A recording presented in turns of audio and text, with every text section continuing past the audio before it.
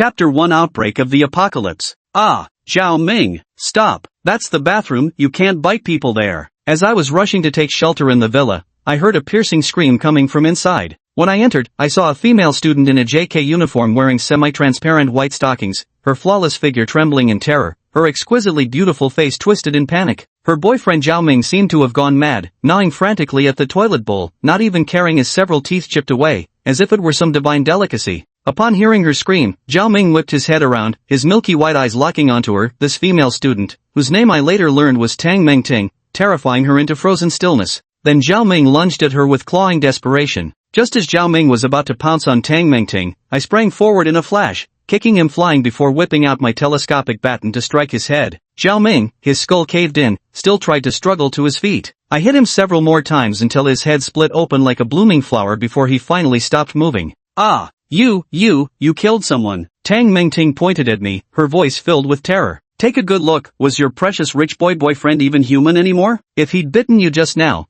you'd have turned into a zombie immediately, you idiot. I said coldly, then quickly proceeded to shut and deadbolt all the doors and windows of the villa. Tang Mengting was a freshman at Donghai University and also the class monitor, while Zhao Ming was the academic committee member. I was also a student in their class. The only difference was, Tang Mengting and Zhao Ming were homeowners in this villa complex, whereas I was just a part-time security guard here. I was an orphan, and had to work while studying to earn money for tuition by working as a guard in this luxurious residential area. Right after school, I had to rush here for my shift until midnight, all for just 3,000 yuan a month. The neighborhood is home to quite a few rich second-generation kids, and they always look at me with contemptuous smirks. But I've long grown used to it. Some are born in Rome, while others are born as beasts of burden. That's reality. Unfair, yet unchangeable. Today, as I was standing guard as usual, sudden screams and commotion erupted in the neighborhood. Then a blood-soaked middle-aged man came charging at me, howling madly, looking just like a zombie from the movies. Without hesitation, I pulled out the expandable baton from my waist and knocked him dead, then prepared to hide in the villa. As soon as I entered, I saw Zhao Ming attacking Tang Mengting, so I took Zhao Ming out too. Tang Mengting was completely terrified by the scene. Her face turned pale, her whole body trembled, and she clung to my arm. What do we do? What about Lu Yang? You have to protect me. I'm so scared. It's horrifying out there. You're the security guard of this neighborhood. We pay your salary. When danger comes, you have to take the front line. Ha! Charging ahead, have you lost your mind? Who told you that security guards can keep the peace, Mr. Class President? For a salary of 3,000 yuan, you don't expect me to risk my life, do you? Weren't you the ones mocking me as nothing but a watchdog? If I'm just a mere guard, how could I possibly protect your safety? I sneered coldly. I couldn't be bothered chatting with this arrogant class beauty anymore and went straight to check the fridge, only to find 2 lonely bottles of milk inside. I furrowed my brows. Don't you keep any food stocked up at home? We don't know how to cook at all. We always ate out at restaurants before, so we don't have any food, Tang Mengting said tremblingly. No food means waiting to die. The outside is swarming with zombies, breaking through is nearly impossible. Without food, just drinking water, we'd last 7 days at most before starving to death. I shook my head. The villa residents were mostly spoiled rich kids who rarely cooked for themselves. Searching other villas for food was too risky, who knew if there was any, plus the zombies blocking the way would be almost impossible to get past. Just as I was at my wit's end, a mechanical voice suddenly rang in my mind. Ding! Warning, apocalypse detected. Global human population rapidly declining. Host has been bound to the prolific blessings system. By rescuing beauties and gaining their consent to become your women, you will receive system rewards. For the continuation of human civilization, host is encouraged to procreate abundantly. Chapter 2, Punching? Swatted away with one hand this prolific blessings system? Just by making women agree to be mine, I can grow stronger? After a brief moment of shock, my face lit up with delight.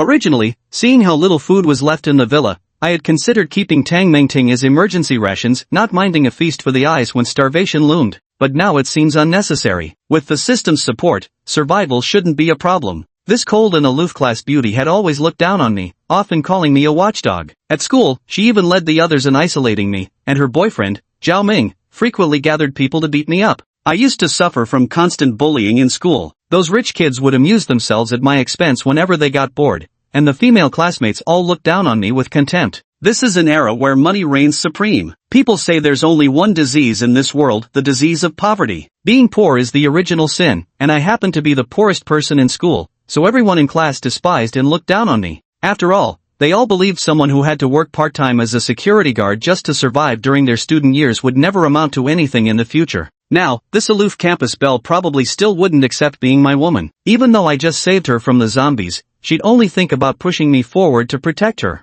This high and mighty rich girl hasn't yet grasped the current situation. How could she possibly see a lowly security guard like me as an equal human being? I shook my head. Setting these thoughts aside for now, I decided to postpone dwelling on the system issue. The immediate priority was solving our food shortage. Walking to the refrigerator, I took all the milk inside. Upon seeing this, Tang Mingting immediately protested, "Lu Yan, what are you doing? You took all the food, what am I supposed to eat? The food in this room is mine. Give it to me," she shouted, lunging to grab it. Slap! I struck her across the face, sending her crashing to the floor. Tang Mingting was stunned, her expression a mix of shock and disbelief. "Why you? How dare you hit me? How dare a filthy security guard lay hands on me? I'm the class monitor. Do you have any idea how fast I can get you expelled? Hey, class president, are you okay? Still talking about school? Everyone at school's turned into zombies. What fucking school? Don't you know it's the apocalypse now? Whether you'll even survive 3 more days is still up in the air, and yet you're still fucking obsessed with that worthless squad leader title of yours. You wouldn't even last 3 episodes in a TV drama, you know that, dumbass?" I said, looking down at her with contempt. Then, you still can't take my food," Tang Mingting said with a sob, covering her swollen cheek. "What do you mean your food? If I hadn't saved you, you'd have already been bitten by Zhao Ming and turned into a zombie. Not only do you not thank me, but you dare to fight me for food? You are not worth it," I snarled viciously. "Wah! You bastard, you're so unreasonable. This villa clearly belongs to Zhao Ming, he was my boyfriend. Doesn't that mean all this food is mine? Wah!" Tang Mingting immediately burst into loud sobs. "Unreasonable? Did you ever bother with reason back when you led the school in ostracizing me? Did your boyfriend Zhao Ming reason with me when he brought people to beat me up? Go fuck your reasoning," I said angrily. "Just thinking about those humiliating days back in school makes my blood boil." Tang Mingting kept arguing righteously. "I admit I was wrong before, but I'm a girl and you're a man, can't you be more magnanimous? Why must you nitpick like this? Is this how a real man behaves? Putting facts aside, even if I was 99% wrong before, doesn't that still mean you were 1% wrong too? You're so poor, isn't that your own fault? It's because you don't work hard enough that you're so poor. That's why people look down on you." I raised my hand and slapped her across the other cheek with a loud smack. Instantly both sides of her face swelled up, making her look like a bloated pig's head, perfectly symmetrical now. I roared furiously, "You dumb bitch still pulling that feminist crap on me? Listen up, that shit won't work here. I'm no simp to lick your boots, and I've got no morals for you to guilt trip. Keep running your mouth and I'll throw you to the zombies. Look down on the poor? Without exploiting us poor people, where would you rich fucks get your money? You're wealthy not because you elite brats are so capable, but because you were born into privileged families, get it? And all this food is mine. Touch one bite and I'll put a bullet through you." Seeing my furious expression, Tang Mingting finally stopped talking. She'd never seen me like this before, thought I was just some spineless pushover who'd always yield. Who knew I'd not only blown Zhao Ming's head off, but would strike at the slightest provocation without an ounce of chivalry? She didn't dare provoke me further, just sat there covering her face, weeping uncontrollably. I couldn't be bothered with her, so I simply took the food and found a room to lie down in. After bringing the food inside, I locked the door from the inside, leaving her to starve outside. Today, I was chased and nearly bitten by zombies outside. After taking one down and then killing Zhao Ming inside the villa, I was completely exhausted.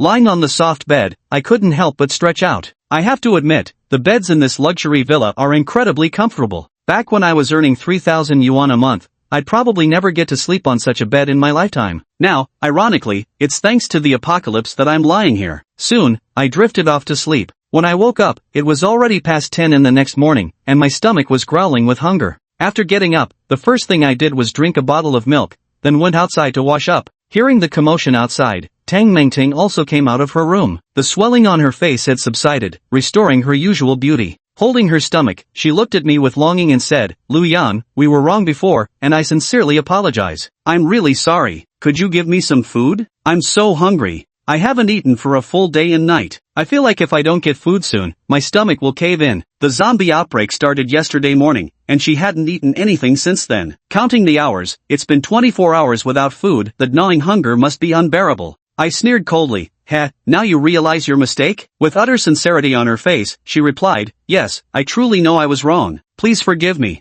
I'll never look down on the poor again, and I'll never speak against you either." I said, "Fine, bring a bowl. I can share some milk with you." Her eyes immediately lit up, and she hurried to the kitchen to fetch a bowl. I really poured the milk into the bowl and placed it on the table. She looked at me with confusion, and I smiled, saying, "Kneel down and beg me." Anger instantly flashed across her face. Liu Yang, you've gone too far. I replied, oh, what's the matter? Back when you paid me a measly 3,000 a month, you treated me like a dog. Now that I'm giving you life-saving food, can't I order you around for once? Wait, I said, reaching for the bowl on the table. She panicked instantly. Wait. I didn't say I wouldn't kneel, and immediately dropped to her knees. Watching this aloof-class beauty who once looked down on me and called me a dog now kneeling before me like a begging mutt, I couldn't help but sneer. So money makes you special, huh? When the apocalypse came, what good was all that wealth when you still wound up groveling on the ground for food? After finishing every last morsel in her bowl, Tang Mengting looked up at me with unsatisfied yearning and begged, Liu Yang, is there any more? I could still eat crawling on the ground like before. Can you give me just a little more food? Dignity was something she'd long since abandoned. After starving through the night, she'd come to understand that in this apocalyptic world, her former status and wealth were meaningless. Dignity was the cheapest commodity of all. Only food mattered now, because food meant survival. But I shook my head. There's no more food. That last bottle of milk was all we had left, so I'm going out to search for supplies. You'll stay here and starve. She panicked immediately. No, I'm coming with you to look for food. You have to protect me. I did what you asked. I crawled on the floor begging like a dog just now. Wasn't that enough? In the apocalyptic world, once she leaves my protection, she either starves to death trapped in the villa or gets bitten by zombies when desperately searching for food. There's absolutely no third option. So clinging to my thigh is her only right choice.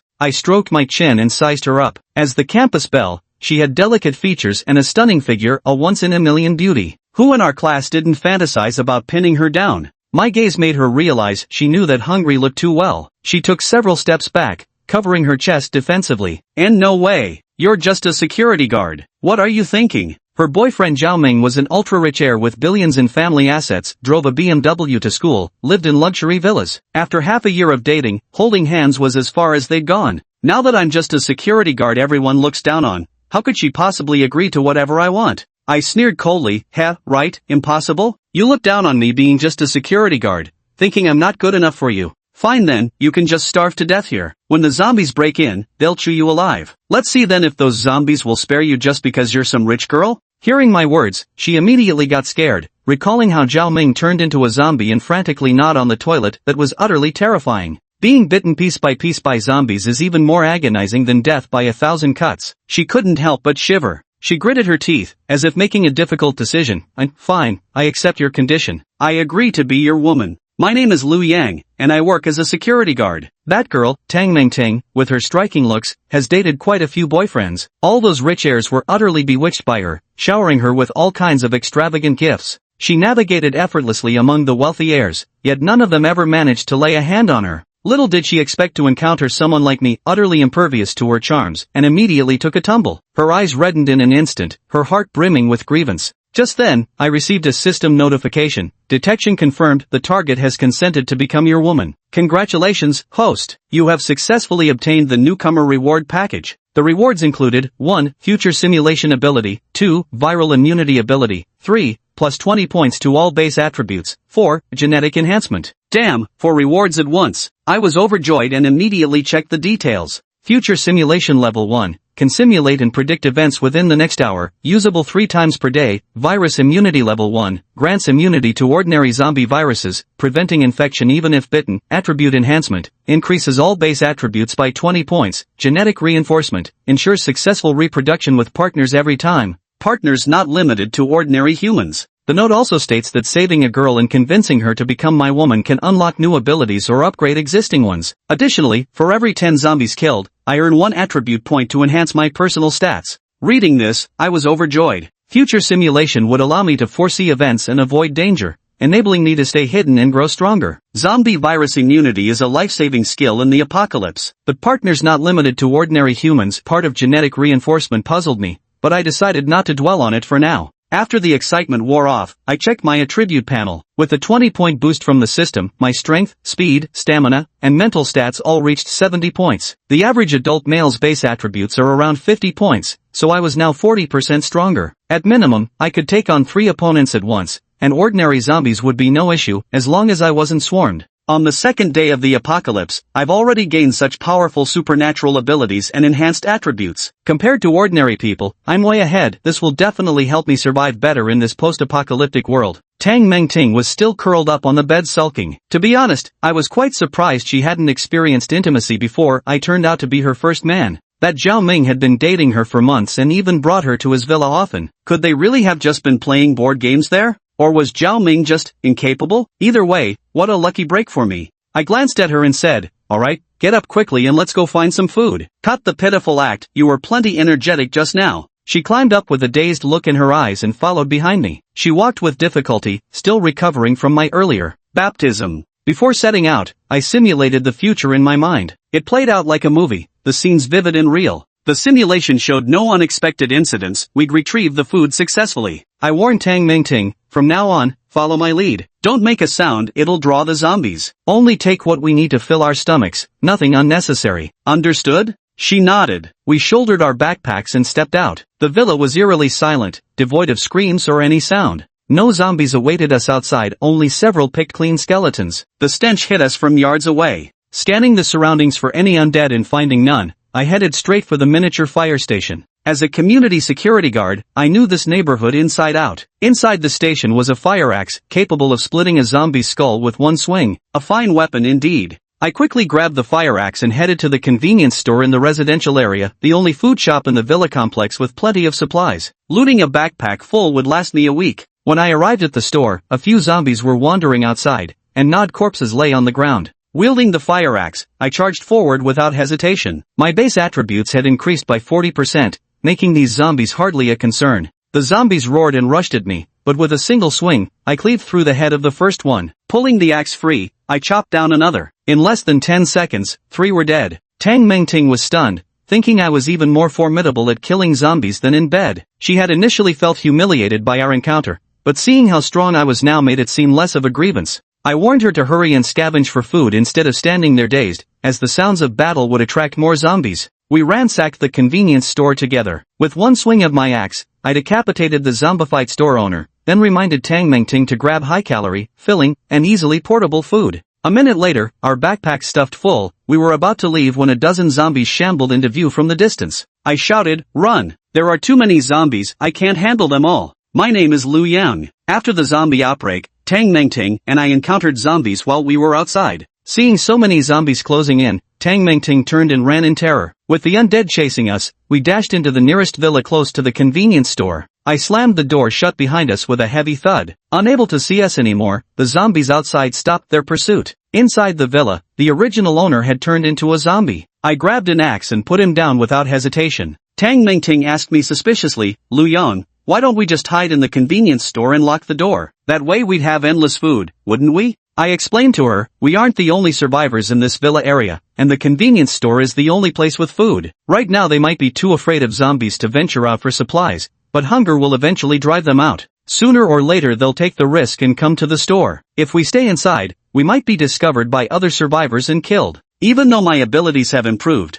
I don't consider myself invincible yet. Staying inside the convenience store while hoarding all its supplies would definitely make me a target for other survivors to gang up against. When faced with starvation, even the meekest person becomes desperate. My current strength isn't enough to make me everyone's enemy. It'd be safer to find a villa near the convenience store instead, even if it means making multiple supply runs rather than staying directly in the store. I dumped the food from my backpack and told Tang Mengting, from now on, we'll ration all food equally. Everyone gets fixed daily portions, otherwise we won't last more than a few days. The earlier fight attracted over a dozen zombies gathered around the convenience store and outside our villa, making the next food run far more dangerous. We'll have to ration carefully. Tang Mengting nodded obediently. Having witnessed my capabilities, she didn't dare voice any objections now. Later, I went upstairs and opened the window to observe the zombies outside. They stood aimlessly around the villa, waiting mindlessly for their next prey to emerge. I pondered in my mind, these zombies clearly saw Tang Mengting and me hiding in the villa, yet they didn't continue their assault. This shows their intelligence is extremely low. As long as they don't hear sounds or see us, they won't attack. The zombie stupidity is good news. While observing the zombies, I caught movement from the villa opposite in my peripheral vision. Shifting my gaze, I noticed a strikingly beautiful girl frantically waving at me from the window.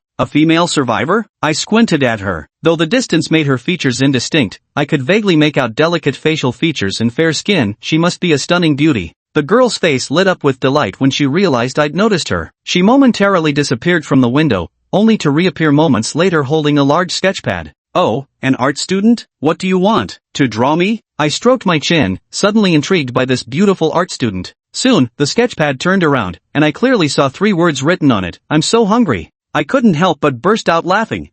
I wondered what she wanted, going to all that trouble just to say this. I'm hungry too. I mouthed back exaggeratedly to the beauty across from me. The girl started scribbling on her drawing board again. I saw you get food earlier. Can you share some with me? Didn't expect her to notice. Seems she saw me getting supplies from the convenience store. But I shook my head and mouthed my reply. No way. A sad emoji face appeared on the drawing board. This girl's quite amusing. I couldn't help laughing at the emoji she drew herself. I gestured toward them, then pointed to my room, mouthing the words, if you can make it here, I'll give you food. As soon as she saw my message, the girl's spirits lifted instantly. She leaned her head out the window to assess the situation outside and saw all the zombies clustered around the entrance to my villa. Getting in through the front door would be impossible, but the windows were a different story. Since the villa complex was home to wealthy residents, there were no worries about theft or break-ins, so no one had installed security bars. They would have ruined the beautiful aesthetics of the villas. The side window on the first floor leads directly into my villa. All I need to do is open it beforehand. There were no zombies between the 2 villas. As long as I could quietly approach the window, I'd be able to get inside mine. After seeing the route, the beautiful woman immediately began writing on her drawing board again. Open the first floor window, I'll go in through it. I read the note, then leaned out to take a look and confirmed that indeed both villas had windows on the ground floor. The windows were spaced about 50 meters apart, and there were no zombies blocking the path between them. If we remained quiet, we wouldn't alert the zombies in front of the villa. This girl is quite clever, and she made a decision so quickly, it shows she's both calm and decisive. It's truly rare for a girl to possess such decisive judgment. I descended to the first floor and stood by the window, waving at her through the glass. Tang Mengting looked at me standing by the window and asked curiously, Lu Yang, what are you doing? Waiting to welcome a runaway lamb, I replied with a smile without turning around. I had to admit, this art student's actions had piqued my interest. A girl who could make such a resolute decision in the apocalypse rather than waiting to die indoors was truly commendable. For instance, someone like Tang Mengting would never do anything like this. Hearing my words, Tang Mengting also leaned over to glance out the window and noticed a girl running toward us. The 2 villas were about 50 meters apart. In just a few seconds, the girl had sprinted up to my window. I quickly opened it, she climbed inside, and I immediately shut the window behind her. Only after she had entered my villa did I get a proper look at the girl. What delicate features! This beauty was even more striking than Tang Mengting.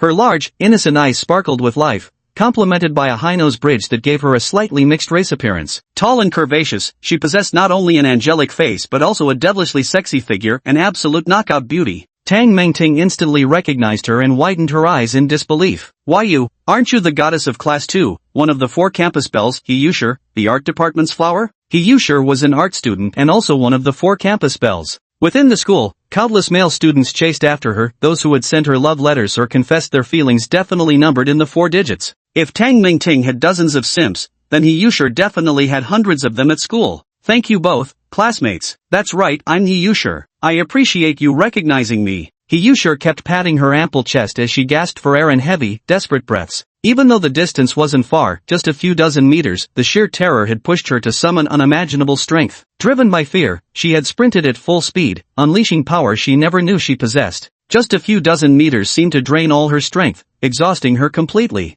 After catching her breath for a while, she gasped, so tired, so thirsty. I need water first. With that, she headed straight to the kitchen and bent over the faucet, gulping down water directly like a wild animal, completely shedding any semblance of grace. I watched her behavior with quiet amusement. Back in university, I'd heard tales about He Yushir and the other campus queens, but in those days I'd been too poor and insecure to even dream about them. Those legendary beauties might as well have existed in another world. My name is Lu Yang. In the past, I'd only ever glance at He Yushir from afar. I'd heard she was exceptionally icy, with impossibly high standards. No one had ever won her over, not even the wealthiest heirs could sway her. Male students at school mythologized her as some celestial goddess, a distant vision to be worshipped but never approached. Just exchanging a single sentence with a campus belle like her would have felt like receiving divine grace. But now I realize all those rumors were wrong. This He Yushir seemed straightforward, unconcerned with appearances, decisive in action, nothing like those overly cautious, hesitant girls. Her tone and demeanor were quite approachable, not as sacred as the legends made her out to be. Chapter 6, Can You Read Minds? He Yushir finished drinking her water, walked up to me and Tang Mengting, smoothed her hair, took a deep breath, and extended her fair, delicate hand toward me. Hello, security guard student, I'm He Yushir. Nice to meet you.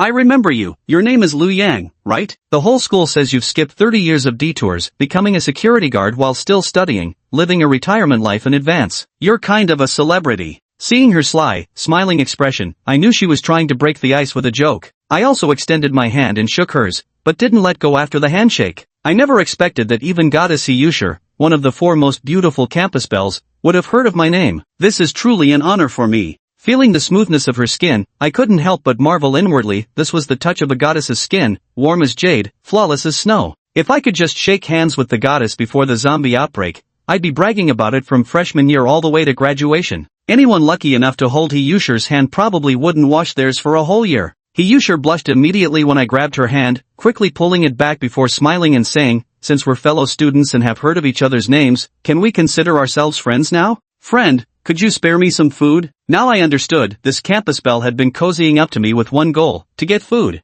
But my supplies weren't so easily obtained. I shook my head. Not happening. With the apocalypse raging, food's scarce. Every bite could mean survival, can't just give it away, even if you are the campus belle. Come on, dear brother, have a heart. I'm starving, if I don't eat soon I'll die. You wouldn't really let me starve, would you? Heyusher pouted coquettishly. Her usual flirtatious tactics had never failed before, but I wasn't having any of it. No way, this is a matter of life and death. Your puppy dog eyes won't work on me this time. Then tell me, how can I get food from you? Heyusher asked pitifully. Simple. You take a shower first, then come to my room and I'll tell you. I smirked, raking Heyusher up and down with my gaze. She possessed the transcendent beauty of a mixed-race goddess, with a devilish figure, those long legs straight and pale, her waist slender, her waist-to-hip ratio simply unreal. With that perfect figure, in the pre-apocalypse world, whoever could get close to her would have ancestors smiling in their graves. Heyusher looked at me with disbelief, thinking I'd completely lost my sense of shame.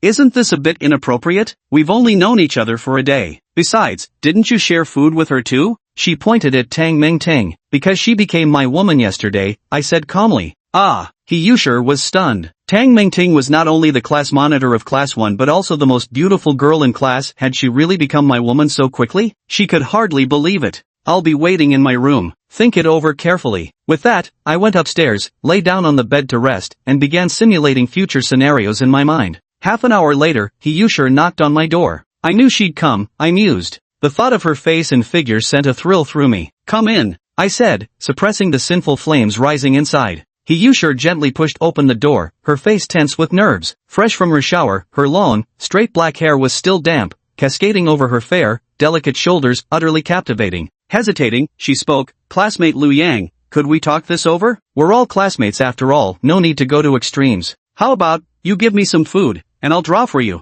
I'm really good, I can make you look super handsome." Heyusher was genuinely starving, but she felt it wasn't worth compromising herself just for a meal. So many outstanding men had pursued her before, but she never agreed. Now having to stoop to a mere security guard, she just couldn't accept it. That won't do. You're so beautiful, one of the 4 campus belles, what normal man wouldn't want to make you his? If I didn't have such thoughts, would I even be a man? Unless I were a eunuch, I said with a laugh. But, actions without feelings have no soul, Heyusher said earnestly. I rubbed my chin. You make a fair point, right? So just accept my condition of letting me paint you. Heyusher's eyes lit up. I continued, then why don't you hurry up and develop some feelings for me right now? Heyusher was speechless. She hadn't expected me to be so thick-skinned and full of twisted logic. Feelings couldn't be cultivated in such a short time. Making her develop feelings for a mere security guard was simply too difficult. Seeing her expression, I pinched my throat and mimicked a woman's voice. But making me develop feelings for a mere security guard is simply too difficult. Heyusher's eyes widened in surprise.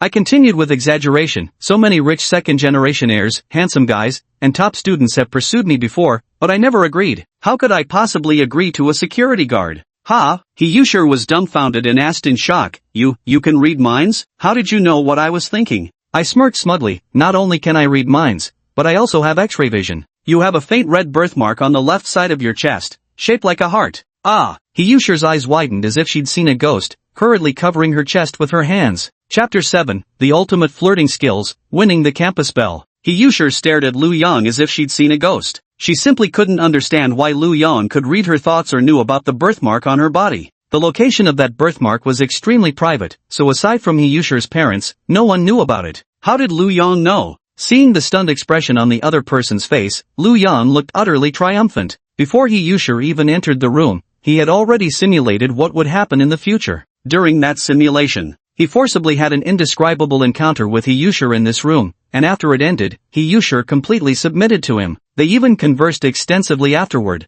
allowing him to obtain a great deal of information. Now, by revealing this information, the other party naturally assumed he possessed mind-reading abilities. Aside from helping him avoid future dangers, this foresight ability also proved exceptionally useful for picking up girls. He wore an expression of smug confidence as he spoke to Hiyushir. Since yesterday, I've already taken out several zombies. I can even read your thoughts and see through your personal secrets. Do you still think I'm just an ordinary man? Hiyushir remained stunned. After hearing Liu Yang's words, she indeed began to see him in a different light. On the very first day of the zombie outbreak, Liu Yang displayed remarkable bravery by confronting the undead head-on. Then on the second day, he became the first to scavenge for supplies at the convenience store, proof that he was more courageous and resourceful than the other survivors, with better planning and foresight. Now he could not only see through her thoughts, but even uncover the secrets of her very body. All of this proved that although Liu Yang might have just been a security guard before, but in this apocalyptic world, he was definitely an outstanding and dependable man. Far more useful than so-called top students or wealthy heirs could ever be. Even Hiyushir couldn't help but look at Liu Yang with newfound respect now.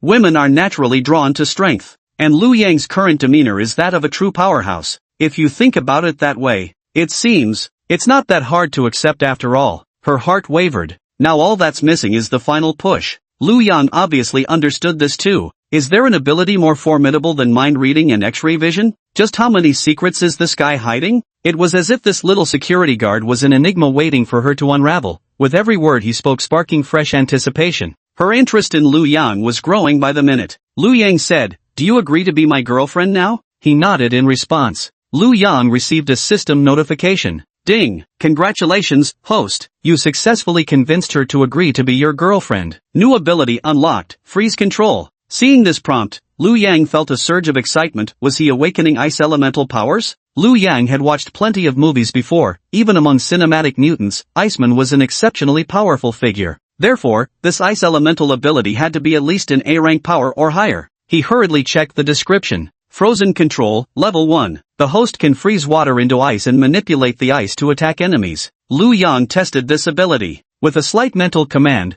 the moisture in the air instantly condensed into an ice needle. He then launched the ice needle forward. Smack! A deep pit instantly appeared in the wall by the window. Liu Yang was startled by this sight. What terrifying power! Even a concrete wall was blasted open. If it hit someone's head, wouldn't it explode outright? He continued experimenting. He discovered that at this moment, he could condense a maximum of 5 ice needles. His mental energy was completely depleted. This would then trigger a 15-minute cooldown period. So it's like having 5 bullets per reload, with a 15-minute reload time? Seems this skill can't be used infinitely, it's strictly for critical moments. Still, even with a 15-minute cooldown, it's incredibly powerful. A guaranteed headshot skill? Whether against zombies or other humans, it's immensely useful. After reviewing the skill's description, Liu Yang nodded in satisfaction, then turned his gaze to Hiyushir lying beside him. He decided she deserved a proper reward. An hour later, the storm has settled. Holding this stunning campus belle in his arms, Liu Yang's heart swelled with contentment.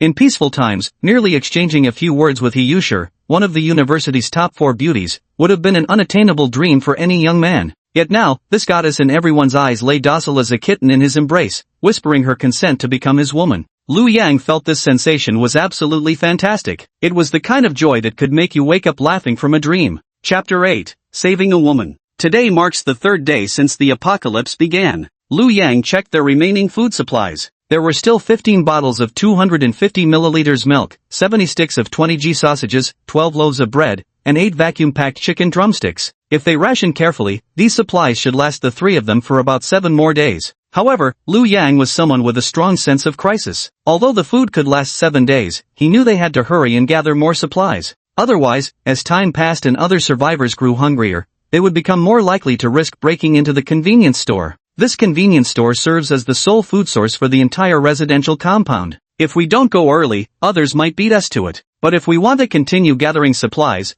we'll have to deal with the dozen or so zombies blocking the entrance first. From his vantage point on the 3rd floor windowsill, Liu Yang surveyed the zombies below. With a mere thought, an ice needle materialized instantaneously in midair. He immediately took aim at a zombie's head and fired in an instant. Yet the zombie remained completely unharmed. Liu Yang's eyes widened in disbelief. What the hell? This ice needle attack may be powerful, but the range is ridiculously short. That zombie can't be more than 20 meters away from me, and yet I can't even hit it? Liu Yang came to a conclusion. With his current mental energy and first-level freezing ability, his ice needle attack range was probably only about 10 meters. Beyond that distance, he simply couldn't control it. Unlike bullets, ice needles are too lightweight. Once their controlling force dissipates, their inertial kinetic energy can't inflict damage. Looks like this skill isn't invincible after all. I'll have to risk opening the door slightly and attack through the gap, Liu Yang muttered, shaking his head. Fortunately, zombies aren't too bright. If I attack through a cracked door, maybe they won't even notice. Liu Yang ran some quick calculations. He can have up to 5 ice needles at a time, enough to take out 5 zombies.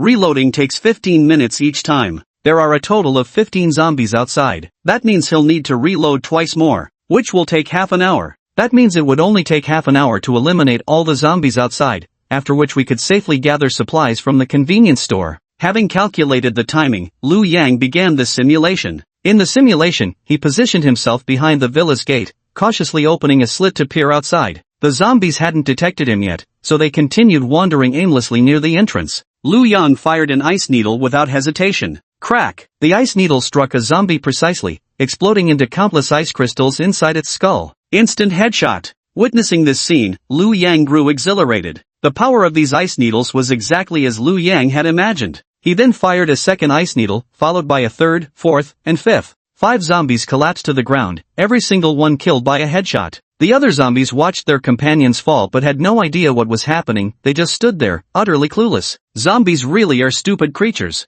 At this moment, Liu Yang also entered his 15-minute cooldown period. Hiding behind the door, he wore a smug expression. With this freezing ability, dealing with zombies has become much safer and more efficient. No need for close combat anymore. Otherwise, even with my enhanced attributes, taking on a dozen zombies at once might not guarantee my survival unscathed. Moreover, during close combat, zombies become extremely agitated when they see living humans, roaring furiously and attracting more zombies. Using ice needles to ambush them allows for silent elimination. Just as Liu Yang entered his cooldown period, preparing to wait until his psychic energy recovered before engaging again. Not far from the convenience store, inside a villa, a woman suddenly sneaked out unnoticed. Clearly, on the 3rd day of the apocalypse, this woman could no longer endure her hunger. Going out to try his luck, he saw there were no zombies by the convenience store entrance, so he crept forward slowly in a crouch. But halfway there, just as he was nearing the store's door, the zombies by Liu Yang's villa suddenly spotted her. With an instant roar, they charged toward her. Other zombies heard the commotion and rushed over as well. The woman was startled by this. The woman let out a scream and immediately turned to flee back toward the villa. But how could a woman who hadn't eaten for 3 days possibly outrun frenzied zombies? She was quickly caught by the first zombie, knocked to the ground, and continuously torn at by its bites. A miserable scream echoed throughout the neighborhood. In the distance, countless zombies were drawn towards the sound. The woman was soon devoured completely, leaving behind only a skeletal remains. Meanwhile, dozens of zombies had gathered at the entrance of the convenience store. Seeing this scene, Liu Yang couldn't help but let out a furious curse. That stupid bitch. Yelling like that in this situation and attracting so many zombies, now even I wouldn't dare go looking for supplies. Originally there had only been about 15 zombies near Liu Yang's villa, and he'd already taken out 5 of them. Just another half hour and the rest would have been eliminated too, allowing him to safely search for food. Now that woman had drawn dozens of zombies to the convenience store entrance. Liu Yang's ice needle skill had a mere 10-meter attack range. Hiding inside the villa, he simply couldn't reach the zombies stationed far away at the convenience store entrance. This meant he couldn't eliminate the zombies from the safety of his hiding spot. To take out those dozens of zombies, he'd have to venture out and confront them head-on. The risk was enormous. Facing dozens of zombies simultaneously, even Liu Yang couldn't guarantee a 100% survival rate. One wrong move, and he'd likely be overrun and killed. It's all that stupid woman's fault. Liu Yang concluded this simulation run, proceeding directly with the second simulation. For the second simulation, Liu Yang hid behind the door. After killing 5 zombies, he didn't wait for the cooldown period this time. Instead, he charged out with the fire axe in hand. His strength and speed were now enhanced, and with the added skill of zombie virus immunity, even facing 10 zombies, his chances of victory remained high as long as he employed hit-and-run tactics. Even if he suffered minor injuries, it didn't matter. After all, he wouldn't turn into a zombie. Thus, gripping the fire axe, he swung at the zombies like a god of war. In less than a minute, he had taken down all 10 zombies. But the sounds of battle here might still attract zombies from afar, so Liu Yang immediately rushed toward the woman who was trying to scavenge for food at the convenience store. The woman froze in place, terrified, as she saw a muscular man covered in the black blood of zombies charging toward her with an axe. Trembling, she stammered at Lu Yang. Who are you? What do you want? I'm your fucking father. Move your ass, you idiot, Lu Yang snarled viciously. If I weren't afraid of you screaming and attracting zombies, would I need to engage those 10 zombies in close combat?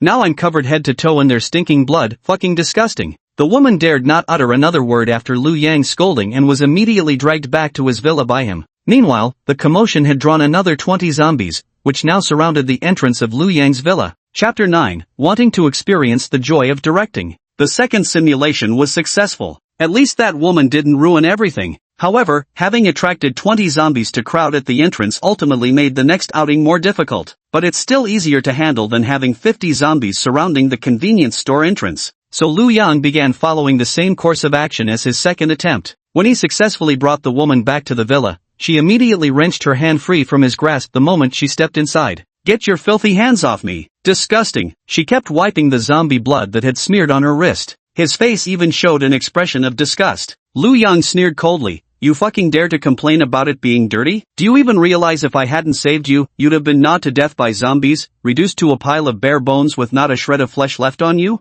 Who are you trying to fool? I don't believe you at all. If you hadn't dragged me away, I would have already gotten food from the convenience store. What do you want, you perverted security guard? I remember you. Every time I passed through the gate, you'd look at me with those lecherous eyes. Don't think I don't know. You low-class scum. You're the filthiest kind. Who knows, maybe you fantasize about me at night and pleasure yourself. Humph. The woman shouted, her face twisted in utter disgust. Hearing her words and seeing that condescending demeanor, Lu Yang finally remembered who she was. Isn't this that third-tier female celebrity named Su Xiao who lives in Building 12? Every time Lu Yang passed by the entrance, he would proactively greet the residents. It was company policy. But whenever he greeted this particular celebrity, she'd curl her lips in disdain and let out a contemptuous snort through her nose. Lu Yang admitted it. The actress was indeed beautiful. In terms of looks, she could rival He Yushi, though more mature and sophisticated with an air of lofty superiority. At the same time, it was clear that her facial expressions, mannerisms, smiles, and even her walking posture must have undergone special training, likely the essential coursework for a female celebrity. That aura of stardom and seductive poise was something ordinary schoolgirls simply didn't possess.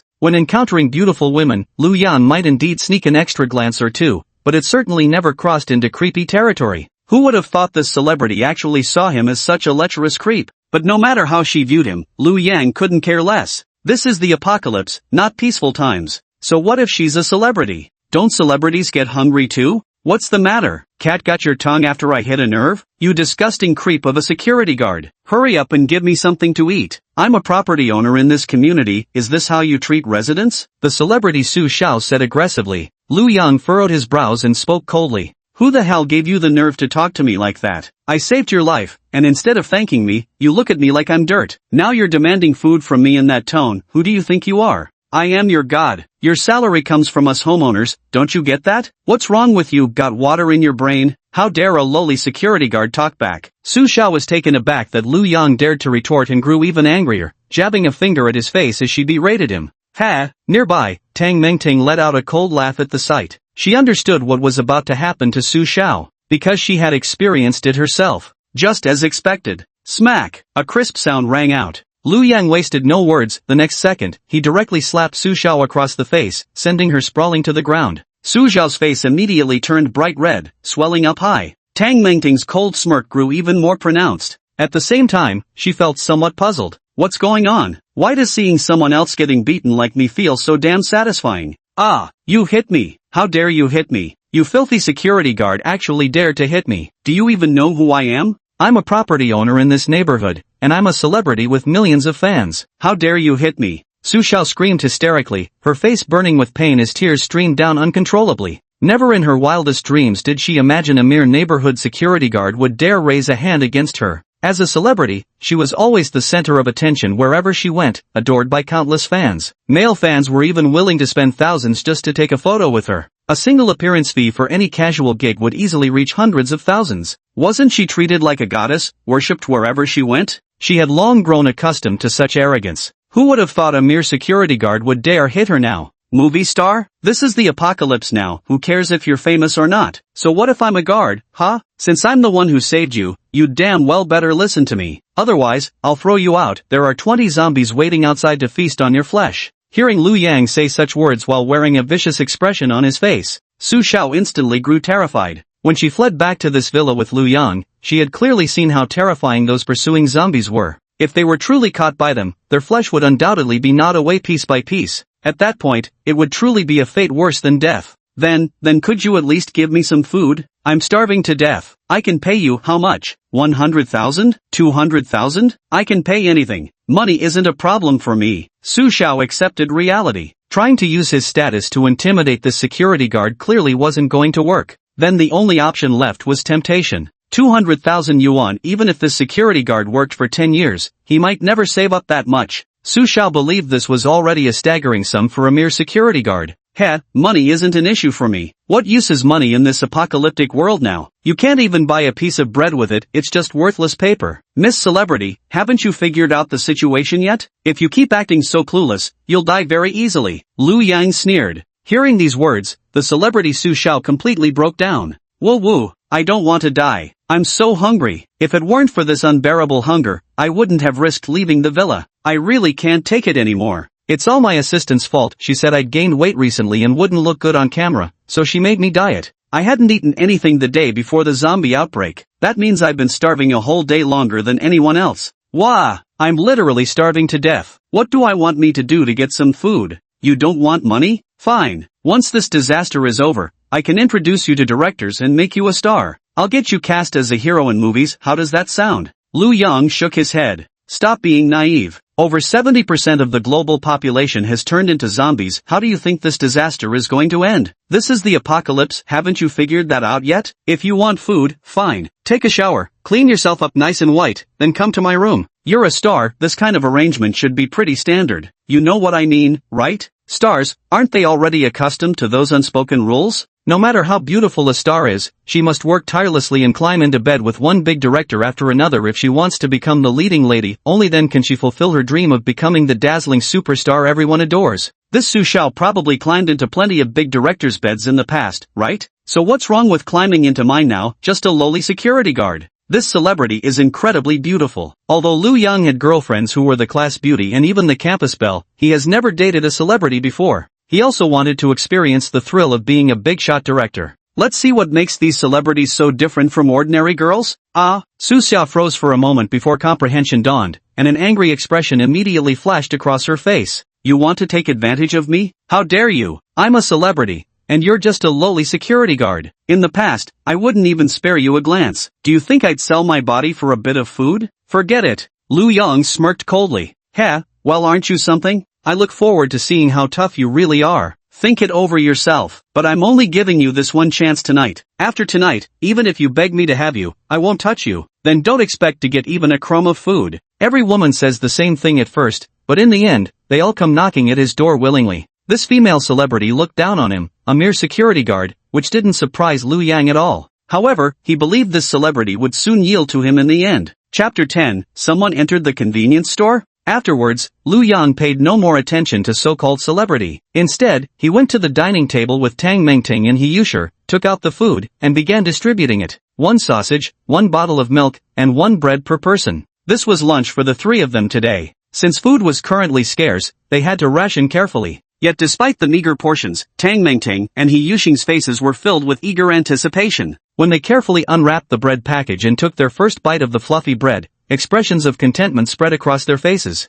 Delicious. So incredibly delicious. In this post-apocalyptic world, even ordinary bread seemed like a rare delicacy from heaven. The aroma of the bread wafted through the air and reached Su Xiao's nose. She couldn't help but sniff the air. Sis, that smells amazing. I really want some. Gulp gulp. Her stomach couldn't help but growl. As a female celebrity, her daily diet is strictly controlled and planned. Especially since she recently took on a new drama role, she's dieting to control her weight. This has made her hungrier than others and left her with even fewer fat reserves. Now, catching the scent of bread, she feels she can't hold back anymore. His stomach ached as if countless ants were gnawing at him from the inside. She cast longing glances at the group eating their meal, but no one paid her any attention. A big celebrity like her was actually left neglected on the sidelines. Su Xiao couldn't handle such a drastic shift in treatment. A wave of humiliation washed over her, instantly turning her eyes red. Lu Yang paid no attention to the celebrity stealthily shedding tears. After finishing the meal, he once again began deduction.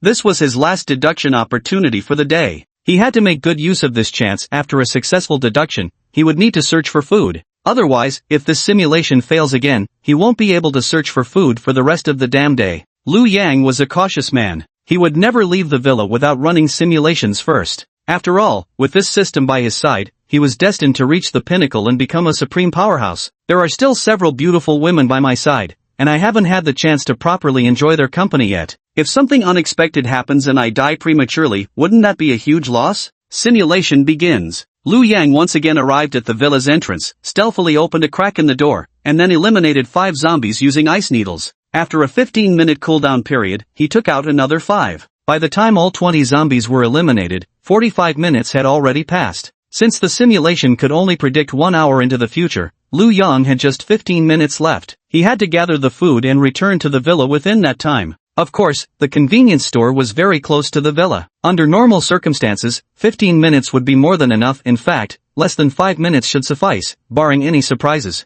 Lu Yang rushed out of the villa, crouching low and sprinting toward the convenience store at full speed. Nothing unexpected happened along the way, and he smoothly entered the convenience store. However, upon entering the store, Lu Yang immediately sensed something was amiss. It was clear that a significant amount of food was missing from the store. He and Tang Mengting had been here once before. At that time, the shelves had been fully stocked with no signs of prior visitors. Lu Yang distinctly remembered exactly how much they had taken. Now there's much less food, indicating other survivors have come to the convenience store. At this thought, Lu Yang instantly furrowed his brows. It seems driven by hunger. Some people have started risking going out to scavenge for food. This convenience store might soon be visited by more and more survivors. I must figure out a way to grab more supplies. Lu Yang immediately began stuffing food from the shelves into his backpack. This time, he still took items that were easy to grab and high in calories. After a minute of collecting, Lu Yang's backpack was stuffed to the brim, the zipper barely able to close. Only then did he leave. After walking about 10 meters away from the convenience store, he turned back,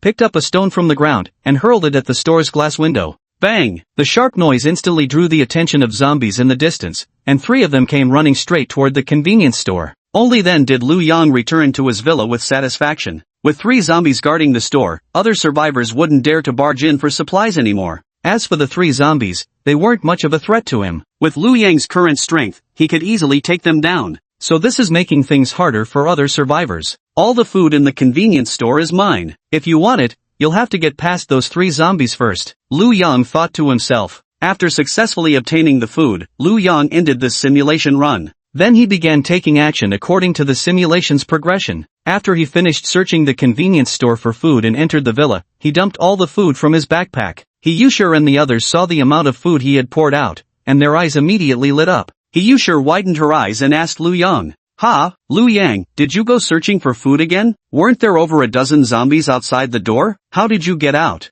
Why not just wipe them all out to get out?" Lu Yang said matter-of-factly. Wipe them out, but there are over a dozen zombies." Both Tang Mengting and Yushur widened their eyes in shock. Even the celebrity Su Shao nearby began to show an incredulous expression. "Is that so hard?" Lu Yang said nonchalantly, then proceeded to ignore the girls' astonished and admiring gazes as he started inventorying their food supplies. After finishing the count, he turned to the group and said, "This time I've collected a total of 12 loaves of bread, 58 sausages, and 21 packs of beef jerky. From now on at each meal, I can give you each an extra pack of jerky." "Wow, we get extra rations? That's amazing." Yushur's face lit up with joyful surprise. "Thank you, Lu Yang, you're so good to us." Tang Mengting also said happily. She used to be the aloof class monitor who looked down on Lu Yang everywhere, but now she realized Lu Yang was completely different from who she'd imagined him to be. He is an extraordinary powerhouse, possessing a sharp mind and a courageous spirit. In this apocalyptic world, he is undoubtedly an exceptional man. Therefore, her disdain gradually transformed into admiration and adoration. Su Shaoyao stared from a distance, his expression a mix of conflicting emotions. His mind continued to wrestle with conflicting thoughts.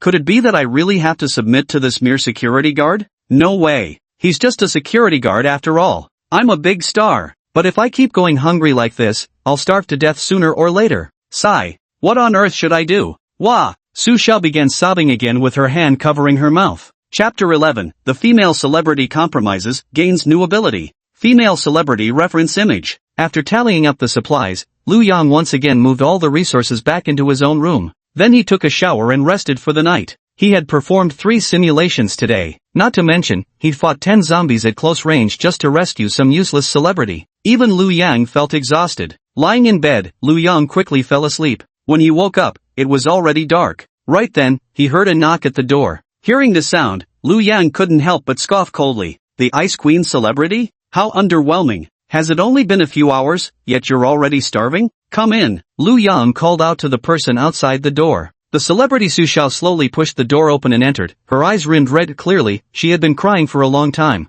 The moment she saw Liu Yang lying in bed, tears welled up in Su Xiao's eyes once again. She is 25 years old and has been in the entertainment industry for a full 7 years. Her stunning looks even rival those of top-tier A-list celebrities. The reason she has only appeared in low-budget TV dramas so far and hasn't broken into the A-list is simply because she refuses to bend to this day. She still won't accept the unspoken rules of the entertainment world. Whether it's her acting skills, her looks, or her figure, she already meets, and in many cases exceeds, the standards of an A-list actress. But what's the use of that? If she refuses to climb into the director's bed, you'll never have your chance to shine. Being a third-rate minor celebrity and playing some supporting roles is already more than you could ask for. But Su Xiao refused to compromise. She believed that with her own abilities, she would surely succeed. It was only a matter of time. Who said that in this filthy cesspool of the entertainment industry, there couldn't be a single flawless white lotus? She, Su Xiao, was determined to be the one and only flower. Yet she had withstood so much pressure, resisted the temptations of the entertainment industry without climbing into a director's bed. But now, unable to withstand hunger, she had no choice but to knock on the door of Liu Yang, a mere security guard. The more she thought about it, the more humiliated she felt. Seeing the other party sobbing pitifully, Liu Yang immediately frowned. He then said to the female celebrity, "What's wrong? Came here to wail at a funeral? If you haven't figured it out yet, then keep thinking. You just need to understand there's no such thing as a free lunch in this world. Become my woman, and I'll give you food that's only natural. Otherwise, why would I share precious supplies with a complete stranger?" Su Xiao, being admonished by Liu Yang, immediately stopped crying. I know. I've already thought it through, which is why I knocked and came in. It's just," Su Xiao choked up. "It's just that I still can't quite accept it. After struggling in the entertainment industry for so many years to become a star, how could she now have to lower herself to a security guard making just 3,000 yuan a month? How could she possibly adjust to such a staggering fall from grace?" Liu Yang couldn't help but lick his lips as he took in her stunning beauty and impressive figure, especially that unique aura of a celebrity. Though Su Xiao was only a third-tier star, she still boasted millions of fans. Countless men idolized her, they'd gladly die for just one passionate night with her. Now that this star had voluntarily pushed open his bedroom door, Liu Yang naturally began growing excited. "Stop just standing there, come over here. Once we're done, I'll give you something to eat. And if you become my woman, food will never be an issue again," Liu Yang said confidently. At this moment, he possessed formidable supernatural abilities along with physical attributes that surpassed even the strongest ordinary humans. In this apocalyptic world, he might not be the most dominant figure, but at the very least, food shortages would never be a concern for him. Moreover, his power would only continue to grow. Reaching the pinnacle of life is only a matter of time. "Alright, I understand. I agree to be your woman." Su Xiao gritted her teeth, finally making her decision in her heart. Liu Yan also received a notification from the system. "Ding! Congratulations, host! Successfully persuading the other party to become your woman has granted you a new ability, Dark Space. Host has successfully completed 3 consecutive days, earning the title of Master. Reward, all attribute points increased by 30, all special ability levels upgraded by 1. Upon receiving this notification, Liu Yang was utterly thrilled. Not only did I gain a new ability, but I also got some branching out Master title, along with attribute boosts and ability upgrades? This is just too awesome. Liu Yang quickly checked his attributes. Name, Liu Yang. Age, 18 years old. Height, 185. Weight, 80 kg. Strength, 100. Speed, 100. Stamina, 100. Spirit, 100. Special abilities, 1. Predictive Deduction Level 2, 2. Virus Immunity Level 2, 3. Frost Manipulation Level 2, 4. Void Storage Level 2. Seeing this status panel, Liu Yan was utterly exhilarated. His base attributes had already reached 100 points, a full 100% enhancement compared to ordinary people. The enhancements in strength and speed especially endowed Liu Yang with even greater power when battling zombies. Now his speed is twice that of an average person. While an ordinary individual takes about 12 seconds to run 100 meters, Liu Yang can now do it in just 6 seconds. This speed far surpasses the world record. Not even zombies could catch up to him, an Olympic sprinter wouldn't stand a chance. And the increase in strength is even more important. Even without a weapon, Liu Yang's current strength allows him to punch a zombie and send it flying.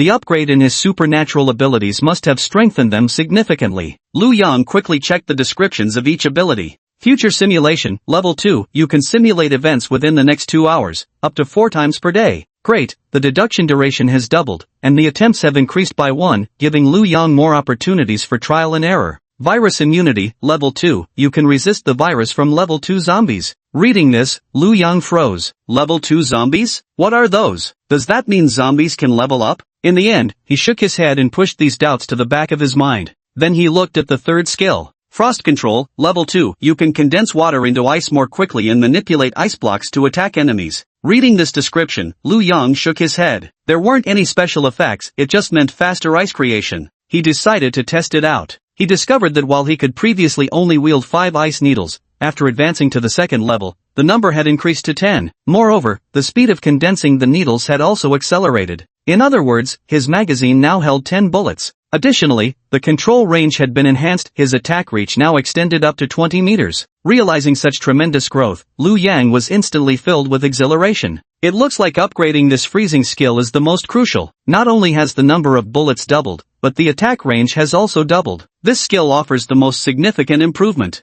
Lu Yang then turned his gaze to the final skill, also the most recently acquired. Dark Space, Level 2. Within your body exists a 20 by 20 by 20 meter cubic space, allowing you to store and retrieve any item at will. This skill is so powerful. This is actually spatial manipulation. Even among supernatural abilities, this is probably one of the most top tier. Lu Yang quickly grabbed a sausage to test it out. With a slight thought, the sausage in his hand instantly disappeared, entering the dark space. Immediately after, with another thought, the sausage reappeared in his hand. Seeing this ability was so powerful and convenient, Lu Yang instantly grew excited. So strong. With this ability, I won't need to carry a backpack when scavenging for food anymore. I can clean out an entire convenience store in one go. Chapter 12, Scavenging for Food and Encountering Survivors. Lu Yang never expected that successfully expanding his influence for 3 consecutive days would come with an additional reward. Was this the system rewarding him for getting a triple kill? Would there be more rewards if he achieved a quadruple or pentuple kill? What if I get 7 consecutive kills and go godlike? Would the reward be even bigger?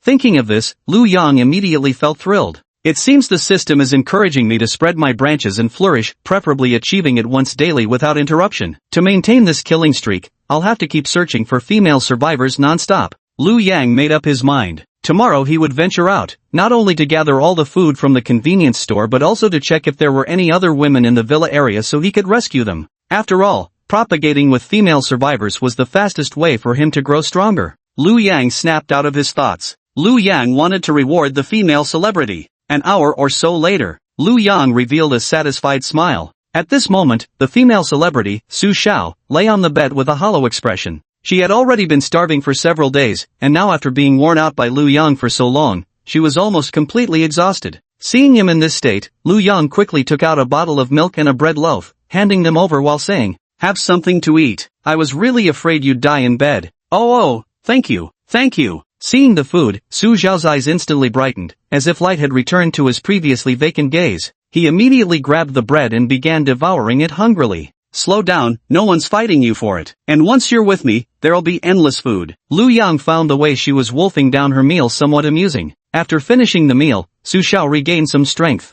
and so the two embraced and fell asleep. Holding a stunning celebrity in his arms, Lu Yang's heart swelled with satisfaction. In the past, a female celebrity like her wouldn't have given him a second glance, but now she had voluntarily climbed into his bed and lay quietly in his arms. He finally got to experience what it felt like to be a big-shot director. This feeling was truly exhilarating. The next day, Lu Yang got out of bed feeling refreshed and invigorated. Today he decided to go to that convenience store and take all the food supplies for himself. Because he had already awakened his spatial ability, even taking all the food wouldn't fill his dark space. After washing up, Lu Yang brought the food to the dining table, where Tang Mengting and the others had already gathered around. Lu Yang held the authority to distribute the food. No matter how hungry anyone was, they couldn't eat anything until he allocated their portions. This time, Lu Yang gave each person a bottle of milk, 2 sausages, a loaf of bread, and a pack of beef jerky. Seeing this, Yusher's face immediately lit up with joy again. "Huh? Another sausage? The food we can eat keeps increasing. Lu Yang, you're so amazing, so generous." Tang Mengting also showed a grateful expression. Yes,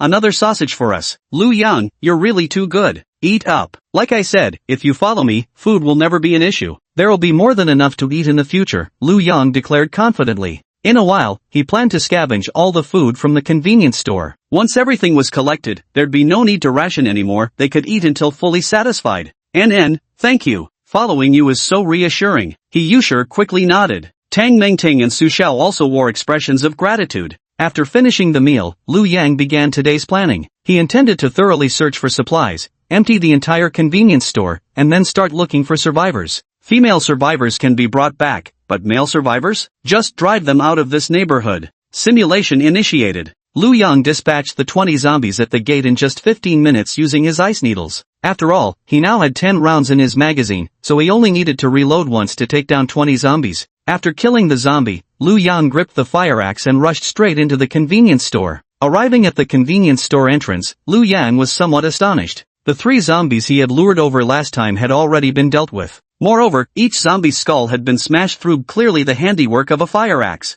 Lu Yang furrowed his brows. Come here to get supplies. Those people didn't give up even when they saw 3 zombies guarding this place. Clearly, they have both strength and courage. Probably one or several adult males. This put Lu Yang on high alert. These could very well be his competitors. At the same time, Lu Yang also felt somewhat fortunate. Thankfully, he had obtained this dark space ability early, otherwise, the convenience store might have already been looted clean by others. He entered the convenience store and immediately began gathering resources. In the past, he could only carry a backpack with limited space that couldn't hold much. Now he can only select some easily filling and highly nutritious food, but things are different. He can take everything from the entire convenience store. Bread, milk, sausages, mineral water, take them all. Snacks, candy, cigarettes, premium liquor, take them all. Pots, pans, bowls, and daily necessities, take them all. Rice, noodles, cooking oil, take everything. Kitchen knives, pots and pans, all the kitchenware, take everything. This is a condom?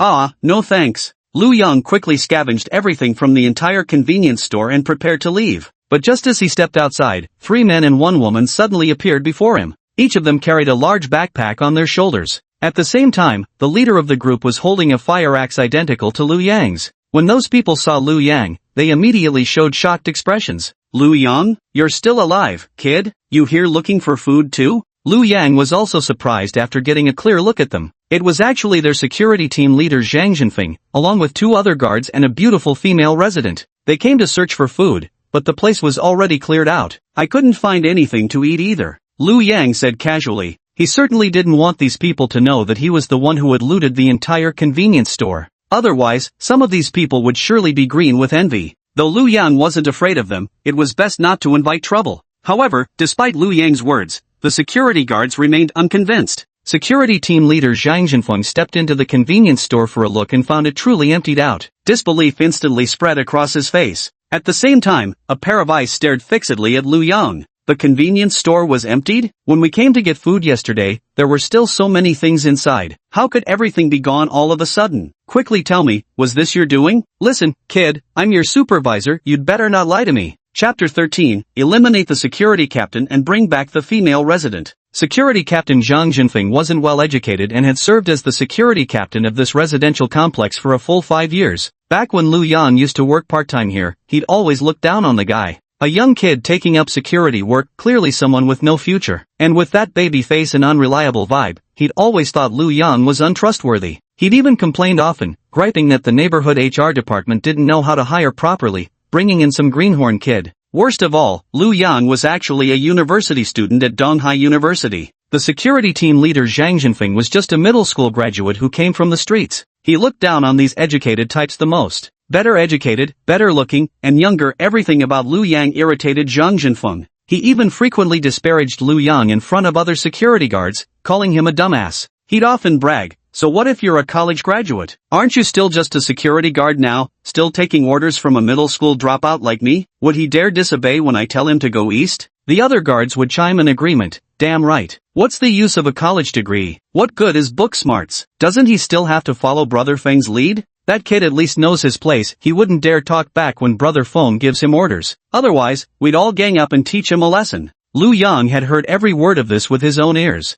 Before, to keep this job, he hadn't made a big deal out of it and could only pretend not to care. Now that the apocalypse has arrived, what the hell use is this job anyway? This Zhang Jinfeng actually dared to talk to him the same old way, causing Lu Yang to immediately furrow his brows. He said coldly to the group, "If you don't believe me, that's your problem. Anyway, the convenience store's food is just gone. Search however you like. Just don't bother me." Hearing these words, Zhang Jinfeng's expression instantly darkened. How dare this insignificant security guard speak to him like this? Had he grown tired of living? He was the chief of security, the undisputed authority within the security team. One could say the entire residential compound was under his domain. Especially now with the apocalypse in full swing, he had reunited with his buddies and even found Xiao Dan, his favorite property owner from before. Things were heating up between them so fast that he might even score a home run soon. Who would have thought Lu Yang's sudden appearance would not only make the convenience store food disappear but also dare to talk back to him right in front of Xiao Dan? Wasn't this a total slap in his face? If he didn't teach this guy a lesson, how could he ever maintain his dignity in front of Xiao Dan again? So Zhang Jinfeng immediately showed an angry expression, stepping forward aggressively and pointing at Lu Yang as he said, "Kid, how dare you talk like that? What do you mean, don't bother you? I'm the security team leader, your superior, do you think I can't discipline you? And there was plenty of food here just yesterday, but today it's all gone and you just happen to be here. If it's not you pulling some trick,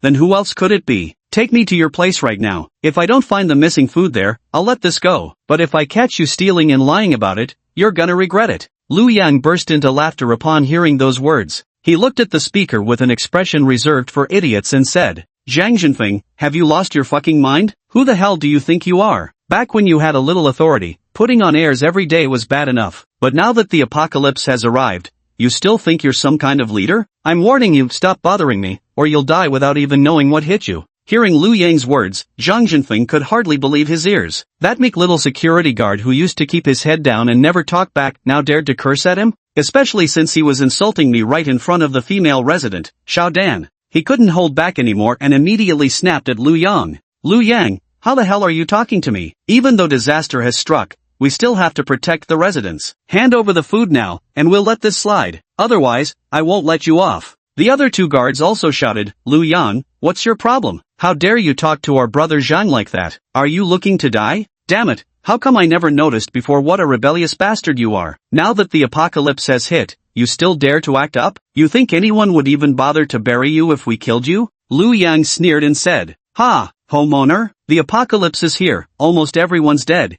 and you're still going on about being a homeowner? Have you been licking boots for so long that you can't even stand up straight anymore? Who in the security squadron doesn't know you're Chindan's lapdog? Back in peacetime, fine, keep licking if you want, but damn it, the apocalypse is here, and you're still at it? With such a golden opportunity, you still couldn't get this woman, what fucking use are you? You useless piece of trash. Women aren't meant to be simped for, understand? Not chasing women when you have the chance? Still simping during the apocalypse? Simps deserve a miserable death. Still trying to kill me? Do you really possess that capability?" Hearing Lu Yang even begin to insult Chen Dan now, Zhang Jinfeng's face instantly twisted with rage as he cursed. "Fuck you, if I don't chop you dead today, I'll change my fucking surname." He charged at Lu Yang with the fire axe raised, but he'd only taken a few steps forward. Bang! A deafening gunshot rang out, and his head exploded instantly, spraying a crimson mist of blood. Lu Yang directly pierced his skull with an ice needle. Since he was asking for death, Lu Yang simply obliged him. Zhang Jinfeng's corpse collapsed instantly. "Ah!" Property owner Chen Dan let out a piercing scream upon witnessing this bloody scene. The other two security guards were instantly dumbfounded. "Holy shit! Brother Zhang, what's wrong with you? Holy shit, what the hell is going on?" They had absolutely no idea what Lu Yang had done because the ice needles were extremely thin and nearly transparent, practically invisible in the air. They didn't even notice the ice needles Lu Yang had fired. With just one glance from their opponent, their team leader Zhang Jinfeng was shot in the head. The two security guards were instantly petrified with fear. Pointing at Lu Yang, they trembled and asked, What did you just do? Do you really need to know?" With another glare from Lu Yang, the two security guards instantly dropped dead. These security guards always looked down on me during my shifts, constantly targeting me while acting obedient as lapdogs toward the residents, typical bullies picking on the weak. As if my measly 3,000 yuan monthly salary were some kind of pity handout from the property owner. Do they not realize they earn their wages through hard work, without needing to endure anyone's scornful looks? Lu Yang felt no pity for them in his heart.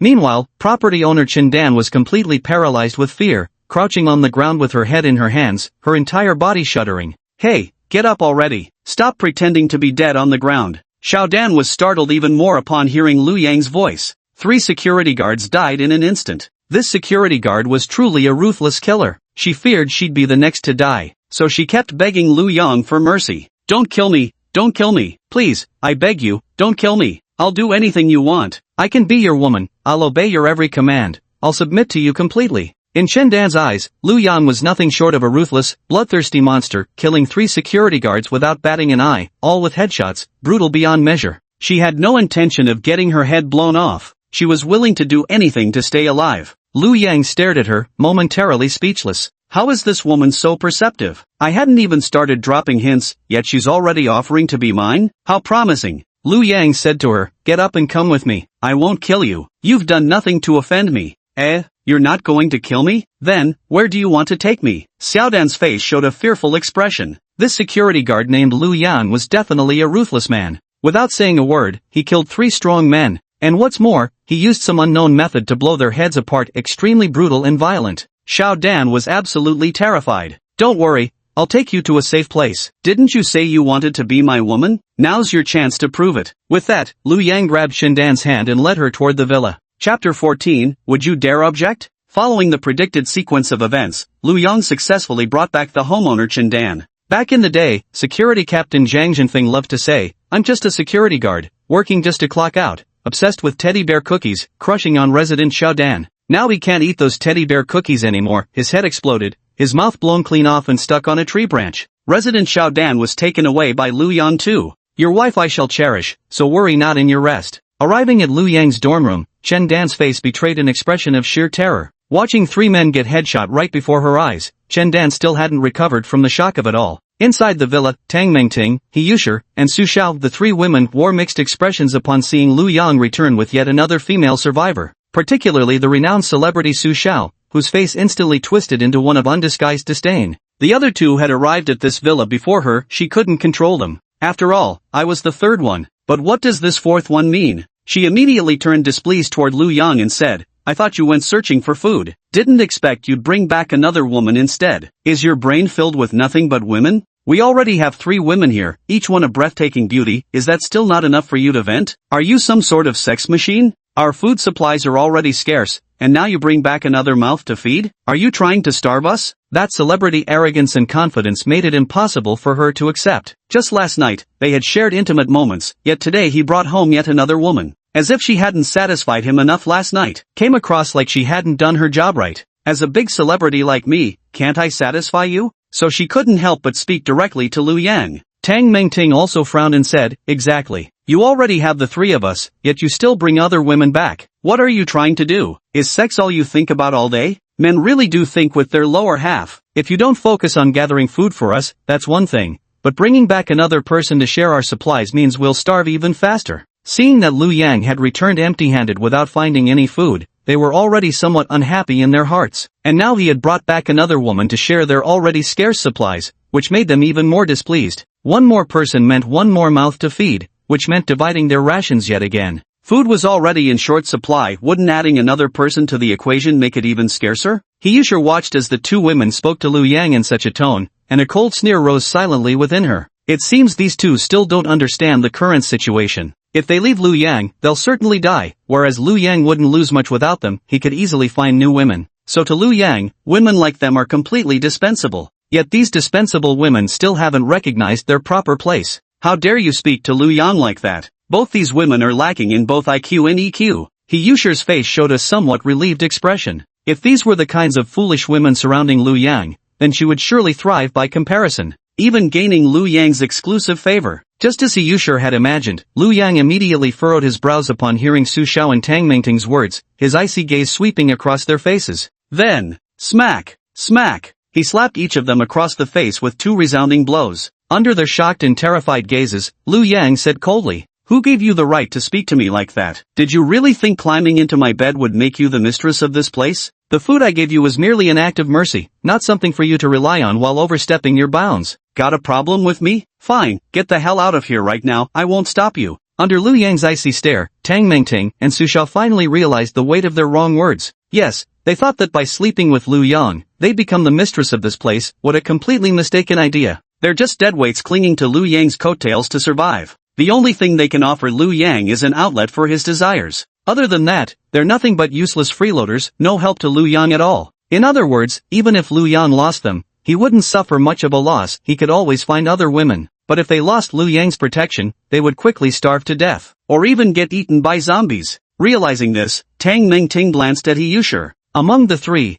only He Yushi hadn't been beaten. At this moment, an almost uncontrollable look of smugness flashed across her face. Tang Mingting instantly realized what that smug expression meant. That campus belle is something else. Whether it's looks or brains, this campus belle completely outshines me. Lu Yang also noticed He Yushi at that moment and asked the campus belle, "Why don't you say something?" "Me?" He Yushi pointed at herself in surprise, then flashed a sweet smile and said slyly, "I'm free tonight." "Oh, I brought back a new woman, and you don't mind?" Lu Yang asked He Yushi curiously. "Why would I mind? This safe villa is yours, the food is yours, everything here belongs to you. Isn't it your freedom to bring whoever you want back?" He Yushi said as if it were the most natural thing. From the very beginning, she never considered herself Lu Yang's girlfriend, much less did she ever imagine she could monopolize him. In the apocalypse, what's the point of talking about love? Everything is just an exchange of interests. These women are nothing more than Lu Yang's possessions, don't even think about becoming the lady of the house. He Yushi was quite clever, she had long since understood this truth. Seeing He Yu's response, even Lu Yang was somewhat surprised. He said to He Yushi, "You're really a clever campus belle." "Clever? If I'm so clever, how come you still managed to trick me, ha?" He Yushi pouted her cherry-like lips and said unhappily, "Ha ha ha, that just means I'm even cleverer than you." Lu Yang laughed and patted the campus belle's head. "I have to say, communicating with intelligent people is truly mentally and physically rewarding. Take He Yushi for example. Whether it's emotional intelligence or IQ, she far surpasses the other two women." At this point, Lu Yang finally addressed Chen Dan, the female homeowner he had just brought back. "There's no need to be so afraid. I won't harm you, you haven't provoked me. The only reason I killed those 3 security guards was because they wanted to kill me. So I'll ensure your safety and provide you with food. All you need to do is submit to me and become my woman." "No problem. I'll do whatever you say, just don't kill me," the female homeowner Xiaodan hurriedly replied. Chapter 15, The Homeowner is a Ballet Teacher? Reference image of Chen Dan. After finishing his bath, the female homeowner Xiaodan arrived at Lu Yang's room, where he had been waiting for her for quite some time. Xiaodan was able to have Zhang Zhengfeng as her simp back then precisely because she was exceptionally beautiful, with a perfect figure rumored to be a ballet instructor.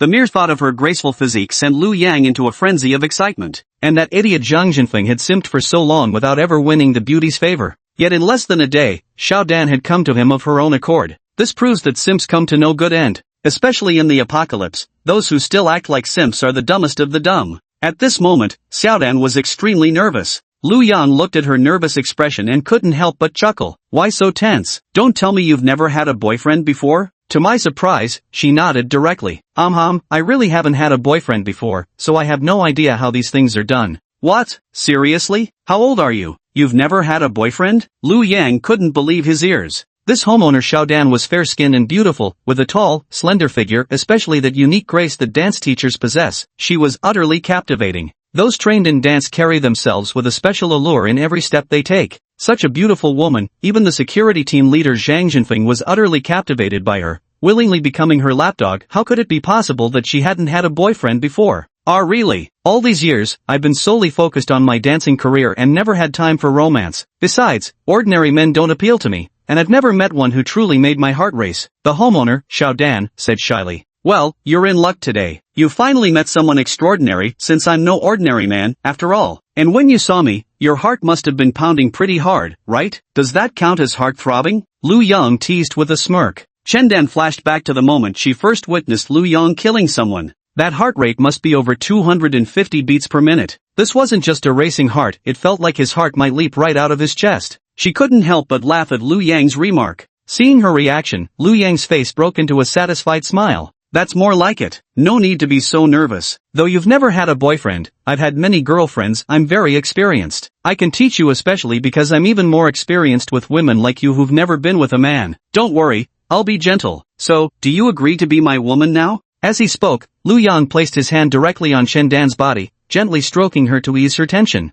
Chen Dan nodded. System notification received by Lu Yang. Ding! Congratulations, host, for successfully getting her to agree to be your woman. System reward, all basic attributes enhanced by +10. Another reward? Lu Yang was overjoyed. This time, the reward wasn't a special ability or an upgrade to an existing one, but but a direct +10 boost to all attributes. This reward isn't bad either. Originally, Liu Yang's 4 basic attributes had all reached 100 points. Now with an additional 10 points, they become 110 each. That's already 120% beyond an ordinary person's capabilities. Even without using his special abilities, he could easily take on 30 or 50 strong men. Dealing with ordinary zombies was no problem at all. The rate of attribute improvement is incredibly fast. It seems rescuing more female survivors was the right choice. Tomorrow, I'll search for more survivors. Today, Liu Yang made quite a haul. Not only did he stash all the food from the entire convenience store into his shadow space, but he also gained Chendan as a survivor. All his basic attributes increased by another 10 points. Liu Yang was already quite satisfied. He decided to rest and resume his mission tomorrow. Before resting, he glanced at Chendan lying beside him. Chendan's eyes were blankly staring at the ceiling. Seeing his state, Liu Yang felt a surge of accomplishment. He took out some food and handed it over. Here, eat something to regain your strength. I'm going to get some sleep first. At the sight of food, Chendan finally showed some vitality again and immediately clutched it before eating hungrily. After finishing all the food, Chendan looked at the sleeping Liu Yan with mixed emotions in her heart. Never in her wildest dreams had she imagined that her first man would turn out to be a mere security guard. Yet this particular security guard was completely different from anyone else. He was so decisive, so formidable even in the apocalypse, he could gather so much food and wouldn't hesitate to kill when facing enemies, showing absolutely no mercy. Setting aside the identity of a security guard, following him didn't seem so hard to accept after all. Alright, if that's the case, then I'm determined to follow him from now on. Lost in her thoughts, homeowner Xiao Dan gradually drifted off to sleep. Chapter 16, The Dance Teacher Who Could Also Cook. By the time the two woke up, it was already dark outside. Liu Yang got up stretching his muscular waist like a young wolf. Feeling slightly hungry, he prepared to get up and eat. At that moment, Xiao Dan, the property owner, also woke up. The two of them went out together. Tang Mengting, He Yushir, and Su Xiao had already been waiting for them on the first floor. Liu Yang was in charge of distributing all the food, and until he woke up, they wouldn't have dinner. They saw Liu Yang coming downstairs. He Yushir quickly smiled and greeted him. Liu Yang, you're awake? We're really hungry. Shouldn't we have dinner now? Yeah, I overslept. Sorry about that, Liu Yan replied with a laugh. A mischievous expression crossed He Yushir's face as she teased Liu Yang. You seem to have gotten stronger again. The intimate time was actually longer than when you were with me? What's so special about this lady resident? Does she excite you more than I do? Hearing this, the resident Xiaodan immediately blushed crimson, lowering her head in such embarrassment that she wished she could vanish into the ground. Liu Yang knew He Yushir and the others had heard the noises from the first floor, but he didn't mind.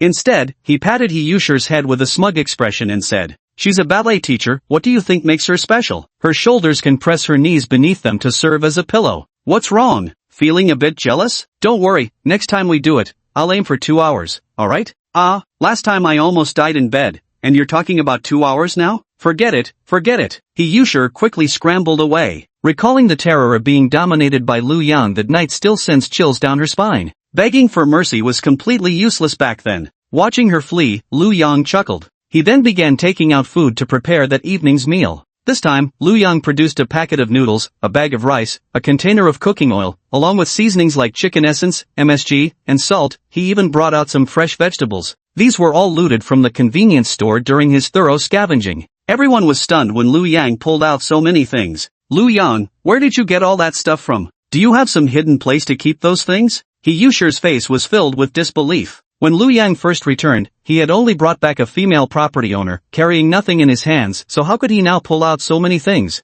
And where did he even take them from? There wasn't any place on him to store these items, especially that sack of rice, which must have weighed at least 100 pounds, no way it could fit. This was just too unbelievable. Of course I have them. As for where they're hidden, you'd better not even try to guess. He chuckled before turning to the women and asking, does anyone know how to cook? Tang Mingting and He Yushir shook their heads. Like Liu Yang, they were freshmen and came from wealthy families. Spoiled and pampered, they had never needed to cook at home. How could they possibly know how? Su Xiao also shook her head. As a celebrity, even if only a third tier 1, cooking was never her concern. Her assistant usually handled all her meals. Not to mention cooking, Su Xiao had never even stepped foot in the kitchen. At this moment, Chendan nodded slightly. I can cook, though I'm not sure if it'll suit everyone's taste. He Yushir's eyes instantly lit up. Wow, Sister Dan, you can actually cook? That's amazing. Since the apocalypse started, we've been surviving on instant food like bread and sausages every day. My taste buds are practically numb. It's so great that you can cook. No matter how it turns out, we'll love it. At least it'll be better than sausages and bread, right? That's right.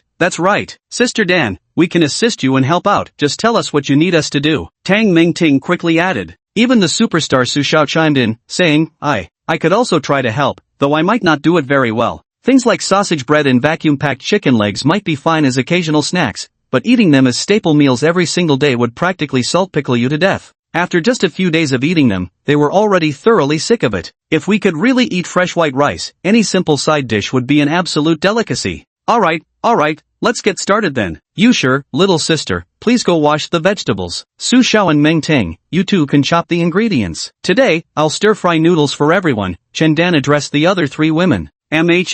Got it. Everyone nodded in agreement and immediately rolled up their sleeves to get to work. Originally, since the apocalypse broke out and zombies roamed outside, they had been stuck in this villa feeling utterly bored, their daily routine consisting of nothing but endless rounds of the card game Dodiju. Now being able to help with cooking counts as a decent way to pass the time, and it's also the first time the three of them have ever cooked. They all felt a mix of curiosity and excitement. Soon the kitchen became an oasis of orderly activity. Before long, Su Xiao started stir-frying the noodles. The aroma of fried noodles wafted from the kitchen into the living room. Lu Yang couldn't help but sniff the air. Cece, that smells amazing. Today marks the 5th day since the apocalypse began. Being able to eat hot-cooked food again is truly satisfying. No more having to eat packaged foods like sausage or vacuum-sealed chicken legs. After eating that stuff for too long, every bite just tastes like preservatives. Soon, Chen Dan came out with the first plate of stir-fried noodles. She placed it in front of Lu Yang, her face beaming with an ingratiating smile as she said, Lu Yang, try it.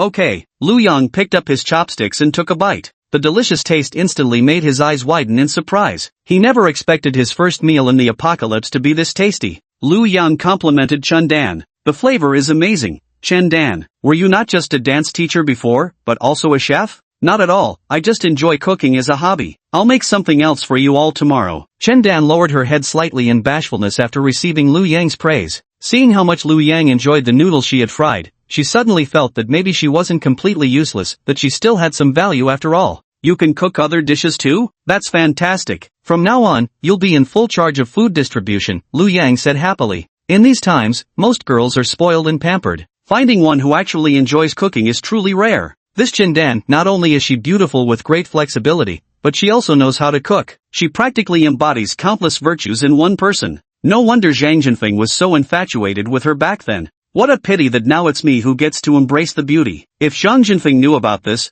would he be so angry that his coffin lid couldn't stay shut? Chapter 17, I Choose You. Su Xiao, He Yusher, and Tang Mingting, the three girls, were eating fried noodles, their faces showing expressions of enjoyment. They had eaten so much vacuum-packed and processed food that they were utterly sick of the taste of preservatives. A simple plate of fried noodles, during peacetime, these wealthy young ladies wouldn't have even glanced at it. Street food heavy on oil and salt was something they'd never dream of eating. But now, yet this ordinary plate of fried noodles tasted better than any delicacy they'd ever tried before. The three beautiful girls couldn't help but shower it with praise. It's delicious, absolutely delicious. I never thought I'd get to eat piping hot stir-fried noodles in the apocalypse, I'm so moved. Nothing I've eaten before even compares to how good this bowl of noodles is. Thank you so much, Sister Dan. Sniffles this tastes just like my mom's cooking, I'm about to cry from happiness. Seeing how much everyone enjoyed the noodles she cooked, Chen Dan couldn't help but smile with delight. It's great that everyone enjoys it. This way, I can at least feel somewhat useful. Not entirely worthless after all. After finishing the noodles, He Yusher and the others rushed to wash the dishes and clean up.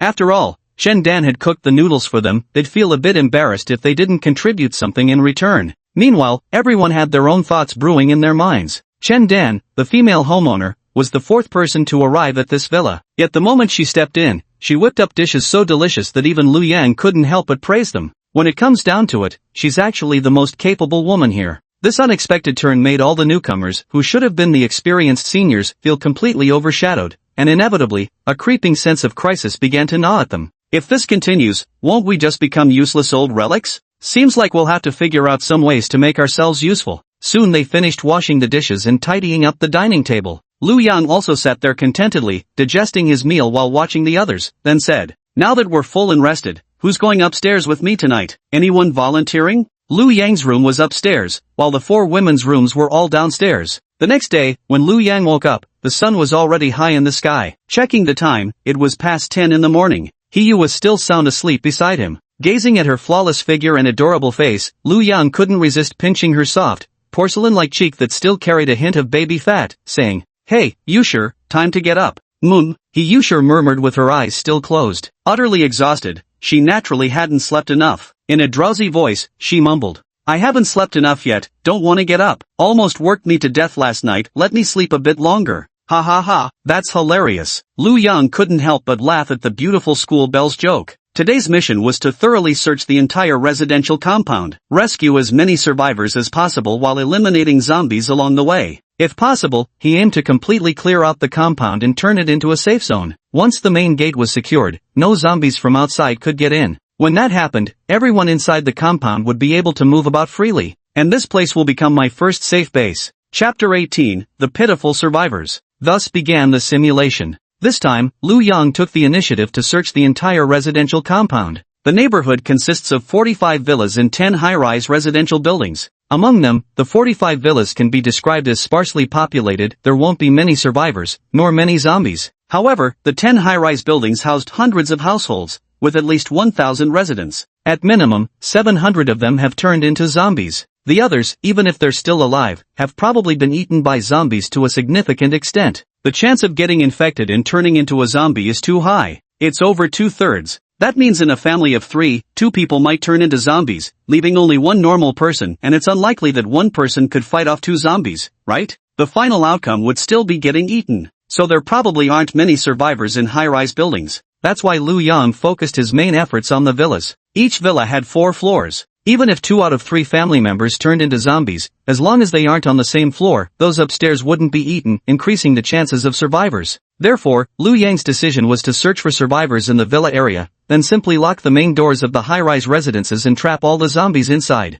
Lu Yang began his search starting from villa number 1. This deduction wasn't meant for immediate rescue, but rather to determine which villas still had survivors and which were fully infested with zombies, compiling statistics beforehand so the actual operation would be far more targeted and efficient. The first villa was completely empty. Meanwhile, the villa's front door stood wide open, apparently either left unsecured when the apocalypse began, or perhaps opened by survivors fleeing after the zombie outbreak. Therefore, the villa stood utterly vacant. No zombies, no survivors, no food supplies, absolutely nothing remained. Lu Yang arrived at building number 2. Inside the villa of building number 2, there were 2 zombies, along with a corpse that had been gnawed into a grotesque mess. Clearly, this villa had originally housed a family of 3, but 2 had turned into zombies, and the remaining one had been devoured by their transformed family members. The corpse appeared to be that of a young girl. She was probably killed when her parents turned into zombies while she remained human, ultimately being devoured alive by them. Witnessing this scene, even Lu Yang was visibly moved.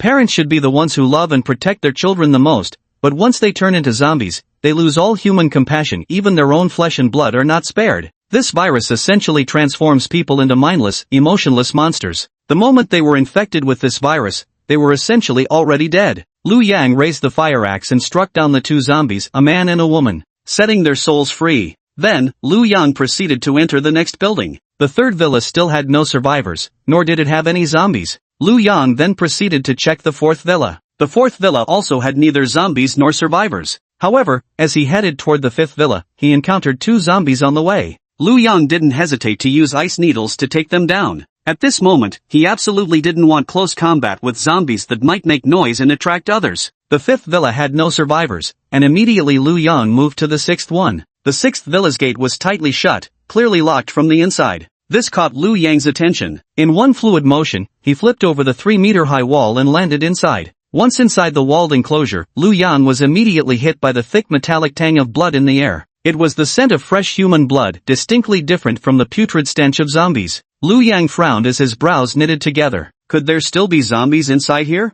Just finished eating humans? He continued walking further in. A male and female, 2 zombie corpses appeared before him. The heads of these 2 zombies had been crushed flat. It looked like they'd been smashed with a blunt object, and the blood on their heads had already dried. Clearly, these zombies had been dead for a long time, probably eliminated right when the apocalypse first broke out. Lu Yang continued moving inward and detected movement coming from the kitchen. He crept closer cautiously. When he peered inside, the sight before him froze him in shock. 2 men were wildly hacking at a woman with kitchen knives. At this moment, the woman was pinned to the ground, her hands and feet bound, blood pooling around her as she could only let out weak, pleading cries for help. They were actually cutting flesh from a living person. Such brutality, even someone as ruthless as Lu Yang couldn't help but feel shocked. The woman kept shaking her head, begging them for mercy. Help! Help! Don't kill me! Ah, it hurts! Stop cutting me! I've done everything you asked these past few days. Why are you doing this to me? The faces of the two young men twisted with madness. Stop screaming. Just endure it a little longer. You've drained our energy for so many days, isn't it time you give something back to us? Yeah, exactly. We haven't eaten in days and are starving. Since you're my woman, of course I can do whatever I want with you. The man kept raving madly while continuing his frenzied movements. Ah! The woman let out a blood-curdling scream.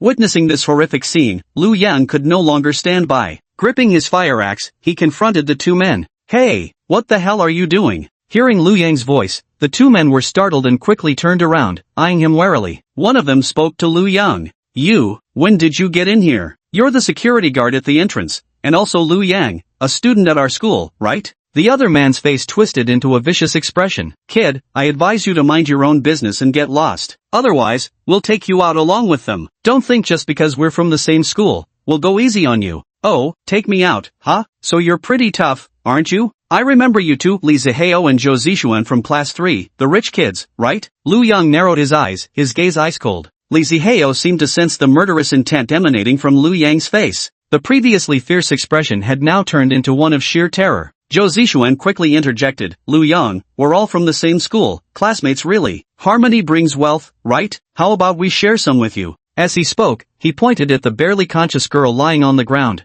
In his eyes, this girl had once been his woman, and now she was merely an object under his control. Moreover, he had never considered any of these women as his actual girlfriends. They were just playthings to him. Originally, there had been 3 men and 3 women holding an orgy in this villa. When the apocalypse arrived, 1 man and 2 women turned into zombies. They barely managed to kill the zombies, but now they had no food and were too afraid to go out searching. Their only option was to fix their gaze on the women. Now that Liu Yang had stumbled upon their scheme and threats had failed, they decided to share a small portion with him, just enough to placate this lowly security guard. After all, they had gone hungry for days and were desperately weak. Yet Liu Yang appeared refreshed and robust. They privately reckoned that even combined, the two of them stood no chance against him. Chapter 19, Saving Another Campus Belle? These two spoiled rich kids realized they were no match for Liu Yang in a direct confrontation, so they immediately switched to their tried and true sucking up tactics. Liu Yang looked at the woman lying on the ground, barely clinging to life, then at the 2 privileged young men grinning ingratiatingly before him. He uttered regretfully,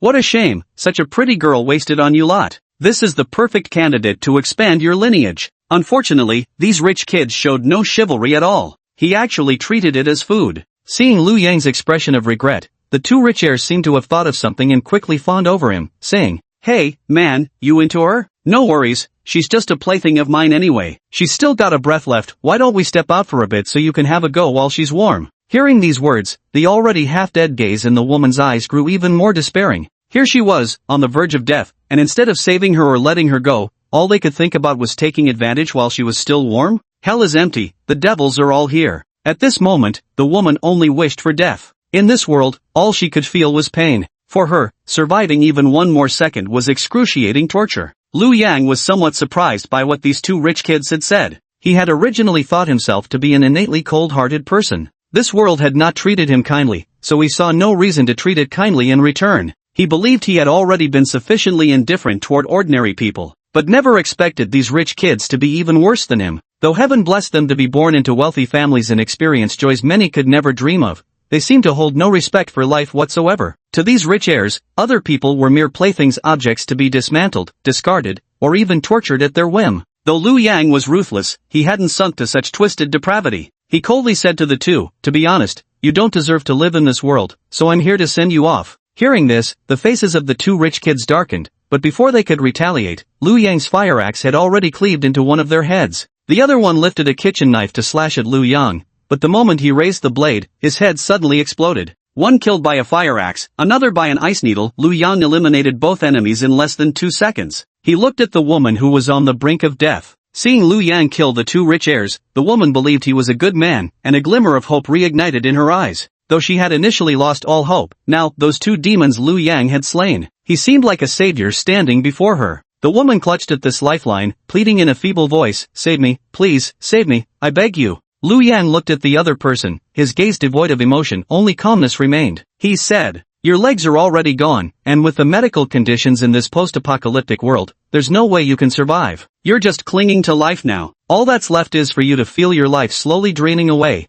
and there's nothing I can do to help. The only thing left for me is to give you a merciful end to let you die without pain. Hearing Lu Yang's words and seeing his icy expression, the woman regained her composure. Exactly. Without legs, he was losing blood rapidly. Even in peaceful times, arriving at the hospital just a little too late could mean instant death, let alone after the apocalypse broke out. How could there possibly be any saving her now? She closed her eyes. Lu Yang fired an ice needle, ending the miserable woman's suffering once and for all. After completing all these tasks, Lu Yang began searching the next villa. Along the way, Lu Yang eliminated numerous zombies. However, no survivors were found in any of the villas. It wasn't until reaching the final villa that Lu Yang noticed something unusual. A zombie inside the villa was relentlessly attacking a bedroom door. This piqued Lu Yang's curiosity. Normally, zombies would stop attacking and wander aimlessly when they couldn't see survivors. Yet this particular zombie seemed extremely determined, persistently assaulting the door even as its head became dented. It kept ramming the barrier with unwavering focus. Could it be that the zombies are now developing intelligence? Lu Yang gripped his axe. He shouted toward the other figure. Hey! The zombie turned its head abruptly upon hearing the noise. Its face, smeared with black blood, instantly contorted into a savage expression. Then it charged straight toward Lu Yang. Lu Yang swiftly ducked into a room and slammed the door shut behind him. Sure enough, the zombie began ramming against his door wildly. Lu Yang had reached his final conclusion. It seems the zombie's aggressiveness has indeed increased, not because of any special qualities the door might have. Now it's only the 6th day since the outbreak, and the zombie's aggression has already intensified this much. If this continues, they might even develop intelligence, who knows? The experiment concluded, and Lu Yang kicked open the door, taking down the zombie with a single axe blow. He then walked toward the door that had been under relentless zombie assault. Slowly, he pushed it open. Inside, to his surprise, were 2 female survivors. Seeing Lu Yang enter through the door, the 2 women's pale, weak faces immediately showed expressions of astonishment. Then, with hopeful expressions, they asked him, "Why you? Are you the security guard by the gate? Have you come to save us? Has the apocalypse ended?" Lu Yang shook his head. "No, the apocalypse hasn't ended,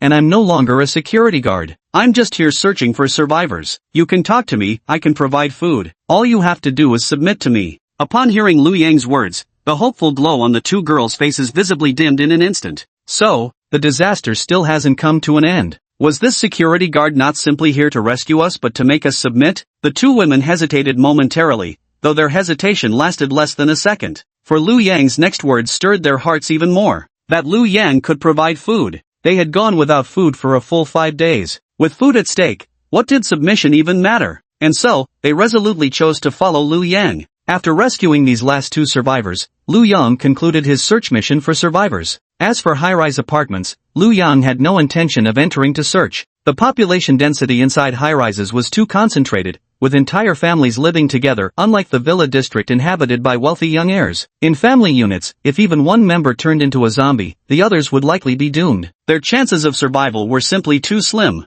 Lu Yang decided to directly seal off the entrances, letting the zombies inside fend for themselves. Simulation ended. Lu Yang began to take action. As per the projected course, Lu Yang successfully brought back the 2 female students. When he returned to the villa with the 2 new female survivors, Tang Mengting, Su Xiao and the others finally dared not voice any more objections. They merely whispered among themselves. Tang Mengting turned to Yusher and said, "Am I seeing things? One of those 2 girls looks like Zhao Lina, you know, the academic goddess who's one of the school's 4 great beauties." Yusher nodded. "That's right, it's Zhao Lina." As one of the 4 campus belles, Yusher naturally knew who the other 3 were. This time, the person Lu Yang rescued was none other than the campus belle and top student, Zhao Lina. Tang Mengting flashed a mischievous grin and said to Yusher, "How about we make a bet? Let's bet whether Zhao Lina will get slapped by Lu Yang or not." Among all the women present, Tang Mengting had been slapped 3 times by Lu Yang more than anyone else. She had never been able to let go of this grievance. Now she was practically wishing for Zhao Lina to maintain her pre-disaster aloofness just so Lu Yang could forcefully put her in her place. Yusher's expression changed, and she quickly shook her head. "A bet? I'm not gambling with you." Having been tricked by Lu Yang once before, Yusher now turned pale at the mere mention of gambling. She continued, "Though I won't bet with you, I can say one thing for sure, Zhao Lina won't get hit. As the top student and campus belle, she's not that dumb." I don't buy it. She'd have to get hit at least once, right? Zhao Lina used to consistently rank first in school exams, she's always been ice cold. How many rich kids got rejected chasing after her? There's no way she'd just give in right away. She'd definitely take Lu Yang's slap first, Tang Mengting said confidently. Chapter 20, The Top Student Beauty? Lu Yang ignored the girl's whispers and spoke directly to Zhao Lina and her friend Zhou Qiuping. Go take a shower. If you want food, you can come to my room later. The two lowered their heads without speaking, only nodding in response. They then found an empty room to settle in before going to wash up. After bathing, the two lay down on the bed. A look of displeasure appeared on Zhou Qiuping's face. Who does that little security guard think he is? He used to live off our payroll, and now he dares to boss us around, even wants us to submit to him. It's downright infuriating. Let it go, don't say any more. Be careful not to be overheard, Zhao Lina advised Zhou Qiuping. So what if we are overheard? Who cares? Zhou Qiuping curled her lips, her face dripping with disdain. Oh, so you're saying you'd rather go back to being trapped in that bedroom, starving to the point of eating shit? Zhao Lina retorted. Hearing those words, Zhou Qiuping shuddered violently. They had been trapped in that bedroom for a full 5 days. Starting from the third day, that zombie kept slamming against the door for 2 whole days. During those 2 days, they couldn't get any food and barely managed to sleep at all. It was nothing short of dual torment, both physical and mental. Just the thought of it made her whole body tremble. See, you're scared now. If we hadn't come to this villa, do you think we could have slept soundly? Though he was just a security guard before, now we must abandon all our former professions and identities. Because it's the apocalypse now, everything's different. We're no longer wealthy young ladies, what's left of our homes? Where's the wealth you speak of? You need to understand this, Zhao Lina said calmly. Zhao Lina had been trapped for so many days, her mind constantly racing with thoughts every single day. While confined in that room, she kept thinking about how to escape, where she could flee to, and how she might survive. In the end, she reached a conclusion. Even if they escaped the room, these 2 weak women would struggle to survive. If they encountered malicious survivors, they could be raped, killed, or even eaten as food. Zhao Lina had already prepared for the worst-case scenario. Now, Lu Yang was showing them an approach without any force. This had far exceeded Zhao Lina's expectations. In an apocalyptic world without any moral or legal constraints, what could a strong man do to a vulnerable woman? The answer isn't hard to imagine. After listening to Zhao Lina's words, Zhou Qiuping's face revealed an even more helpless expression. I know that too, I just can't wrap my head around it. Just a few days ago we were still living the life of wealthy young ladies, with everything handed to us on a silver platter, popular with everyone at school. Even someone like me had dozens of suitors, let alone you who had a solid 1,000 admirers. Whatever you wanted, just casually posting on social media would bring a swarm of simps rushing to deliver it. But now, sigh. The contrast is simply too extreme. Zhou Qiuping couldn't comprehend it. Her family background, looks, even academic performance were all inferior to Zhao Lina's. Yet despite this, she still had dozens of suitors fussing over her every day. That indescribable sense of gratification was simply incomparable. Now being threatened by a mere security guard to submit to him, it was truly difficult for her to accept, so having some resentment was only natural. But what puzzled her the most was why Zhao Lina seemed so calm despite facing an even greater fall from grace than herself, without even a hint of complaint. Lina, do you really intend to yield just like this? Back then, even when a rich kid offered you a sports car worth millions, you refused. How could you agree to submit to a mere security guard now? Zhou Qiuping looked at Zhao Lina with great confusion. That was before, now it's different. Before, I had my own life plans and aspirations to fulfill, so naturally I wouldn't be swayed by those rich kids. Gifts, designer bags, sports cars, those are all unnecessary material things. They don't help with my dreams or plans at all, so of course they wouldn't move me. But now, without food we'll die. This is a very real problem, and once you're dead, everything is gone. From a biological perspective, no matter how lowly the organism, even a single bacterium, none willingly embrace death. Every action a living being takes is for the sake of survival. I'm no different. Our first priority is staying alive, only then can we discuss ideals in the future, Zhao Lina said calmly. Zhou Qiuping listened to Zhao Lina's words with visible surprise. This level of resolve was beyond her comprehension. Finally, she shook her head and spoke to Zhao Lina with sincere admiration. Lina, I really admire you. No matter the situation, you always keep the coolest head and never let emotions cloud your judgment. Perhaps this is what truly makes someone exceptional. Zhao Lina's composure was truly admirable. Perhaps this was the extraordinary rationality that distinguished a top-performing female STEM student from ordinary people. Your emotions are just what any normal person would feel, don't overthink it. Go hungry for one more night and you'll understand. I'll go find him now, Zhao Lina comforted Zhou Qiuping. But this comforting remark sounded incredibly awkward to Zhou Qiuping's ears. Starving for one more night will make you see reason? Do I have the option not to starve? But before she could voice this, Zhao Lina had already left the room. He walked up to the second floor. Zhou Qiuping opened her mouth but ultimately remained silent. It seemed starvation was inevitable tonight. Zhao Lina had already beaten her to it. Her scholarly best friend really was always one step ahead in everything. Upstairs, Lu Yang was lying in bed resting. Clearing out the entire villa complex today had completely worn him out, but rescuing 2 female survivors made it all worthwhile. Soon, there was a knock at his door. Oh, made up your mind so quickly? Looks like hunger really sharpens the mind. But I wonder which of the 2 it was. Come in, Lu Yang called out to the person outside. When he saw who walked through the door, his eyes instantly lit up. So beautiful. She was incredibly beautiful. Lu Yang never expected that the survivor he randomly saved would turn out to be so stunning. Her looks and figure could even rival He Yusher's. Lu Yang found the other person somewhat familiar. Taking a closer look, at last, I remembered who it was. He said in surprise, aren't you the one known as the school belle and top student? What's her name, Zhao something? It's Zhao Lina, the honor student. School belle replied with a flushed face and lowered voice. Oh right, Zhao Lina, I remember you now. Not only are you incredibly beautiful, but you also frequently rank first in your grade. The students at school often talk about you as if you're legendary, saying you're the hardest girl to pursue in the entire school. I had no idea the person I saved was you. Chapter 21, Top Students Always Have Standards.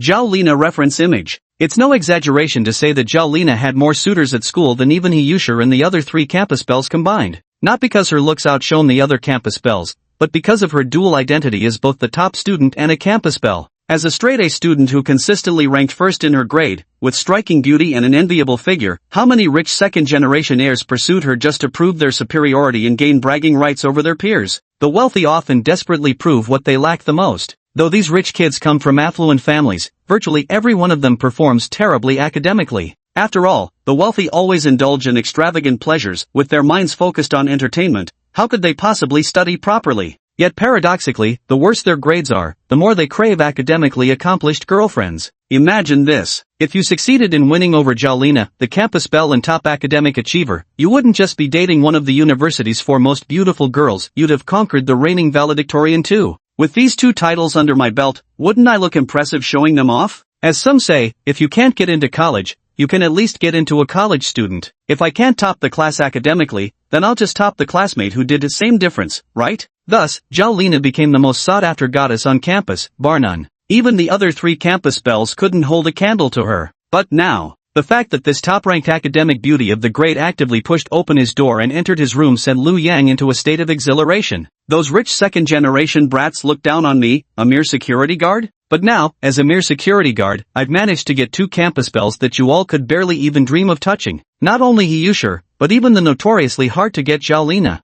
This filled Lu Yang with exhilaration. Come on, let me see what makes you, the top student campus belle, different from other women, Lu Yang said, patting his bed. Zhao Lina's delicate face instantly flushed red upon hearing Lu Yang's words. That darn woman. How shameless, to speak about such matters so casually. This is so embarrassing. She slowly sat down on the bed, then said to Lu Yang, Lu Yang, I need food. You know, I've been starving for days and have no strength left. Get me some food first, only when I'm full can I attend to you better. This was Zhao Lina's little tactic. After arriving at this villa, she discovered Lu Yang actually had several women by his side. Given the scarce resources in this apocalypse, supporting so many women would be no easy feat. Her request to eat something before getting down to business was actually a ploy. She wanted to sneak a peek at Lu Yang's food stash while he was fetching provisions. If Lu Yang had ample supplies, she wouldn't mind submitting to him. But if his reserves were meager, even submitting to Lu Yang might not guarantee living much longer. What's the point of surviving just a few more days? Then she wouldn't need to sell her body after all.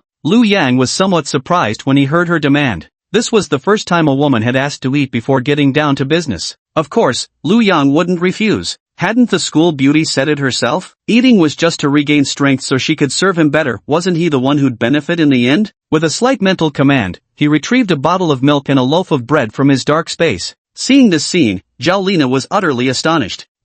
How did you do that? My God, are you using magic? Summoning food out of thin air? No, that violates the law of conservation of mass. As a top student, Zhao Lina firmly believed in science. Yet what Lu Yang had demonstrated couldn't possibly be explained by any scientific principles. How on earth did this guy manage to do that? Could it be that he actually knows magic? Right? Even a top student like you can't quite grasp the principles behind this, can you? Indeed, if you apply the laws of physics, it should be impossible, but breaking conventions happens to be my specialty, Lu Yang said with evident smugness as he watched the astonished expression on the other person's face. Dark space is, after all, a spatial ability. It's certainly difficult to explain using ordinary physics laws. Then, Jolina seemed to have thought of something, her eyes suddenly brightening as she asked Lu Yang. Could it be that you have special abilities like in the movies, or are you a mutant, or perhaps a superhuman? You could say that, Lu Yang nodded. Hearing Lu Yang actually admit it, the light in Jolina's eyes grew even brighter. Wonderful, truly wonderful. Don't worry, from now on I'll take good care of you. I'll be your woman. I'll do whatever you say, just protect me well, Jolina said cheerfully. If Lu Yang were just an ordinary survivor, the chances of living long even by following him wouldn't be very high. But if Lu Yang were a superhuman, that would be an entirely different matter.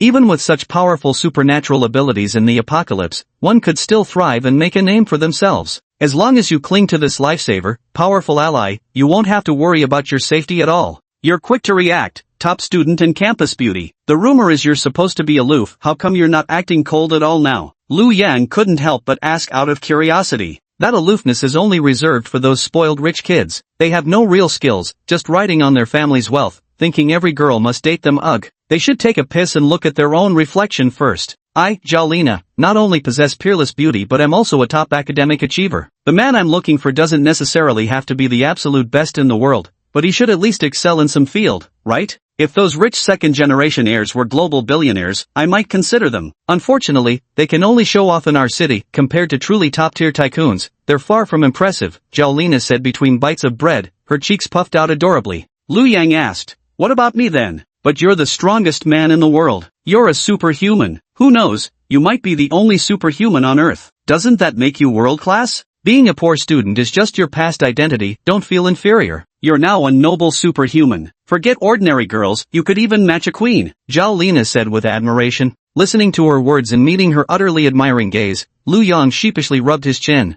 No one had ever praised him like this before. Such flattery was almost embarrassing. This top student campus belle truly stands apart from others. Her way of speaking is exceptionally articulate, every word ringing with undeniable truth. Lu Yang was precisely the type of man who adored such straight-talking beauties. Tonight, he absolutely must engage in some profoundly intense communication with her. Chapter 22 Pentakill, Attributes Improved Again. This honor student beauty queen isn't just academically brilliant, she's also extremely gorgeous in appearance. Her complexion was as fair and delicate as porcelain, paired with a tall, slender figure. Her long, straight legs were strikingly pale and impossible to ignore. Her slender waist, so delicate it could barely be grasped, filled one with an overwhelming urge to conquer. Lu Yang said, will you be my woman? Jolina nodded. Right after, Lu Yang also received a system notification. Congratulations, host. The target has agreed to become your girlfriend. New ability unlocked, zombie control. Base stats increased by 50 points. Lu Yang was overjoyed upon receiving this notification. A pentakill really does come with extra rewards. Lu Yang's basic attributes had skyrocketed by a full 50 points this time.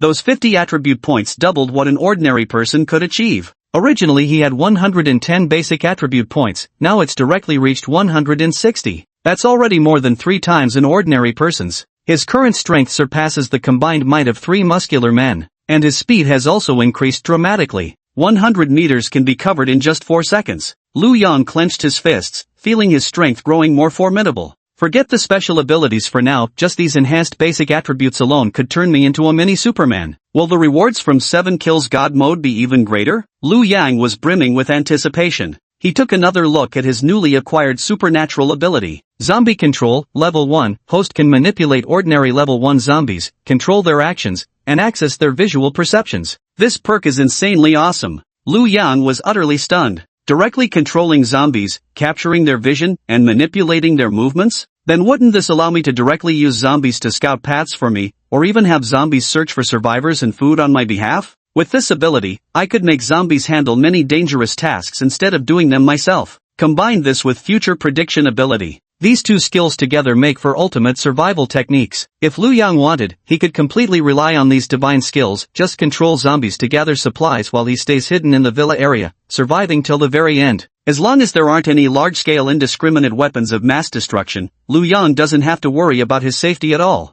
At the same time, Lu Yang checked his current attributes. While searching for survivors today, Liu Yang eliminated 120 zombies. He had already gained 12 attribute points. Adding these attribute points can strengthen one's abilities. Although the boost isn't as significant as the system rewards, every little bit helps. Thus, Liu Yang made up his mind. Today, we've already found all the survivors in this villa area. Starting tomorrow, we'll clear out all the zombies in the entire villa district and kill as many as possible to gain more attribute points. After all, saving survivors in this apocalyptic world is a good deed. Rescuing female survivors and bearing children with them also contributes to humanity's survival. After all, this was already the apocalypse, and a parallel world at that, without the constraints of law. Who cared about such trivialities? Tomorrow, they absolutely had to continue searching for supplies and survivors. Preferably, they'd find female survivors. Having reviewed his rewards, it was time to reward Zhao Lina. After over an hour, Liu Yang wore an expression of utter satisfaction. Then, holding Zhao Lina, the campus belle, in his arms, he fell into a deep sleep.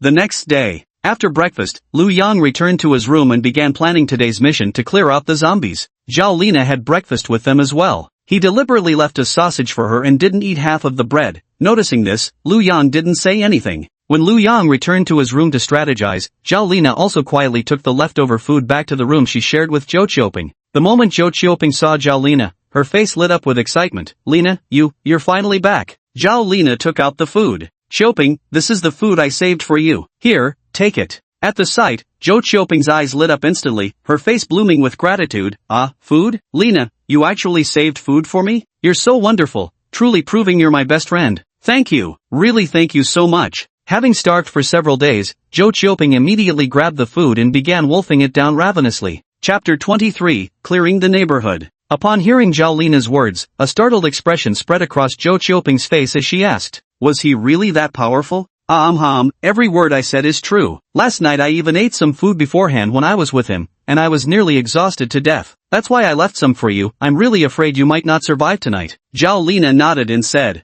Upon hearing Zhao Lina's words, a look of mingled fear and anticipation surfaced on Zhou Qiuping's face. On the other side, Liu Yang was contemplating the events that would unfold. Today, he planned to clear out all the zombies in the entire villa district. He had already eliminated a large portion yesterday while searching for survivors. Now, all that remained was to take care of the scattered zombies wandering in the corners of the villa area. In that case, the entire villa district would be completely cleared out, becoming a safe zone. By then, his women could move around freely. The facilities in the villa district are all top-notch, featuring a sports field, swimming pool, gym, and various exercise equipment. A massive artificial lake sits right in the center of the community, perfect for boating and fishing. Once this place is cleared out, one could fully enjoy all the conveniences the villa district offers, doing whatever one pleases within its bounds. After wandering around the villa district for a while, Liu Yang still hadn't spotted any zombies. The entire villa district was, after all, sparsely populated. Moreover, Liu Yang had eliminated a large portion of the zombies while rescuing survivors, so the remaining scattered zombies wandering about weren't many. The zombies in all 10 high-rise residential buildings had been locked inside by Liu Yang, unable to get out.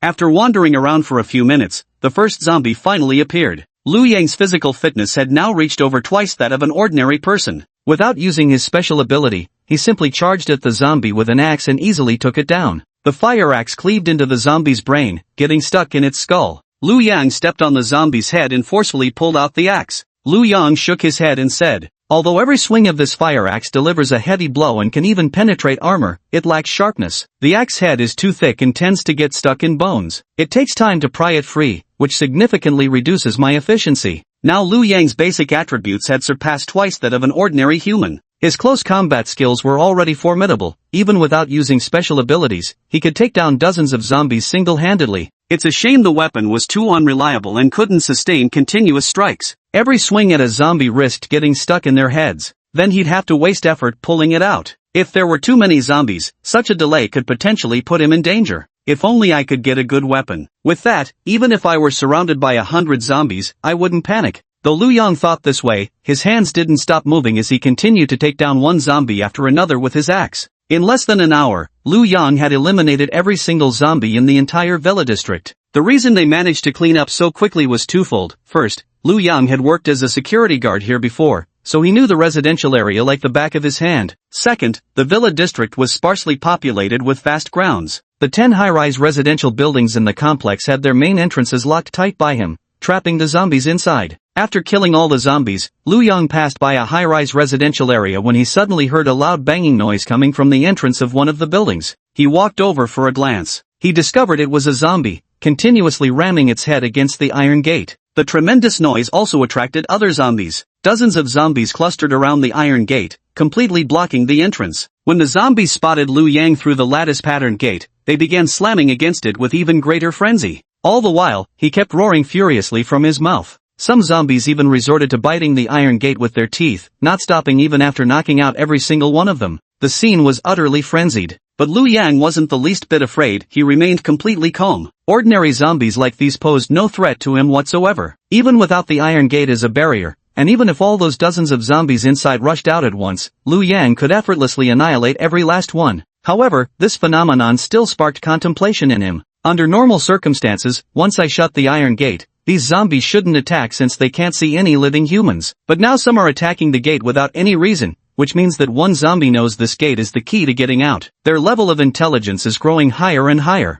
Originally, Lu Yang had no intention of dealing with high-rise residences. His initial plan was to lock all the doors of the 10 high-rise residential buildings, leaving the zombies inside to fend for themselves. But now this method doesn't seem to be working very well. As the zombies grow smarter, eventually this gate might get broken down, releasing all the trapped zombies inside. That would create serious trouble. While the villa area is indeed spacious with few people, the high-rise residential zones are densely populated. Every high-rise building houses at least hundreds of households. The 10 buildings combined must have held nearly 10,000 people at least. There were no fewer than several thousand who turned into zombies. If these thousands of zombies were to surge out all at once, even though Lu Yang's abilities had been enhanced, he didn't believe he could eliminate them all. So he still needed to figure out a way to thoroughly deal with the zombies in the high-rise residential buildings as well. Roar! At that moment, a strong zombie suddenly slammed into the iron gate. It let out a furious howl at Lu Yang. Its eyes were filled with madness, as if it couldn't wait to break free and devour Lu Yang right then and there. What a pity! Their intelligence still wasn't quite up to par. He couldn't even manage to open the door.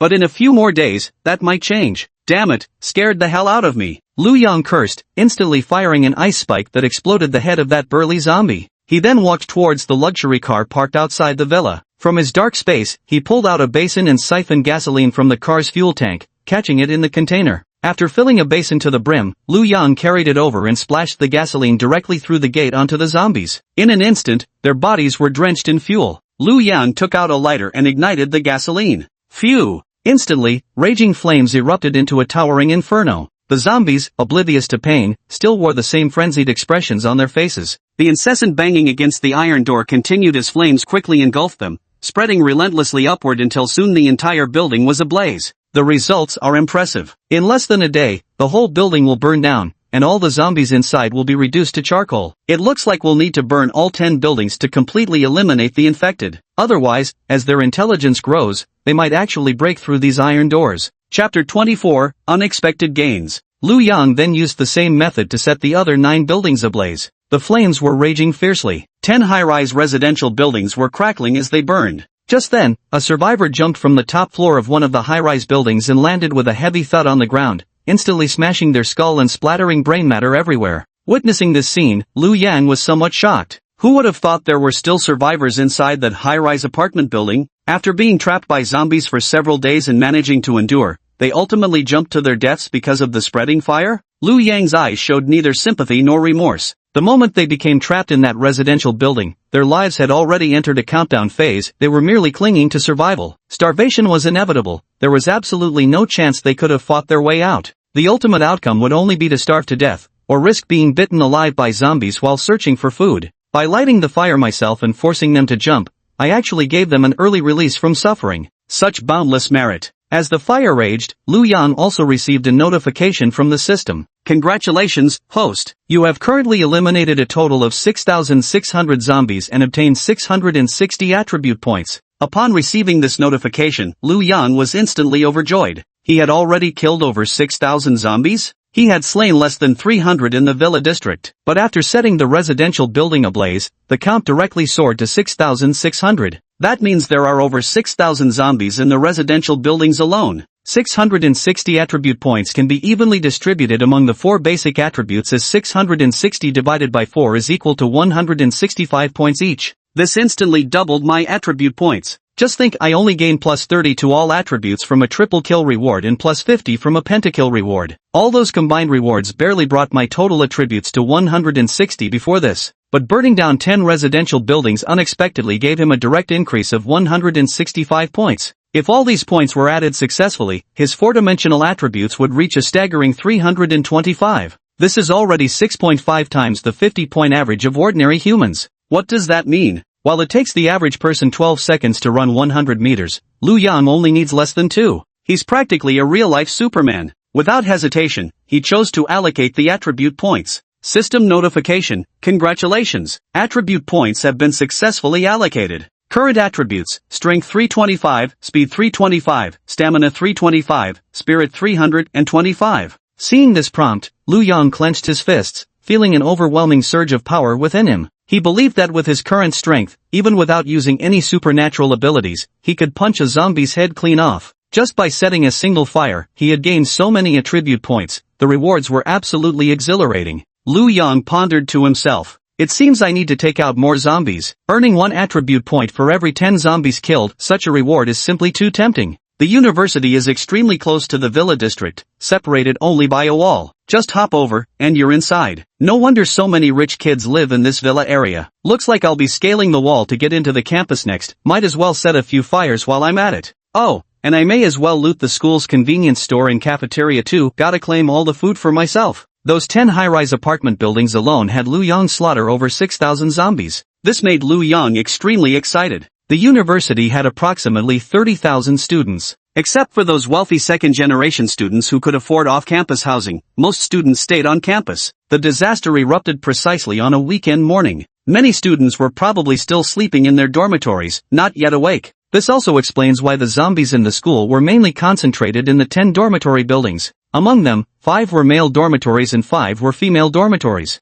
If we burn down these 10 dorms, we might just wipe out 20,000 zombies. Then wouldn't he be able to obtain 2,000 attribute points? At this thought, Lu Yang couldn't help but feel exhilarated. Thus Lu Yang initiated another round of future simulation. Simulating. He arrived beside the perimeter wall. It was just a wall away from the school. Lu Yang crouched down, then leaped with all his might, clearing the 3-meter-high wall in a single bound, and landed steadily inside the school grounds. Several zombies happened to be nearby. The moment they saw Lu Yang land, their faces twisted with excitement as they lunged at him in a frenzy. Lu Yang picked up the fire axe, felling 1 zombie with each swing. Within seconds, he had wiped out all the zombies. Then he began sprinting toward the school cafeteria. When he arrived at the cafeteria, since the zombie outbreak hadn't occurred during mealtimes, there were few students present, only some staff members had turned into zombies, numbering no more than a few dozen. Raising his axe, Lu Yang swiftly eliminated every last one of them. Then he arrived at the kitchen warehouse behind the cafeteria. Seeing the warehouse filled with food supplies, Lu Yang instantly grew excited.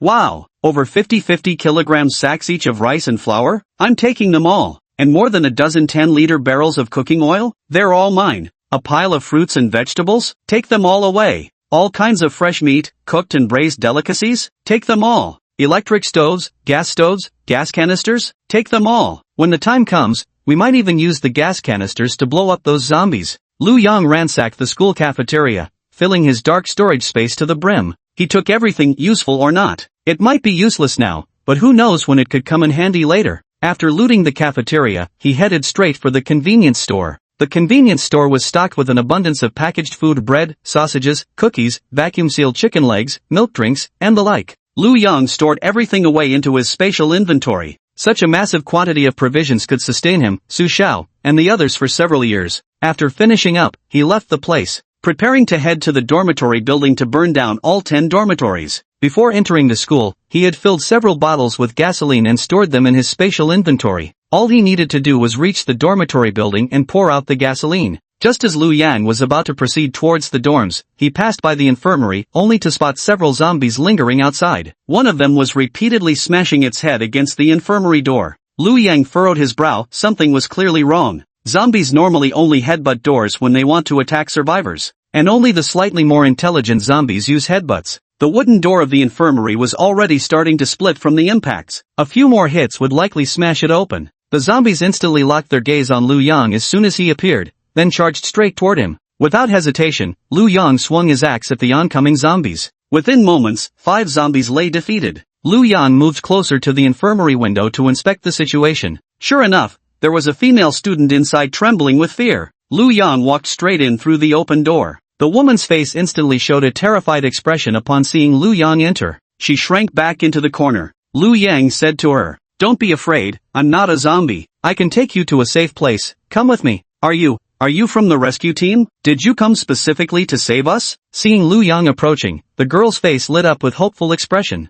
"No, I'm just here for food. But since I'm at it, I don't mind saving you along the way," Lu Yang replied. The light of hope in the girl's eyes instantly dimmed. Seeing her disappointment, Lu Yang said, "I have food." Hearing this, the glimmer of hope immediately returned to her gaze. Lu Yang felt rather lucky too. He originally came to the school to burn down the dormitory building and gain more attribute points, never expecting to stumble upon such a windfall, a beautiful woman. This was truly a stroke of luck. Chapter 25, Encounter with a Jock. I still have things to do next. Just follow behind me quietly. Don't make any noise, or you might attract zombies. You don't want to get swarmed by them, do you? Lu Yang warned the woman. At the same time, Lu Yang sized up the other person. He noticed she was tall and voluptuous, with graceful curves. Though her face showed signs of exhaustion and pallor, it couldn't conceal the delicate beauty revealed by her exquisite features. She was absolutely stunning, especially those mesmerizing long legs of hers, straight, fair, and perfectly proportioned. One could say they were even more beautiful than the legs of all the other women Lu Yang had known. Without a doubt, they were a pair of jade-like feet with flawless symmetry. Aha, I understand, the woman nodded. These past few days, she had been hiding in the infirmary while zombies outside kept relentlessly banging their heads against the door. She was scared out of her wits. Alright, let's head to the dormitory building then, Lu Yang said. Ha, the dormitory? It's probably full of zombies right now. We really shouldn't go there, the woman exclaimed, thoroughly startled. The zombie outbreak had conveniently occurred on a weekend. At that time, almost all the students and teachers were in their dormitories. Now, the dormitory buildings, whether student dorms or faculty housing, have become the worst hotbeds of zombies. There must be at least tens of thousands of zombies inside. Isn't going to the dorms just asking for death right now? I'm looking for zombies. Don't worry, you'll be safe with me. Let's go, Lu Yang said confidently. Seeing the confident expression on Lu Yang's face, the woman finally nodded. The 5 zombies at the entrance had all been taken down by Lu Yang, which was proof enough of his strength. He wasn't afraid of zombies and could handle 5 at once. So now, the only thing she could do was trust him. Alright, the woman nodded and then followed behind Lu Yang as the two headed toward the dormitory building together. On the road, the woman said to Lu Yang, "Hello, I still don't know your name. I'm Zhao Yuding. My name is Lu Yang. I'm a student at this school," Lu Yang replied. "Ah, a student?" The woman was somewhat surprised, then said, "I'm Zhao Yuding, a teacher at this school. Teachers are supposed to protect students, yet here you are protecting me instead. How embarrassing." Hearing her words, Lu Yang sized her up. The female teacher looked remarkably young. At first glance, Lu Yang had mistaken her for a student at the university. Only after hearing her speak did he notice she was wearing a white blouse with a fitted pencil skirt, standard office attire. Her semi-transparent black stockings, though torn during the apocalyptic outbreak, exuded an unexpected allure amidst the chaos. This is a typical office lady outfit. Now hearing that she's a school teacher, the attire makes perfect sense. "I never would have guessed you're a teacher, you look so young," Lu Yang replied. "Thank you." Zhao Yuding's face turned slightly red as she lowered her head. She's just 23 years old and hasn't been working for long, with delicate, flawless porcelain skin that often makes people mistake her for a student. Every time she's mistaken for a student, she becomes incredibly happy, as it proves she still looks young. The two chatted as they walked down the road. Suddenly, several burly men appeared out of nowhere, blocking their path. These people were all armed with baseball bats, javelins, homemade spears, and similar weapons. Lu Yang narrowed his eyes as he studied the group. Their dark-skinned, muscular frames with prominently bulging muscles beneath their clothes clearly identified them as athletic students from the university. When the apocalypse struck, these sports students had been training on the field, not trapped in the dormitories, which was why they'd survived. At that time, some other student athletes had indeed turned into zombies, but they'd already dealt with them. The sports field was wide open, providing plenty of space to maneuver. If we'd encountered zombies in the dormitory, it would have been much worse, there'd be nowhere to escape. When these student-athletes saw Lu Yang and the beautiful woman behind him, nasty grins instantly spread across their faces. "Hey, aren't you that what's his name, the one who worked as a security guard while still in college? Lu Yang, right? Never thought a stinking security guard like you would still be alive. Ha ha ha, guess what they say, the bad weeds spread the fastest. Who'd have thought this poor bastard would make it this far?" The crowd burst into mocking laughter at Lu Yang. Even back in peacetime, Lu Yang had been the laughingstock of the entire university simply because he worked part-time as a security guard. Virtually everyone knew about him, and some even posted photos of him standing guard at the residential compound's entrance on the school forum, just so people could ridicule him. Lu Yang couldn't figure it out. What's wrong with being self-reliant and working while attending school? Isn't that better than being some rich kid who just takes money from their family? What's so shameful about working as a security guard anyway? Isn't it also about earning money through your own hard work? Should professions really be divided into high and low, noble and humble? Seeing the disdainful smiles on everyone's faces, Lu Yang's expression instantly turned cold. He warned them, "You damn idiots, are you tired of living?" If these people had appeared near his villa community instead of the school, Lu Yang wouldn't have hesitated to kill them outright. At school, Lu Yang had no intention of building relationships here, which was why he didn't want to engage with them. Unexpectedly, Lu Yang's words instantly provoked their anger. There were 4 of them, all athletic students, each physically strong and armed with weapons. How dare a mere security guard like him talk such big talk? They're literally asking for death. Kid, what the hell did you just say? Did I hear you right? You want us dead? Ha ha ha, have the zombies eaten your fucking brains? Damn bastard. A worthless piece of trash dares speak to us like that, asking for death. This is the apocalypse now, there are no laws to restrict us. We could kill you right now and face no consequences, you know that. Kneel and kowtow to apologize, hand over all the food you're carrying, leave that weapon in your hands with us, give us this woman too, and then, you can piss off, the burly team leader growled at Lu Yang. Ha, that's right, there are no laws to bind us now. We could kill you and face no consequences. Lu Yang let out a cold laugh. Since they're asking for death themselves, there's no need to hold back. Perfect. After Lu Yang's attributes were enhanced, he'd only fought zombies, never humans. Now he could test how long these 4 stronger-than-average athlete students could last against him. A few seconds, perhaps? Why you? What are you all trying to do? Aren't we all classmates? Can't we talk this out nicely? Why argue? Don't think you can bully others just because you outnumber us. At that moment, the female teacher stood before Lu Yang, shielding him behind her. In the teacher's view, these sports students were just bullying Lu Yang by sheer numbers, and as a teacher, she naturally had to step forward. Though terrified, trembling all over with fear, she resolutely placed herself between them and Lu Yang. Witnessing this teacher's actions, Lu Yang felt genuinely moved. The sports students sneered upon hearing Zhao Yuding's words. You still call us classmates when the apocalypse has come? How naive can you be? Teacher Zhao, huh? I've heard of you, the youngest and prettiest teacher at our school. We've had our fun with plenty of female students these past few days, but we haven't had the pleasure with a teacher yet. Come on, you're coming back to the equipment room with us. We're gonna have some real fun with you. Just don't end up like those college girls who didn't last more than a few days. Ah, the female teacher, hearing these words from the PE students and seeing the lewd expressions on their faces, instantly recoiled in fright. But she still did not retreat. At this moment, Lu Yang couldn't stand it anymore. He grabbed the fire axe and charged toward them in an instant. Seeing Lu Yang rushing over, their faces instantly changed color. So fast. What's wrong with this guy?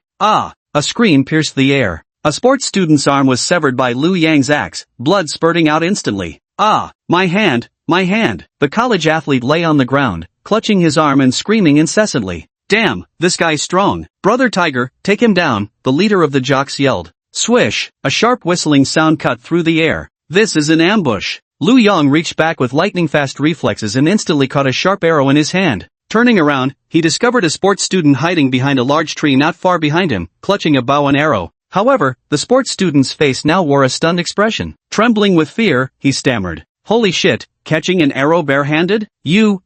Are you even human? Lu Yang sneered coldly. Heh, whether I'm human or not remains unclear, but you'll all become ghosts soon enough. In the next instant, Lu Yang surged toward them like a god of slaughter, taking down every athlete in mere moments. Chapter 26, They Deserved to Die. Deduction concluded. This deduction was also successful. However, the actions of that female teacher somewhat surprised Lu Yang. When seeing him surrounded by the jocks, that female teacher actually stepped forward without hesitation and shielded him. Though she was no match for those 5 jocks, at least in such circumstances she didn't show fear or flee. She didn't abandon him, but instead tried to protect him. This female teacher was truly quite remarkable. Although these were events that would happen in the future rather than reality, Lu Yang still engraved this kindness in his heart. In the past, Lu Yang had been extremely poor and had never experienced kindness from anyone. Someone once said that when you become successful, everyone around you turns into good people. They treat you with nothing but the utmost goodwill. But once you fail, you'll become an insignificant speck of dust that everyone wants to step on, leaving you drowning in nothing but malice.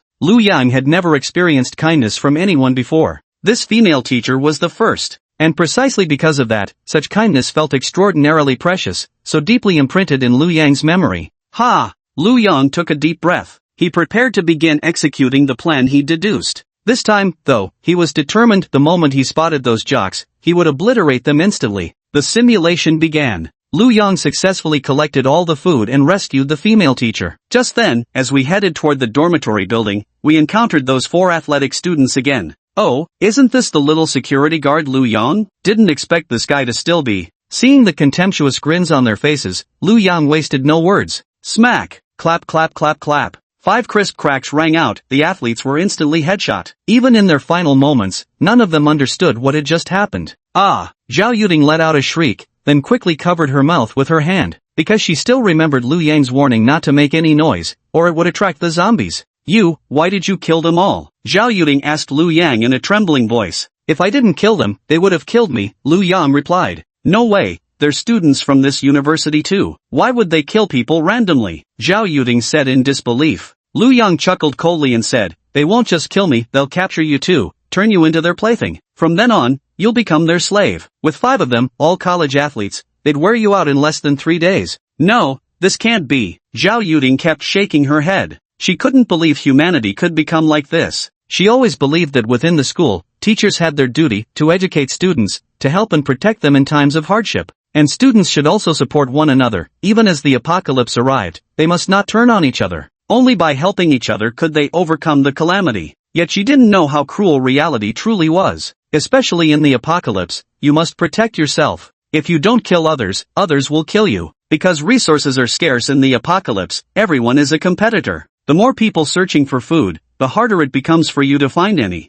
It's fine if you don't believe me. I'll take you to their headquarters, Lu Yang said, then immediately led Zhao Yuding toward the sports equipment room. Because during the last simulation, just before dying, he'd heard those sports students say they were going to take Zhao Yuding to the equipment room. Clearly, their headquarters was located in that very equipment room. Soon the two arrived at the equipment room. Pushing the door open, I found a completely naked female classmate inside, her neck chained and tied to the security window. Additionally, both her hands had been chopped off, with the stumps tightly bound by ropes to stop the bleeding. At that moment, the female classmate's face was deathly pale, barely clinging to life. Her unnaturally pale skin was covered in numerous scratches, bite marks, and cigarette burn scars. Zhao Yuding couldn't help but cover her mouth at this sight, her eyes instantly reddening as tears streamed down her face. She never would have imagined that these athletes would do such things to their female classmates.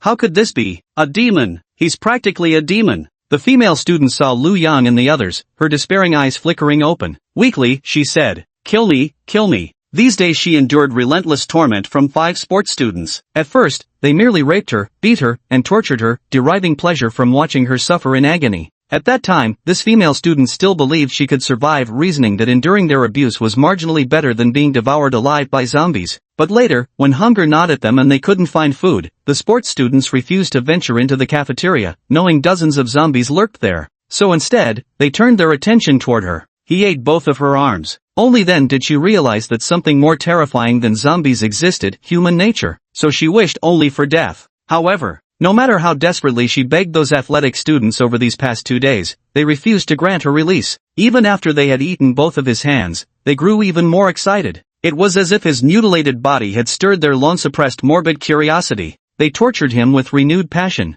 That female student had long been wishing for death rather than enduring such torment. We can save her. Let's take her with us. Please, Lu Yang, Zhao Yuding pleaded with tear-filled eyes. Lu Yang merely shook his head and said, don't be naive. Both her arms are gone, she won't survive. The only mercy I can offer is a quick end. No, she's still alive. We can definitely save her, we can. Zhao Yuding broke down sobbing. A female student, grievously injured yet utterly helpless, filled her teacher with overwhelming guilt and frustration. She felt the weight of her sins pressing down on her. Kill me quickly. I understand, I won't survive. Kill me. The student's voice was faint but insistent, her eyes locking onto Lu Yang as she pleaded, could you make it quick? Lu Yang nodded. Thank you. The female student finally wore a relieved expression as she closed her eyes. Bang! Lu Yang blew her head off without hesitation. Ah! From the equipment room came Zhao Yuding's agonized screams. Chapter 27, bringing the beautiful teacher back to the villa. A female student had just been shot in the head by Lu Yang right in front of her. Even though it was what the girl had asked for. Even though Zhao Yuding understood in her heart that this had been a mercy killing for the student. She still couldn't accept that a student had died in such despair right before her eyes, the eyes of a teacher. They're demons. They're not humans at all. Whoa whoa, Zhao Yuding cried out amidst her sobs. She never imagined those students could commit such horrifying, inhuman acts, things even more terrifying than the zombies. Lu Yang cautioned the teacher. So, Teacher Zhao, you must understand that in this apocalyptic world, everyone's former roles have become meaningless. Teachers are no longer teachers, nor are students still students. Everyone shares only one identity now, survivors. Now that survivors have no restraints, they're capable of anything you can't imagine. If you'd met someone else instead of me, you might have ended up just like that female student. So please, protect yourself. Don't show any more misguided mercy, or you'll fall into endless hell. Wah! Those people deserve to die. They deserve to die 10,000 times over. Zhao Yuding sobbed. Let's go. No time to waste here, I need to attend to my own affairs, Lu Yang said as he strode out of the equipment room. Though saddened, Zhao Yuding obediently followed behind Lu Yang. After this incident, she finally understood that this apocalyptic world was fraught with dangers not just from zombies, but from fellow humans as well. At first, she had believed they were all classmates, and when Lu Yang claimed the athletic student would kill them if he didn't strike first, Zhao Yuding simply couldn't believe it. But now, after witnessing the gruesome scene in the sports equipment room, she was utterly convinced. If Lu Yang hadn't taken out those jocks, then Lu Yang might have been the one killed next, and she would have been captured by them. Her fate could have been even more pitiful than this female student's. She finally understood the true cruelty of this world. Surviving in this brutal world is an incredibly difficult thing. And Lu Yang, he was her only lifeline now. Soon, the two arrived at the dormitory building. What do you plan to do next? Zhao Yuding asked curiously. There are tens of thousands of zombies inside these dorm buildings, Lu Yang said calmly. So, I'm going to burn all 10 of them to the ground.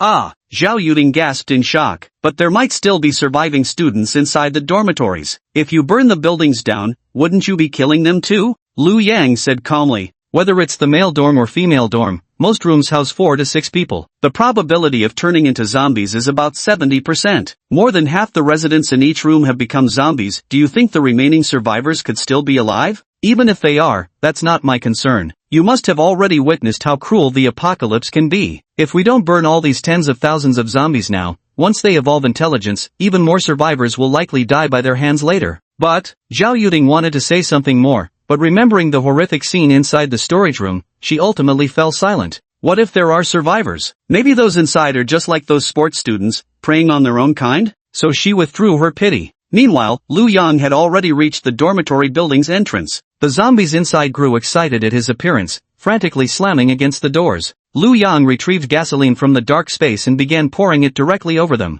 Then he proceeded to ignite it. Blazing flames roared over the zombies' bodies, yet they felt no pain and continued ramming against the gate. The inferno raged unchecked across their forms, yet they remained utterly unfazed. Lu Yang stopped paying attention to them and instead moved on to the next dormitory building to continue spreading gasoline. Soon, all 10 dormitory buildings were engulfed in raging flames. Watching the fires blazing through all 10 buildings, Lu Yang was quite pleased. He turned to Zhao Yuding and said, "Let's go. The school's dormitories are huge, they'll probably burn for a full day and night. We should head back to safety now." A safe place? Where is that? Could there really be safe places left in this apocalypse? Zhao Yuding asked incredulously. After witnessing the horrific scene in the sports equipment room, she couldn't help but question the entire world. Was this still the world she once knew? In this utterly ruined world, was there truly any place left that could be called safe? Where could possibly accommodate these weak survivors like them? Wherever I am, Lu Yang said confidently, that's the safest place. With that, he immediately took Zhao Yuding's hand and began walking toward the villa district. Hearing Lu Yang's words and seeing the confidence in his eyes,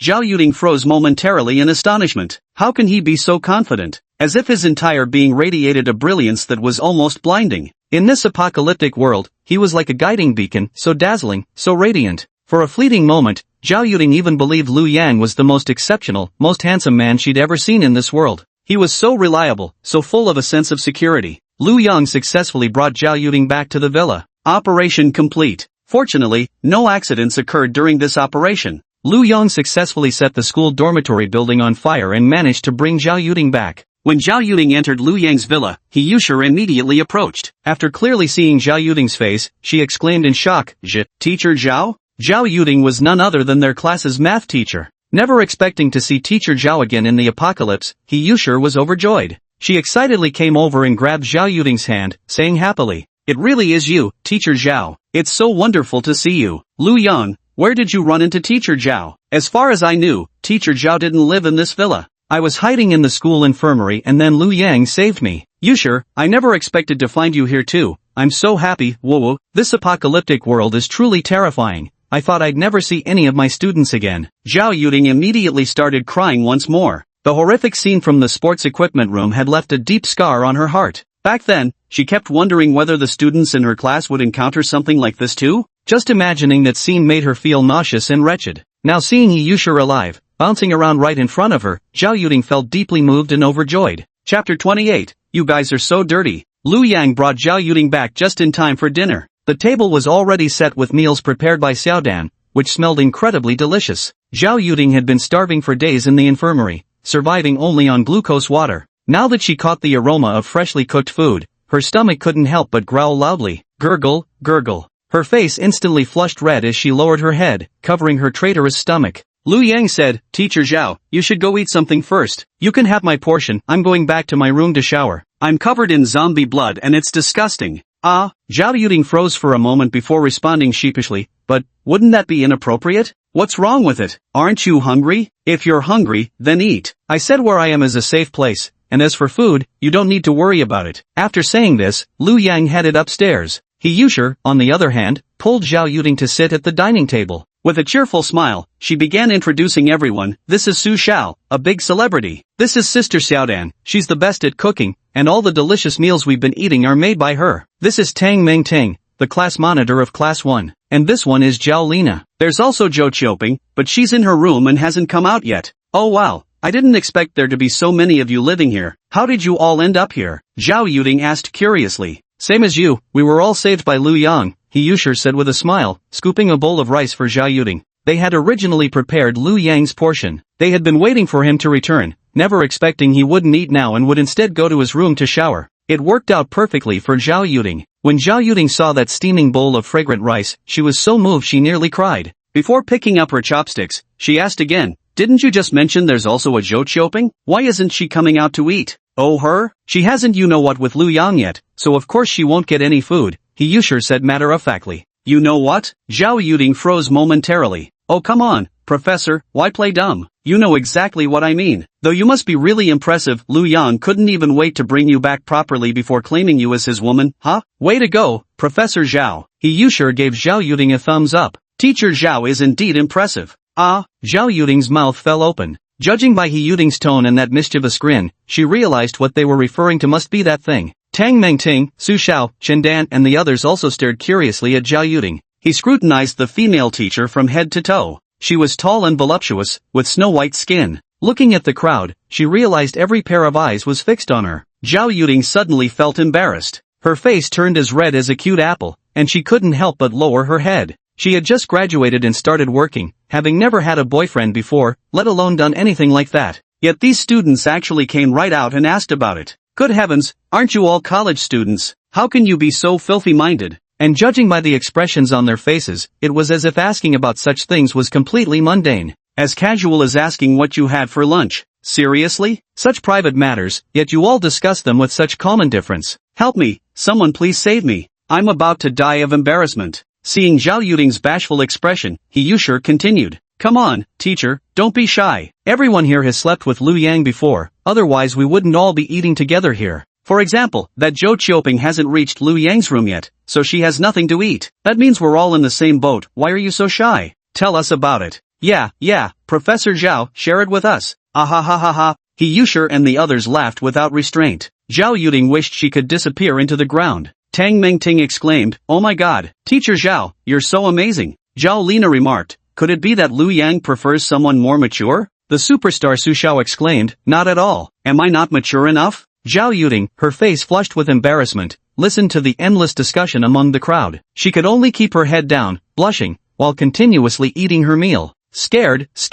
Girls' gossip is really terrifying. After finishing her meal, Zhao Yuding quickly found an excuse to take a shower and rushed into the bathroom. Once done, she immediately hid in her room. If she kept chatting with these girls any longer, she felt she'd become even more corrupted. She hadn't even had a boyfriend before, yet thanks to their gossip, it sounded like she'd been tangled up with Lu Yang for hours. So embarrassing. Chapter 29 First time as a war correspondent. Lu Yang had already showered and was now lying on the bed resting. Having killed quite a few zombies today, along with several athletic students, he felt rather exhausted. He retrieved bread and milk from the dark space and began eating, munching on food while contemplating the next steps in my plan. The convenience store in the neighborhood and the school cafeteria have enough supplies to last our small group quite a while. But in this apocalyptic world, you've got to stay vigilant. What if I get lucky and discover hundreds of female survivors? These rations won't be nearly enough then. Besides, that 20 by 20 by 20 dark storage space is way too big. It's still mostly empty, only about a third full. It's seriously bothering me. I've got to cram it full to bursting.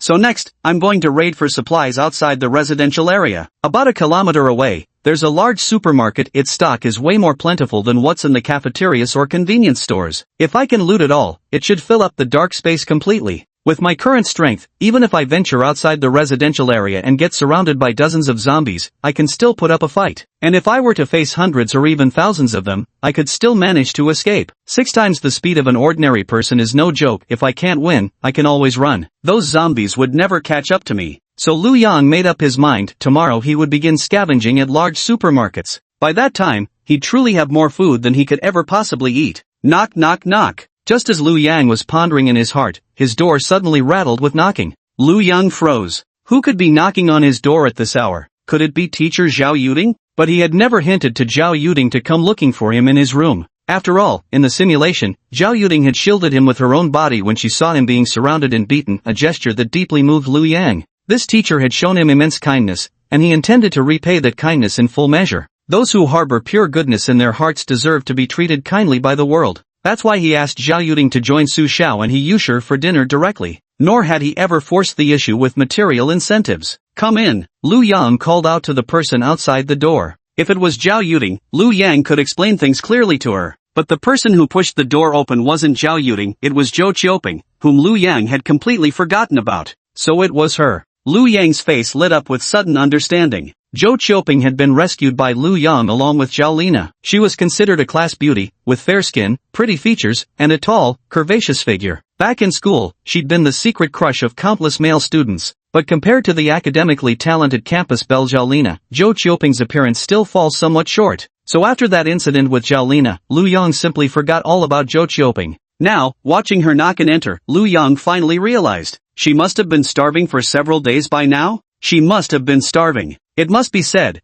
Zhao Lina is undoubtedly a clever person. On the very first day after being brought back, she knocked on his door, thus avoiding prolonged hunger. This Zhou Qiuping was comparatively slower on the uptake. Bai had to starve for yet another day. The gap in intelligence between people becomes obvious at this point. Liu Yang smiled and said to Zhou Qiuping, well, have you finally figured it out? Are you willing to be my woman now? Yes, I agree. Zhou Qiuping's cheeks flushed as she lowered her head and gave 2 small nods. Chapter 30, You're just too amazing. 2 hours later, Liu Yang received the system's notification. Congratulations, host, for successfully convincing her to become your girlfriend. Dark space ability, level increased by 1. Damn, my space ability leveled up again. Liu Yang checked the description of this skill. Dark space, level 3, you possess a 30 by 30 by 30 dark space within your body. Originally it was 20 times 20 times 20 is equal to 8,000. Now it's become 30 times 30 times 30 is equal to 27,000. Nearly quadrupled in size. Liu Yang scavenged supplies from a convenience store and the school cafeteria, but even after looting both places, his inventory was still less than 1/3 full. The spatial volume has now quadrupled, making the supplies occupy an even smaller proportion, only 1/12 of the total space. It looked utterly pitiful, completely empty inside the space. Zhou Qiuping was already thoroughly exhausted, and as soon as he closed his eyes, he fell fast asleep. When the two of them woke up, it was already dark outside. After getting up and washing up, Liu Yang brought Zhou Jutting with him to the hall. By now, Chen Dan and He Yushi had already started preparing the meal. Even the newly arrived teacher, Zhao Yuding, had begun helping out, washing vegetables in the kitchen. Upon seeing Liu Yang come out, joyful expressions appeared on everyone's faces as they smiled and said, Liu Yang, take a seat and rest for a while. The food will be ready soon. I'll take a look at your cooking, Liu Yang said as he walked straight into the kitchen. Several women were moving about the kitchen in an orderly fashion. Liu Yang noticed the rice and dishes taken from the convenience store were almost completely eaten. They'd been eating quite plainly these days, as the convenience store hadn't carried any fresh meat. So he retrieved 2 50-kilogram bags of rice from the dark space, along with some fresh meat scavenged from the school canteen's kitchen. After placing them in the refrigerator, he said, here's something extra for your meals. Don't hold back, just eat freely and let me know when you run out. All the women looked astonished at Liu Yang's actions. He Yusher exclaimed, "Oh my god, am I seeing right? Is that beef?" Tang Mingting asked,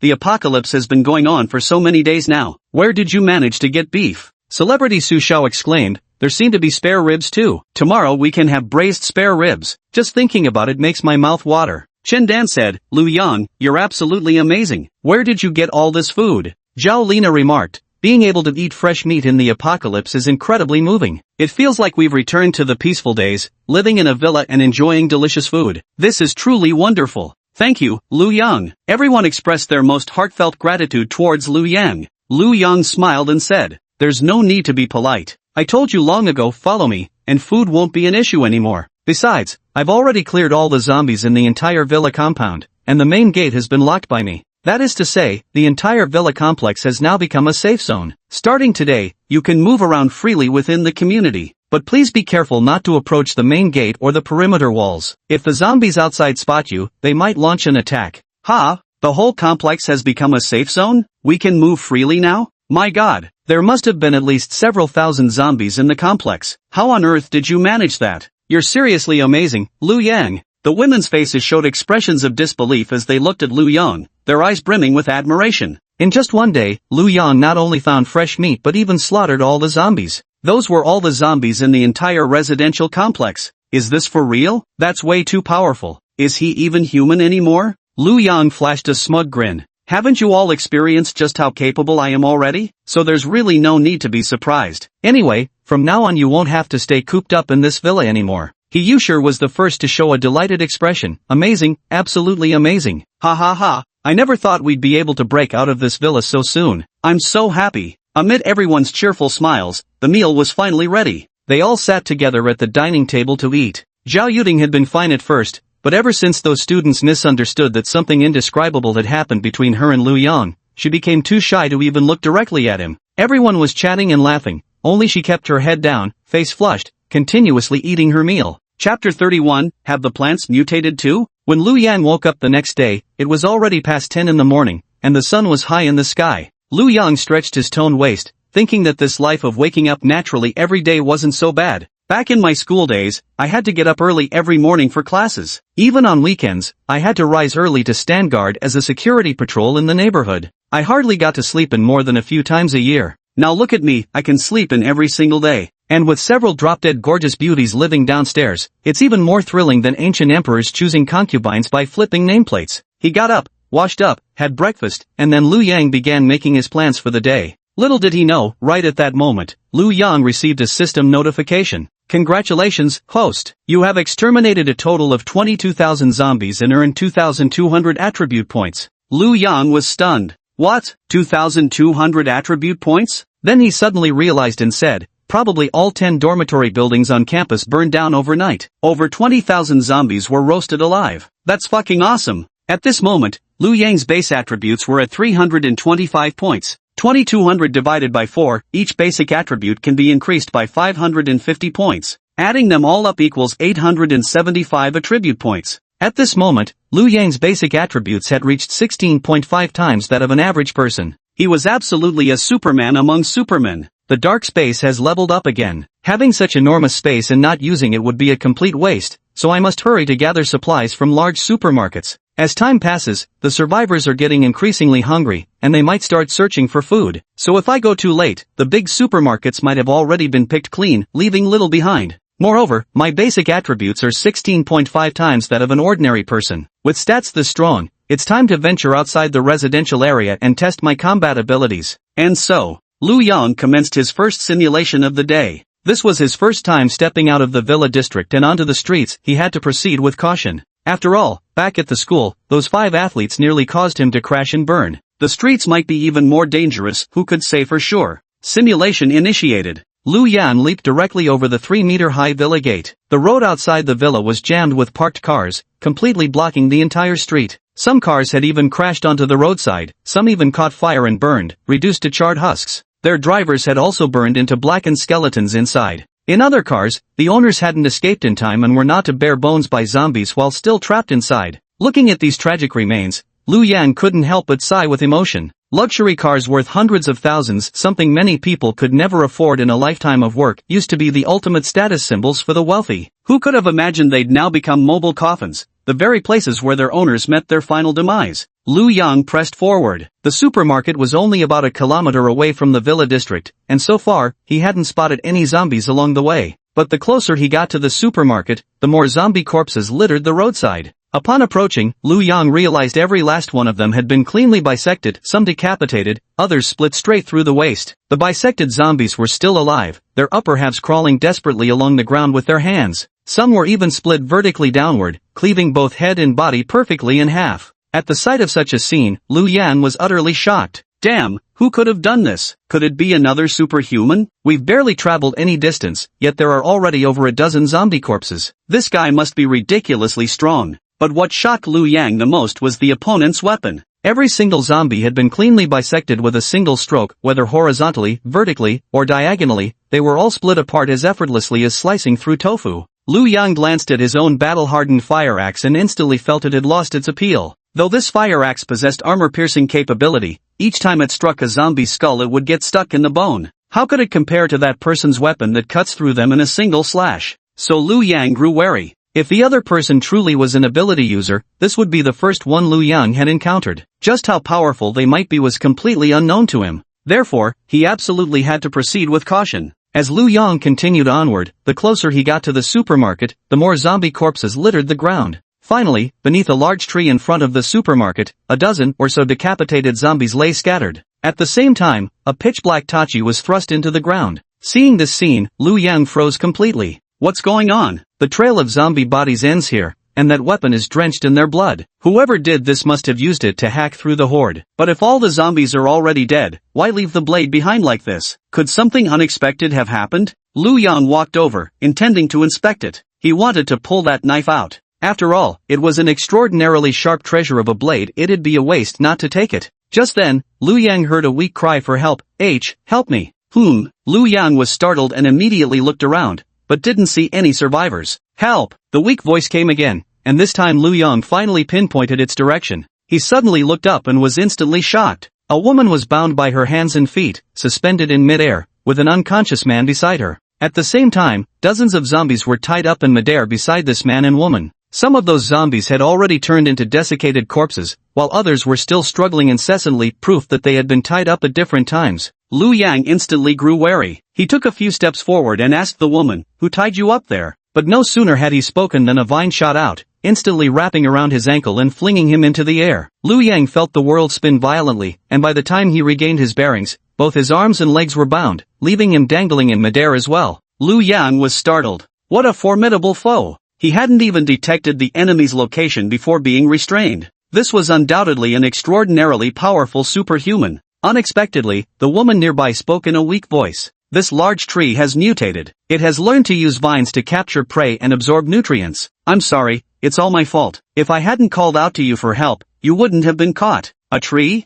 Hearing the woman's words, Lu Yang was instantly startled. He originally thought only humans would turn into zombies when the apocalypse broke out, but who knew even plants would start mutating? Not only does this massive tree capture humans, but it even snatches zombies. How terrifying is that? Just as Lu Yang was thinking this, the tree extended another, much more delicate tentacle-like vine, aiming straight for Lu Yang's heart as it stabbed toward him. Chapter 32 Obtaining a Treasured Blade. Zhang Jingyu. The vines instantly pierced toward Lu Yang's chest. However, at that very moment, Lu Yang had already encased his entire body in a layer of frozen armor. The vines failed to penetrate his icy shield, instead, they collided with the thick, hardened ice wall. The entire tree seemed to shudder in pain, trembling violently as leaves rustled and scattered in a flurry. The dark red, delicate vine instantly recoiled, no longer daring to attack Lu Yang. The 4 vines binding Lu Yang were then also invaded by the frost, frozen stiff and brittle. Lu Yang yanked with both hands. Smack! In an instant, he snapped 4 vines, then executed a perfect backflip before landing squarely on his feet. Seeing Lu Yang break free from his restraints, the female survivor's eyes widened in shock. You did it? Hurry, save us. Save him first. He's barely hanging on. Got it. Landing on the ground, Lu Yang swiftly pulled the katana embedded in the earth,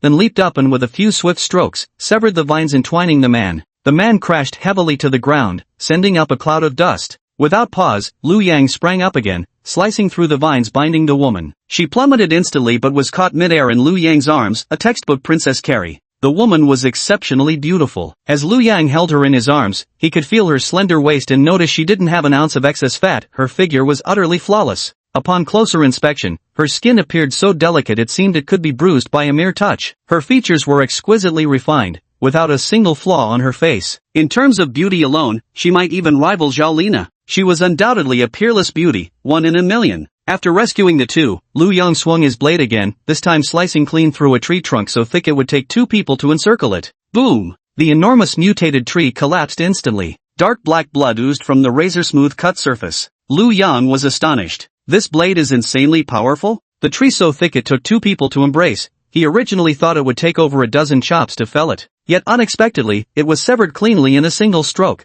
as effortlessly as slicing through tofu. This was truly a peerless blade. A fine sword matches a hero. Had this been in ancient times, only a mighty general could unleash such a weapon's full potential. He's not going to make it. Sob sob. Please, save him, the woman pleaded through tears the moment she landed, seeing the unconscious man lying motionless on the ground. The woman's words interrupted Liu Yang's train of thought. He pulled his attention away from the blade. Who is he? Liu Yang asked. If he's this woman's boyfriend, then we're definitely not saving him. How can I be a villain if I save myself? He's my brother. Sob. We've been relying on each other in this apocalyptic world, never expecting to get caught by this mutated tree. Boo-hoo. The girl suddenly burst into tears, crying with pear blossoms drenched in rain. Oh, so it's our brother here. You should have said so earlier. Liu Yang rushed to the man's side without delay. He noticed the man had regained some consciousness after descending from the tree, his eyes now open. It was just a single dark red vine that had already pierced his heart. Now severed by Liu Yang, crimson blood continuously spilled from the vine's severed end.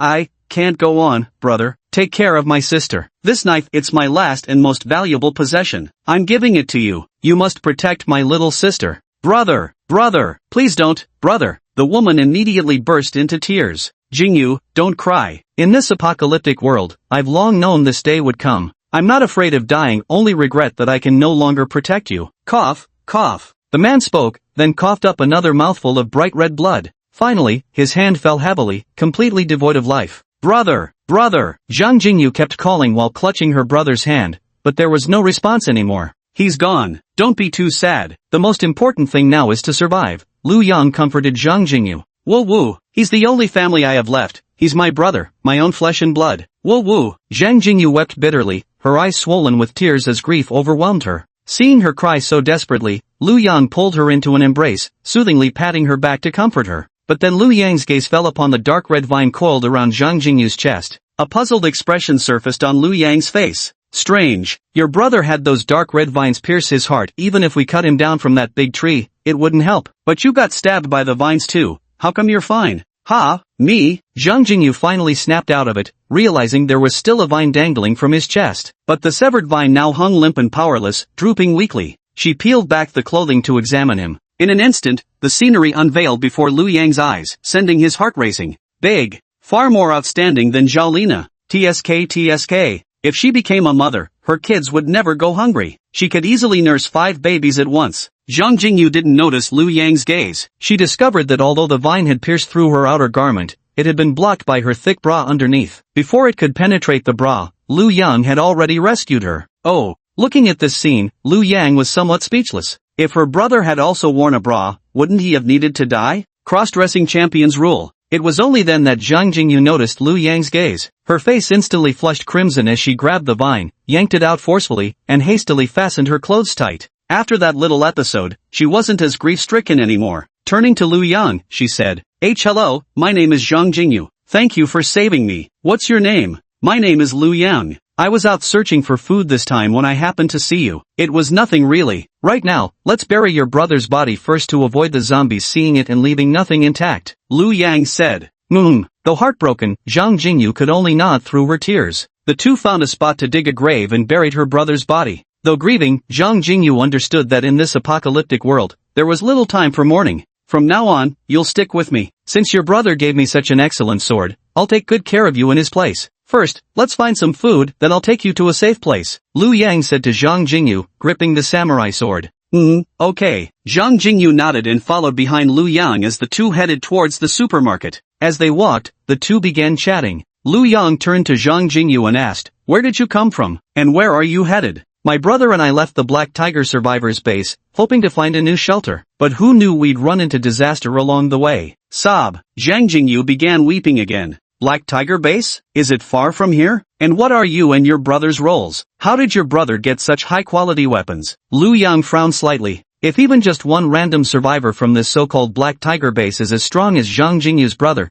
then they're definitely not to be underestimated. And the weapon his brother is carrying is clearly no ordinary armament. Even during the peaceful 21st century, it'd be incredibly difficult for anyone to forge a blade this sharp, let alone in the apocalypse. Chapter 33, Looting the Supermarket. The Black Tiger base is about over 20 kilometers from here, not exactly nearby. It took us 3 days to walk this distance. I'm a freshman at the police academy, and my brother is a retired special forces soldier. We were originally survivors inside the Black Tiger base, but because of me, we had to leave. Zhang Jingyu said to Lu Yang, "A police academy girl? Such a pretty police academy student must be destined to become at least a police belle after graduation, right?" Lu Yang grew interested, smiling broadly as he spoke to Zhang Jingyu. Though he already had several beauties around him, he'd never encountered such an exquisite police flower before. And no, not at all. Zhang Jingyu blushed instantly at Lu Yang's compliment, her cheeks flushing red. "Why exactly did you all leave the shelter? If you'd stayed inside, you wouldn't have ended up in danger, would you?" Lu Yang pressed further. It's all because of me. The leader of Black Tiger base, Black Tiger, took a liking to me and wanted me to submit to him,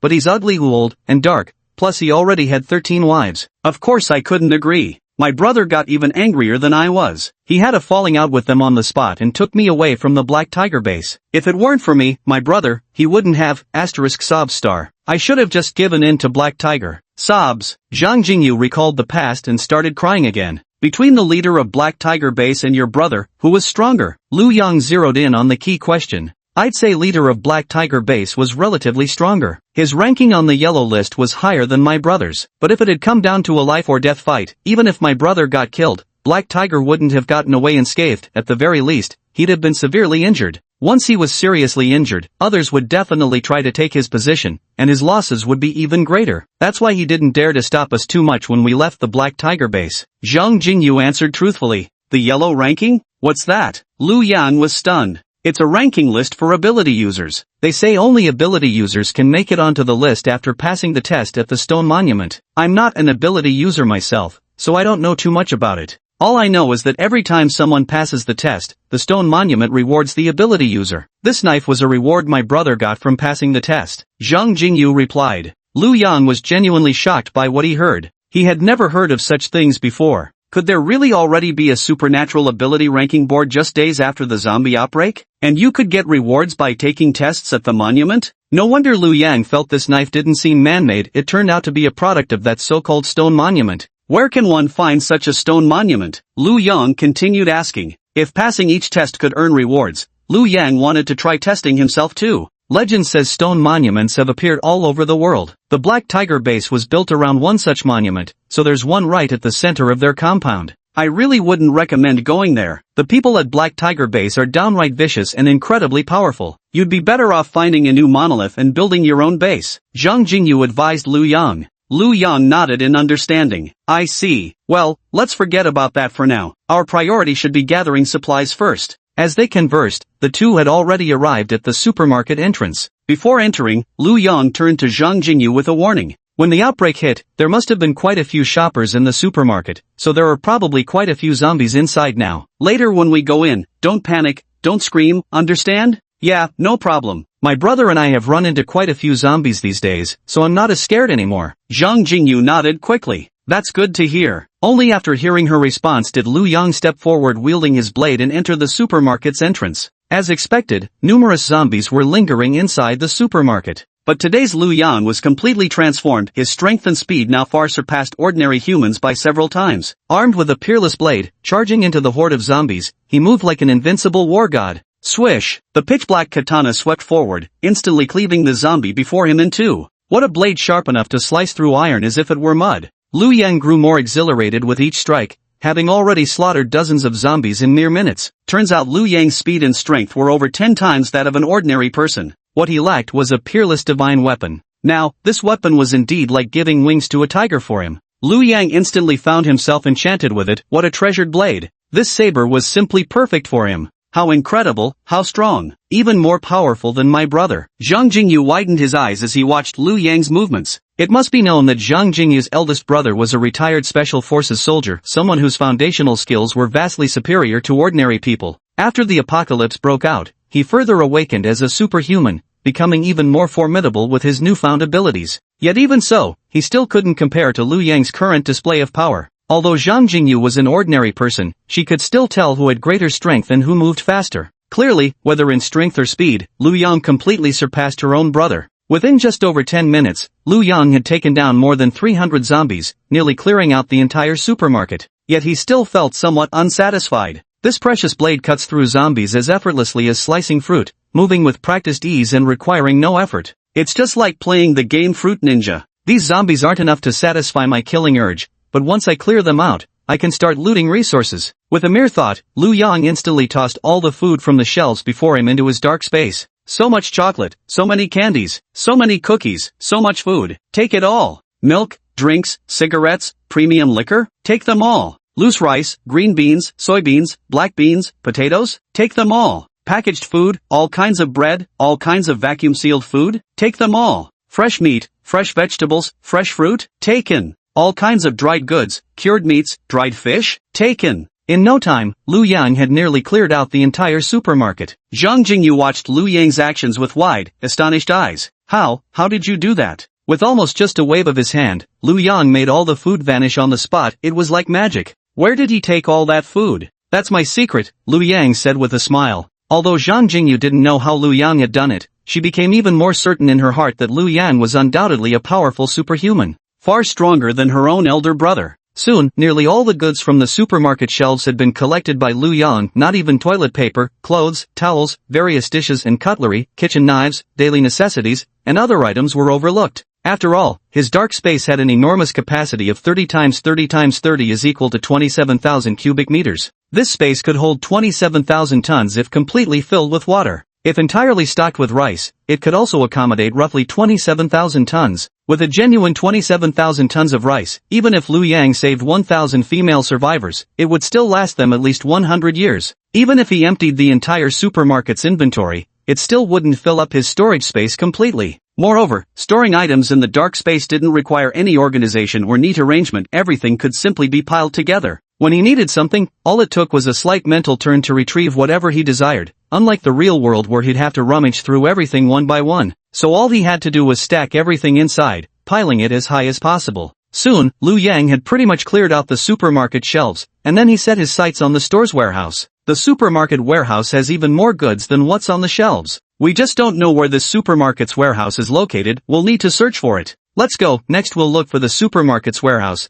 Liu Yang said to the future police beauty Zhang Jingyu. Zhang Jingyu nodded obediently and followed behind Liu Yang. After witnessing Liu Yang's formidable strength, she became even more determined to follow him. Only by sticking with him could she ensure her survival, so she obediently complied with whatever Liu Yang asked her to do. Chapter 34, The Arrival of Supernaturals? The two explored the supermarket together, with Liu Yang occasionally hacking down a few stray zombies along the way. With the boost from this treasured blade, slicing through zombies became sheer pleasure for Liu Yang. Of course, for the zombies, it was nothing short of a catastrophe. At Liu Yang's speed, the zombies' movements appeared to him like slow-motion replays. They were sliced in half before they could even get close. The smooth slicing sensation felt like cutting through soft tofu, incredibly satisfying and stress-relieving. This knife was so exceptional that Liu Yang would willingly trade half his current resources in exchange for it. This experience further solidified his determination to visit the stone monument for testing at all costs. Zhang Jingyu's brother gained such an incredibly powerful treasured blade after just one test. If he were to take the test himself, might he obtain an even greater reward?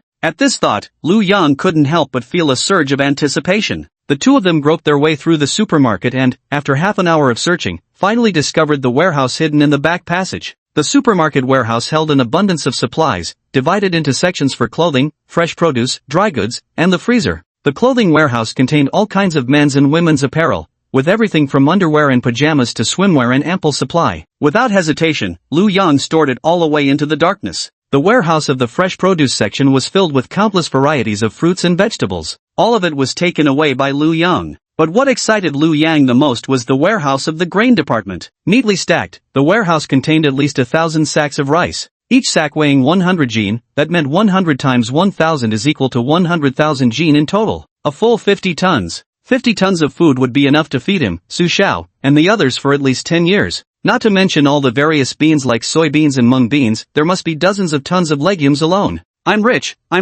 With these resources, I could sustain an entire base of survivors. Lu Yang's face lit up with excitement. In the apocalypse, food is the most important resource. And this is just one large supermarket alone. If we loot several more large supermarkets, wouldn't we be able to stockpile thousands of tons of food? Food is capital. It's the most critical asset for him to build strength in the post-apocalyptic world. It's no exaggeration to say, during the zombie outbreak apocalypse, 100 pounds of food is enough to trade for 10 beautiful girls. And if all 10 beautiful girls successfully bear children for me, the rewards gained couldn't even be exchanged for 10 tons of food. This creates a conversion of resources and explosive growth. Lu Yang's face brimmed with excitement as he began storing everything into his dark space. Watching the dark space getting increasingly filled, now occupying a full 1/5 of it, he was overjoyed. However, outside the supermarket now, near the mutated tree that Lu Yang had chopped down earlier, a dozen people had gathered. Each looked travel-worn and fierce, their eyes filled with menace, clearly not the kind-hearted sort. This seems to be a mutated tree. The cut is smooth, clean through, probably that guy's doing. Among them was a man with an unusually large nose, its tip bright red. He kept sniffing incessantly, as if filtering the scents in the air. The blood here belongs to that guy. With this much blood loss, his fight against the mutated tree couldn't have been easy, he must be severely injured. That works to our advantage. Following the blood trail, he kept sniffing, taking deep inhalations of the scents in the air. After several attempts, he turned to a hulking man over 1.9 meters tall, built like a black bear, and said, "Big brother Grizzly, he's hiding over there." The group followed his direction and arrived at a mound of earth. Everyone looked at each other as they stared at the dirt mound. The yellow dog nodded and said in a low voice, "According to the scent, he's inside." The burly man's expression grew solemn. What was that guy doing hiding in the mud? But he still ordered his men to start digging. Soon, the corpse of Zhang Jingyu's elder brother was dug out. Dead? The burly man's rough face showed a look of surprise. Zhang Jinglin's strength was ranked among the top even in the Black Tiger survivor base, at least within the top 3. Who would have thought he'd end up dying at the hands of a mutated tree? Someone else rummaged through Zhang Jinglin's body. Where's that knife of his? That was a damn good blade, I've been eyeing it for ages. Probably taken by his sister. Another man with a scarred face said, "Wait, so his sister buried him here? Doesn't add up." Zhang Jinglin wasn't awakened. If even he died in this place, how could his sister, an ordinary person, have possibly escaped alive? Most likely died protecting her. Otherwise, with his abilities, saving his own skin wouldn't have been hard. Another chimed in. That's perfect. Zhang Jinglin is dead, and Zhang Jingyu has escaped. All we need to do is capture Zhang Jingyu to complete our mission, saves us from a bloody battle, the big-nosed man said casually. I hope Zhang Jingyu isn't dead. Boss Black Tiger personally ordered that we must bring her back, the burly man said with some concern. With Zhang Jinglin dead, Zhang Jingyu would have no means of self-defense and was very likely to be taken out by the zombies. If Zhang Jingyu really got taken out by zombies, they'd have no way to explain it to Black Tiger. The burly man turned to the big-nosed guy beside him and said, Yellow Dog, hurry up and sniff out Zhang Jingyu's location.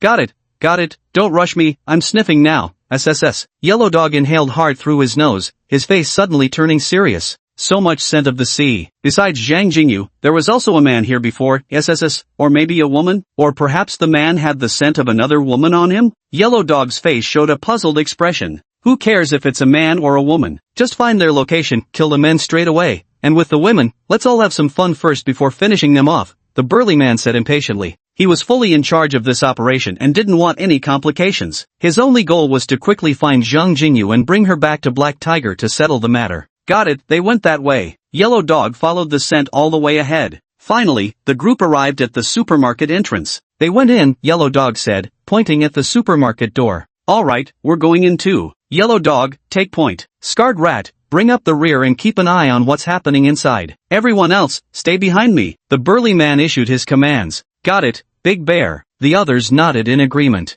Huanggo walked alone at the front. The moment he entered the supermarket, the pungent stench of rotting blood filled his nostrils, the unmistakable scent of zombie gore. Then, seeing the scene before him, he was rather startled and also felt a bit afraid. The supermarket was filled with dead zombies, each one cleanly sliced in half with a single cut. He drew a sharp, cold breath. This looks like Zhang Jinglin's handiwork. But wasn't that guy already dead? The giant bear furrowed his brow. No, there's another expert here. Someone must have taken Zhang Jinglin's knife, brought his sister Zhang Jingyu to the supermarket and slaughtered hundreds of zombies. This person might be even stronger than Zhang Jinglin. Everyone, be careful. Chapter 35, Wipe them all out. When they saw the scene inside the supermarket, everyone was stunned, and their faces instantly showed guarded expressions, because the supermarket had become nothing short of a slaughterhouse, with zombie corpses littered everywhere on the ground. Originally, these dozen or so people would have been more than enough to deal with Zhang Jinglin alone. But now, this guy wielding Zhang Jinglin's katana seems even stronger than Zhang Jinglin himself.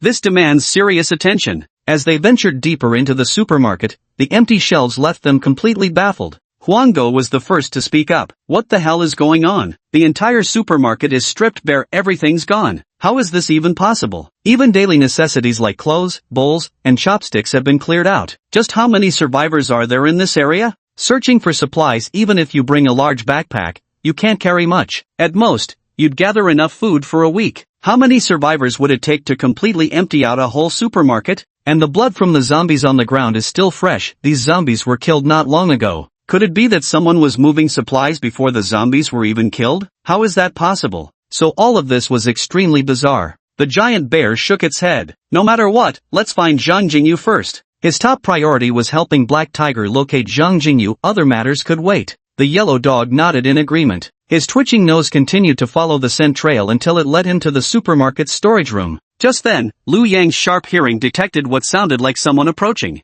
He frowned. He had already cleared out all the zombies outside. Could it be that someone noticed the supermarket was zombie-free and decided to risk coming out for supplies? He had no intention of sharing his food with anyone. Fortunately, he had already collected all the supplies in the warehouse. Now was the perfect time to greet these survivors. Lu Yang stepped out of the warehouse door carrying a katana, with Zhang Jingyu following close behind. The two groups came face to face in an instant. The moment he spotted Zhang Jingyu, the massive bear's eyes widened, then lit up with excitement. Zhang Jingyu? Perfect. You're not dead yet. Now I can go back and complete my mission. Ah! Zhang Jingyu couldn't help but let out a startled cry, her beautiful face draining of color. A fearful expression instantly appeared on his face. What's wrong? Who are they? Lu Yang asked Zhang Jingyu in a low voice while remaining vigilant toward the people opposite them. They're people from the Black Tiger survivor base. That big guy is the third in command, nicknamed Giant Bear. He's a superhuman with very strong abilities, just slightly weaker than my brother. The other two beside him are Yellow Dog and Dagger Rat, also superhumans. Everyone else with them are tough guys from the Black Tiger base. Before the disaster, some were mercenaries, others were professional assassins, all formidable fighters. To think the Black Tiger survivor base actually sent out 3 awakened and over a dozen elites just to capture us.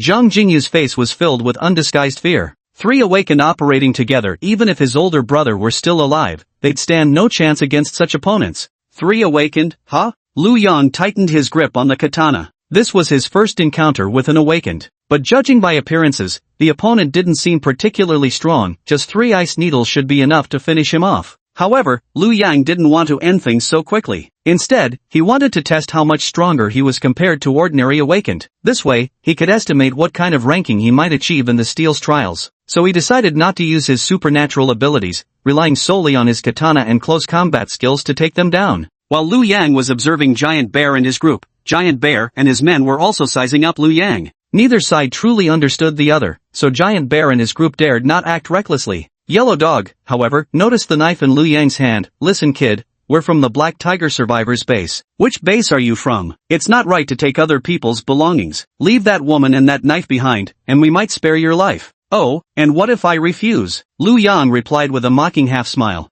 Then don't blame us for being ruthless. Yellow Dog snarled through gritted teeth, simultaneously drawing a gleaming machete from behind his back. Then let me see how you'll show me no mercy. Lu Yang had barely finished speaking when he rushed swiftly toward Yellow Dog. Before his opponent could react, the katana slashed forward in an instant. Swish! Yellow Dog's teeth-gritting expression remained frozen on his face, but his head had already tumbled to the ground. A towering column of blood gushed from the severed neck. In rapid succession, Lu Yang unleashed several more swiping strikes, cutting down the burly men stationed beside Yellow Dog. So fast! Witnessing this scene, Titan Bear's face contorted in shock. At the same time, they quickly dodged and retreated, their eyes filled with fear as they stared at Lu Yang.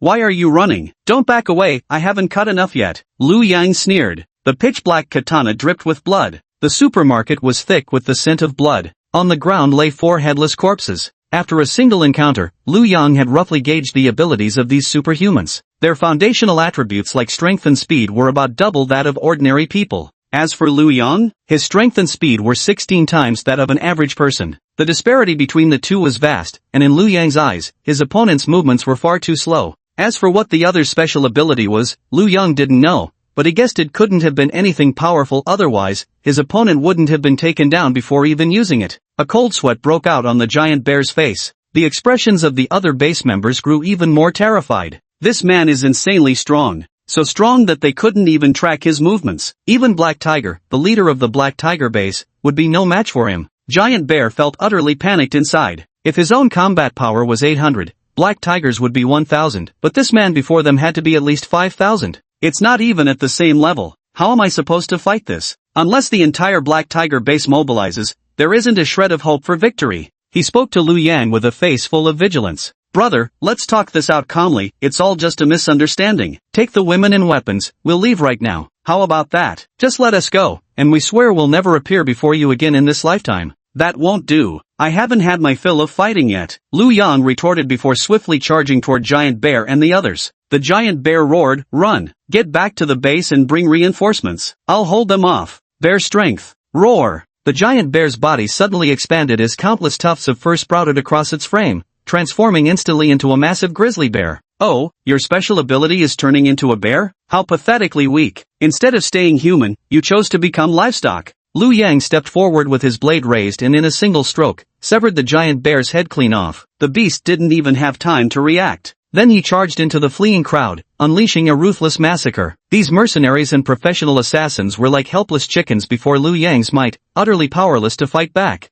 In less than a minute, Lu Yang had hacked them all to death. Chapter 36, Returning to the Villa. Ugh! The thick stench of blood made Zhang Jingyu retch uncontrollably. The ground was littered with corpses, survivors from the Black Tiger base. At the same time, Zhang Jingyu was utterly shocked by Lu Yang's strength. The giant bear, as the third in command of the base, couldn't even react before being instantly killed. Is this man the reincarnation of the god of war? Lu Yang wasn't just her savior, his overwhelming strength and reassuring presence made him incredibly powerful and handsome. Zhang Jingyu secretly vowed to stick with Lu Yang at all costs, preferably becoming his woman. Lu Yang saw there were no living people left around. He wiped the blood off his samurai sword and turned to Zhang Jingyu, saying, let's go. We've scavenged all the supplies. Time to head back. Zhang Jingyu nodded obediently as she followed behind Lu Yang. The two left the supermarket, completely unaware of the large hole in the ground behind one of the shelves. The two of them returned to the school's villa building. The simulation has concluded. This simulation yielded tremendous gains for Lu Yang. Not only did he acquire a divine melee weapon, a katana, but he also secured the entire inventory of a large supermarket. Most importantly, he obtained a fair-skinned, long-legged police beauty with formidable assets, her looks rivaling Zhao Lina's. One could say the harvest was bountiful. Honestly, Zhang Jingyu's appearance perfectly matched Lu Yang's aesthetic preferences. He had fallen for her at first sight. This type of woman was genuinely his favorite. Having resolved in his heart, he was determined to get this police academy goddess into bed as soon as possible, to thoroughly sow his wild oats with her. Lu Yang immediately began taking action according to the deduced course of events. Everything proceeded with remarkable smoothness. By the time he returned from the supermarket to the villa, he had truly obtained a treasured blade and brought back the peerless beauty Zhang Jingyu. Lu Yang was very happy. Looks like tonight I'll get to experience what it's like with tomorrow's police beauty. Just imagining her angelic face and devilish figure, this is going to be mind-blowing, right? Lu Yang, you're back? Come eat. Chen Dan and the others greeted him with bright smiles, inviting him to join them in the dining room. Lu Yang nodded and said to Zhang Jingyu, let's grab something to eat together first. I'm sure you're hungry too. Alright, Zhang Jingyu replied with a somewhat stiff nod. She looked at Chen Dan and the others inside the villa, a complicated expression crossing her face. She had originally thought Lu Yang was alone. She had already made up her mind to become Lu Yang's woman. Yet now. But then she discovered that he seemed to have several female companions. Each of them had their own unique charm and was exceptionally beautiful. Though she was confident in her own looks, the thought of becoming just one of Lu Yang's many women still made her feel somewhat awkward. Will these women who arrived earlier accept me? Will they target me? Will they make things difficult for me? Zhang Jingyu ate in silence, her emotions in turmoil. There was worry, there was fear. Across from them, Chen Dan, Tang Mengting, Zhao Yuding, and Zhao Lina were observing Zhang Jingyu. Tang Mengting was inwardly seething with hatred. What a beautiful girl. In terms of looks, she's even comparable to the four campus beauties, He Yushi and Zhao Lina. Where did Lu Yang go to bring back another stunning beauty this time?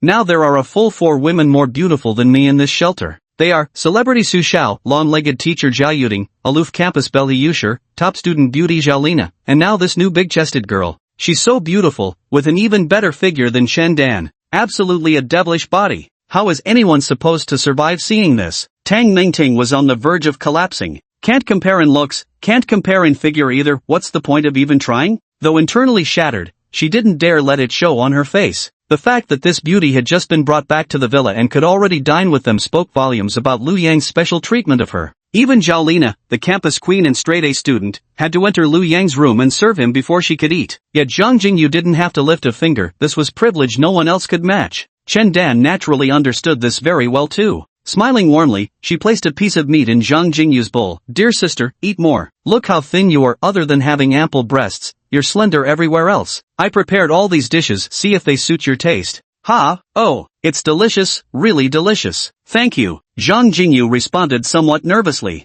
She hadn't expected these people to treat her so kindly. Back at the Black Tiger base, the relationships between survivors weren't nearly this harmonious. Everyone was constantly on guard against each other. Because though they were competitors banding together, they were also rivals for survival resources. When push came to shove, they'd even turn against each other without hesitation. Eat more if you like it. I'm really happy that my cooking suits your taste. What's your name? Where are you from? I'm Chen Dan, a former homeowner in this villa district and also a dance teacher. Chen Dan said with a gentle smile, her tone warm and approachable. I'm Zhang Jingyu, a former police academy student. I met Lu Yang on the road, he saved me. I'm very grateful to him, Zhang Jingyu replied honestly. Oh, so you're a police academy student. Actually, all of us here were saved by Lu Yang. We're all very grateful to him. From now on, you'll be joining our big family, and I'm sure we'll get along well. Chen Dan nodded as she spoke. Meichem, sounds good. Thank you, Chen Dan. Zhang Jingyu smiled, feeling a little warmth in her heart.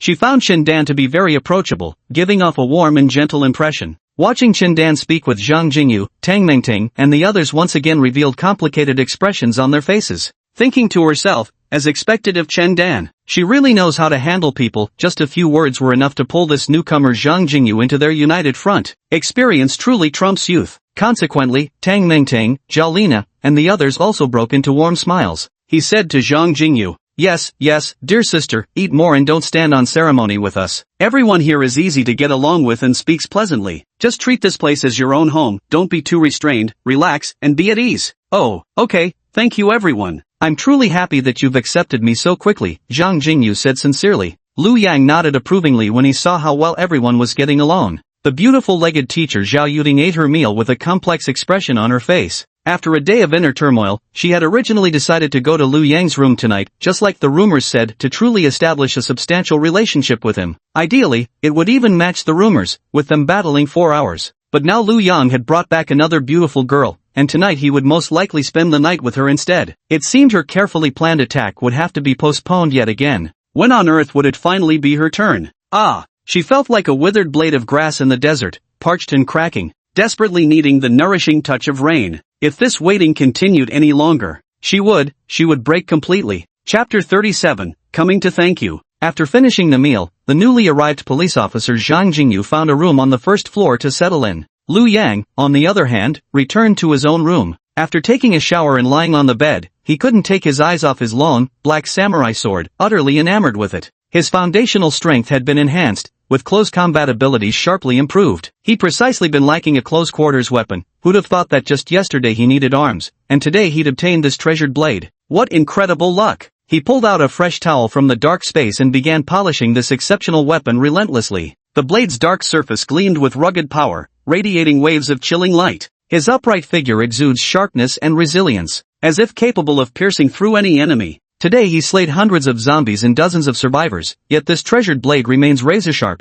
able to split hairs. Lu Yang gazed at it with undisguised admiration in his eyes. A master once said, treat your weapon like you would treat a lover, because a weapon might stay by your side longer than any lover. Moreover, weapons can save your life, while lovers only drain your energy. Just as Lu Yang was happily wiping his blade, a sudden knock echoed at the door. Knock, knock, knock. Hearing the sound, Lu Yang unhurriedly sheathed his knife. The knife has been admired enough, now it's time to draw my own sword. Only, I wonder who's knocking today? Hopefully it's Officer Zhang Jingyu. Lu Yan licked his lips and called out eagerly. Come in. The door was pushed open. It was indeed Zhang Jingyu who entered. She had just finished bathing, her long straight black hair still slightly damp, cascading smoothly over her fair, fragrant shoulders. Her long, slender legs were perfectly straight, and her curvaceous figure with its pronounced bust and hips was strikingly eye-catching. Seeing Lu Yang's teasing smile, Zhang Jingyu's delicate face instantly flushed red. She stammered hesitantly as she spoke to Lu Yang. I came to thank you for saving me today. I know.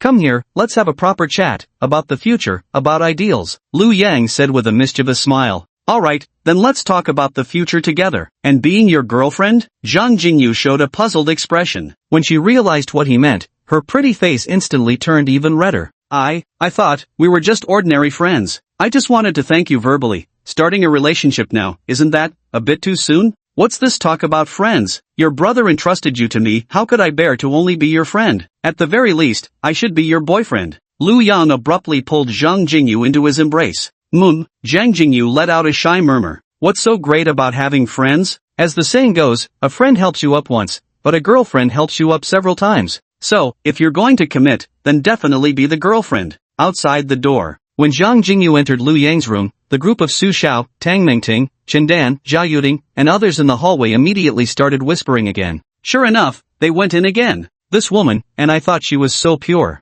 And I heard voices inside the room. Lu Yang asked her to be his girlfriend? Oh my god. Among all the girls here, who could ever become Lu Yang's officially recognized girlfriend? Only this Zhang Jingyu managed it, and it was Lu Yang who asked her first. Yeah, exactly. Oh my god. He treats Zhang Jingyu so well. You'd better treat Zhang Jingyu well from now on. She's the one who's got all the favor now. Listening to everyone's gossip, Tang Lingting's face turned extremely gloomy. No one wanted to be Lu Yang's girlfriend more than her. Time and again, she had mentally placed herself in that position, only to be brutally humiliated each time. Lu Yang had never treated her with a kind expression. Yet now, this Zhang Jingyu had only arrived on the first day and already made Lu Yang voluntarily ask to be his girlfriend. Such treatment was something no other girl had ever received. Previously, Tang Mingting had regarded He Yushi, Jolina, and Zhao Yuding as potential rivals. Only now did she realize the true enemy was this newcomer. The real threat was Zhang Jingyu. And this enemy holds a position so formidable it's nearly unshakable. Everyone's hearts were filled with a sense of crisis. Yet at the same time, they couldn't help but envy Zhang Jingyu. Long-legged teacher Zhao Yuding, however, wasn't overthinking things. She didn't care who had higher status, nor who was more favored by Lu Yang. The only thing she cared about was when she herself could finally capture Lu Yang's attention. Her entire face flushed crimson. Returning to her room, Zhao Yuding's face remained completely flushed. Censored for harmony. Chapter 38, Is the teacher turning into a zombie? 2 hours later, Lu Yang received a system notification. Congratulations, host. The target has voluntarily become your girlfriend. The dark space ability has leveled up once. Additionally, for successfully finding a girlfriend for 7 consecutive days, all supernatural abilities have leveled up once as an extra reward. Lu Yang was overjoyed upon receiving this notification. He checked the details. The dark space had leveled up to 5. What was originally a 30 × 30 × 30 is equal to 27,000 cubic meter space had now transformed into a massive 50 × 50 × 50 is equal to 125,000 cubic meter expanse, increased by nearly fourfold.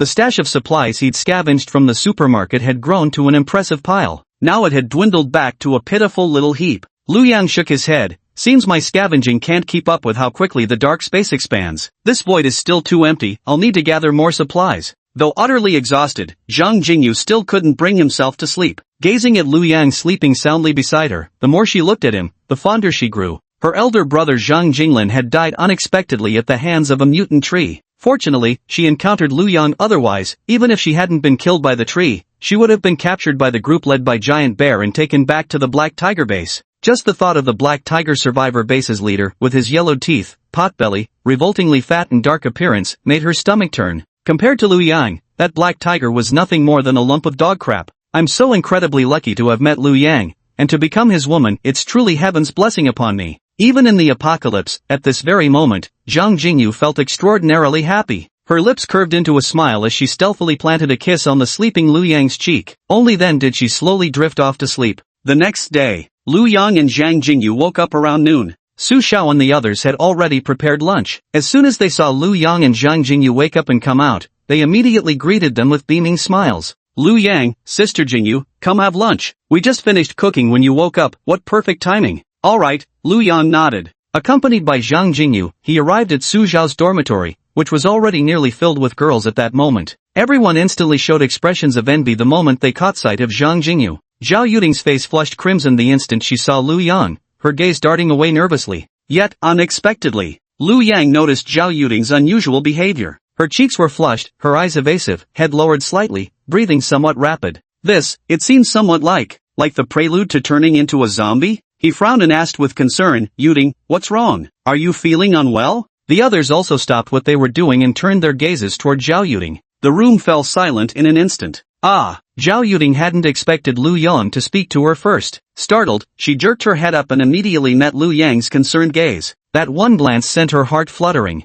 The most terrifying thing is when the air suddenly goes quiet. The most frightening moment is when a friend unexpectedly shows concern. At this moment, Zhao Yuding felt desire churning endlessly in her heart, twisting like unbearable pain that refused to subside. Inside her, the appetite of longing opened wider once more, thirsting for the nourishing rain of fulfillment. I want to be your woman. How desperately Zhao Yuding wished to voice these words, yet she remained a shy and traditional woman. She could only shake her head with flushed cheeks. And no, nothing's wrong. Oh, good. If nothing's wrong, then let's all hurry up and eat. Lu Yang also relaxed. The zombies on this campus had long been cleared out by himself. How could Zhao Yuding possibly get infected? Seemed like he'd been overthinking it. Perhaps this saying anxiety breeds disorder applies to me now? Lu Yang was deeply grateful to Zhao Yuding for shielding him while he was wounded. Thus, he didn't want any harm to befall Zhao Yuding. Now that he heard Zhao Yuding say she was fine, he finally felt at ease. Zhao Yuding noticed Lu Yang's gaze shift away from her, and while her nervousness eased, a faint sense of disappointment crept in. She feared Lu Yang's attention, yet yearned for it all the same. Lost in this inner conflict, she began picking at her food absent-mindedly. Though Chendan's cooking was delicious by any measure, each mouthful tasted like dry sawdust to her now. Soon, Lu Yang finished his meal and returned to the dormitory, planning to continue strategizing and looting a few more large supermarkets. There were still 3 large supermarkets near the school, all slightly farther than the first one. But with Lu Yang's current formidable strength, he wasn't the least bit afraid of the distance. After all, last night's vigorous branching out with Zhang Jingyu had successfully strengthened his dark space again, expanding it to 50 by 50 by 50 meters. Even after stuffing an entire supermarket's worth of goods inside, it wouldn't even fill 1/10 of the space. It looked far too empty. This displeased him. He absolutely couldn't allow the dark space to remain so empty, it simply wasn't his style. Therefore, he had to brutally stuff it full. Chapter 39, The Superpowered Black Tiger. At the same time, inside the Black Tiger survivor's base, a middle-aged man with a long scar running down his face returned to the base, panting heavily. As soon as he arrived, he immediately ran straight toward Black Tiger's residence. Once outside Black Tiger's room, his legs gave out beneath him as he collapsed to the floor, shouting hysterically, "Boss Black Tiger! Boss Black Tiger! It's a disaster! They've been wiped out, completely wiped out! What's got you all flustered? Did you bring Zhang Jingyu back? Where's Big Bear?" A portly, dark-skinned middle-aged man with a greasy mustache and sleazy demeanor emerged. Seeing Scarface Mouse collapsed on the ground, Black Tiger looked startled. What on earth had happened to reduce the usually composed Scarface Mouse to such a state? "Boss, Big Bear is dead. Yellow Dog is dead too. They're all dead. If I hadn't burrowed away fast enough, I'd be dead too." Recalling the scene at that time, Scarface Mouse's face showed an expression of fear. What? The giant bear was taken out? Upon hearing this, Black Tiger's face instantly showed disbelief, followed by eyes filled with rage. He spoke in a voice thick with killing intent. "Is Zhang Jinglin that strong? Did you dozen idiots secretly track them only to mess up an ambush? And you all got wiped out by him? Are you trash? Did something unexpected happen?" No, it wasn't Zhang Jinglin. By the time we got there, Zhang Jinglin was already dead. It was another young man, terrifyingly strong. He wielded Zhang Jinglin's blade and slaughtered all dozen of us in moments. From start to finish, he didn't even use any special abilities, just pure melee combat to take everyone down. Even the giant bear couldn't react in time and was instantly killed by that guy. If I'd run even a second slower, I probably would have been decapitated too. Scarface Mouse said with lingering fear. Impossible. Absolutely impossible. In close combat, my third brother Giant Bear is invincible. Even I might not necessarily be his match without using abilities. How could someone kill him without using superpowers? Black Tiger clearly didn't believe it. In peacetime, Giant Bear had been a professional mercenary with formidable combat skills. After the apocalypse, he awakened the ability to transform into a giant bear, gaining tremendous strength. It can be said that without using his abilities, the giant bear's strength was among the finest of all first-level awakened individuals. How could he have been instantly obliterated? Dark Tiger's gaze flickered with suspicion. Was this Scarface Mouse exaggerating the enemy's strength because he feared punishment for failing the mission? It's true, boss. I'm not lying to you, boss. Zhang Jingyu was also taken away by that guy, and he killed hundreds of zombies, all with a knife. His strength is terrifying. Even in the end, we still didn't figure out what kind of superpower he has, Scarface Mouse said excitedly. When Black Tiger heard that Zhang Jingyu had been taken away by that guy, he immediately flew into a rage. Damn it, over a dozen of you couldn't even take down one guy. You can't even bring back a single woman, what the hell are you good for? Wait till Eagle Scout gets back. I'll have him scout the situation first, and then I'll personally go meet this so-called superpowered guy. Let's see just how strong he really is. Let me find out you're exaggerating, and you'll see what happens, Black Tiger said fiercely. I'm not lying, big bro, I swear it's all true. If you don't believe me, send Falcon to check. That guy is genuinely strong. Fine, don't believe me then, Scarface Rat said angrily before storming off. He'd just narrowly escaped death. Terrified of being pursued, he hadn't dared take level ground, tunneling his entire way back using his abilities over 20 kilometers of non-stop burrowing. The massive exertion left him utterly drained, now completely exhausted. Who knew that just after returning, now he'd gotten scolded by Black Tiger again, putting him in a foul mood. Leaving Black Tiger's place, Scarface Rat grumbled as he walked, lost over a dozen brothers over some woman. Not a single word of concern, just curses. Damn it all. If I weren't no match for him, I'd have killed that bastard ages ago. God damn it, why'd I have to awaken a tunnel-digging ability of all things? If I'd gotten combat powers, would I be in this mess? After venting internally, Scarface Rat gradually calmed down and began contemplating his next moves. Black Tiger has lost both Grizzly and Yellow Dog, his two most capable assistants, and his power is greatly diminished. The entire survivor base combined probably isn't a match for that young man anymore. Black Tiger will likely go all out against him just to capture Zhang Jingyu. If I stay here, wouldn't I simply be waiting for death? Damn it, instead of waiting around to die, we might as well leave now. Black Tiger doesn't treat his crew like humans, there's no future in following him. Daoba Mao steeled himself. He prepared to return to his loadings, then began packing his things before slipping away unnoticed. His ability might not be combat-oriented, but it was incredibly useful for escaping. Being small in stature, the tunnels he dug were equally tiny, others simply couldn't squeeze through. If he wanted to flee, hardly anyone could catch him. Walking through the Black Tiger survivor's base, spotting Scarred Rat, the civilians in the base came over one after another to greet him. Respects to Rat Lord. Uncle Rat, made quite a haul again today? Not bad, not bad. Scarface Mouse grinned at the group. A grimy, slender little girl ran over and stopped in front of Scarface Mouse. Tilting her head up, she fixed her wide, innocent eyes on him and asked,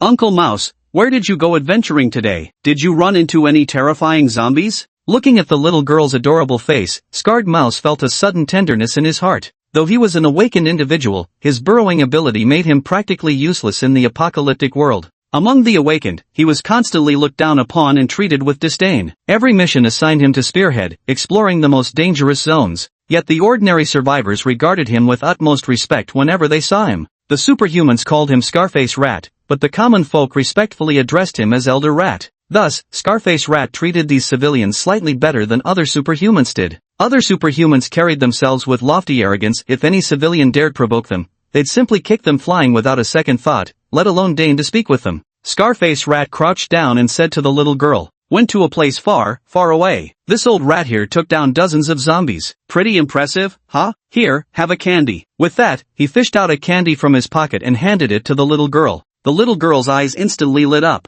It was as if boundless light had suddenly blossomed in her gaze. In the post-apocalyptic world, even the calories from a single candy were extremely precious. The little girl took the candy, clutching it tightly in her palm like a treasure. She kept thanking Scarface Mouse repeatedly. Thank you, Uncle Mouse. Thank you, Uncle Mouse. Seeing that the little girl had received a piece of candy, the other children instantly gathered around. Brother Rat, you look so cool. You're the handsomest guy in this whole base. Brother Rat, got any more candy? Ha ha ha, I just love kids who tell the truth like you. Yes yes yes, one for each of you. Scarface Rat beamed with a maternal grin at the children's compliments and handed each one a piece of candy. The children immediately burst into joy. Candy, White Rabbit milk candy. Mom, I get to eat candy again. Woo woo. The child wept tears of happiness. Rat Grandpa is so kind. Long live Rat Grandpa. The children skipped away happily. In the distance, their parents also cast grateful looks at Scarred Mouse. A single piece of candy might mean nothing to an ability user, but for ordinary civilians, merely surviving each day is hardship enough. How could they possibly afford luxuries like sugar?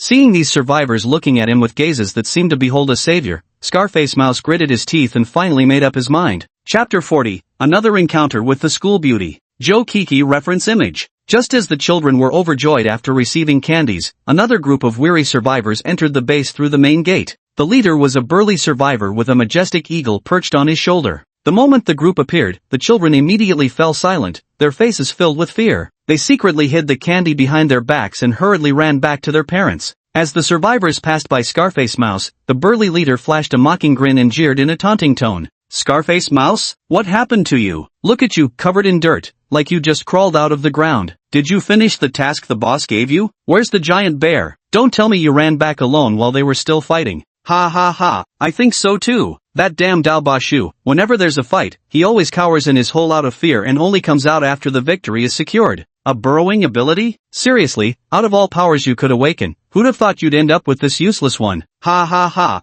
no different from those commoners, no wonder you can blend in so easily with the rabble. What a pathetic rat man." The burly man's companions also began mocking Scarface Rat. Scarface Rat had long grown accustomed to this situation, encountering these people always invited ridicule. Normally when he was in good spirits, he'd simply laugh it off. But today, Scarface Rat happened to be in a foul mood. And he was about to leave this base anyway, so why keep holding back and act like a coward? Cut your bullshit. The boss wants to see you, so get moving already. Stop yapping here, you'll find out what's going on soon enough. Scarface Rat snapped impatiently. They were all tier 1 ability users, so why was he the one constantly mocked just because his power was tumbling? Why? A bunch of trash, you won't live much longer. Black Tiger is about to lead you to provoke a god of slaughter, just wait for your deaths then. Oh, you dare talk to me like that? The burly man's face darkened with menace. I'll talk to you however the fuck I want, got a problem? Dumbass. Scarface Mouse straightened his short frame, eyes gleaming with malice. You mother. The burly man was about to explode with rage when his underling pulled him back, persuading.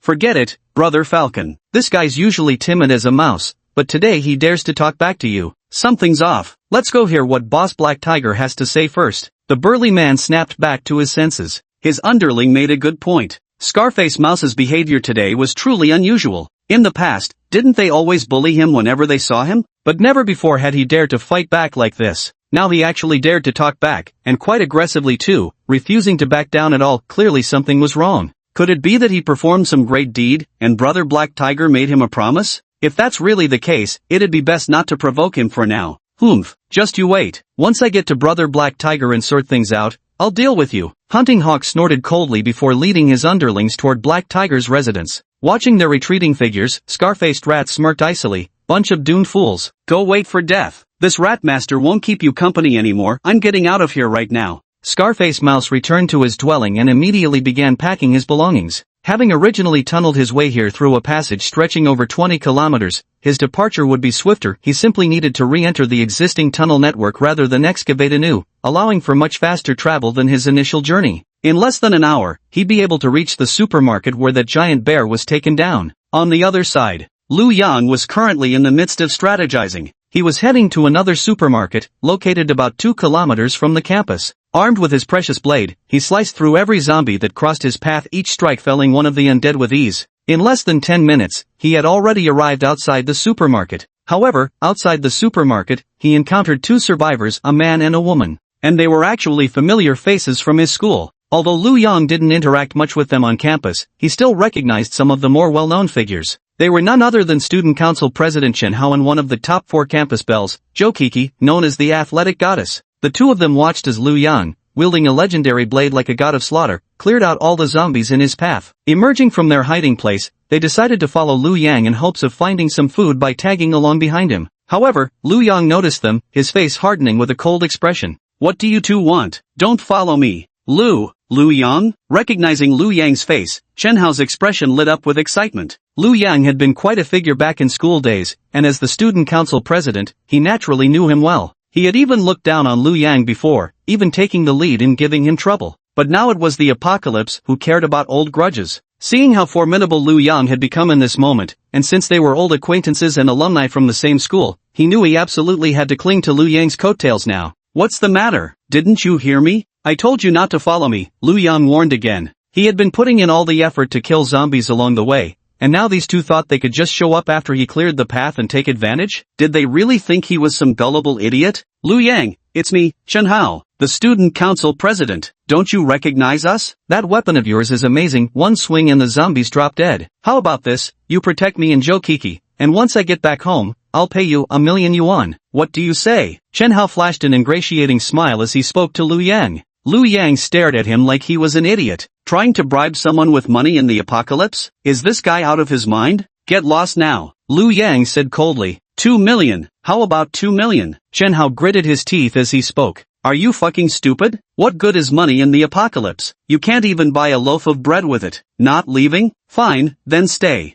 I'll just take Joe Kiki back to base with me. As the fitness goddess who runs and trains every day, she should be perfect for bearing children. Lu Yang stroked his chin, a mischievous smile playing on his lips. Joe Kiki was not only one of the top 4 campus belles but also an athlete. She was exceptionally beautiful with delicate features, a slender figure, and a pair of long, toned legs that showcased healthy muscle definition exuding an explosive energy. Her wheat-toned skin and the visible abdominal lines on her slim waist made her look incredibly vibrant and alluring. What's more, it's said that women who love sports tend to have healthier children. Moreover, athletic goddesses have better stamina. Other girls are usually half dead after 2 hours of intense activity, but this Joe Kiki should be able to handle it perfectly. Then we can go all out and spread our branches as much as we want. Chapter 41, A Chicken Leg for a Campus Belle. Hearing Lu Yang's words, Chen Hao's expression immediately darkened. He warily stared at Lu Yang while shielding Joe Kiki behind him. He said to Lu Yang with some panic, Lu Yang, what do you think you're doing? Don't misbehave. Joe Kiki is my girlfriend. She would never go with you. Just a girlfriend, it's not like you're married. And even if you were, so what? Didn't Chow Chow have a thing for married women? Chen Hao, you can get lost now. Joe Kiki stays with me, Lu Yang said nonchalantly. And no way. She's my girlfriend. You think you can steal her from me? I'm the student council president. My family has billions in assets. How dare you compete with me? Besides, what do you have that's better than me? Kiki would never look at you twice, Chen Hao said, his face twisted in anger. Though he feared the knife in Lu Yang's hand, the moment he heard Lu Yang was trying to steal his girlfriend, he completely lost his temper. As the student council president, he had always been an untouchable figure on campus. What student wouldn't greet him with reverence when they saw him? Not to mention his family also owned a company with assets worth hundreds of millions. He was an out-and-out rich kid. I always drive my BMW to school. Back in school, he used to show off every day, basking in the admiration of his peers. Now this loser Lu Yang actually dares to steal his girlfriend right in front of him? How could Chen Hao tolerate this? If it weren't for the knife in that bastard's hand, he'd have rushed over and beaten Lu Yang to death already. Impossible? What's so impossible about it? Any woman Lu Yang wants, you think you can stop me? Oh wow, you're so impressive with your hundreds of millions in assets,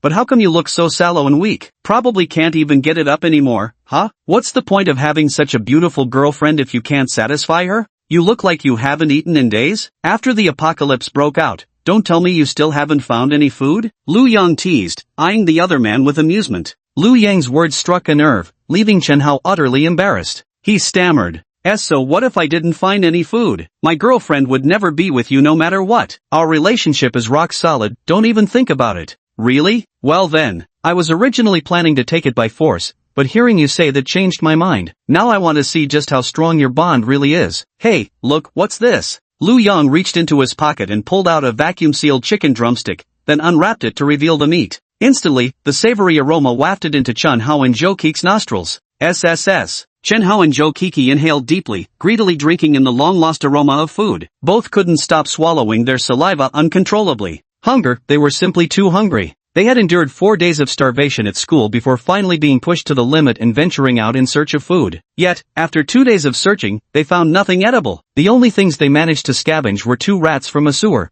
which they immediately killed, roasted, and devoured completely. But these 2 mice aren't nearly enough to fill my stomach. While searching for food in other places, I almost got caught by zombies. The running exhausted even more of my energy. Now both of them had empty stomachs. The aroma of chicken drumsticks filled the air, sending waves of cramping pain through their hollow bellies. A chicken drumstick in exchange for your girlfriend. Do you agree? Lu Yang teased with playful malice. Chen Hao had just sworn up and down that he and his girlfriend shared an unbreakable bond, yet Lu Yang was about to test exactly how much the so-called love stronger than gold was worth when measured in food. As expected, upon hearing Lu Yang's proposal, a flicker of hesitation flashed in Chen Hao's eyes, but soon he shook his head. Impossible. Cuckoo and I have been together for a whole year. How could my girlfriend be traded away for just a chicken drumstick? Who do you think I am, Chen Hao? My family owns hundreds of millions in assets, there's nothing I haven't seen before. Chen Hao's face showed a resolute expression. Hearing Chen Hao's words, Zhou Kuku's face was filled with emotion. At first, she thought her wealthy second-generation boyfriend was just playing around, so even after dating for a whole year, Zhou Kiki still regarded Chen Hao as a boyfriend on probation. She never let him have his way, and the two never had any intimate relations. But now it seemed, Chen Hao's feelings for her were genuine. Even in this state of extreme hunger, he wouldn't trade such a precious chicken leg for anything. It's no exaggeration to say that the moment Zhou Kiki saw the chicken drumstick and caught its aroma, even she momentarily considered voluntarily siding with Liu Yang. Now seeing Chen Hao's resolute expression, she suddenly realized how shameful her inner thoughts had been. How could she sell herself out for just a chicken leg? She must learn from Chen Hao, never succumb to food. Just as Zhou Kiki resolved in her heart to stay by Chen Hao's side no matter what, she never expected Chen Hao to extend 5 fingers toward Liu Yang and say, "If you want my girlfriend, it'll cost you more 5. Unless, 5 chicken legs." Hearing this, Liu Yang stood frozen in place. At first, seeing how determined he was, I thought he wouldn't agree. Turns out, he just wanted a few more chicken legs. As expected from President Chen Hao. Even at a time like this, he still remembers to bargain. 3, or no deal, Liu Yang said firmly. Deal. Chen Hao quickly agreed, afraid Liu Yang might change his mind. Liu Yang directly produced 2 more chicken legs from his jacket and tossed them all at Chen Hao's feet. Chen Hao hastily bent down to pick up the chicken legs and stuffed them into his clothes. The whole scene left Zhou Kiki, who was standing nearby, utterly dumbfounded. 3 chicken legs, was this boyfriend practically selling himself out? I was just inwardly moved moments ago, but it seems I celebrated too soon. Angrily, she turned to Chen Hao and said, "Chen Hao, you what? If I don't eat soon I'll starve to death. Do you really want to watch me die of hunger? Aren't you women just here for men's relief in the apocalypse anyway? What difference does it make who uses you? I've been dating you for a year and gifted you at least 1,000,000 yuan worth of presents, yet you refuse to sleep with me? Stop pretending to be pure, I've long been fed up with you. Damn right I planned to force myself on you just before the apocalypse hit, who knew you were stronger than me. After days of starvation, I was so desperate I even wanted to eat your flesh. The only reason you're still alive is because you're a sports major and I couldn't take you down. Being worth 3 chicken legs right now proves you've got value, got it? You should be thanking your lucky stars." After saying this, Chen Hao quickly grabbed the chicken legs and scurried toward a safe spot nearby, as though afraid Liu Yang might change his mind. Zhou Kiki's heart shattered upon hearing Chen Hao's words. Never had she imagined that, in her boyfriend's eyes, she was merely a disposable object to be discarded at any moment. At the same time, she felt a flicker of relief. During their year together, she had preserved her chastity and never let Chen Hao have his way with her. Otherwise, she might have been cast aside even sooner, right? This boyfriend from a wealthy family was just playing around in the end. She had finally seen through Chen Hao's true nature. Zhou Kiki was utterly disheartened, her face ashen as she walked step by step toward Liu Yang. "See, this is your boyfriend, he sold you out for just 3 chicken legs," Liu Yang said with a laugh. "This is the apocalypse. This is reality." One moment, they swore love stronger than gold and vows more enduring than the sea. The next, 3 chicken legs were enough to trade away his girlfriend. "Give me 3 chicken legs too, and I'll sell myself to you. I'll do whatever you ask," Zhou Kiki said with hollow eyes to Liu Yang. Having been sold out by her boyfriend, she had already lost the light in her heart. She didn't care what would happen next anymore. Filling her stomach was the priority now. At worst, it would just be death. Better to die on a full stomach than starve. "Here, for you." Liu Yang handed her a chicken leg and said, "Don't worry, stick with me and you'll have endless chicken legs. Not just 300 if you want. I wouldn't just sell out my woman like that. Now let's go loot the supermarket together." As he spoke, Liu Yang prepared to take Zhou Kiki into the supermarket. Before entering, he deliberately controlled a zombie to stand guard at the entrance to prevent anyone else from coming in. Chapter 42, The Messenger Arrives. After entering the supermarket, there were hundreds of zombies inside. Moreover, since there were hardly any places to hide in the supermarket, an ordinary person who entered would likely be quickly surrounded and killed by the zombies. But when Liu Yang stepped into this horde of zombies, it was like a wolf entering a flock of sheep. Single-handedly, he ended up surrounding hundreds of zombies. He swung the long blade relentlessly, each strike cleanly cleaving a zombie in two. Witnessing Liu Yang's actions, the previously grief-stricken and ashen-faced campus goddess Zhou Kiki suddenly showed a shocked expression in her eyes. So fierce, so fast, so powerful, so incredibly strong. How did he do that? Hundreds of zombies stood before him like crops ripe for harvest. How is his physical ability so extraordinary? Even the greatest athletes would pale in comparison. They couldn't possibly match him. His speed and strength surpassed normal human limits. Is he some kind of superhuman? As a professional athlete, Joe Kiki understood human limits better than anyone else. Liu Yang's current slashing speed, reaction time, and movement speed had absolutely surpassed human limitations. Watching Liu Yang's movements, even Joe Kiki's face showed traces of admiration. Being an athlete herself, she naturally felt more attraction toward men with exceptional physical prowess. Liu Yang was no longer just physically strong at this point, he had surpassed human limits. This naturally commanded admiration. What woman wouldn't feel awe toward such strength? At this moment, even Joe Kiki felt somewhat fortunate. If I keep following Chen Hao, I might starve to death sooner or later. Only by sticking with someone as strong as Liu Yang can I have a better chance of survival. In less than 10 minutes, Liu Yang had taken down all the zombies. A look of lingering satisfaction appeared on his face. Using this knife to slash zombies is pure enjoyment, so satisfying, so exhilarating. Liu Yang, how are you so strong? Joe Kiki couldn't help but voice the question lingering in her heart. Because I'm strong by nature, and I've got even stronger aspects you'll experience tonight, Liu Yang said with a sly grin. Joe Kiki caught his implication and immediately blushed crimson, feeling both extremely shy yet somewhat expectant. Liu Yang teased Joe Kiki a bit before starting to scavenge resources, storing everything from the supermarket into the dark space. After completing this task, he took Joe Kiki to the next supermarket. Then he repeated the same trick, thoroughly looting that supermarket clean. After thoroughly scavenging both supermarkets, Liu Yang brought Joe Kiki back to the Villa district. The simulation concluded. The entire process had gone flawlessly without a single mishap, even granting him the unexpected bonus of acquiring Joe Kiki. A sports department campus goddess was indeed a rare catch. Even Liu Yang was looking forward to expanding the family with Joe Kiki. So right after the simulation ended, he immediately started acting according to the simulation's progression. Ultimately, he successfully brought back this goddess. When he arrived at the villa area with the goddess in tow, Su Xiao and the others had gone inside the villa area to exercise. Since the entire villa area had been cleared out into a safe zone, they liked to play there after meals, playing basketball, volleyball, and the like. Thus, at this moment, the entire villa was completely empty.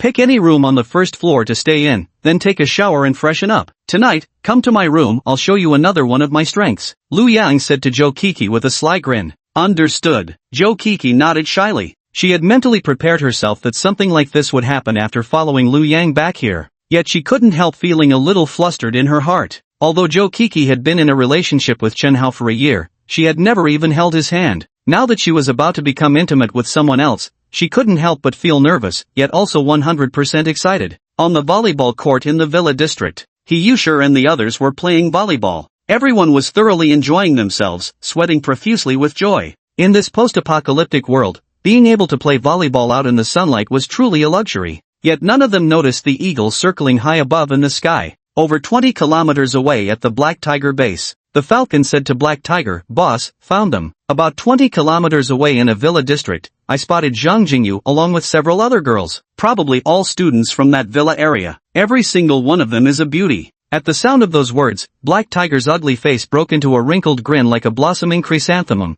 exposing a mouthful of yellow-stained teeth with his lewd chuckle. He couldn't help but exclaim excitedly, "Several female students? Jackpot, absolute jackpot. Not only will I capture Zhang Jingyu, but I'll also bring back those girls. They'll all become my concubines. Falcon, you can pick one first when the time comes." "Many thanks, boss." Falcon licked his lips obscenely and immediately began picking through the eagle's field of vision, already fantasizing about which one to choose. At this moment, Scarface Mouse had already made his way through the tunnel to the supermarket where the giant bear was taken down. When he crawled out of that hole, he found the giant bear's carcass still lying nearby, now rotting and swarming with maggots. He hurried out of the supermarket and followed the trail of slain zombies to locate the villa district where Liu Yang resided. Since Liu Yang had hacked his way through the zombie horde on his trip to the supermarket, one only needed to trace the path of corpses to find his residence. The gates of the villa district were tightly shut. Inside the guard booth, two individuals dressed in suits with sunglasses and masks sat motionless. That was the gatekeeper zombie controlled by Liu Yang using his manipulation skill. Now his zombie manipulation skill has reached level 2, allowing him to control level 2 zombies,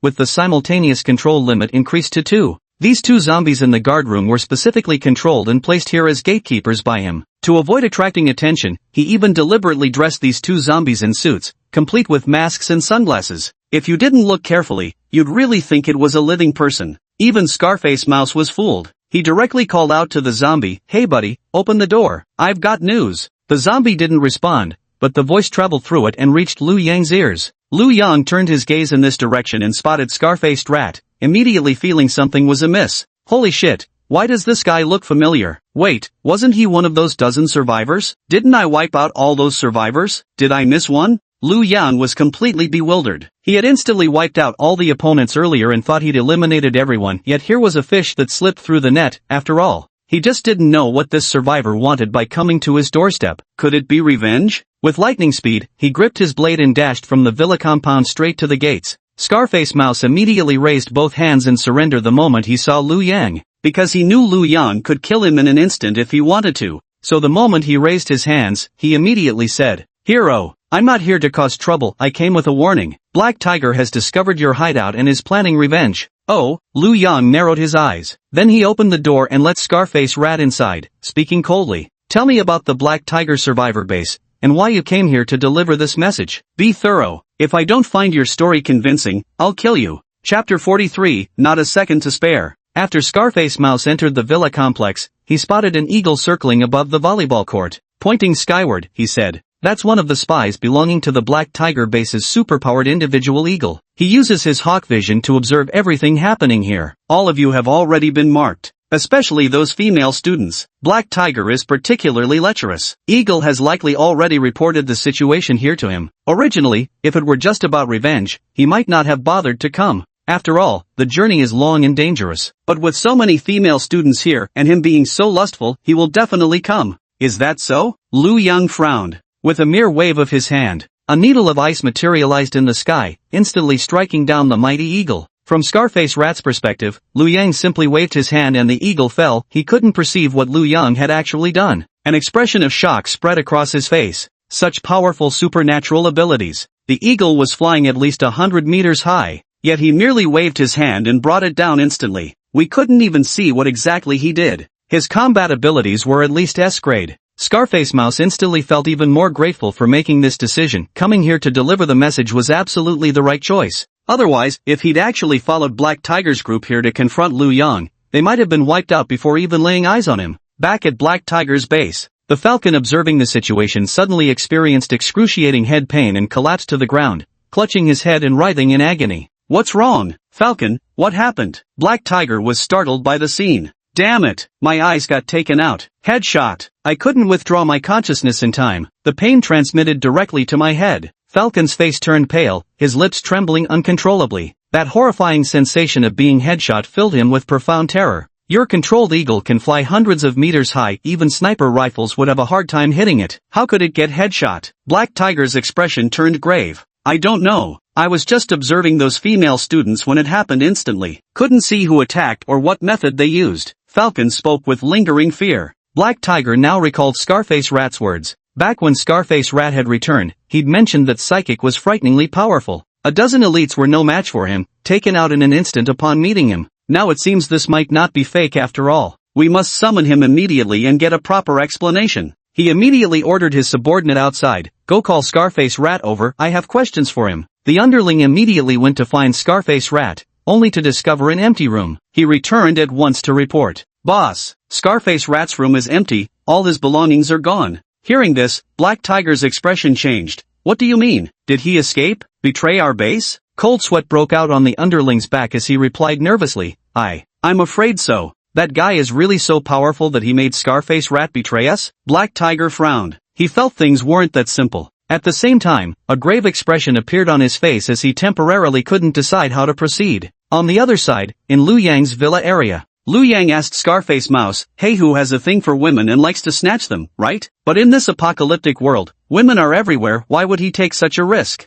Scarface Rat nodded and said, "No need to take risks. But Zhang Jingyu is the woman he has his eye on, the whole base knows this. He's definitely going to get her. This isn't just about a woman, it's about his reputation and authority too. If he can't get Zhang Jingyu, how's he supposed to keep his position as the boss of this base? So he might give up on other women, but Zhang Jingyu? He'll get her no matter what. Zhang Jingyu is now my woman." Lu Yang said coldly, "Anyone who dares to covet my woman will die." "How far is Black Tiger base from here? If he wants to attack me, how long would it take him to get here?" "Black Tiger base is about 20 kilometers from here. I told Black Tiger you're strong. If he wants to come after you, he'd definitely need to gather all the elite fighters from the base. That would take at least a day. Some of the ability users are out scavenging supplies and might not return until evening, so if they're coming, it would probably be tomorrow," Scarface Rat analyzed. Tomorrow? I won't wait until tomorrow. Letting someone who dares make moves on my woman live until tomorrow would be an insult to me. I'm heading to Black Tiger Base right now to finish him off. You lead the way, Liu Yang stated firmly. Originally, since Black Tiger wasn't causing him trouble, Liu Yang hadn't planned to seek any with him either. But now, hearing that Black Tiger still hadn't given up on Zhang Jinyu, Liu Yang simply couldn't tolerate it any longer.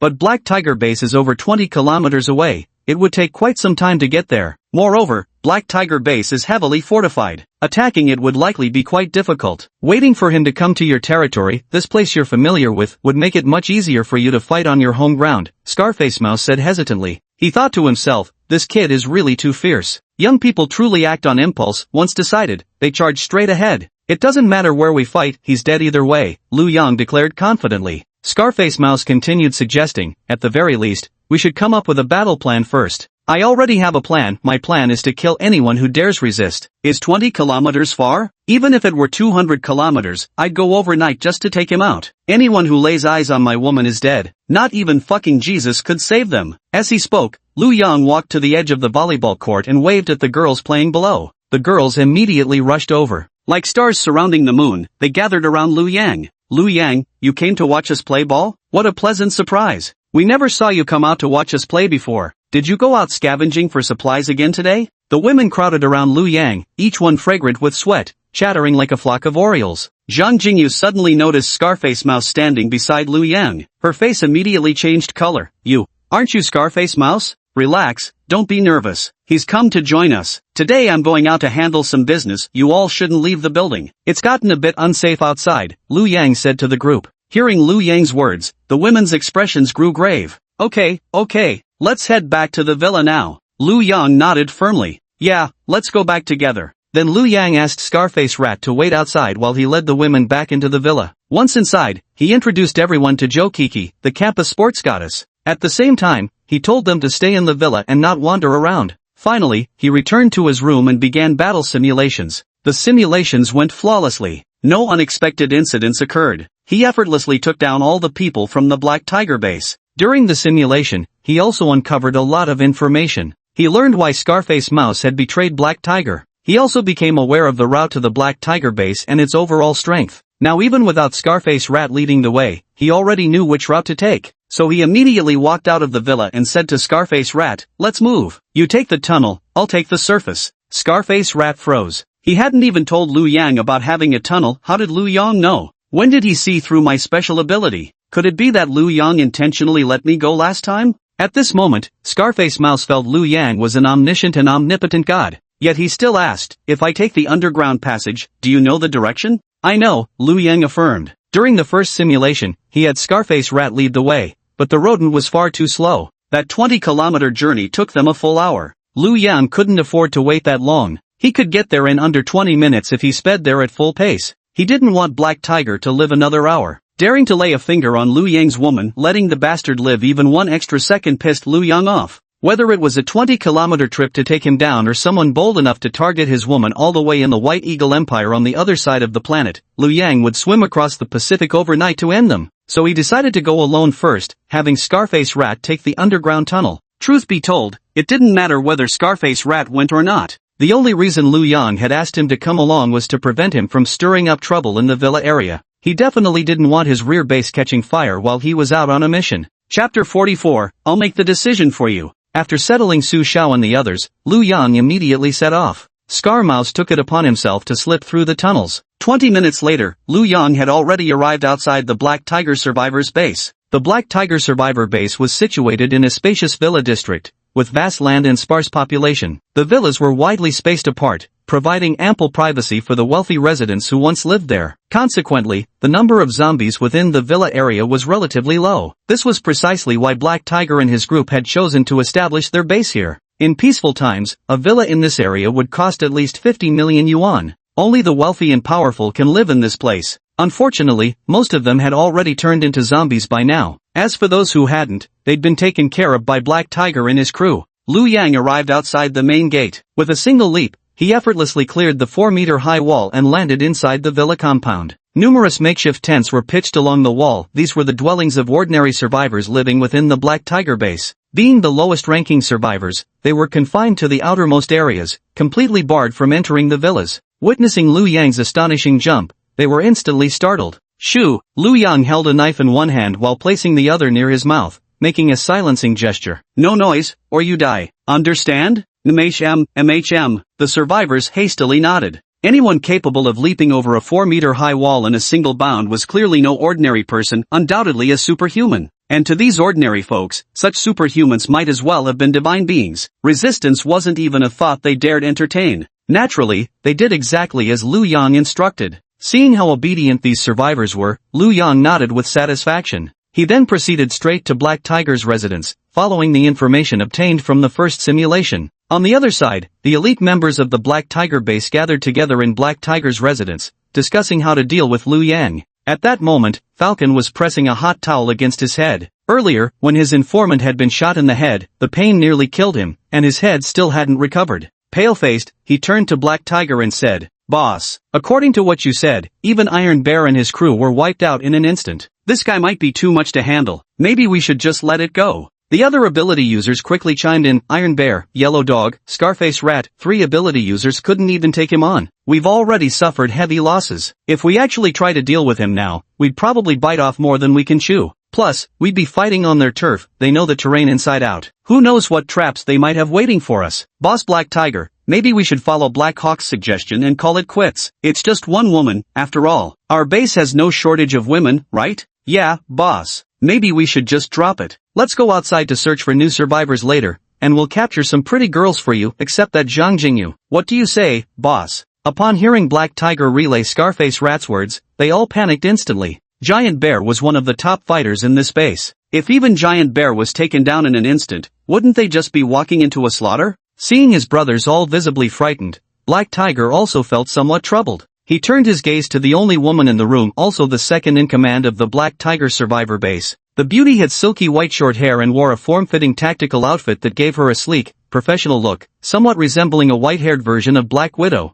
Her face radiated competence and composure, with a faint trace of a smile still lingering at the corners of her lips, a stark contrast to the other terrified members. Black Tiger asked her, "White Fox, what do you think about this matter?" "I don't care either way. I'll follow your lead. I wouldn't mind meeting him, to be honest. According to Scarface Mouse's description, even I'm a little curious about what he looks like, wonder if he's handsome." White Fox licked her seductive red lips and said, "What's there to meet him for? Don't go provoking him. Big sis White Fox, don't drag us into this. Let's just forget it." Yeah, let's just forget about it. The other members quickly shook their heads. Everyone knew that White Fox was the most reckless. Though this woman possessed formidable strength, her mind seemed slightly unhinged, her decisions were never thought through, and no one could ever comprehend her bizarre train of thought. In short, she embodied pure, unfiltered whimsy. They certainly didn't want to follow this crazy woman to their deaths. Watching the crowd erupt into chaos, Black Tiger rubbed his forehead and said helplessly, "I'll think about it. We'll make the final decision later." Truth be told, even he was a bit afraid to go. Zhang Jingyu was just a woman. The reason he was so adamant about getting his hands on her wasn't because he particularly liked her, it was simply a matter of pride. Now, realizing how formidable the opponent was, provoking them carried far too great a risk. Deep down, he had no desire to go, but as the leader, he couldn't just say it outright. That's why he wanted to hear his underlings' opinions first. As the second in command of this base, White Fox's words carried the most weight after her own. Hence Black Tiger had consulted White Fox. Who would have thought this White Fox had scrambled brains and straight up said she wanted to go? Black Tiger couldn't help but want to slap himself silly in his heart. If only he'd known better than to ask White Fox, that crazy woman, for her opinion. If White Fox had refused to go just like the other underlings, he would have happily taken the out and decided not to go either. Now that Bai Hu wanted to go, as the leader, his woman had been taken away, yet he felt too embarrassed to admit he didn't want to go. If you don't even fight to take back what's been stolen from you, how can you ever be the boss? Black Tiger froze in embarrassment. He figured he'd stall until nighttime before deciding what to do. As he procrastinated, the matter was quietly brushed aside. The storm in a teacup dissolved into nothingness. However, just as Black Tiger was thinking this, an icy voice suddenly came from outside the door. "There's no need to consider, I'll make the decision for you." Hearing this, everyone froze in surprise. Immediately after, a handsome young man walked in through the doorway. In his hand, he carried a pitch-black tachi. Fresh crimson blood still dripped from its blade. It was the blood of the 2 guards Liu Yang had slain at the entrance. Heihu stared in shock as Liu Yang strode in. "Who are you? How did you get in here? Where are the guards?" Dead. And you'll be joining them soon because I've come to take your wretched life. Lu Yang uttered coldly. One of the members saw Lu Yang daring to speak to their boss like that and immediately stood up, pulling out a machete and charging towards Lu Yang while shouting, "What nerve! How dare you talk to our black tiger boss like that?" Swish! Lu Yang swung his katana, and the man's head fell to the ground instantly. The speed was so fast that no one could see when Lu Yang had struck. Witnessing this scene, everyone was stunned. Fear immediately appeared on their faces. They quickly realized, wasn't that blade Zhang Jinglin's knife? Didn't that make this person the supreme powerhouse mentioned by Scarface Rat? Black Tiger's lips began to tremble uncontrollably. Pointing at Lu Yang with a shaking hand, he stammered, You're the one who took down the giant bear? Chapter 45, Getting Starstruck at a Time Like This? Damn right it's me. So you're Hey Who? What's with your crew names, Giant Bear, Yellow Dog, running a zoo over here? And looking at this sorry state of you, you actually dared to make a move on my woman? Have you even pissed on the ground to check your own reflection? Lu Yang sneered at the lecherous-looking Hey Who. The guy had a bulging belly, dark skin, and a stubby build. That stomach of his looked bigger than a woman 10 months pregnant. Dude probably couldn't even spot his own junk if he dropped his pants, just one giant gut blocking the view. And with a physique like that, he actually kept a dozen wives? Pathetic. How dare you lay a finger on your own woman Zhang Jingyu? Are you looking for death? When Lu Yang said this, Black Tiger's face immediately twisted with anger. Though he feared Lu Yang's strength, being mocked in front of all his underlings like this, where was his dignity supposed to go? Gritting his teeth, he snarled at Lu Yang. Little brother, I'd advise you not to be so arrogant. Though you do have some skills, daring to act this way in my Black Tiger's base, you might not walk out of here alive. Besides, Zhang Jingyu is the woman I claimed first. You're the one who stole her from me, yet you dare to strut around proudly in my territory? Hearing these words, Lu Yang couldn't help but laugh. Was this guy out of his mind? Did he really think any woman he fancied automatically belonged to him?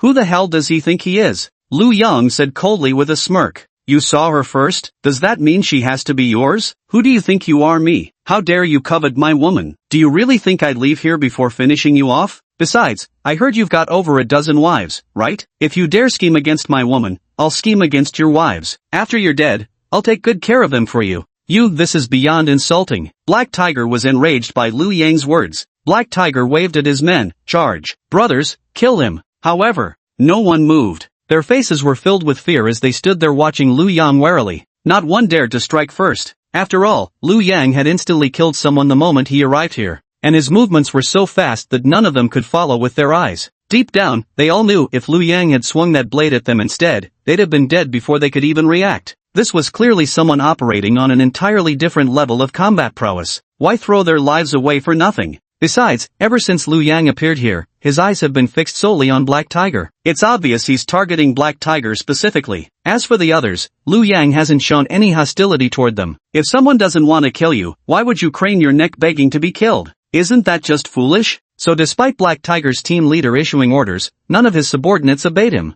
Eagle. Black Tiger never expected his commands to fail. Left with no choice, he started calling out names. Ouch, my head hurts. Falcon clutched his head, still sitting on the ground. He wasn't stupid. His special ability was reconnaissance type. In terms of combat ability, he couldn't even compare to Grizzly Bear. How could he possibly fight Lu Yang, who had instantly killed Grizzly Bear? So he simply pretended to have a headache. White Fox. Black Fox looked at that frenzied woman. Others might be afraid, but this woman shouldn't be. If this woman leads the charge, the others will surely follow. Yet White Fox stood grinning where she was, lightly biting her crimson lips, her gaze lingering on Lu Yang. She stared unblinkingly, surveying him up and down, playfully batting her eyelashes at Lu Yang, her face even bearing an enamored, love-struck expression. This flirtatious woman is acting lovesick at a time like this. Black Tiger was on the verge of losing his mind. If you, as the leader, don't take the lead in charging, how can others follow? Come on then, let me see what you're made of. Don't worry, you're too weak. I won't use my special abilities, just ordinary attacks. I won't let you die quickly. I'll make sure you watch as I play with your wife. Seeing this so-called leader of the survivor base who couldn't even command a single subordinate, Lu Yang couldn't help but laugh.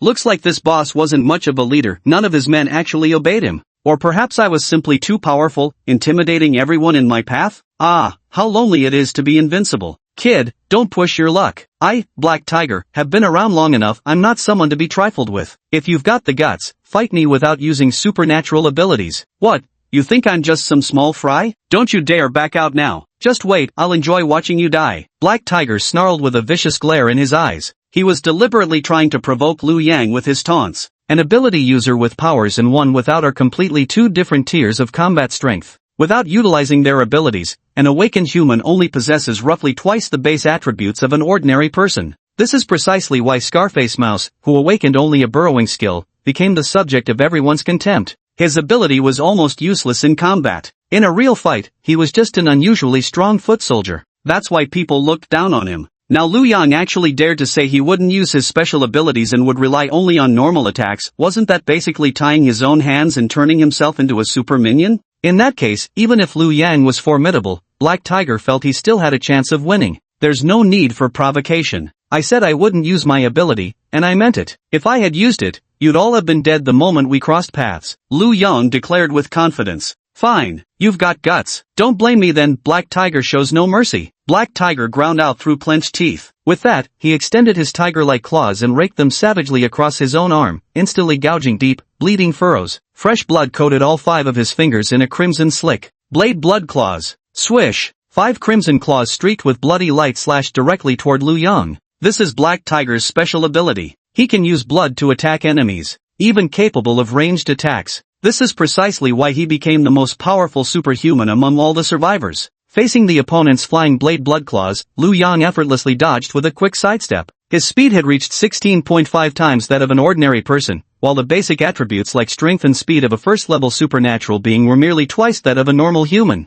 To an ordinary level 1 superhuman, those flying blade-like blood claws might appear terrifyingly fast, but to Liu Yang, they moved in slow motion. Boom! The blood-stained claws slashed at the ground, instantly carving 5 deep grooves measuring 10 centimeters into the hardened earth. The Falcon and others were shocked at the sight. Is this the Black Tiger boss's ultimate move? So strong. If it landed on a person, it would instantly slice them into 5 pieces. They had always known Black Tiger was strong, but none of them had ever seen him use his powers. Now, witnessing it firsthand, it was absolutely terrifying. But that guy on the other side was impressive too. He actually dodged those rapid blood claws with just a sidestep. Chapter 46, Immediate Surrender. Seeing how formidable Black Tiger's ultimate move was, his underlings' faces displayed shock, and they immediately began murmuring among themselves. Truly worthy of being boss Black Tiger. If any of us tried using those flying claws, we'd probably be sliced to pieces by now. Yeah, I've never seen boss Black Tiger in action before, but seeing it now, he's truly as strong as the rumors say.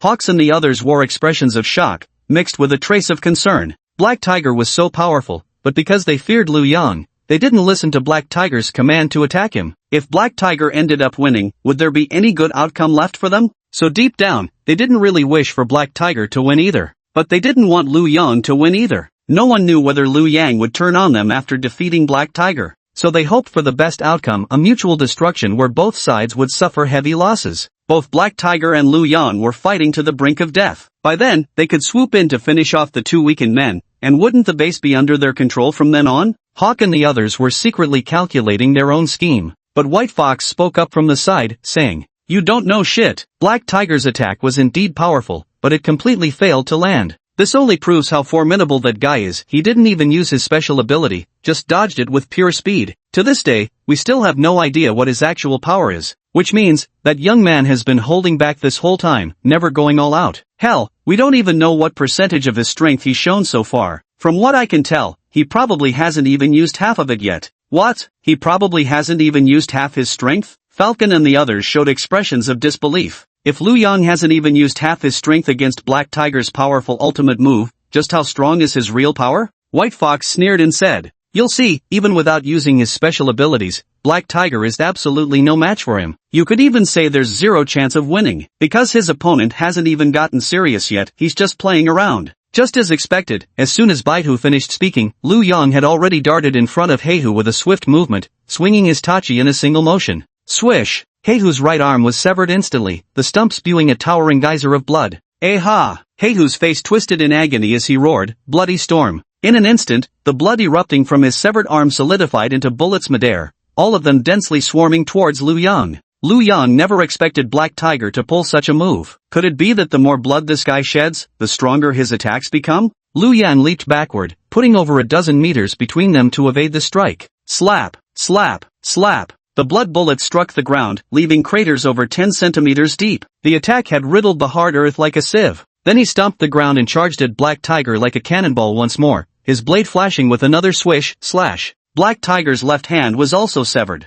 Blood gushed out once more. Having lost both arms, Black Tiger let out a miserable scream, his face twisting into a frenzied expression as he gnashed his teeth, looking as if he wanted to devour Lu Yang alive. Watching the blood spray into the air, Black Tiger clenched his teeth and howled again. Heaven and earth net. Swish! Bright red blood formed a massive crimson web in midair, descending toward Lu Yang. Yet Lu Yang's speed had already reached 16.5 times that of an ordinary person. Such an attack moved in slow motion from his perspective. How could it possibly hit him? With a casual sidestep, he effortlessly evaded the enveloping net once more, then closed the distance to Black Tiger and swung his blade again. Swish! Black Tiger's legs were severed cleanly at the thighs, and with a final thud, he collapsed into the spreading pool of his own blood. With both arms and legs completely severed, Black Tiger had utterly lost all capacity for movement. Yet the gushing blood from his wounds was instantly stanched by some unknown means. While he could withstand the blood loss from his arm wounds, now with both legs severed, 4 gaping wounds hemorrhaging simultaneously, he'd bleed out completely in less than 30 seconds. At the same time, Black Tiger realized his blood attacks were completely ineffective against Lu Yang. Continuing would only waste his energy. He simply stopped his blood flow, instantly staunching the bleeding from his 4 massive wounds. The crazed expression vanished from his face, replaced instead by utter despair and terror. For at that moment, he truly felt the approach of the Reaper. He looked at Lu Yang, his face full of servility as he begged for mercy. I was wrong. Big brother, I was wrong, please let me go. I won't take Zhang Jingyu anymore, you can have her. Everything in my base is yours to take. Whatever you want, just don't kill me, please. Seeing this, Falcon and the others were stunned. The power of Dark Tiger's awakened attack was already frighteningly strong. It wouldn't be an exaggeration to say that none of the other awakened here could even hope to stand against him. None would survive a single strike without being instantly killed. But the Black Tiger who could instantly kill them didn't even have the strength to fight back before Lu Yang. Could the gap between superhumans really be this vast? They never expected Black Tiger, so incredibly powerful, to be completely helpless against Lu Yang, unable to inflict even a scratch, and in less than 10 seconds, he was on the ground begging for mercy after having both arms and legs severed. That man was practically a god among mortals. Even if everyone in this base joined forces, they probably couldn't hold out for more than 3 minutes against them. Unless a woman volunteers herself, a honey trap might buy us 2 hours. Seeing the opponent show weakness, Lu Yang instantly revealed a cold smirk. Oh, surrendering so soon? I noticed your ability grows stronger the more you bleed, so I thought I'd help you shed some extra blood. Never expected you'd just give up like this? I was wrong. I shouldn't have messed with you, big bro. Please spare me. Really, I'll give Zhang Jingyu to you. I won't ever bother you again. Just let me live. Black Tiger continued begging Lu Yang for mercy. Unexpectedly, Lu Yang frowned upon hearing his words and said, You'll give Zhang Jingyu to me? Since when do I need you to give me my woman? Who the hell do you think you are? Hearing Lu Yang's icy tone, Black Tiger immediately panicked and hastily corrected himself. Big bro, I was wrong. It's not that I'm giving her to you, she was always yours. She's always been your woman, it's my fault, I misspoke. Lu Yang still spoke coldly. Oh, so you admit Zhang Jingyu was always my woman? Then why did you dare to steal what's mine? Black Tiger was startled again. No, I wouldn't dare steal her. She was originally my woman, but then you took a liking to her, so now she's yours. Lu Yang narrowed his eyes and said, Oh, are you suggesting I picked up your sloppy seconds? Black Tiger was on the verge of breaking down. Bro, that's not what I meant. Fine then, you decide, whoever you say she belongs to. Lu Yang replied, You dare answer my question with a question? Black Tiger was extremely frustrated. It seemed the more he tried to explain, the less clear things became. What exactly would be the correct answer here? Chapter 47, A Different Kind of Woman, Looking for a Sparring Match? Lu Yang pressed his foot against Black Tiger's face and said, See, no excuses now? From the beginning I told you I could defeat you without using special abilities, and since you dared to make moves on my woman, I'll take care of your wives now. Heard you've got like a dozen of them? Black Tiger quickly responded, Yes, there are, all dozen of them for you, just spare me. Those women are all yours. Lu Yang froze, never expecting the man would abandon his wives just to save his own skin. He said to Black Tiger, Oh, you're quite generous, offering them up so easily and without hesitation? It's only right. Beauties deserve heroes. A scoundrel like me doesn't deserve so many beautiful women. Black Tiger hastily added. Unexpectedly, White Fox, who had been standing silently nearby, chimed in. Those wives were all kidnapped civilians he forced into marriage. There's no real affection. His first wife died early in the apocalypse, but he still has one daughter of his own blood. Hearing these words, Black Tiger's face instantly twisted with rage as he roared at White Fox, You bitch, you slut, you traitor, how fucking dare you stab me in the back? Seeing Black Tiger getting worked up again and even daring to curse, Lu Yang increased the pressure under his foot, immediately distorting the man's mouth. Now rendered incapable of speech, Black Tiger could only emit pained grunts. Moreover, Lu Yang had already discerned that this scoundrel showed no concern for his wife whatsoever, but his daughter appeared to be his Achilles heel. Then, Lu Yang turned his gaze toward White Fox and the others. During the fight just now, White Fox, Falcon, and the other elites from the Black Tiger base stood by, not daring to move. Now, seeing Lu Yang take less than 10 seconds to sever Black Tiger's arms and legs, turning him into a mere torso, they didn't even dare to breathe loudly. Fighting was definitely impossible, they couldn't win. Running was out of the question too. With his speed, they wouldn't even make it 10 meters before being killed. So they stood there waiting, subjected to the judgment of fate, trying not to draw attention, hoping Lu Yang would simply overlook them. Little did he expect that Baihu's words would instantly draw Lu Yang's gaze toward him. When Lu Yang's eyes landed on them, Falcon and his men felt as if they were being scrutinized by a demonic deity. Their entire bodies trembled uncontrollably, and the hairs on their skin stood on end as if electrified. In the next moment, their legs gave way beneath them, and with a loud thud, they collapsed onto their knees. Only Baihu remained standing firm in place. Lu Yang looked at her. After getting a clear look at her appearance, he was somewhat surprised. When he first entered this place, he had focused all his attention on the greasy man, Black Tiger, and had completely overlooked the presence of such a stunning beauty beside him. The woman had a stylish crop of short white hair, exuding an air of heroic vigor. Her exquisite features carried a dignified charm, and she was dressed in a form-fitting black outfit reminiscent of Black Widow's attire from the movies. At the same time, this woman was tall and slender, with flawless porcelain skin and an air of cold, haughty elegance about her. The only slight regret was that while everything else about her was perfect, she was a bit lacking in the curves department. 6 words flashed through his mind, barely a C-cup. Who are you? Lu Yang asked White Fox. White Fox's seductive crimson lips curled slightly as she replied, I'm White Fox. I used to be an esper in this survivor base and also its second-in-command. But now, I'm your woman. Lu Yang was taken aback, then chuckled and said, Oh, did I agree to you being my woman? He hadn't expected this woman to be so straightforward and proactive. To think she'd declare herself as my woman on her own? This left Lu Yang completely baffled. You'll agree, because you've certainly never met a woman as special as me before. As soon as Baihu finished speaking, she flashed before Falcon and the others. Without anyone noticing, she had already drawn a gleaming cold dagger. Her figure moved like a phantom, weaving between them, and wherever she passed, blood gushed forth. Before anyone could react, Baihu had already slit their throats in an instant. Falcon clutched his neck where blood gushed uncontrollably, his face twisting in disbelief. With a trembling hand, he pointed at White Fox and gasped, White Fox, you. To their dying breath, they never understood why they hadn't fallen to Lu Yang's hand, but rather perished by their companion White Fox's blade. Lu Yang watched White Fox's actions in astonishment before asking, What are you doing? I never said I'd killed him. Black Tiger is their boss. When their boss ordered them to charge but they refused, it proves they're just opportunistic fence-sitters who don't obey orders. What's the use keeping them? So, I took care of them for you. White Fox licked her crimson lips as she spoke. But didn't you also disobey Black Tiger? Lu Yang said with a knowing smile. White Fox blurted out, I'm different. Lu Yang pressed further, How are you different? The White Fox smiled, revealing a confident expression on her face. I can become your woman, but this bunch of trash can't. You couldn't possibly be gay, could you? Betraying the boss is one thing, but betraying your own man is another. So, you don't need to worry. Lu Yang froze. Holy shit, this woman makes so much sense that I'm left speechless. Still, Lu Yang couldn't help but ask with confusion. Wait, I'm just curious, are you normally this bold? Proposing to be my woman the very first time we meet? The White Fox walked up to Lu Yang and pressed her pale finger against his chest, her tone dripping with temptation as she said, Handsome guy, has no woman ever told you how incredibly attractive and charming you are?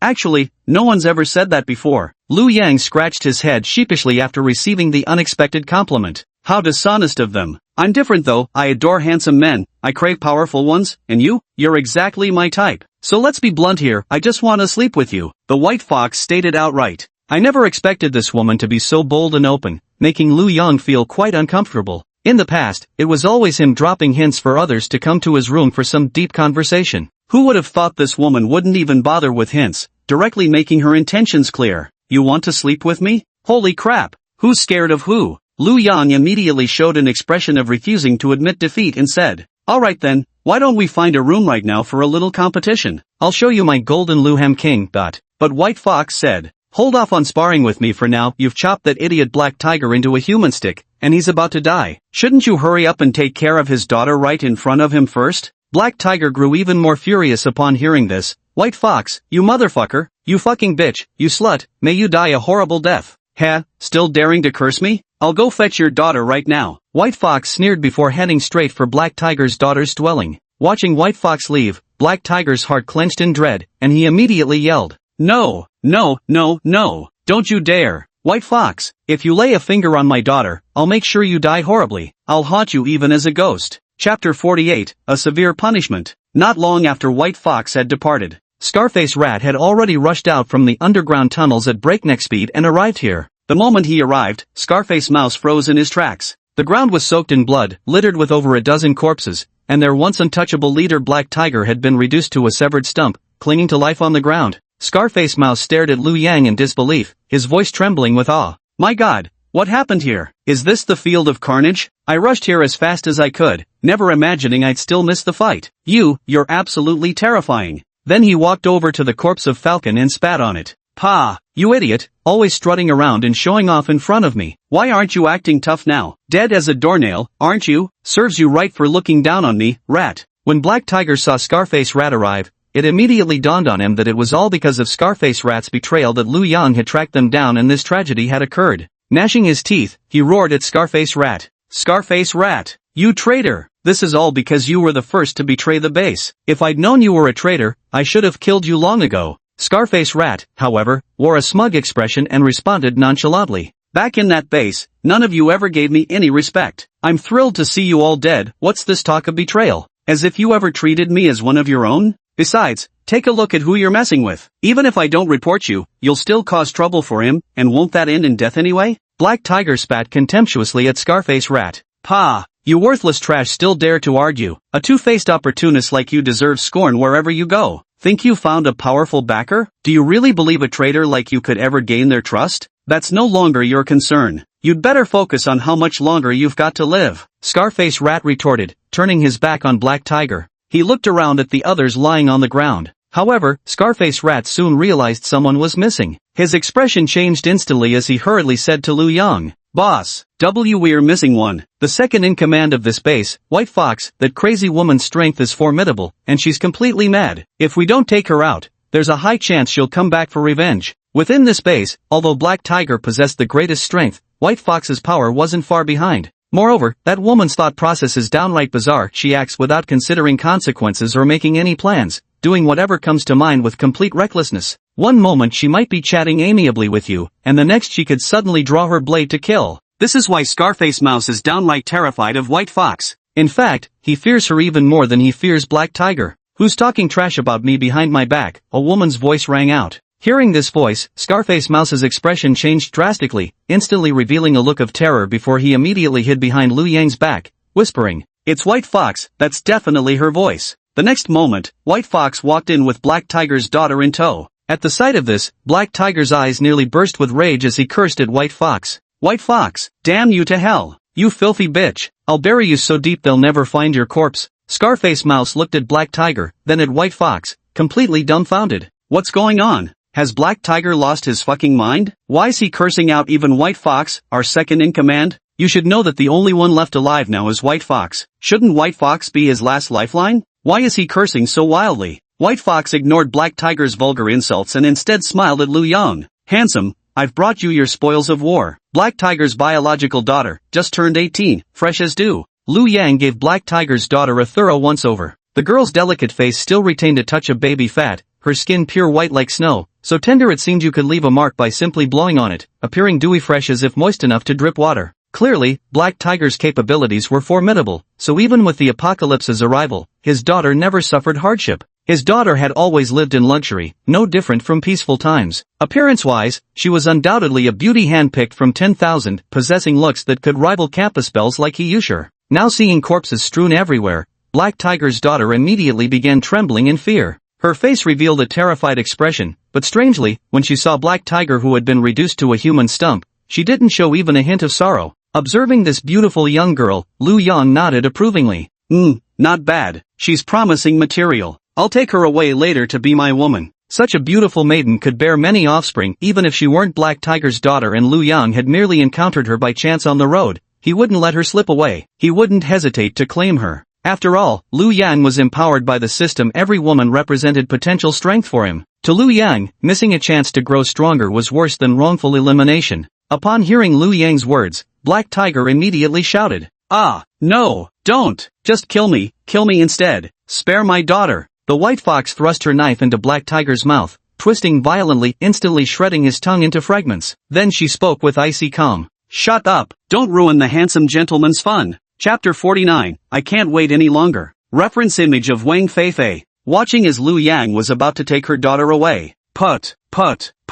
Black Tiger wanted to speak, but his tongue had already been chewed to pieces. The moment he opened his mouth, gushes of blood sprayed out, leaving him only able to emit incomprehensible sputtering sounds. He glared at White Fox with furious eyes, as if to etch this face forever in memory, to never relent even if they became a ghost. Scarface Mouse stood by, not daring to make a sound. That madwoman White Fox was frighteningly powerful. Now, Scarface Mouse couldn't figure out White Fox's true stance anymore. He had been the first to betray the base. If she decided to eliminate him, he wouldn't even see it coming. So he remained extremely vigilant, always ready to dig a hole and make a run for it. Scarface Rat, fidgeting uneasily beside them, couldn't hold back any longer and finally asked White Fox, Big sis, what's going on here? Did you betray the base too?" White Fox simply rolled her eyes at Scarface Rat. That single scornful glance sent a cold sweat breaking out all over Scarface Rat's body. He nearly lost control and almost started digging an escape tunnel right then and there. The White Fox said, "What do you mean by betrayal? You little rat, mind your words, and shouldn't you be calling that handsome guy your new boss by now?" "That's right," Scarface the Rat declared proudly. He felt that aligning himself with Liu Yang was the most correct decision he'd ever made in his life. Clutching onto such a massive golden thigh, my future suddenly looks blindingly bright. The White Fox smiled and said, "Good. Now stop calling me big sister, call me sister-in-law." "Ha?" Scarface Rat was utterly bewildered. Sister-in-law? Liu Yang had only arrived maybe 10 or 20 minutes earlier than him, yet not only had he defeated Black Tiger and taken out the other elites, but he'd even dealt with that lunatic woman White Fox? My god, this is insane. It's no exaggeration to say that dealing with that mad woman White Fox was far more difficult than taking down Black Tiger. Black Tiger's strength had its limits, but the thought process of that mad woman White Fox followed no discernible pattern. When he learned White Fox had willingly become Liu Yang's woman, Scarface Mouse's admiration for Liu Yang deepened further. Now all his fears had completely dissipated. If even White Fox had been tamed by Liu Yang, how could there possibly be any life-threatening danger for him as Liu Yang's newest subordinate? We're all family now. Witnessing this scene, the dying Black Tiger once again revealed a glint of fury in his eyes. Gurgle, gurgle, whimper, gurgle. His mouth spewed great gouts of blood once more. You don't need to listen to know what he wants to say.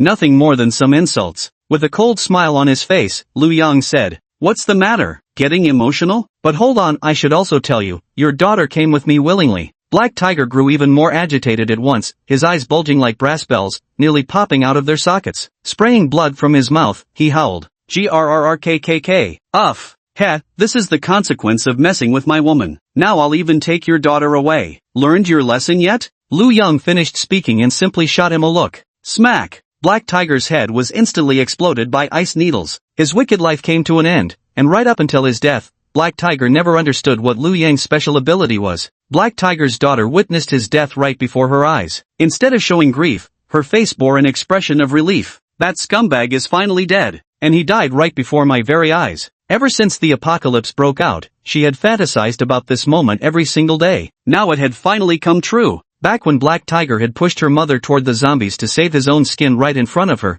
Wang Feifei had already marked him as her mortal enemy. Any trace of father-daughter affection long evaporated. Now that this villain had finally been taken down, her mother could rest peacefully in the underworld. At the same time, Baihu and Scarface Mouse beside him also wore expressions of shock. Initially, Scarface Mouse had indeed witnessed Liu Yang take action, killing a falcon flying 100 meters in the air. But at that time, he had absolutely no idea what method Liu Yang had used. In his mind, he thought Liu Yang could control lightning, maybe even electrocute the falcon down with an electric shock. Now that he had witnessed Black Tiger's manner of death, Scarface Mouse suddenly realized Liu Yang must have headshot the eagle mid-flight. So what method did he use to pull off that headshot? Is his special ability some kind of guaranteed headshot power? Even at point-blank range, they couldn't see how Liu Yang executed his headshot technique. To them, Liu Yang merely gave a glance, and Black Tiger's head exploded. It turned out Liu Yang's strength was exactly as he had claimed. If he had wanted everyone here dead, all their heads would have burst the instant they laid eyes on him. Scarface Rat couldn't help but marvel at the chasm between ordinary superhumans and the truly powerful. Such a disparity surpassed even the gap between regular superhumans and civilians. White Fox watched Liu Yang's actions, licking her crimson lips with a pleased smile spreading across her face.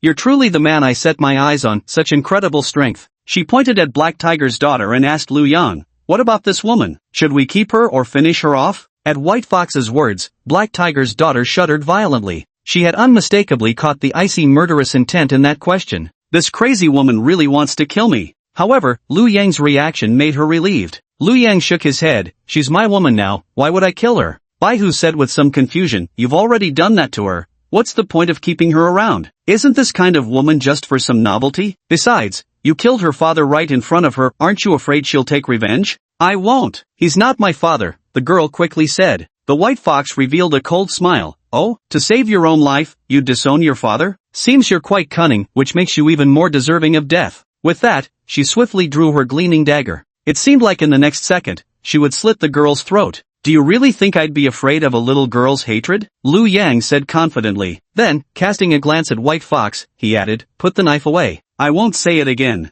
All right, you're the boss, you call the shots." White Fox withdrew the knife. As she saw the confidence in Liu Yang's eyes, White Fox's face showed an even more admiring expression. This man was both powerful and confident, plus his decisive personality was downright awe-inspiring, utterly dashing. Chapter 50, Entering the Stone Tablet Trial. Liu Yang turned to Scarface Rat and said, "Have someone take care of these bodies. With Black Tiger dead, you'll be in charge of all matters at this survivor base from now on." "Ha, I can't do it. I'm not strong enough." "Better let Silver Fox handle managing this base," Scarface Rat quickly replied. Back in the base, he was never among the elite. What qualifications did he have to manage the entire settlement? With White Fox's strength, she could easily kill 10 Scarface mice. Liu Yang said, "White Fox is now my woman and will be leaving this place with me. All the supernatural beings in this base should be dead by now, making you the strongest one left. What's there to fear about managing them? Besides, with Black Tiger's corpse to establish your dominance, no one would dare oppose you."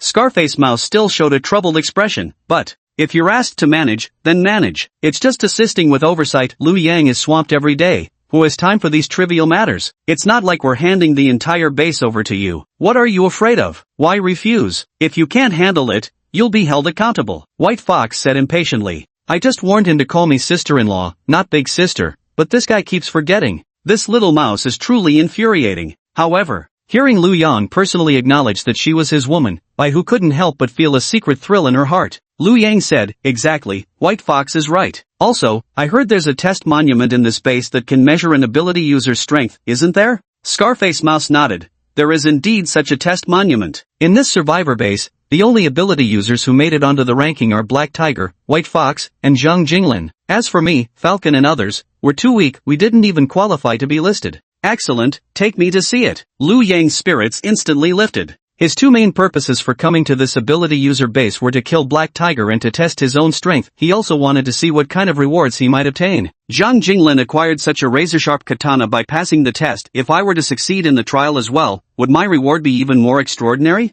Just thinking about it fills me with anticipation. Soon, under the guidance of Scarface Rat and White Fox, Liu Yang arrived before the testing stele of this survivor base. That test stele was as tall as a 4-story building. It was an enormous rectangular stone monument. At the same time, the surface was densely covered with the names of supernatural ability users. There were a total of 4 ranking lists: Heaven, Earth, Mystery, and Humanity. Each ranking list contained 1,000 names. In other words, you must be among the top 1,000 on this leaderboard to even qualify for a ranking. Those with abilities ranked beyond 1,000 don't even qualify to appear on the leaderboard. Liu Yang noticed that the top 10 spots on each leaderboard were consistently composed of individuals from different countries. The power levels of ability users across nations remain remarkably balanced. The top-ranked superhuman on the Huang list is namely Tianba, a name that instantly identifies him as someone from the Divine Dragon Empire. Meanwhile, the top spot on the Xian list goes to Jackson, clearly a citizen of the White Eagle Empire. The number 1 position on the D list is held by Kamzat, unmistakably from the Savage Bear Empire. Topping the Tian list is Hiroyama Yamada, obviously a native of the Sunrise Empire. Does this mean this ranking has appeared worldwide? How could some nobody from the little Japanese empire take first place on the celestial rankings? Liu Yang let out a cold laugh. Just wait, I'll crush him under my feet. Where's your name on the list? Liu Yang asked White Fox. Here, look. White Fox pointed at one of the names. Liu Yang followed the gesture. He discovered White Fox's real name was Bai Ling, ranked 897th on the Huang list. White Fox said somewhat unhappily. Damn it, just 2 days ago I was ranked in the 830s, and in just a few days, dozens more people have jumped ahead of me. Seems like more and more people are awakening special abilities, and their powers are pretty strong too. Indeed, rankings are never fixed permanently. Whenever a new participant takes the test and achieves a higher rank than yours, your position will get pushed back. You might even get knocked completely off the leaderboard. Maybe you should take the test again, Liu Yang said to the White Fox. The White Fox shook its head and said, I've tested it, it's useless. Testing consumes an enormous amount of energy and time. You only receive rewards for the first test. Subsequent tests only improve your ranking without any rewards, unless you can ascend to a higher tier, for example, moving from the yellow tier to the mysterious tier. Otherwise, no rewards can be obtained. I see. Liu Yang nodded and asked, what's the test like? The White Fox replied, the test is different for everyone. Basically, it involves fighting monsters. The testing monument consists of 100 levels. Back when I took the yellow tier test, I only made it to level 12. I see. I'd like to give it a try. Liu Yang's face lit up with eager anticipation. The White Fox explained, just place your hand on the stone tablet. The tablet will detect you, and then you'll be drawn inside it. Got it. Liu Yang nodded and placed his hand on the stone tablet. Immediately, he felt a faint electric current pass through his hand, spreading across his entire body in a tingling wave. Then, in a flash of red light, he vanished from the spot and was pulled inside the stone tablet. The stele contained an extremely spacious interior. It appeared to be a square hall measuring 100 meters in length, width, and height. Several lines of text appeared directly above the hall. Detection indicates the awakened possesses an S-rank ability and has reached the heavenly ranking assessment criteria. Would you like to commence this heavenly ranking trial? Seeing this prompt, Liu Yang was startled. This stone tablet can actually directly gauge my strength? It can even detect the tier of an ability user?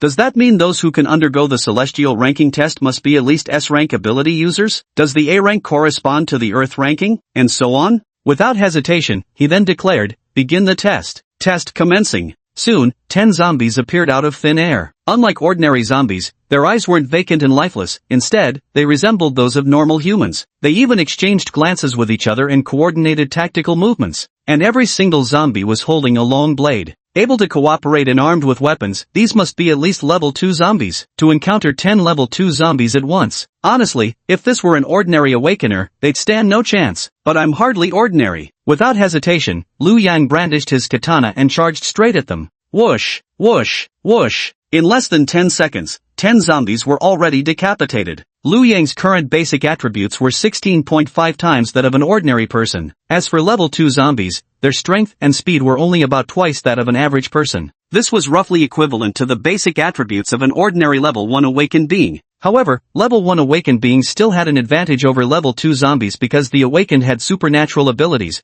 while level 2 zombies only had basic attributes and could only perform ordinary attacks. Moreover, their intelligence wasn't particularly high, making them easy prey for a level 1 awakened being in a one-on-one confrontation. But dealing with a whole pack of 10 together is something ordinary superhumans simply can't handle. However, in Liu Yang's eyes, their speed was practically sluggish. 10 of them? Even 10,000 wouldn't stop him from cutting them down. The text on the stone tablet changed again. Congratulations on passing level 1. Would you like to proceed to the next level now? Confirmed. Proceed to the next level, Liu Yang declared without hesitation. Soon the scene before Liu Yang's eyes transformed once more. 20 level 2 zombies materialized in front of him. Liu Yang let out a cold laugh. Ha! The gap in strength is this vast, no numbers can bridge it now. Can't you throw something actually challenging my way? He gripped his long blade and charged once more toward those 20 zombies, swiftly cutting them all down. Chapter 51, Wanting to Test the Zombies. While Liu Yang entered to begin his trials, White Fox and Scarface Rat waited outside and soon fell into discussion. Scarface Rat remarked, with Big Brother Liu Yang's strength, he should at least make it onto the Xian ranking, right? With Scarface Rat's level of ability, he couldn't even make it onto the yellow ranking list. He believed those who made it onto the yellow ranking were already incredibly powerful. Those who can make it onto the profound ranking are beyond imagination. Since each leaderboard can only display 1,000 names, it doesn't mean there are just 1,000 people on each ranking. There could still be tens of thousands, even hundreds of thousands of individuals who fail to make the list. For instance, Scarface Rat wasn't unranked, he just held a position somewhere beyond 15,000th place within the yellow rankings. Not worthy of being displayed on the stone tablet. Therefore, the difference between the first ranked on the yellow list and the 1000th ranked on the black list isn't merely 1,000 people, it might actually span tens of thousands. Therefore, Scarface Rat believed that if Liu Yang could make it onto the mystic ranking and reach within the top 1000, displaying his rank on the stone tablet, he would already be considered a super powerhouse. Those on the earth rank and heaven rank are practically peerless powerhouses. Existence is so formidable you wouldn't even dare to imagine them. White Fox, however, smiled and said, I don't think so. Liu Yang's strength is arguably the greatest among all the survivors I've ever encountered. That's why I believe he should at least qualify for the Earth rank trials. As for whether he can secure a ranking, I'm not so sure. Scarface Mouse looked surprised and replied, Big sis, you have that much faith in brother Liu Yang's abilities? White Fox flashed a confident smile. Of course, how could the man I chose possibly fail to even make the Earth rank? I think he deserves a spot on the heavenly rankings. He's the strongest, he might even take first place. At that moment, a melodious voice chimed in. It was Wang Feifei, Black Tiger's daughter, who spoke. Hearing Wang Feifei's words, White Fox merely chuckled. What would an ordinary person like you know, he said. How could you possibly understand things about ability users?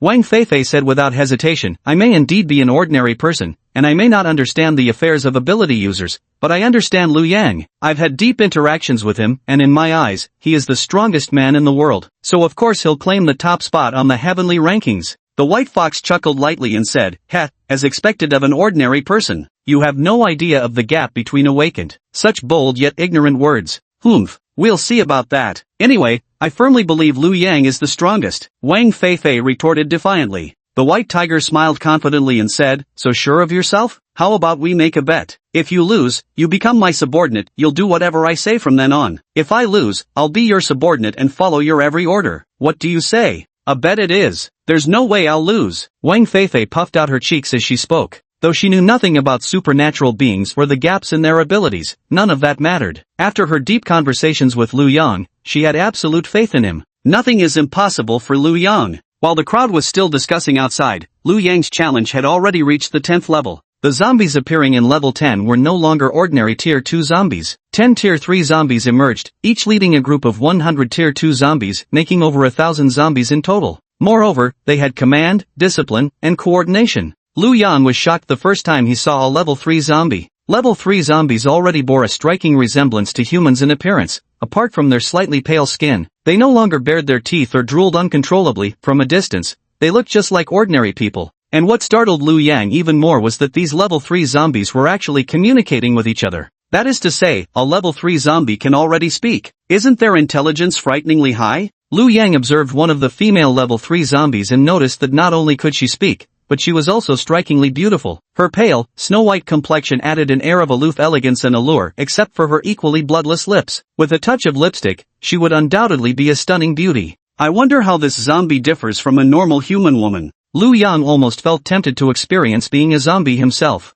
Then Liu Yang shook his head. Damn it, fuck. I'm breaking through right now, what am I even thinking? Liu Yang continued his assault on the zombie horde. Led by several level 3 zombies, this swarm became more organized and disciplined, even capable of encircling Liu Yang strategically. 1,000 zombies surrounded Liu Yang in multiple layers. It seems I'll have to take out those 10 level 3 zombies first. Once those leaders fall, the rest will collapse into chaos. Liu Yang didn't hesitate for a second as he raised his katana and charged toward the 10 zombies. He engaged directly in combat with the level 3 zombies. Level 3 zombies possess strength and speed 4 times that of ordinary humans, along with intelligence that enables them to wield weapons. Unfortunately for them, their capabilities still paled in comparison to Liu Yang's. In less than 10 seconds, Liu Yang instantly slaughtered 10 level 3 zombies. Each one was beheaded in a single strike. The remaining level 2 zombies, now leaderless, were met with Liu Yang charging straight into their midst, beginning a one-sided massacre. Having cleared the 10th stage, Liu Yang finally understood.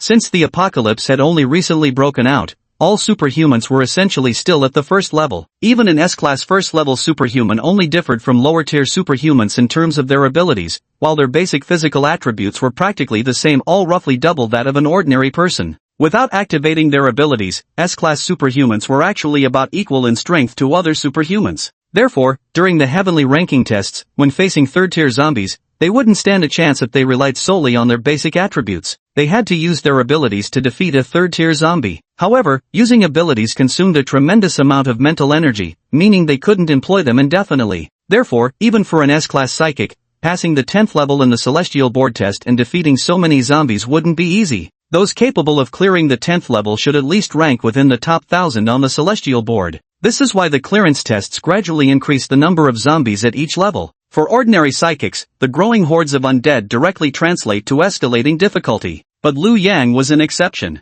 With the system's enhancement, killing zombies strengthened his attributes. His current stats were 16.5 times that of an average person. Even in the celestial ranking tests, he could turn it into a one-sided massacre. He didn't even need to use his supernatural abilities. This meant no matter how many zombies there were, they were useless against Liu Yang. He didn't need supernatural powers, would never exhaust his mental energy, and had a treasured blade as bonus. A single slash could kill a zombie. Cutting them down was as easy as chopping vegetables. What difficulty does increasing the number of vegetables pose to the chopper? Liu Yang was like a bug in the program's code. Even the stone monument probably never anticipated that someone could achieve baseline attributes dozens of times greater than an ordinary person's during the initial outbreak of the apocalypse. This so-called heavenly rankings test was far too simple for Liu Yang. He declared confidently, if the subsequent challenges just keep increasing the number of zombies, then even reaching the 100th level would be a breeze for me. Chapter 52, Number 1 on the heavenly ranking? Half an hour later, Liu Yang decapitated the last level 6 zombie. Simultaneously, new text appeared on the stone tablet. Congratulations, you have cleared the 100th level. The heavenly ranking trial has ended. You have become the number 1 on the heavenly ranking and earned the reward, Cloak of Darkness. Liu Yang froze. It's over already? I was just getting warmed up. To be honest, even after reaching the 100th level, Liu Yang didn't find it the slightest bit challenging. On the contrary, he grew more exhilarated with each victory. Now that he had received the notification that the challenge was over, he still felt a lingering sense of dissatisfaction. After all, while others only possessed attributes double that of an average person, Liu Yang had already reached a staggering 16.5 times. Such overwhelming superiority made his tests feel like child's play, effortlessly completed with perfect scores. He quickly checked the attributes of that reward. Dark Cloak. This equipment grants you brief flight capability lasting 5 minutes, with a cooldown period of 1 hour. Flight speed is twice your movement speed. Liu Yang was thoroughly shocked when he saw these attributes. This tiny little cloak actually gives flight ability. Holy shit, this is so freaking cool. No wonder it's the reward for being first on the heavenly ranking. Flying has been the dream of countless men. To walk upon empty air, that's something only immortals could achieve. Now, a simple cloak could grant him the power of flight, simply the coolest thing ever.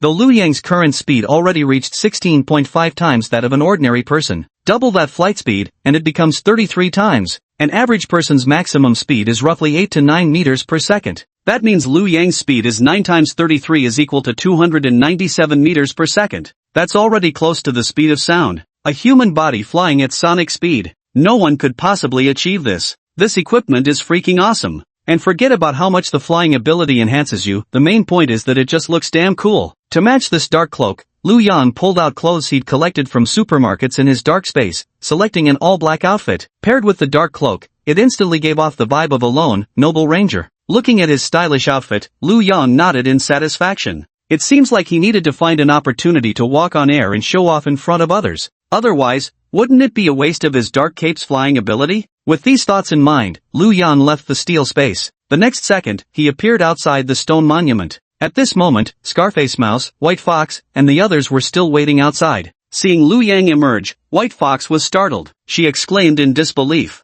So soon? When I took the yellow ranking test, I fought inside for 3 whole days before reaching the 12th level. Why did it take so long? Because superhumans have limited mental energy. After clearing 1 level, if you've used your abilities, your mental energy will be depleted. You must wait until it's fully restored before daring to enter the next level. Otherwise, without your powers available, you'd be doomed to fail. Many conquerors employ this very strategy. You can choose when to proceed to the next level, so there's ample time for you to restore your physical and mental stamina. Of course, if your stamina and mental energy are fully replenished but you still can't clear the next level, it means you've reached your current limit. Liu Yang took only half an hour. Doesn't that mean he has absolutely no time to recover his psychic energy? If Baidu's thought were to be known by Liu Yang would probably sneer and say, just a mere clearance test, why bother using special abilities? There's no mental energy consumption, so why the need for recovery? Just as Baidu was utterly shocked. Scarface Mouse suddenly exclaimed, damn, boss Liu Yang's name isn't even on the Xian ranking. Could it be that the boss cleared it too fast to make the list?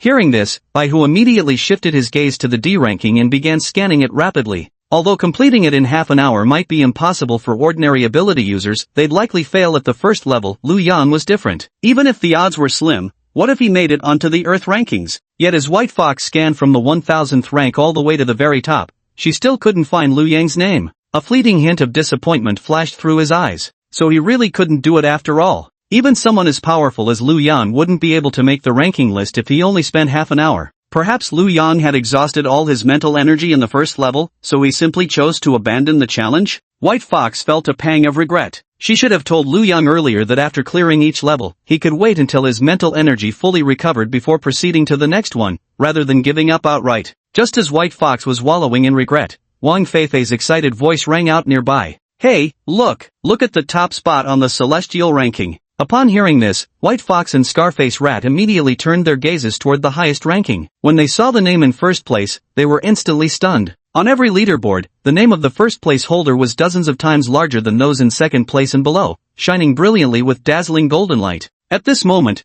shining at the top of the heavenly ranking was none other than the name Lu Yang. White Fox froze.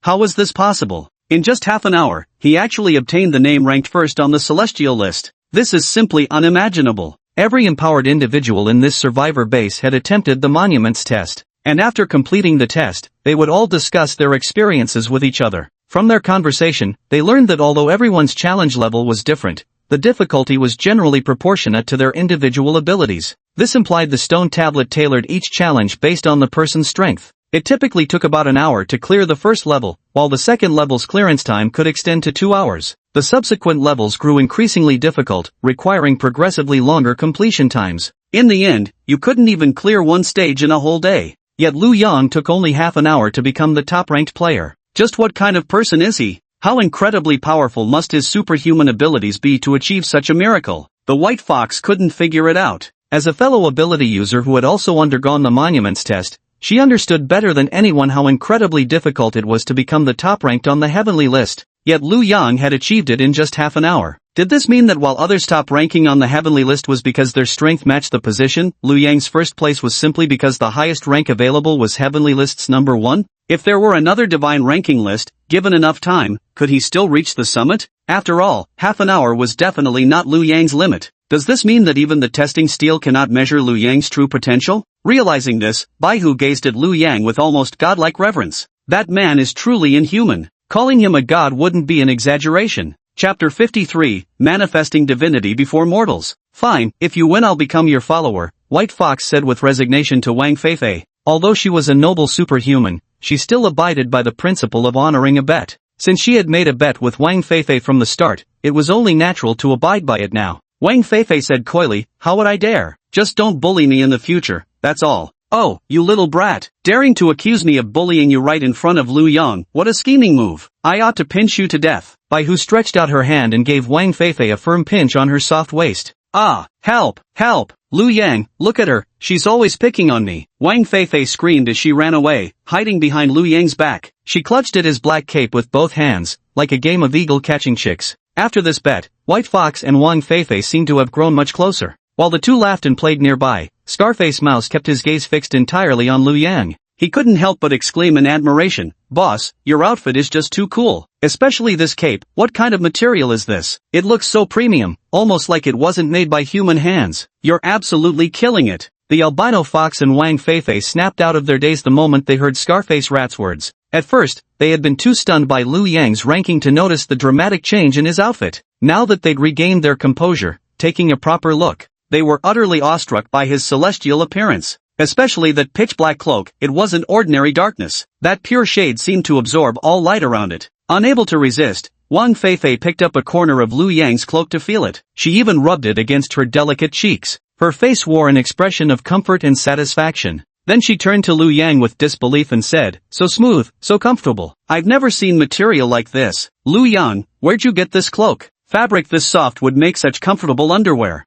Lu Yang. He patted Wang Feifei's head and said, "This dark cloak is for looking cool, not for actual posturing. It's the reward I got from passing the heavenly ranking test." "So, pretty dashing, huh? A reward from the heavenly ranking test?" Everyone gasped in astonishment. Their eyes simultaneously fixed on that jet-black cloak. Their eyes were filled with envy. Scarface Rat said, "Since this is a reward obtained from the heavenly ranking test, it surely can't just be for looking cool, right? It must have other uses, no? Liu Yang smiled and replied, of course. The prize for ranking first on the heavenly leaderboard couldn't possibly just be for appearances. As for its true purpose, I'll let you all know at the right time. Later, gather everyone in the entire survivor base. I have something to say to them. Also, let me ask you first, how exactly did this base operate before? Liu Yang did have a secure villa compound of his own, but very few people lived there, just a handful of beautiful women. So when it came to the actual operations of a real survivor base, he wasn't very familiar with it. Scarface Rat said, the survivor base's main source of supplies relies on people gathering them. Besides teams led by superhumans collecting resources, ordinary survivors also need to form teams to gather supplies. Moreover, to survive in this base, everyone must contribute supplies.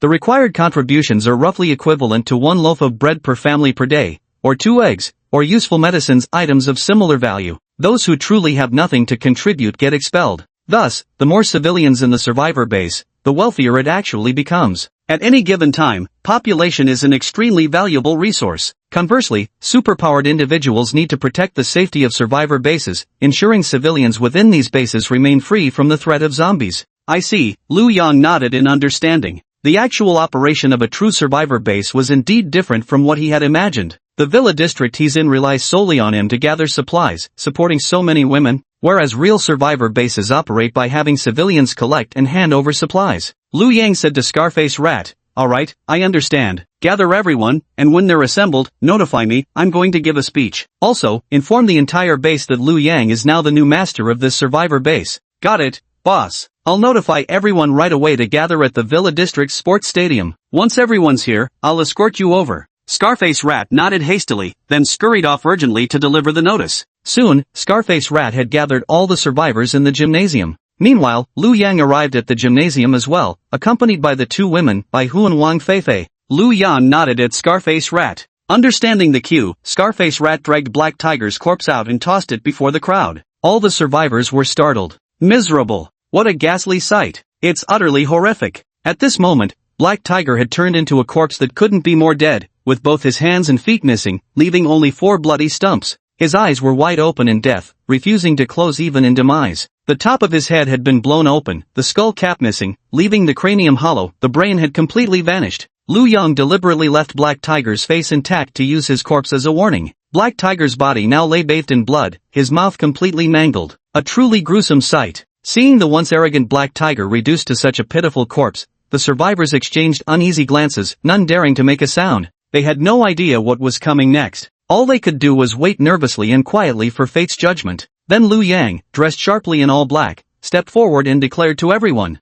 my name is Liu Yang. I'm the one who killed Black Tiger, so from today onward, I'm taking over the survivor base. Who's with me, and who's against me? The survivors looked at each other in silence. Oppose? Even the arrogant Black Tiger had been killed, how could mere civilians like them dare to object? Seeing no one speak up, Liu Yang continued. If no one has any objections, then from now on, I'll be the one calling the shots in this survivor base. Anyone who dares to disobey or scheme behind my back will meet the same fate as Black Tiger. Liu Yang's latter half of the sentence carried an icy tone, brimming with palpable intimidation. The survivors trembled inwardly, their backs unknowingly drenched in cold sweat. Right before everyone's eyes, Liu Yang began ascending step by step into thin air, effortlessly walking mid-flight until he stood suspended in the sky. At the sight of this unfolding before them, everyone froze in stunned silence. How did he do that? He's actually walking on air? Is he human or a god? Chapter 54, already handsome enough to blow your mind. Liu Yang hovered in mid-air, looking down upon the crowd below. His black cape billowed fiercely in the sky, like the dark wings of a war god. The crowd gazed up at Liu Yang as if beholding a deity on high.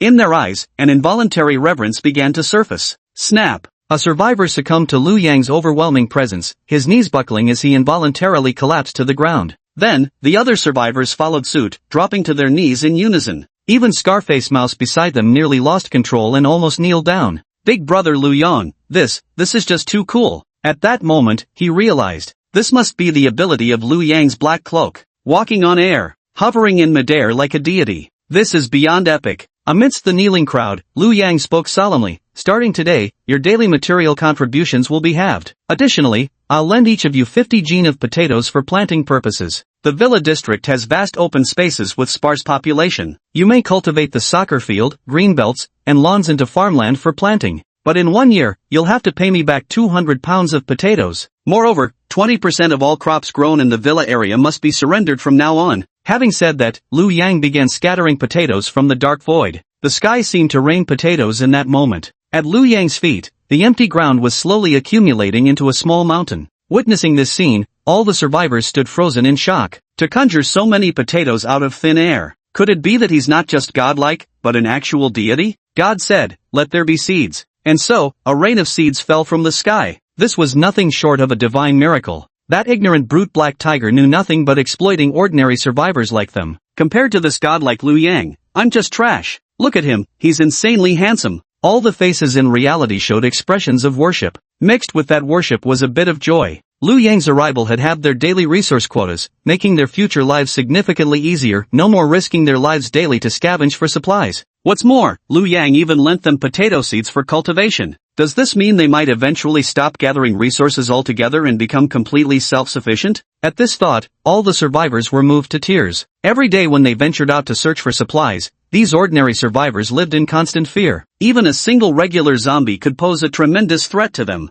If they encountered a group of 3 to 5 zombies, there'd literally be nowhere to run. They had witnessed with their own eyes how their loved ones were devoured completely by the zombies. Yet if they didn't go out to scavenge for supplies, they couldn't stay in the safe survivor base. Within the survivor base, they could still form teams to scavenge for supplies without worrying about their safety. Surviving alone outside would drastically decrease their chances of survival. Every day would be filled with dread, afraid of being discovered by zombies. They couldn't even get a decent night's sleep. So to maintain their place in the base, they risked venturing out every few days to scavenge for supplies. But if we could rely on farming to solve our food problems, we'd never have to scavenge for supplies again. They could stay safely inside the base every day, living off their crops. Wouldn't that be just like the peaceful days before all this? And the person giving them this hope of returning to those peaceful times was Liu Yang up in the sky. He was a man like a god. A little girl couldn't help but point at Liu Yang and ask, "Mom, why is he flying in the sky? Why does he have so much food? Is he the savior sent by heaven?"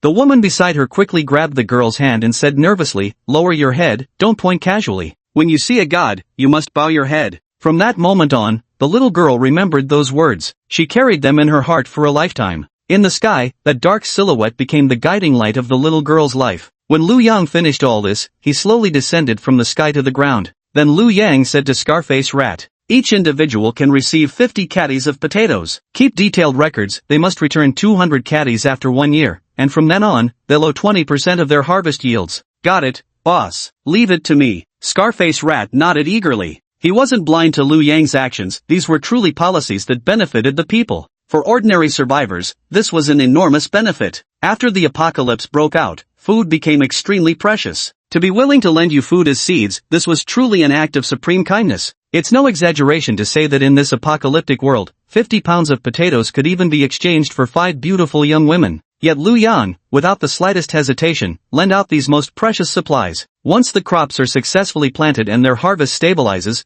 they'll no longer need to take risks scavenging for supplies. Moreover, the resources outside are dwindling the more we collect them. There will inevitably come a day of complete depletion. But cultivation is an endless supply, even to the point of planting more and more. It's no exaggeration to say that Liu Yang is the savior of all ordinary survivors in this space. Unlike Black Tiger, who only thinks about how to strip these survivors of their belongings, he considers how to help them thrive sustainably. The difference in vision between these two men is as vast as the heavens and the earth. A leader like Liu Yang is what a true leader should be. The other survivors also wore happy smiles as they lined up one by one to receive their 50 pounds of potatoes. A couple approached Scarface Mouse with their little girl, the same girl to whom Scarface Mouse had given candy. The little girl skipped over cheerfully and hugged Scarface Mouse with a beaming face. She raised her head, her watery, innocent eyes wide open, and asked Scarface Mouse, Uncle Mouse, did you find the savior?" "Yes, I'm the one who found the savior," Scarface Mouse declared proudly and firmly. "Yay! Uncle Mouse is definitely the coolest in the base." The little girl was overjoyed. The other adult survivors behind her also began to laugh. Seeing everyone so happy, Scarface Rat was pleased too. Because in the past, all the superhumans had looked down on him, only these ordinary survivors had treated him with respect. Now, witnessing these ordinary survivors obtain so many supplies, Scarface Rat couldn't help but feel genuinely happy for them. After planting 50 pounds of potatoes, it only takes 4 to 5 months to increase the yield tenfold, resulting in a harvest of 500 pounds. Even after repaying Liu Yang 200 pounds, you still have 300 pounds left. If those 300 pounds are used for further planting, they can become 3,000 pounds. This is the explosive growth of resources. The agricultural era marked a crucial stage in human development, enabling people to thrive without the risks of hunting. Now, this survivor base appears to be replicating that remarkable era. Liu Yang left the gymnasium with two beautiful young women. He left Scarface Mouse in charge of distributing supplies here. On the road, White Fox asked Liu Yang, "You look so cool just now. Even I almost couldn't resist kneeling." Hearing White Fox's words, Liu Yang flashed a mischievous grin. "Don't kneel now, wait until we get to my room to kneel." White Fox licked her crimson lips and swallowed hard. She was eagerly anticipating what would happen next. Wang Feifei blushed crimson upon hearing this beside him. She certainly understood what Liu Yang meant by those words, because she had been doing exactly that in the room moments ago. Even now, the thought still made her cheeks burn with embarrassment. These two people actually started talking about such things in broad daylight, truly embarrassing. Chapter 55, The World is Stunned. Just as Liu Yan was about to find a room to properly exchange pointers with Bai Ling and show her his golden gilded ham king, little did he know that his achievement of ranking first in the heavenly ranking test had already spread worldwide. The information on all the stone tablets is shared. When Liu Yang became the top-ranked, the name for the first position on the divine rankings across every stone tablet worldwide changed to Liu Yang's name. In the White Eagle Empire, deep within an underground shelter more than 50 meters below the surface, the president's secretary rushed over in a panic and said to the president, Mr. President, the top ranked on the divine rankings has changed. Oh, was it General Bob who pinned Hiroyama of the Sun Empire beneath him? The president of the White Eagle Empire wore a delighted expression. Ranked first on the heavenly rankings was Sun Empire's Hiroyama, second was White Eagle Empire's Bob, third was Divine Dragon Empire's Zhou Xingchen, and fourth was Savage Bear Empire's Makachev. These top four contenders truly acknowledged no superior among themselves. Although Hiroyama held the first rank, the three below him were constantly testing their limits and closing the gap, all striving to climb higher in the rankings. After all, whoever achieves the first rank proves themselves as the most potent awakened being. The power struggles between great nations persist even in this apocalyptic era, each still vying to prove their supremacy and dominance over this ruined world. And claiming the celestial rank's top position serves as the ultimate testament. Thus, the mere news of a new name topping the celestial ranking sent shockwaves through the survivor communities. The first reaction in the White Eagle Empire's president's mind was that General Bob had moved from second to first place. The secretary shook his head. No, not General Bob, it's a newcomer named Liu Yang. Judging by the name, he must be from the Divine Dragon Empire. What? The 80-year-old president of the White Eagle Empire, whose face had always been kind, suddenly revealed a flash of ruthlessness. The Divine Dragon Empire had actually crushed the Little Sun Empire beneath it? In that case, wouldn't two of the top 5 on the heavenly ranking be from the Divine Dragon Empire? He immediately made a decision, ordered General Bob to continue testing. I want him to claim first place within 10 days. Additionally, dispatch a squad of superhumans into the Divine Dragon Empire to find this fellow called Liu Yang. I want all his intelligence details within a month. Also, what's the progress with the bioengineered troops and mechanized troops? And what about those aliens in District 9? This was the first time he had seen such an expression on the president's face since the apocalypse began. Beads of cold sweat formed on the secretary's forehead as he nervously said, "They're still in the experimental phase and haven't been deployed yet. They don't meet combat standards. As for Sector 9, the alien weapons are still undergoing testing." The 80-year-old president responded with unwavering determination, "Wrap up the experiments within 3 days and deploy both units for combat. Combat is the ultimate test, and order the scientists at Sector 9 to accelerate their progress." "Yes, sir." The secretary straightened his posture, saluted, and then left the presidential office to begin executing the president's orders. Empire of Little Sun. Inside the prime minister's residence, a secretary rushed in frantically, shouting at the top of his voice, "Prime Minister, something terrible has happened. Prime Minister, something terrible has happened." But Kaiaru, what sort of disgraceful behavior is this frantic panic? The Prime Minister of the Little Sun Empire wore an displeased expression as he scolded his secretary. The secretary wiped cold sweat from his forehead and hurriedly replied, "Your Excellency, terrible news. The number 1 position on the heavenly ranking is no longer held by General Rising Sun. It's been replaced by a new name?" "What?" An incredulous look spread across the Prime Minister's face. "How is this possible? General Rising Sun possesses extraordinary talent, he's invincible. How could someone surpass him? Summon General Rising Sun immediately. I must speak with him."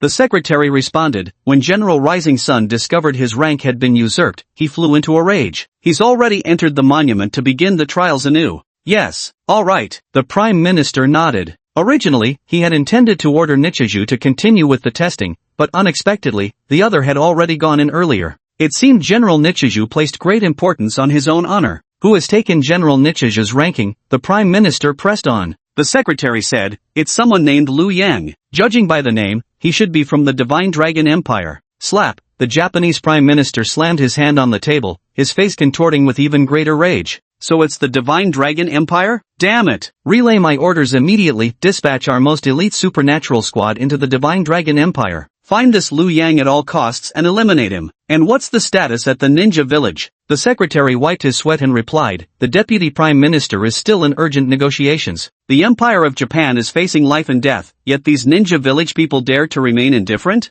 Are they even citizens of the Empire of Japan anymore? Outrageous. Deliver my orders to the deputy prime minister, he must expedite negotiations. No matter what, we must enlist the elite ninjas from the village. The prime minister of Japan issued his final, ironclad command. Hi. The secretary bowed deeply before swiftly exiting the prime minister's residence. Their empire. Inside the presidential palace. A secretary rushed in anxiously, Mr. President, the top spot on the celestial ranking has changed. The new ranker is named Liu Yang, likely a superhuman from the Divine Dragon Empire. The typically stern-faced president of the Bear Empire showed a grave expression. Oh, so the Divine Dragon Empire could produce such a talent? It seems we must hurry as well. How is the research on the superhuman enhancement serum progressing? The secretary said nervously, we're currently still in the animal testing phase. The president of the brutal Bear Empire began issuing orders. Within 3 days, begin human trials and restart the Poseidon project. Additionally, ordered General Makachev to immediately enter the heavenly rankings test.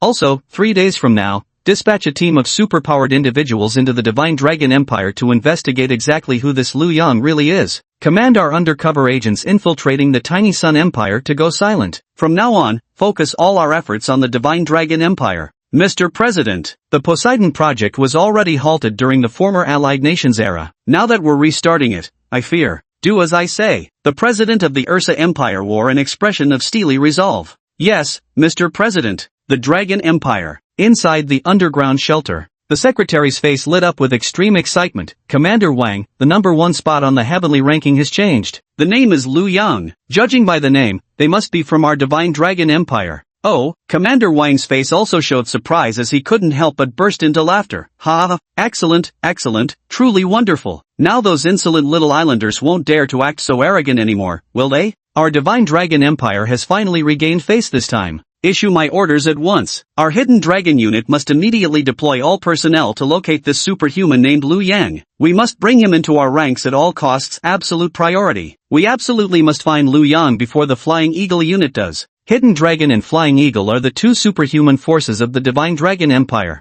Though they coordinate with each other occasionally, they remain fierce rivals, neither willing to acknowledge the other's superiority. This Commander Wang currently leads the Hidden Dragon unit. On the other side, Commander Zhang of the Flying Eagle unit also received this news and immediately issued an order. Everyone, our top priority is to find Liu Yang. Spare no expense to get him to join our Flying Eagle unit. I don't care what methods you use, coercion, bribery, even seduction works. In short, I want this Liu Yang standing before me within a month. And we must beat old wine to it. With their Hidden Dragon unit already holding the slight advantage thanks to Zhou Xingchen, ranked 3rd on the heavenly leaderboard, if they manage to secure Liu Yang, who's ranked 1st, our Flying Eagle unit will truly never have a chance to rise again. Yes, Commander Zhang. Seeing his subordinate leave the office, a grave expression appeared on Commander Zhang's face. He murmured to himself, where exactly has all the daily training in the military gone to? Day after day of training, day after day of evaluations, yet none of them can claim the top spot on the heavenly ranking. This Liu Yang, I've never even heard the name before, probably just a civilian awakened, yet he directly took 1st place. Truly, the younger generation inspires awe, gifted beyond measure. Probably, even Liu Yang is rigorously training right now, isn't he? Chapter 56, Experiencing the Superhuman Feeling. White Fox reference image. Liu Yang was indeed very busy at the moment. But he wasn't busy training, he was busy having an in-depth exchange with the peerless beauty known as White Tiger. Click to support with love and unlock 10,000 words of hidden content. Several hours later, Liu Yang received a system notification. Congratulations, host. You've successfully made her willingly become your girlfriend. Freezing ability has leveled up. Another freezing ability upgrade? Liu Yang couldn't hide his pleasant surprise. The ice manipulation ability was his primary offensive skill. Additionally, it gained the highest stat boosts with each level up. Every upgrade enhanced both his attack range and control capacity. Now seeing his ice skill level up yet again, already 2 full levels above his other abilities, he couldn't help but beam with delight. The white fox lay beside Lu Yang, gazing at him with eyes brimming with affection and admiration, so intense it could almost form threads. Unable to contain herself, she murmured. Lu Yang stared at the lone red plum blossom blooming on the white bedsheet, surprised. You're so forward, yet you've never had a boyfriend before? This white fox had propositioned him the very first time they met. Lu Yang had assumed she was the epitome of worldly openness, so it came as a shock to discover her untouched by the affairs of love. The white fox said, of course I've had boyfriends before, but ordinary men can never catch my eye. I prefer to toy with them, rather than letting them toy with me. I'd much rather watch them kneel before me looking down on them from above. When I interact with ordinary men, I'm more like the man, while they're the women. Only a man as powerful as you could make me willingly climb into bed. Besides, even if I had boyfriends before, it wouldn't matter, White Fox said as she abruptly drew a dagger. He made a cut on his own hand. Instantly, a bloody gash appeared on her hand. Yet before the blood could even start flowing, it began to slowly coagulate, and then, astonishingly, the wound visibly healed before their eyes. At this sight, even Lu Yang's eyes widened in shock. Looking at Lu Yang's stunned expression, White Fox smiled triumphantly and said, "This is my special ability. I possess regenerative powers beyond ordinary humans and extraordinary resistance. Even the common zombie virus can infect me. They all call me a madwoman, but what they don't know is I've got the madness to back it up. With this ability, I can heal myself no matter how severe the injury. So everything you just did to me has now been restored to its original state again." Lu Yang froze. "Does that mean every day is your first time?" The White Fox nodded. "Damn, that's impressive." Lu Yang couldn't help but give a thumbs up. The next day, Lu Yang woke up feeling refreshed. She was lucky Lu Yang didn't work her to death. Lu Yang stretched his toned waist. Hearing the movement, the White Fox slowly opened its eyes. Her face, usually so icy towards others, broke into a sweet smile when she looked at Lu Yang. "Up so early? Any plans for today?" Lu Yang replied. "I'm heading back to my villa, but before that, I plan to pick out some young, beautiful girls from this survivor base to take back with me." The White Fox said, "To them, you're like a savior now. With just a single word from you, all the women would follow you." "That's true," Lu Yang nodded. "Yesterday he showed off right in front of everyone, pulling off that huge flex precisely to achieve this exact effect. To make all the survivors believe he's a godlike being, to awe them into submission, so they wouldn't dare betray him or plot against him."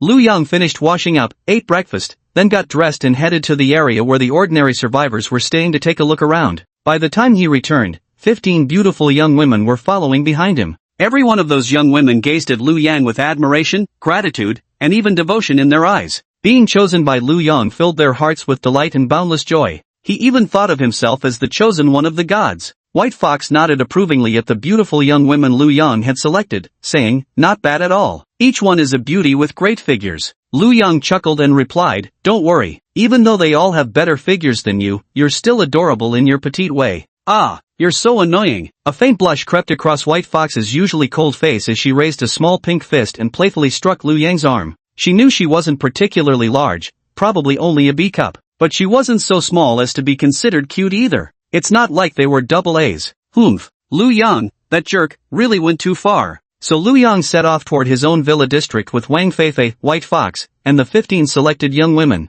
As for this survivor base, he left it under the management of Scarface Rat. He only needed to check back occasionally, making grand appearances before others from time to time. Chapter 57, The Sports Goddess Won't Be Outshined. By the time Lu Yang returned to his villa with White Fox, Wang Feifei, and 15 beautiful young female survivors, the sky was nearly dark. Those 15 beauties were civilians, so their pace was slow. So it took several hours to make it back. Yusher and the others immediately burst into happy expressions when they saw Lu Yang return. Though it had only been one night apart, their longing for him had surged like endless flowing rivers. After all, the apocalypse was full of uncertainties. Danger lurked everywhere. Although Lu Yang was very capable, they were still extremely worried about his safety. Now that they saw him return unharmed, their anxious hearts could finally rest. Chen Dan also walked over with a smile and said, "Lu Yang, haven't eaten yet, have you? I'll go cook right now." "Wow, we've got so many more sisters now, looks like I'll need to prepare extra food today." Tang Mingting hurriedly said, "I'll go help."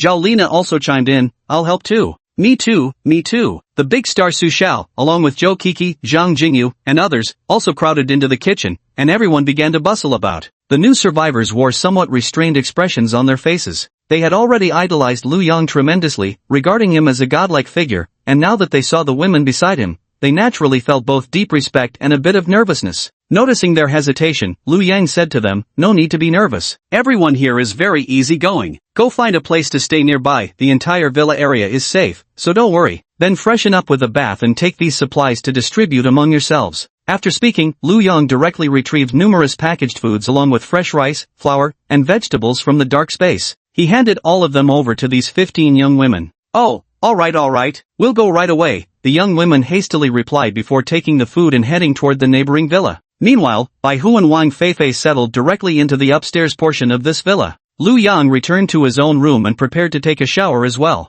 Watching the others go upstairs, the girls in the kitchen finally began to discuss among themselves. He Yusher said, "I never expected Lu Yang to find so many more survivors in just one day. Looks like the competition among us will only grow stronger from now on." The most nervous among them was Zhou Kiki. Zhou Kiki was the athletic goddess Lu Yang had rescued last. But shortly after rescuing Zhou Kiki, Mao Scar came knocking at their door. Lu Yang then left the villa. As a result, Zhou Kiki still hasn't had any intimate contact with Lu Yang up to now. After spending a day in the villa, I actually got pretty familiar with He Yusher and the others. After all, they were originally the 4 campus belles, so they already knew each other well. He Yusher was the art belle, Zhao Lina was the academic goddess, and Zhou Kiki was the sports queen. They were all equally famous figures in their own right. Now in the apocalypse again, staying together in the same villa, their affection naturally heated up rapidly. They've already become as close as sisters. Everyone could see the somewhat abnormal expression on Zhou Kiki's face. Tang Mengting said, "Kiki, originally Lu Yang asked you to go to his room tonight, didn't he? But then something unexpected happened and Lu Yang left. Now he's brought back so many girls, whether you'll still have your chance is hard to say."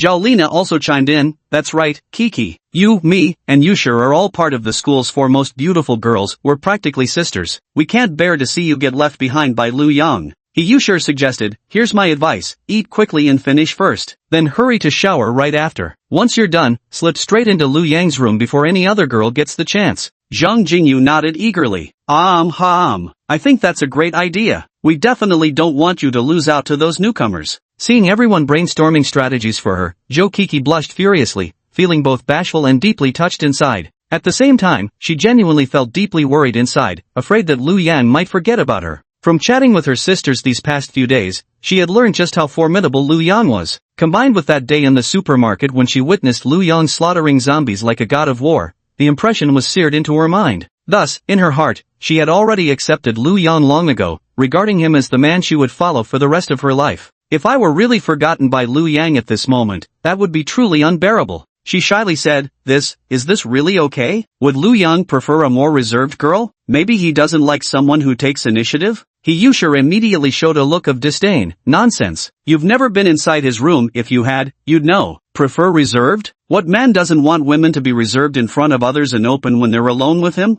The superstar Su Xiao also chimed in, "Exactly. Just go for it boldly. Trust us sisters, we know what we're talking about." Zhou Kiki shyly nodded, "Oh, okay. But I'm still a little nervous, a bit scared. You guys said Lu Yang is really strong, just how powerful is he? What if I can't handle it?" Zhao Lina tilted her head thoughtfully after hearing Zhou Kiki's words and said, "To describe Lu Yang, I can only use 5 characters, Category 8 Hurricane." Zhou Kiki was taken aback and said, "Category 8 Hurricane? You mean he's as fierce and powerful as a sudden storm?" Zhao Lina shook her head and replied, "This phrase can actually be read backwards too." Zhou Kiki froze for a moment, murmuring to herself, "Crazy."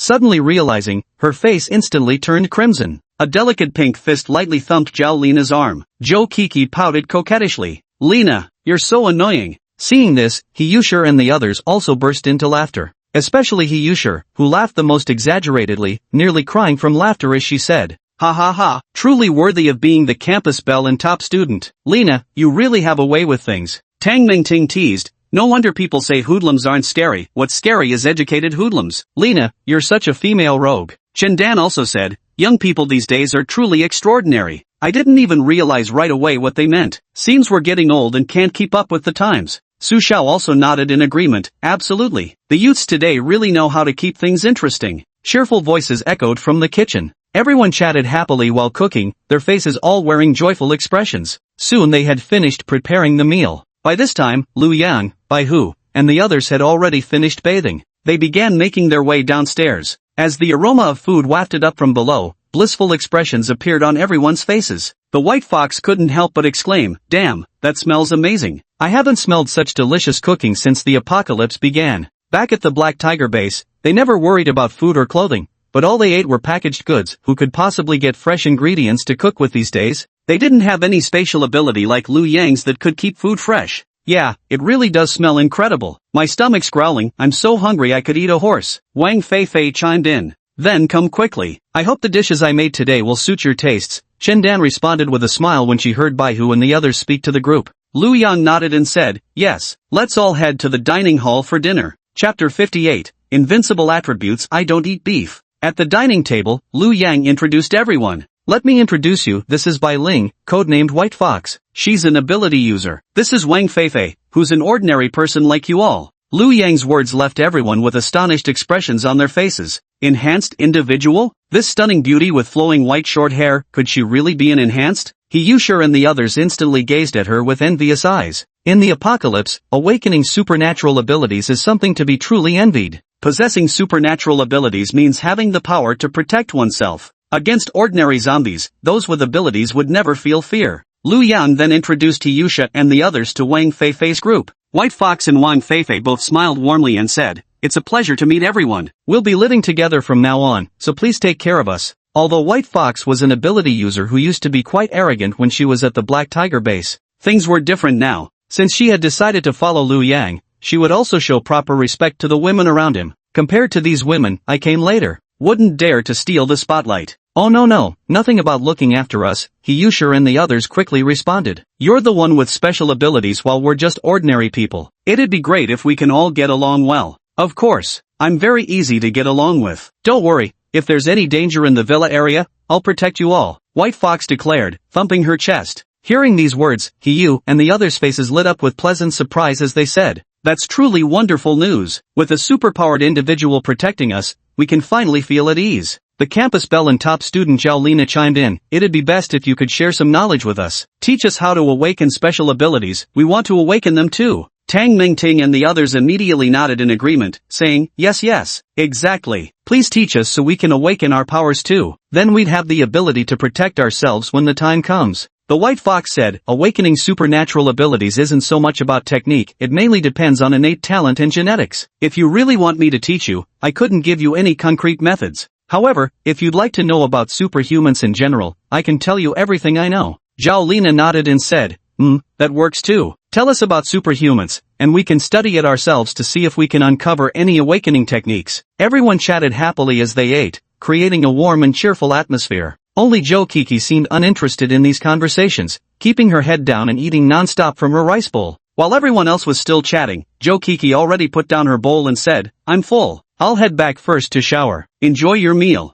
Liu Yang found this somewhat odd. He remarked, how come Zhou Kiki finished so quickly? And her complexion looks somewhat flushed. Could she be sick with a fever? Yusha nodded with a mischievous grin, exactly. She's not feeling too well. You should definitely check on her. Liu Yang looked utterly bewildered as he watched everyone laughing so heartily. What's wrong? What's so funny? Why can't I understand their sense of humor at all? Forget it. Let's eat. Liu Yang didn't understand what these women found so funny, so he focused on eating his meal. After finishing his meal, he returned to his house. However, the moment he opened the door, his keen observational skills immediately detected someone's presence in the room. Moreover, his nose caught a distinctly feminine fragrance lingering in the air. Student Council President Chen Hao spent millions on gifts for Zhou Kiki, yet failed to win her over. In the end, this athletic goddess took the initiative to enter Liu Yang's room, wanting to become his woman. If Chen Hao found out about this, he'd probably be so angry he'd devour 3 whole chicken drumsticks in one sitting. Liu Yang asked Zhou Kiki, does this mean you agree to be my woman?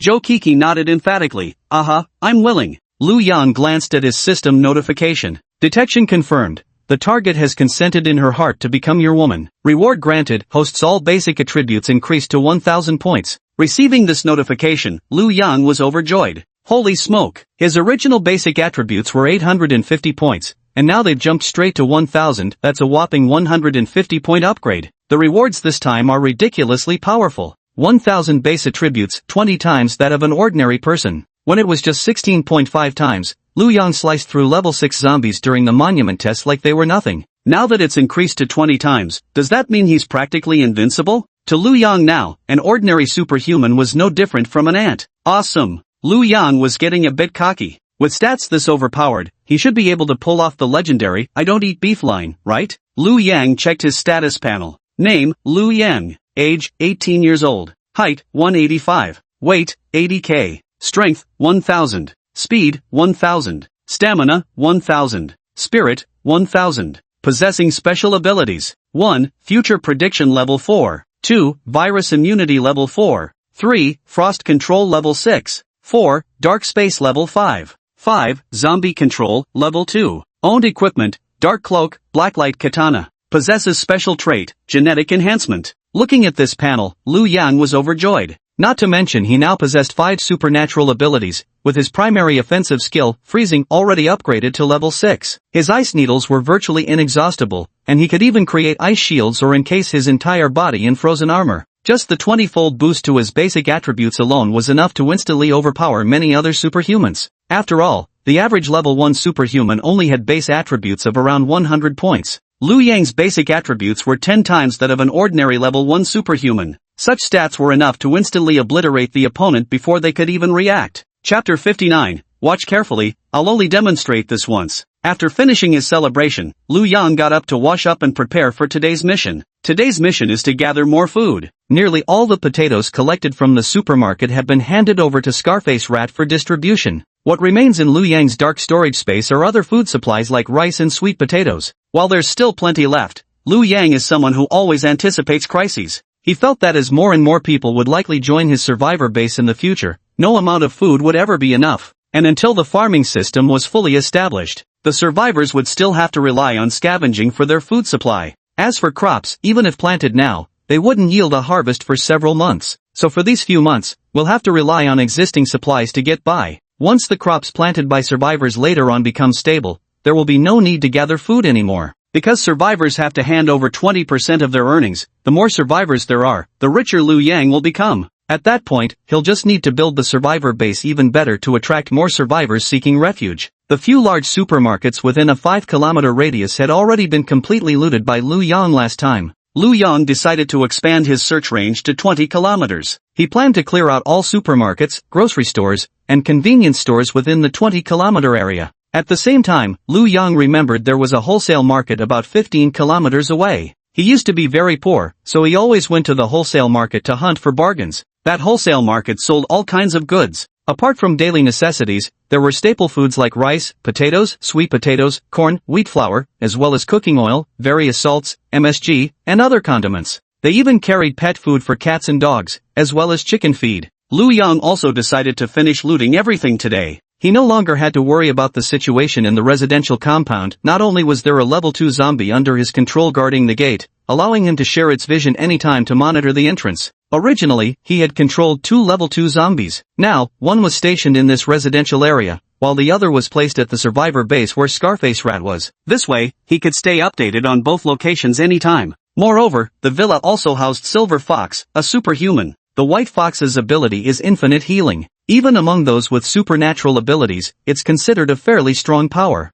Not all awakened abilities manifested by those with supernatural powers are combat-oriented. Very few actually awaken combat-specific abilities. For example, Huanggo and Scarface Rat, the abilities they awakened were practically useless. One enhanced their sense of smell, the other improved their digging ability. Their basic attributes were merely twice that of an ordinary person, and their abilities were basically useless in combat, making them no different from super soldiers. So, ability users stronger than White Fox probably aren't that easy to come across either. With her stationed at the Villa district, virtually no one dared to cause trouble. Thus, Lu Yang set off without delay. Although his main target was the wholesale market over 10 kilometers away, he didn't overlook any small grocery stores, mini-marts, or convenience shops along the way. After all, even the smallest moth has meat on its bones. Even a tiny convenience store contained plenty of drinks, snacks, cigarettes, alcohol, and other goods. In any case, Lu Yang's dark space was now vast enough to accommodate it all. Stuff everything in there, useful or not. Moreover, when retrieving items, he didn't need to search for them one by one. Just a thought in his mind would make whatever he wanted drop right out. So Lu Yang never judged whether something was immediately useful before collecting it. As long as it might be of use later, he stashed it away. Just as Lu Yang was scavenging supplies at one of the convenience stores 10 kilometers from the Villa district, he suddenly heard noises outside. Peering through the window, he spotted 3 burly men with backpacks sneaking up.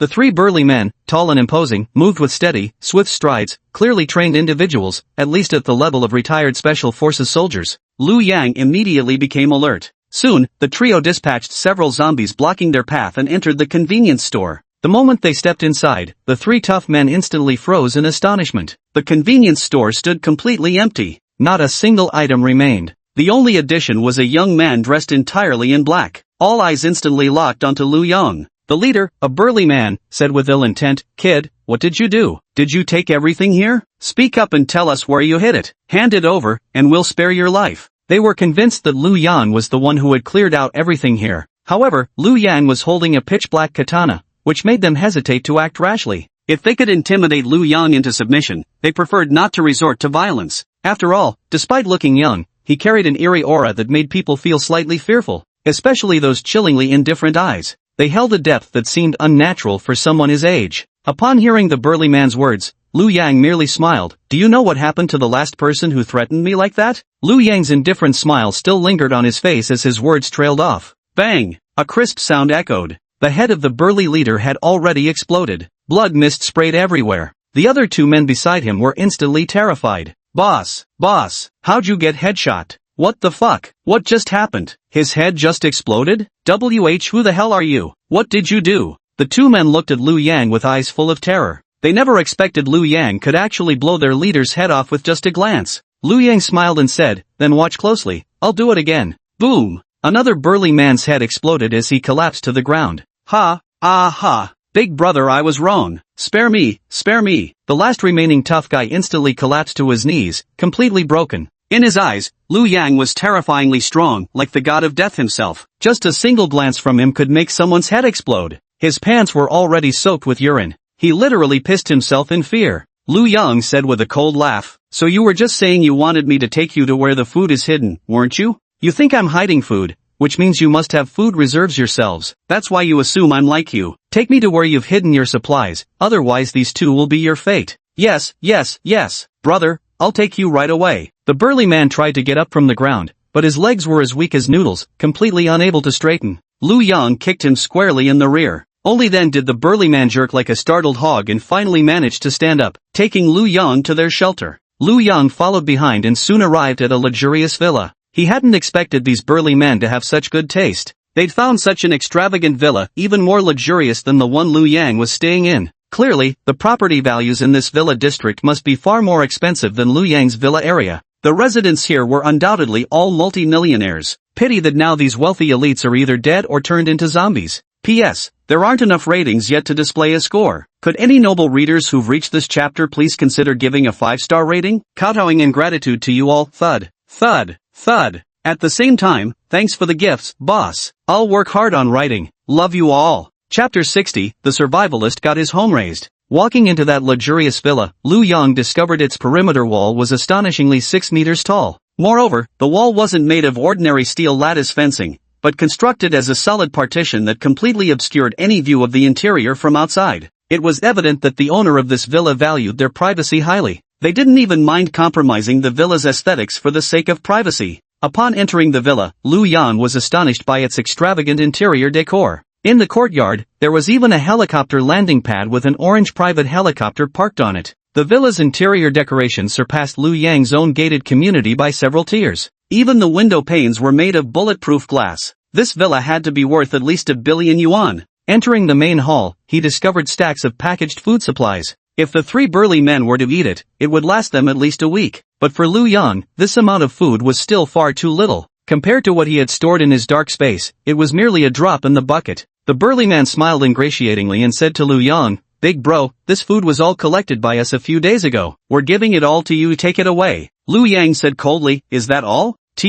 That's all." The burly man was startled again by Liu Yang's icy voice and almost wet himself once more. This Liu Yang was a god of death who wouldn't hesitate to blast someone's head off. One wrong move and he could be dead too. It felt like there was a blade hanging over his neck at that very moment, ready to drop at any time, leaving him trembling with fear. Liu Yang mocked, "You 3 big guys only managed to collect this little food in so many days? What a bunch of useless trash." Seeing Liu Yang's dissatisfied expression, the burly man tentatively added, "The owner of this villa also built a safe room in the basement with plenty of food stored inside, but we couldn't open it." Hearing this, Liu Yang immediately perked up and said, Oh, why didn't you mention this sooner? Take me there. The owner of this villa must have been a hardcore prepper during peaceful times. Not only did he build the villa's walls that high, but he also used solid walls and even constructed a safe room in the basement. Did he already foresee that a disaster would happen? These rich people are truly the most afraid of death. And this kind of safe room is usually something only top-level leaders, like national presidents, would have. This wealthy man actually built one for himself.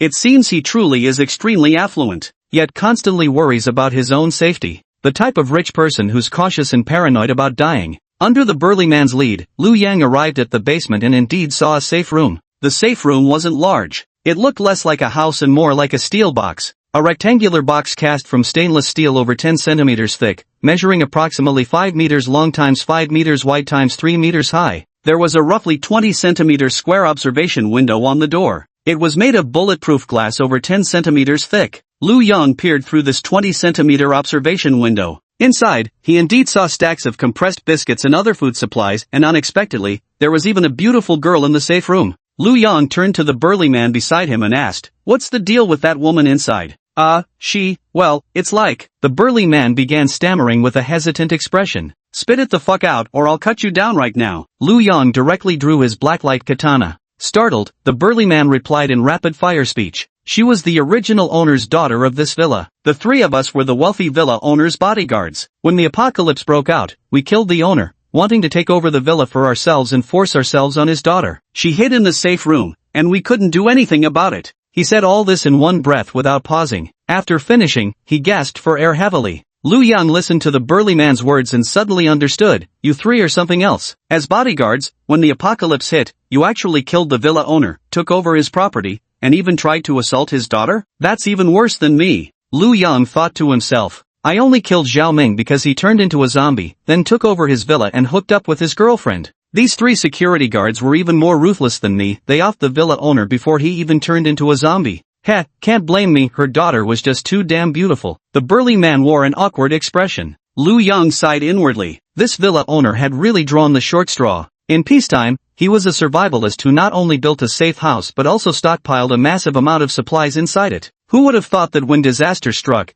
it would be his own bodyguard who took a liking to his daughter and ended up killing him? This wealthy man's death was truly humiliating. He probably never could have imagined, no matter how meticulously he planned, that his own daughter would be the reason for his demise. Indeed, the saying "beautiful women bring disaster" holds true. And as the saying goes, while others stockpile food, I stockpile guns, my neighbor becomes my granary. In the apocalypse, without strength, no amount of resources you possess will matter, because you simply can't hold on to them. After silently marveling in his heart, Liu Yang asked the burly man, "Are there supplies anywhere else?" There's no more. Can you let me go now?" "I'll get out immediately. I swear I'll never appear near this place again," the burly man said, shaking his head. His eyes were filled with longing and plea. "Of course, and I'll even give you a parting gift," Liu Yang said coldly, then, swish. With a swing of his blade, the burly man's head instantly tumbled to the ground. Liu Yang dared not keep around a bodyguard who'd killed his employer right when the apocalypse began. Moreover, the excuse for killing the employer, wanting to sleep with his daughter, was far too flimsy. If it had been a life-or-death situation, killing the employer might have been justifiable.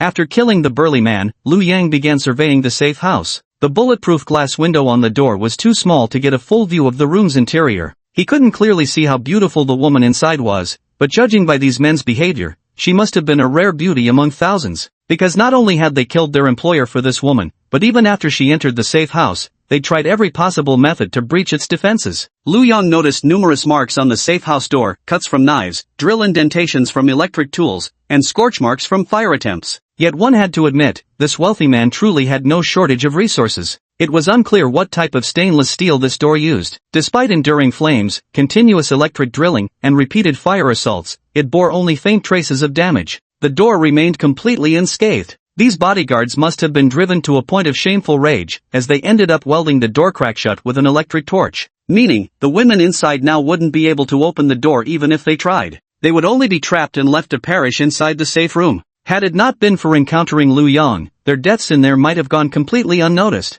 Liu Yang raised his black light tachi and thrust it straight at the door. Swish! The blade pierced through the door instantly, sliding in as easily as cutting through tofu. It was so effortless that even Liu Yang was startled. Holy shit, this sword is insane? Over 10 centimeters of stainless steel, and it went through like fucking tofu? He knew the knife was sharp, but he hadn't expected it to be this sharp. Stone tablet products truly live up to their reputation. Chapter 61, All Cards Collected. Lu Yang gripped the katana's hilt with both hands and casually slashed at the seemingly indestructible iron door. In an instant, a large hole appeared, drawing a scream from the woman inside. She never imagined that the impregnable safe room would actually be breached. When the apocalypse first descended, her father had told her this safe room could even withstand missile bombardment. For ordinary people to break through was virtually impossible. The specially crafted stainless steel plate, over 10 centimeters thick, couldn't even be penetrated by 100 millimeters armor-piercing missiles. Yet now it had been slashed open by a knife? Wang Siki curled into a ball, her entire body trembling uncontrollably. She knew this was absolutely not something those bodyguards could have accomplished. The person entering must be far more powerful than those bodyguards. When Lu Yang, dressed entirely in black and radiating handsome elegance, stepped into the safe room, Wang Siki's eyes widened in shock. This person is so handsome. His all-black outfit showcased his aloof temperament perfectly, while the cape billowing behind him added an aura of domineering authority. Tall and imposing in stature, though not particularly muscular, he exudes an undeniable aura of formidable presence. Despite merely walking in calmly, the oppressive vibe alone made Wang Siki's heart tremble involuntarily. Upon getting a clear look at Lu Yang's face, Wang Siki grew even more bewildered. Why does this person seem vaguely familiar? Lu Yang saw the beautiful woman curled up in the corner and had the same thought in his mind. Why does she look familiar? Then the two looked at each other and spoke in unison. You're Lu Yang. I've seen your photos on the school forum. You're quite famous. You're Wang Siki, one of the 4 campus belles, the wealthiest campus belle? Back at school, everyone used to say whoever became your boyfriend could cut 50 years off their career struggles. Upon clearly seeing Lu Yang's face and recognizing him, Wang Siki's expression lit up with surprise and joy. Originally, she had feared that anyone powerful enough to breach the safe house would bring unimaginable consequences upon her. Even those 3 weak-bodied bodyguards had dared to murder their employer and attempt to violate her. If a truly powerful expert were to come, wouldn't I just be beaten to death? By then, I might not even be able to kill myself if I wanted to. After all, this safe house was her last refuge. Like a snail's shell, once shattered, the most vulnerable part within would be exposed. Completely exposed before the enemy. At this moment, Wang Siki was utterly exposed before Lu Yang. Fortunately, Lu Yang was familiar, they had attended the same school before, and each had even heard of the other's name and knew what they looked like. This made communication much easier. It was truly a stroke of luck in the midst of misfortune.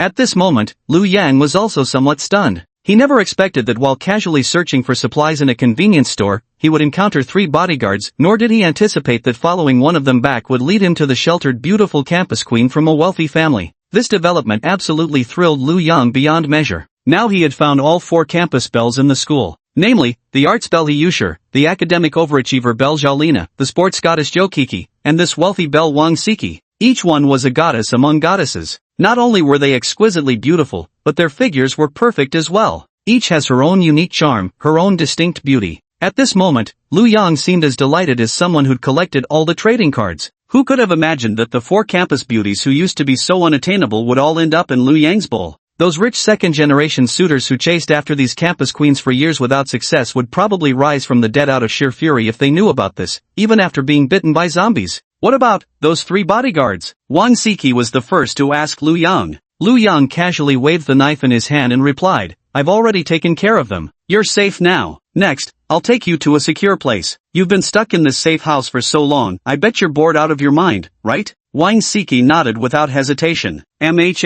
Even though there's food in this safe house, there's zero entertainment. Every day, I just stare at these ironclad walls. If I stay any longer, I think I'll get depression. Lu Yang reached out his hand toward her. So, come with me. Wang Siki's face showed hesitation. Although she had heard of Lu Yang's name and seen his photos on the forum, the two had never actually exchanged a word at school. To be honest, they only knew each other as fellow students and were hardly acquainted. Besides, he was a man, while she was just a defenseless woman. What if something terrible happened if she followed him? Lu Yang noticed her hesitation. He sneered coldly and said, you don't actually think you have a choice, do you? The moment I stepped into the security department, you lost all right to choose. Whoever walks through these doors has only one option, silent acceptance. And you're lucky it happened to be me who came for you. Come with me. He Yusher, Jolina, and Jo Kiki are all waiting for you. Upon hearing Lu Yang's words, Wang Siki's eyes widened instantly. What? The other 3 campus belles? You've already found them all? Lu Yang grinned smugly and said, of course, just waiting for you to return and play mahjong with them. Hearing Lu Yang's words, Wang Siki finally lowered her guard slightly and cautiously emerged from the corner. With a grand sweep of his arm,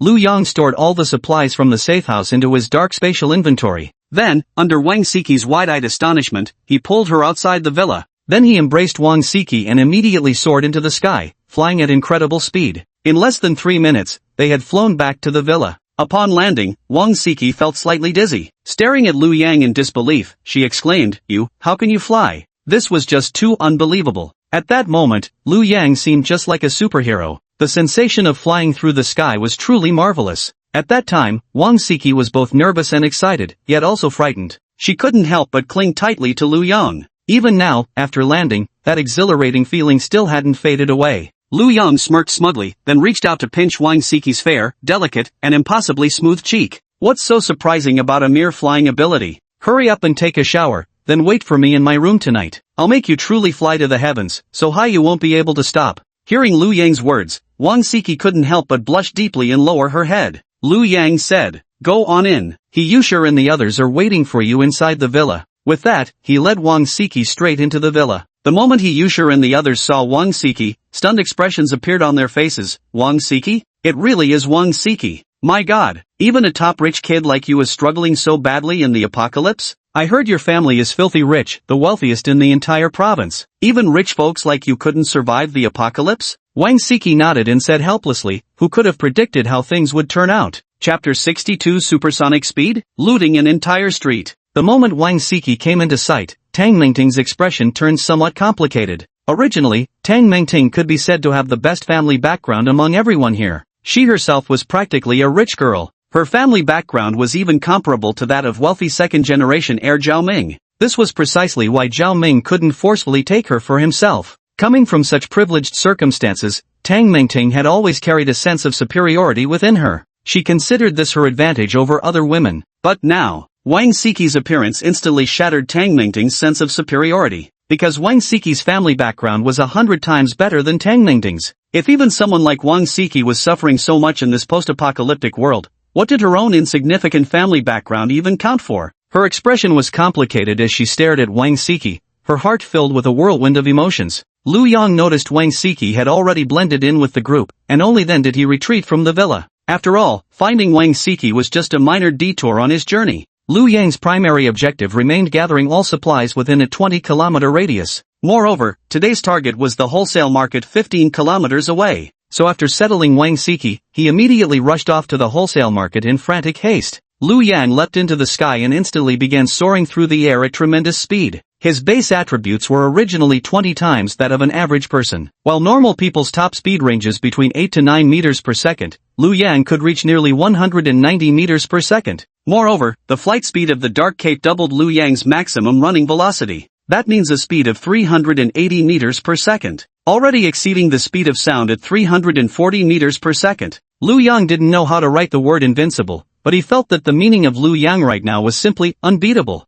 Although the flight duration was only 5 minutes, 5 minutes would be enough. Because in 5 minutes he could fly 300 times 380 is equal to 114,000 meters. That means he could fly 114 kilometers in one full-speed flight. As for the wholesale market 15 kilometers away, he would only need 15,000 divided by 380 is equal to 39.5 seconds to reach it. Earlier, when returning to the villa took him 2 minutes, it was simply because he worried Wang Siki couldn't endure such high-speed flight. With Lu Yang's attributes being 20 times that of an ordinary person, he could effortlessly handle such speed. At this moment, Lu Yang not only possessed physical attributes akin to a superhuman, but his flight speed was likely on par with one too. As Lu Yang landed in the wholesale market, a few survivors who happened to be gathering food inside were startled by his sudden descent from the sky. At the same time, staring at Lu Yang dressed in black and wielding a black tachi, their faces betrayed undisguised fear. This guy can fly. Plus he's got such a cool outfit and such an awesome weapon. His power is absolutely unfathomable.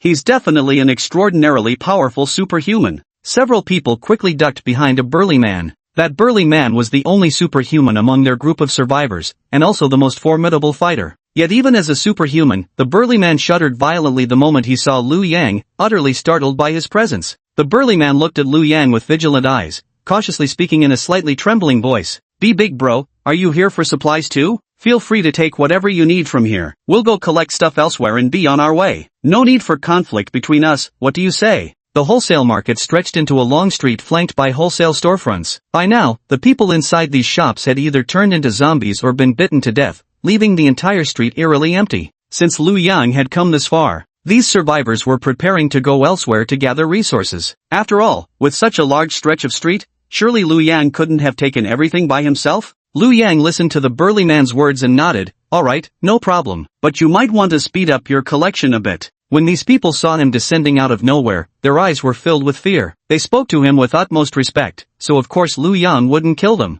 After all, since the apocalypse began, the number of survivors hasn't exactly been plentiful. These people are all valuable resources. It would be best to recruit them into my survivor base. Only when the population in my survivor base is large enough will they be able to contribute more resources. Thank you. We'll go collect supplies at the end of the street then. Hearing Liu Yang's reply, the survivors' faces lit up with joy. He finally let out a sigh of relief. It was time to set their anxious hearts at ease, so they hoisted their backpacks and raced swiftly toward their destination. Although the street's location primarily specialized in wholesale foods like rice, wheat, flour, sweet potatoes, and regular potatoes, but seeing Liu Yang's formidable strength capable of flying through the sky, they naturally didn't dare to challenge the rumors any longer and could only retreat to the end of the street. Watching these survivors leave Liu Yang and immediately start entering one shop after another. Wow, this is a wholesale rice store. There must be at least thousands of bags here. Take them all. A flour wholesale depot, with thousands of sacks? Claim every single one. A whole warehouse of potatoes? At least several dozen tons. Take it all. A whole warehouse of sweet potatoes? I'll take it all. Noodles, rice noodles, instant noodles, sausages? Take it all. Is this a wholesale milk powder store? Take it away. Take it all. This stuff will be incredibly useful.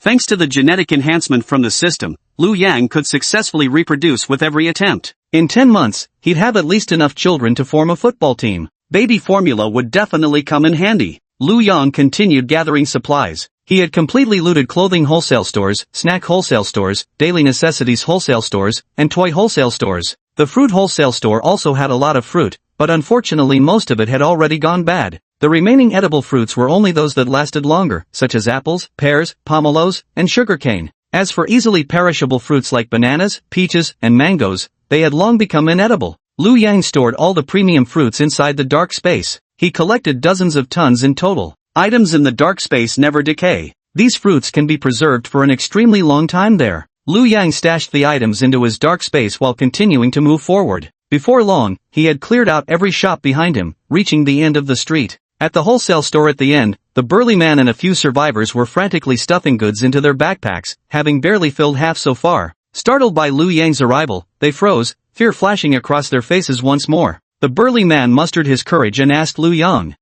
Boss, any orders for us? Liu Yang shook his head, nothing. I just happened to come upon this place. All the survivors wore puzzled expressions on their faces. What do you mean? Did you receive it here? Does this guy not want the stuff from the shops at the front of the street but wants what's in the stores at the very end instead? Probably just an excuse. The street storefronts are all prime locations. The alley ends are all wholesale goods and fruit markets. Finding high-calorie staple foods here won't be easy. Seeing Liu Yang catching up to them now, they easily jumped to the conclusion that he didn't want them gathering supplies. The burly man cautiously suggested, Big bro, maybe we should leave now. You can take whatever you want from here. We won't touch any of it. Don't make it sound like I'm bullying you. I told you to grab things quickly, but you were too slow. How is that my fault? Liu Yang said as he walked over, casually sweeping his arm and collecting every single item in the entire store. The survivors watching Liu Yang's actions were utterly stunned. Each of their faces bore expressions as if they'd seen a ghost. Holy shit, what the hell just happened? Where are the supplies? How come everything's gone? Vanished into thin air? Ah, what the hell is this? Chapter 63, Absorbing Survivors, Strengthening the Base. They initially thought Liu Yang didn't want to collect supplies for them when he moved from the street's entrance to its end. But after seeing his actions, they suddenly understood. Liu Yang had already taken everything from all the other stores. This was the last shop left. Yet they simply couldn't fathom how he had managed it. This wholesale street must have held thousands of tons of goods. How could they all vanish in mere minutes? Liu Yang addressed the crowd, saying, Sorry, you're just a bit too late, haven't even filled your backpacks yet. I've already cleared out all the supplies on this entire street. You'll have to search elsewhere. One of the survivors wore a look of despair on his face. This wholesale market had the most supplies in the area. We've already scavenged everywhere else. Without it, how are the 100+ survivors in our group supposed to survive? After the apocalypse broke out, the survivors in their area banded together, forming a settlement of over 100 people. Led by that burly man with supernatural abilities, he took charge and guided them. It won't be long before they can develop this wholesale market into a survivor base. What a pity that all the food in the wholesale market has already been collected now. For these over 100 people, even finding food is still a problem, let alone establishing a base. Another survivor also said, yeah, looks like we're gonna starve to death. Among our group of over 100 people, only Brother Wang has special abilities and is relatively strong. The rest are basically a mix of elderly, weak, sick and disabled. We're no match for the zombies at all. We're doomed. In this area across dozens of square kilometers, this wholesale market had the most food and fewest zombies. It took us several days just to clear out all the zombies here. Other places like supermarkets are too densely populated, there must be tons of zombies there now. With our current strength, we don't dare go in, another survivor said helplessly. They cleared out all the zombies on this wholesale street, but not without losing quite a few comrades in the process. Yet Liu Yang showed up and took all the supplies for himself, talk about reaping the rewards without doing the work. But Liu Yang was simply too powerful, and none of them dared to speak up, no matter how furious they were. I can only vent my frustrations here. The burly man called Brother Wang said to the crowd, if we want to blame anyone, it should be ourselves for being too slow. Don't speak nonsense about others. He wasn't unaware of the gap between himself and Liu Yang. As fellow ability users, he understood all too well just how powerful Liu Yang was. Just the oppressive aura emanating from him was enough to make one's heart tremble with fear. I'm afraid the other party could kill everyone here with just a flick of their finger, yet these people still dare to complain, they're practically courting death. Besides, in this post-apocalyptic world, there are no rules anymore. Food belongs to whoever is strong enough to take it. If someone has the power to take all the food, of course they'll take as much as they can. Put yourself in someone else's shoes. If you have this ability, wouldn't you want to take all the food on the street? Would you really think about leaving it for others? Unless you're out of your damn mind. There's no way you'd leave food for others otherwise. So this burly man fully understood his current predicament. Not a trace of anger showed on his face. Only an expression of resignation remained. After listening to everyone, Liu Yang pondered for a moment before saying to them, your survivor camp has over 100 people? Yes, the burly man promptly replied with deference. Liu Yang said to them, how about this? About 20 kilometers from here, there's the Jinqiu Garden Villa district. You've probably heard of it before, right? That's my survivor base. You can go there for shelter. Once you're inside, food won't be an issue. The burly man's eyes lit up at Liu Yang's words, Jinqiu Garden Villa district? I know it. I used to be a taxi driver, I've been there before. That's an affluent neighborhood. Liu Yang said, that's right. It has now become a survivor base, extremely safe, no zombies can break through there. Moreover, I'm the leader there, and I'll make you a promise, any survivors you bring to join will receive 10 caddies of free food. You can spread the word about the survivor base in this area and along the way there. The more people you bring, the greater your rewards. For every person you take, I'll give you 1 caddy of rice. Bring 1,000, and you'll get 1,000 caddies. Upon hearing Liu Yang's words, the burly man's face instantly lit up with excitement. At this very moment, there were already over 100 survivors gathered in their shelter. If all these 100+ survivors were brought to Liu Yang's base, wouldn't that directly earn him over 100 gene of rice? In this post-apocalyptic world, those 100+ gene of rice could sustain one person for 3 whole months. This was by no means a small amount. They spent several days clearing out the zombies in this wholesale market, and only today did they finally finish cleaning it out completely. So they began their first attempt to gather supplies, but had only collected half a backpack's worth when Liu Yang arrived and scavenged everything. Up to now, none of them had even managed to gather 100 pounds of rice. The burly man's face lit up with excitement as he asked Liu Yang, are you telling me all this is true? Liu Yang replied, of course it's true. You must have seen my abilities for yourself. Right now, I've taken everything from this entire wholesale street. Do you really think I can't afford to give you that measly reward? The burly man nodded after listening to Liu Yang's words. It was indeed true, for an awakened one with formidable strength like Liu Yang who could even fly, his speed in scavenging supplies could be tens of thousands of times faster than theirs. Even second-tier zombies likely posed no threat whatsoever to someone like him. He probably didn't even need to clear out zombies when collecting food. No matter how many zombies were nearby, he could probably take whatever supplies he wanted with ease. Not to mention how much he had collected before, just this wholesale street alone probably contained hundreds of tons of rice. After thinking for a moment, the burly man nodded. Alright, it's a deal then. I used to be a taxi driver nearby, so I know this area like the back of my hand.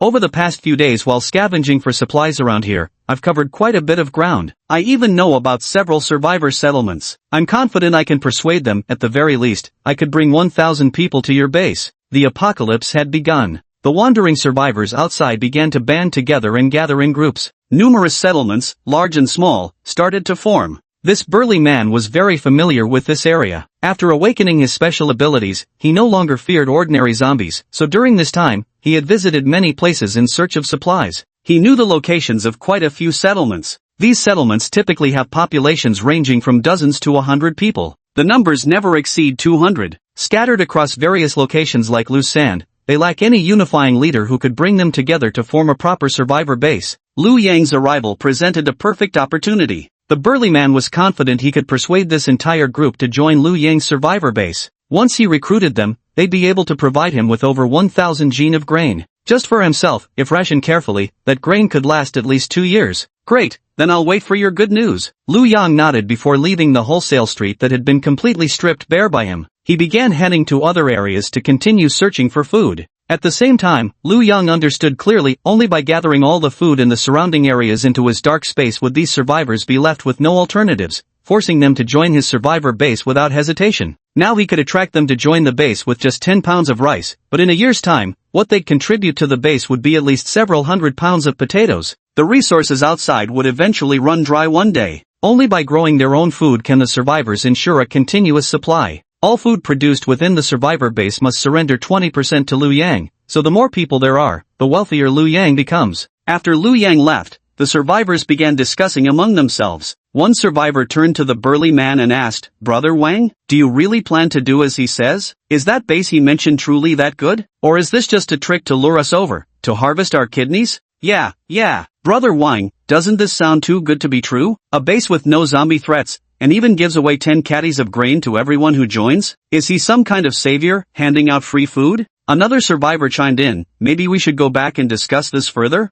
The burly man shook his head and said, "What the hell do you know? I'm an evolved being, you've seen my strength firsthand. All of you combined still couldn't take me on. But if my combat power is 100, the opponent's is at least 5,000. Do you understand what this means? Even 1,000 of me wouldn't be a match for them. If he wanted to kill us, he could do it with just a flick of his finger. Why would he even need to trick us? Don't use your filthy thoughts to speculate on how a strong mind operates. Since your strength hasn't reached that level, you can't comprehend things from his perspective. So just do as he says. This is a golden chance to latch onto someone powerful, don't you dare waste it." The survivors had never seen the burly man wear such a solemn expression. They too realized the gravity of the situation. So they nodded and said, "Alright, since Brother Wang put it that way, we'll follow your lead." Yeah, thanks to Brother Wang these past few days, we've been able to stay safe and survive until now. Since Brother Wang suggested joining that survivor base, let's all go together. Chapter 64, Looting the Hospital. After Liu Yang emerged from the wholesale district, he looted 2 more large supermarkets. At this moment, supplies already filled 1/4 of his 50 × 50 × 50 meter dark space. The sheer amount of supplies made it impossible for Liu Yang to calculate the exact quantity,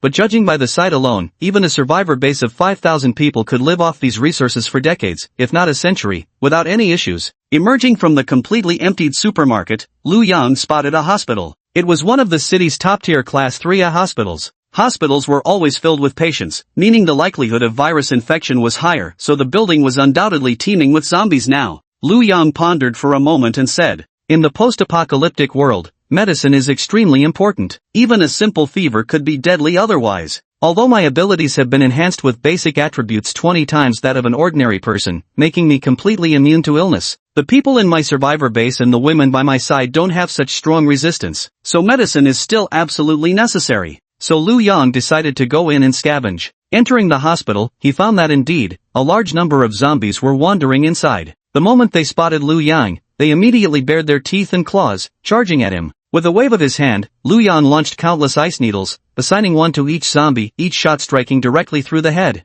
Now Liu Yang's mental power has reached 20 times that of an ordinary person, and the number of ice needles he can produce is no longer limited. His attack range has even extended to over 1,000 meters. Compared to hacking at enemies with a blade, Liu Yang prefers resolving battles with just a wave of his hand. No need for close combat means no risk of getting splattered with zombie blood. Moreover, the way he ends fights with merely a gesture carries an air of remarkable elegance. He loved this feeling of elegance, because elegance never goes out of style. As Liu Yang moved deeper into the hospital, zombies kept falling around him. Even second-level zombies were among them, their heads exploding before they could even get close to him. Liu Yang gazed at the lifeless zombies before him, a contemplative expression crossing his face. The proportion of level 2 zombies keeps increasing. Previously, you'd be lucky to find one level 2 zombie among 1,000. but now I've already eliminated no less than 5 level 2 zombies just on this single hospital floor. There might even be level 3 zombies appearing soon. The base attributes of level 2 zombies are roughly twice that of an ordinary human. Unless you're an awakened, an ordinary person encountering a level 2 zombie wouldn't stand a chance in a fight, they wouldn't even be able to escape. A level 3 zombie has base attributes 6 times that of an ordinary person. If a regular person faced a level 3 zombie, they'd be killed in an instant. During the monument test, the strongest zombie Liu Yang encountered was a level 6. A level 6 zombie has baseline attributes 12 times that of an ordinary human. Even a level 1 superhuman would be instantly killed upon encountering one. It seems as time passes, the survival chances of ordinary people in this apocalypse grow smaller by the day. Entering a survivor base is the only way forward. And if the number of supernatural beings in the survivor base isn't sufficient, the base might still be overrun by zombies. Thus, the competition between supernatural beings and zombies won't cease. The side that evolves faster stands a chance of prevailing. So simply awakening supernatural abilities doesn't guarantee safety. The zombies are constantly growing stronger too. Liu Yang followed the hospital signs, continuing toward the pharmacy. The number of zombies he encountered along the way grew increasingly sparse.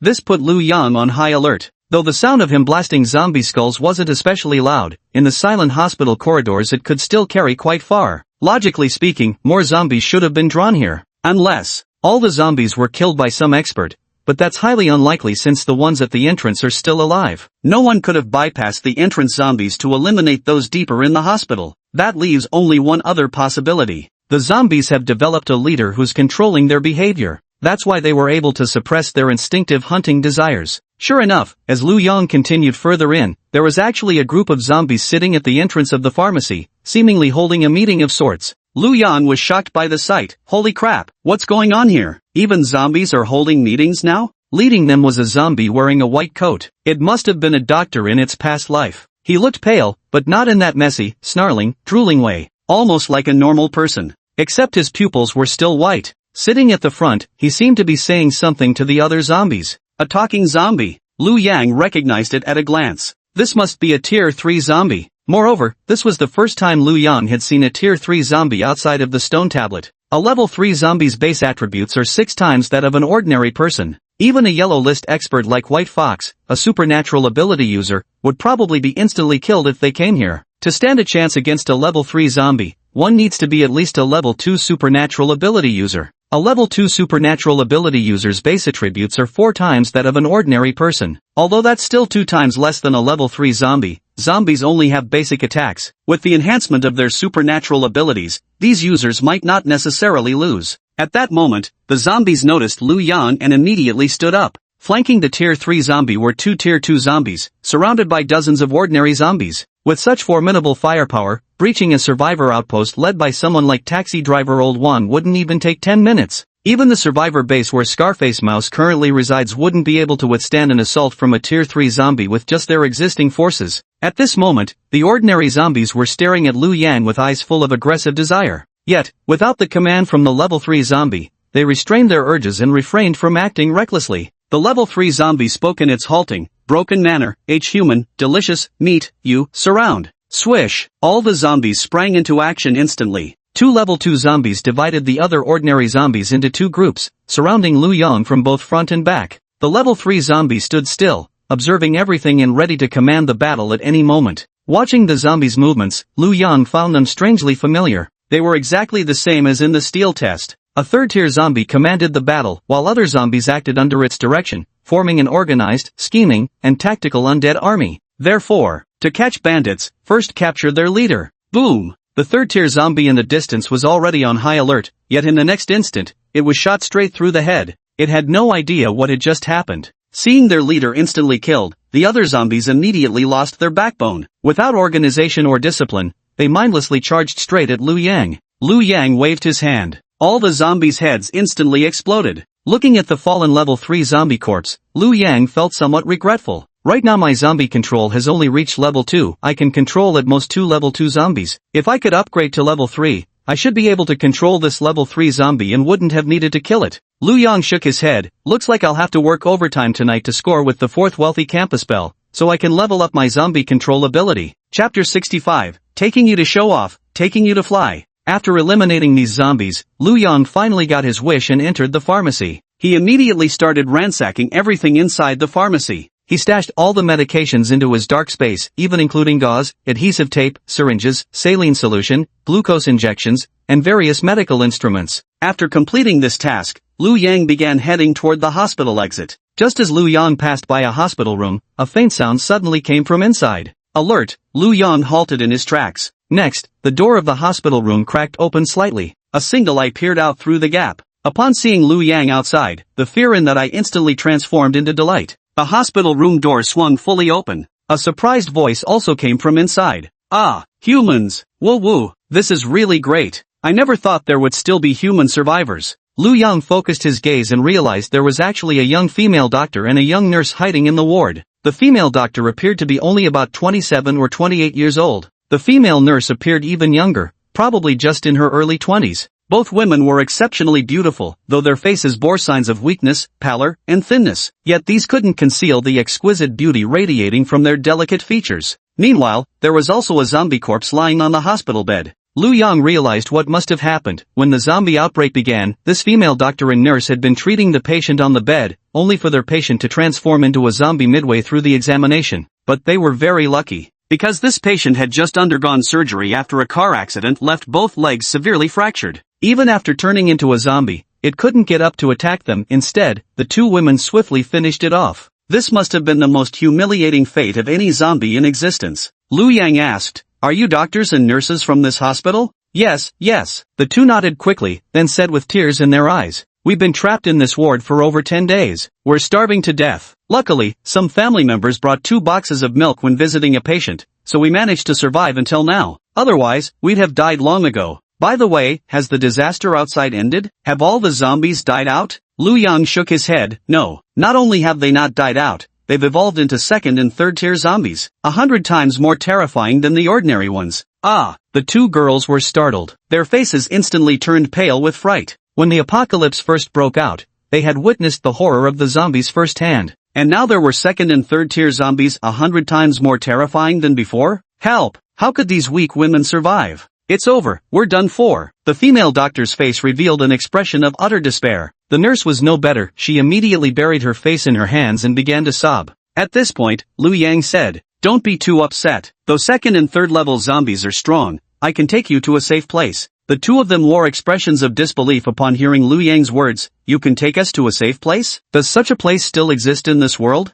"Of course it does. The place where I stay is safe," Liu Yang declared confidently. The two women asked, "But didn't you say the zombies have already evolved to level 2 and 3, 100 times more terrifying than ordinary ones?" Liu Yang said, "But my power is 10,000 times greater than theirs. Come on, you'll understand when the time comes." Seeing Liu Yang's outstretched hand, the female doctor and nurse still wore hesitant expressions on their faces. Although in the apocalypse they truly longed to be rescued, following a complete stranger still felt incredibly dangerous. What if they harbor sinister intentions? How could two weak women possibly resist them? Noticing their hesitation, Liu Yang continued, "Even if I truly meant you harm, do you think I couldn't just overpower you right here? Why would I need to trick you into leaving? The moment you opened the door and appeared before me, you'd already lost any choice in the matter." The female doctor listened to Liu Yang's words and finally clenched her teeth, as if making a difficult decision in her heart. She nodded and said, "All right, you're right. We'll go with you." The apocalypse had already lasted so long. During these days, trapped in the hospital ward, they had fought and discussed it over and over.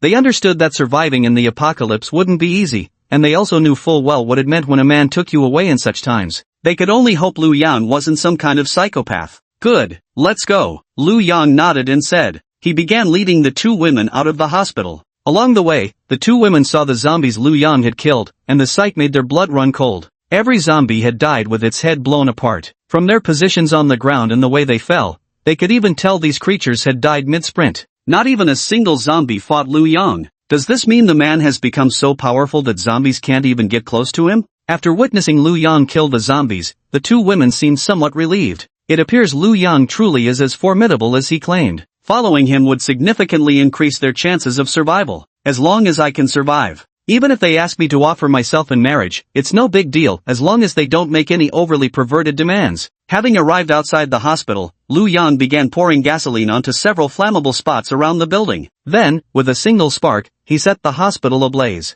By now, level 3 zombies had already appeared inside the hospital. If left unchecked, level 4 or even level 5 zombies might emerge. Although Lu Yang wasn't afraid of these zombies, for ordinary ability users, these mutated zombies were a true disaster. After finishing all this, Lu Yang said to the two women, "You're too slow. My villa area is over 10 kilometers from here. Walking back with you would take hours at least. So come here, I'll fly you there." "Fly us there? What do you mean?" The two beauties showed puzzled expressions on their faces. Exactly what it sounds like. Lu Yang directly extended his arms, wrapping them around the slender waists of both women in one swift motion. "Ah!" The two women gasped softly, their faces flushing with embarrassment. "Hold on to me tight. I'm about to fly." Lu Yang had already taken off into the air the moment he finished speaking. "Ah!" The two women screamed, but quickly covered their mouths with their hands to avoid attracting zombies. Yet their eyes still revealed expressions of both exhilaration and terror. This is way more thrilling than a roller coaster. They were now flying at 100 meters altitude, the scenery below continuously shrinking. Simultaneously, they were moving forward at an incredible speed.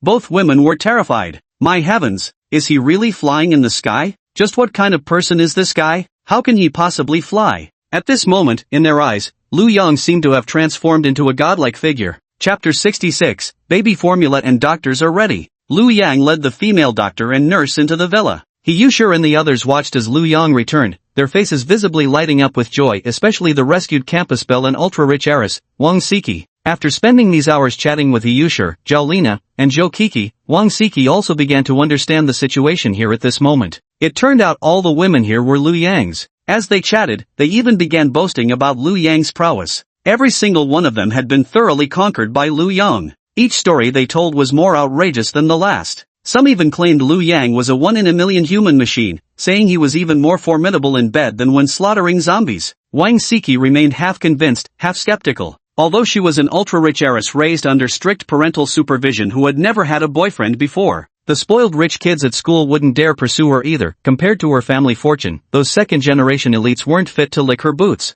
The only thing those rich second-generation heirs could boast about was their wealthy family backgrounds. But in front of Wang Siki, this advantage of theirs had long since turned to dust. Thus they couldn't even muster the courage to pursue Wang Siki. Every spoiled rich kid would behave with utmost deference upon seeing her, shouting Miss Wang from across the street. After all, those rich second-generation heirs' family businesses were all more or less connected to Wang Siki's Wang family. How would they dare offend Wang Siki? Thus up to now, Wang Siki hadn't just never been in a relationship, she'd rarely even interacted with men, because all those guys felt utterly inadequate in her presence. Just imagine a goddess-level rich second-generation beauty from an ultra-wealthy family who would have the courage to pursue her. She was very curious about Lu Yang. At the same time, she had already resigned herself to fate. The other three campus beauties had already become Lu Yang's women, so how could she be any exception? Moreover, based on others' descriptions of Lu Yang, his strength was extraordinary, and he treated his women extremely well, never letting them lack for food or clothing. Inside this secure villa complex,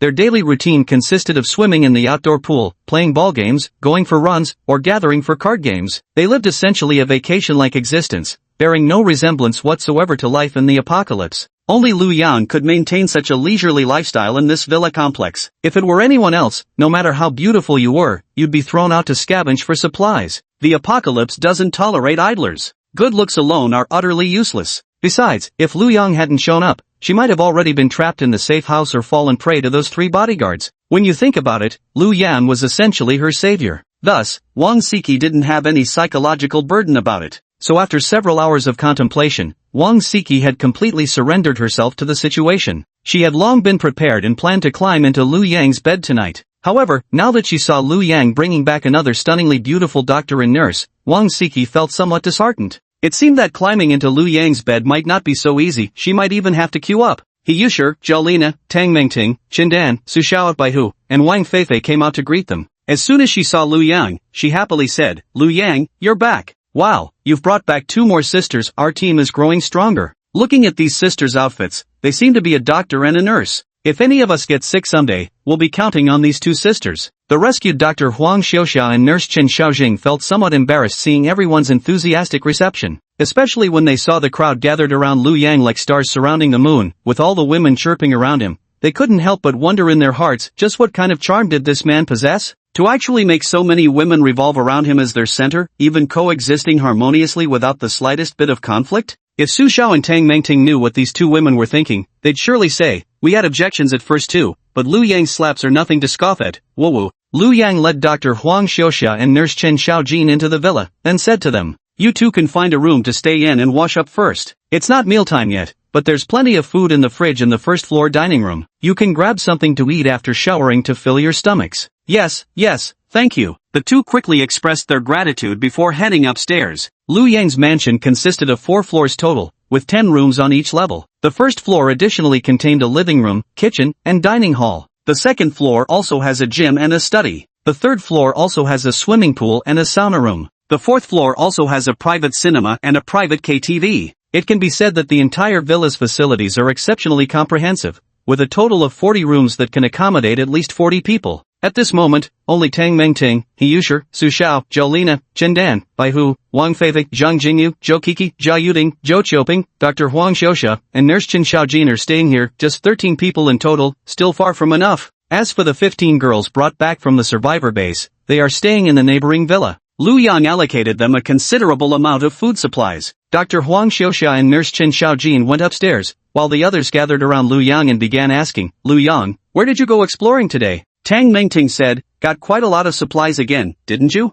Zhao Lina said, "Meeting doctors and nurses means you went to the hospital, right?" Liu Yang smiled and pinched Zhao Lina's soft, smooth cheek, saying, "Our smart school Belle is right as always. Yes, I did go to the hospital and collected quite a few medicines. I also made a trip to the wholesale market and gathered plenty of food, even some baby formula. After all, we'll be responsible for continuing human civilization through procreation. We need to be prepared in advance." Chapter 67, The Zombies Are Evolving Rapidly. Liu Yang was indeed thinking far ahead. While gathering baby formula, Liu Yang had already considered this. With the enhancement from his system, his genetic traits had been strengthened, allowing him to successfully propagate his lineage with every attempt effectively hitting the mark every single time. This resulted in Liu Yang's children being born in extremely close succession. That was precisely why he went to the hospital to search for medicine. After all, pregnant women and newborns were highly susceptible to illness, and it would be even better if they could find a doctor or a nurse while searching for medicine, because doctors or nurses can help deliver babies. Liu Yang never expected that he'd manage to find both a doctor and a nurse at once. This was perfect. No more worries about childbirth in the future. This was precisely why Liu Yang hadn't hinted for Huang Xiuxia and Chen Xiaojin to come find him in the room. He certainly didn't want the doctor and nurse themselves going into labor when they were needed to assist with a delivery. At the very least, they'd have to stagger the timing properly. The girls knew Yang Lu was very busy, so after chatting with him for a while, they didn't cling to him any longer. Yang Lu went back to his room to rest while the women busied themselves in the kitchen, preparing today's lunch. After returning to his room, Yang Lu took a shower and lay in bed to rest. He took a moment to reflect on today's gains. Not only had he looted a wholesale market, but he had also collected supplies from several convenience stores, 3 large supermarkets, and even cleared out all the medicine from a major hospital. He even brought back an extraordinarily beautiful surgeon and an equally stunning nurse. It could truly be called an exceptionally fruitful haul. Meanwhile, Liu Yang also discovered a third-tier zombie inside the hospital. He was somewhat shocked by the rapid evolution speed of the zombies. "I never expected a level 3 zombie to appear so soon. Their strength is formidable. Ordinary level 1 superhumans stand no chance against them at all. You'd need at least a level 2 superhuman to take one on." Thanks to his system enhancement, Liu Yang's superhuman classification differs from ordinary people. His highest ranked ability, freezing, has already reached level 6, while his lowest, zombie control, remains at level 2. Liu Yang isn't even sure whether he should be called a level 6 or level 2 superhuman anymore. But if we calculate by basic attributes, his base stats are 20 times that of an ordinary person, which should qualify him as a 10th level superhuman. However, no matter what, Liu Yang hasn't encountered any other superhumans who've reached level 2 so far. Of course, this doesn't mean there aren't superhumans who can reach level 2, it's just that no one around Liu Yang is that strong yet. Yet, third-level zombies have already appeared near him. Does this mean zombies are evolving faster than ability users? Ordinary survivors are in grave danger. Even regular ability users face significant threats. Take the survivor base where Scarface Rat is stationed for example. If a level 3 zombie leads an attack there, with Scarface Rat being their lone ability user, they'd stand absolutely no chance of defending it. Perhaps the entire base could be completely wiped out. It seems we must recruit more superhumans into the base. Liu Yang made up his mind. When searching for supplies further away tomorrow, if we encounter any superhumans, we must do our best to bring them into our base. Only then could his base grow stronger and more powerful, unafraid of zombie attacks. Just as Liu Yang was deep in thought, he suddenly received a notification from the system. Congratulations, host. You have eliminated 2,000 zombies and earned 200 attribute points. Lu Yan was taken aback. Then it clicked. He'd set the hospital on fire, and apparently the blaze had wiped out all the zombies inside. Though something about the numbers didn't quite add up. That hospital was the largest in the city, with just the inpatient buildings numbering 3. The entire hospital grounds must have contained at least 5,000 zombies. Yet I only received notifications for 2,000 kills. Does this mean the remaining zombies, led by Tier 2 or Tier 3 variants, all escaped the hospital before being burned alive? It seems that as zombies develop higher intelligence, simply setting buildings ablaze can no longer guarantee their complete extermination. He evenly distributed the 200 attribute points. All base attributes reached 1050 points.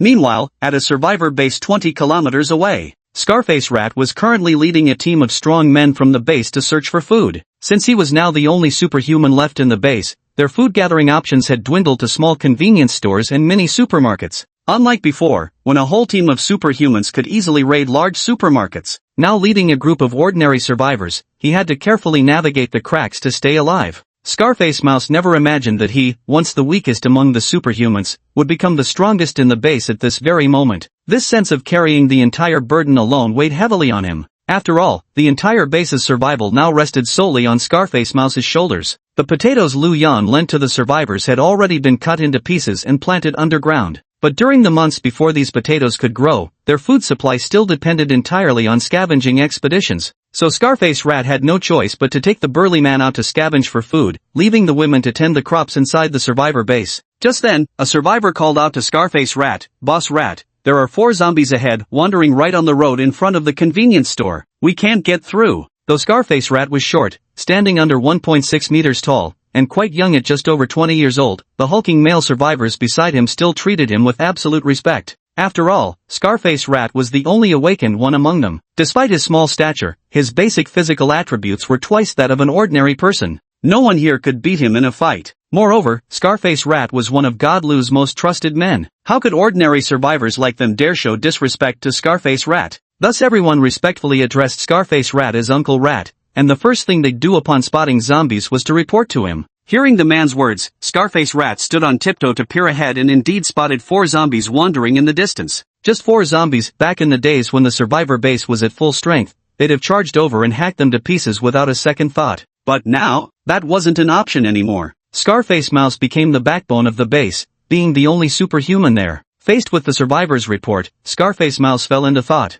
That convenience store was their target for the day. If they got scared off by these 4 zombies, they'd have to return empty-handed. If we return empty-handed, the surviving base doesn't have much food left. Scarface Mouse gritted his teeth and said, "Wait here for me. I'll go take them out." "Brother Mouse, those are 4 zombies. You alone." "Brother Mouse, we know you're an evolved being, but facing 4 zombies alone won't be easy. Shouldn't we help?" "Yeah, Rat Master, the whole survivor base is counting on you now. If something happens to you, we're all screwed. We may be ordinary folks, but there are only 4 zombies over there. It's not like we can't lend a hand." The others all wore worried expressions as they spoke to Scarfaced Rat, because they all knew his awakened ability was burrowing, not combat. Moreover, Scarface Mouse wasn't immune to the zombie virus either. A single wound would be enough to get him infected. If anything went wrong, the base would lose its only superhuman. No need. The more people tag along, the more noise we'll make, might even attract a bigger zombie horde. Don't worry about me. Even though I didn't awaken a combat ability,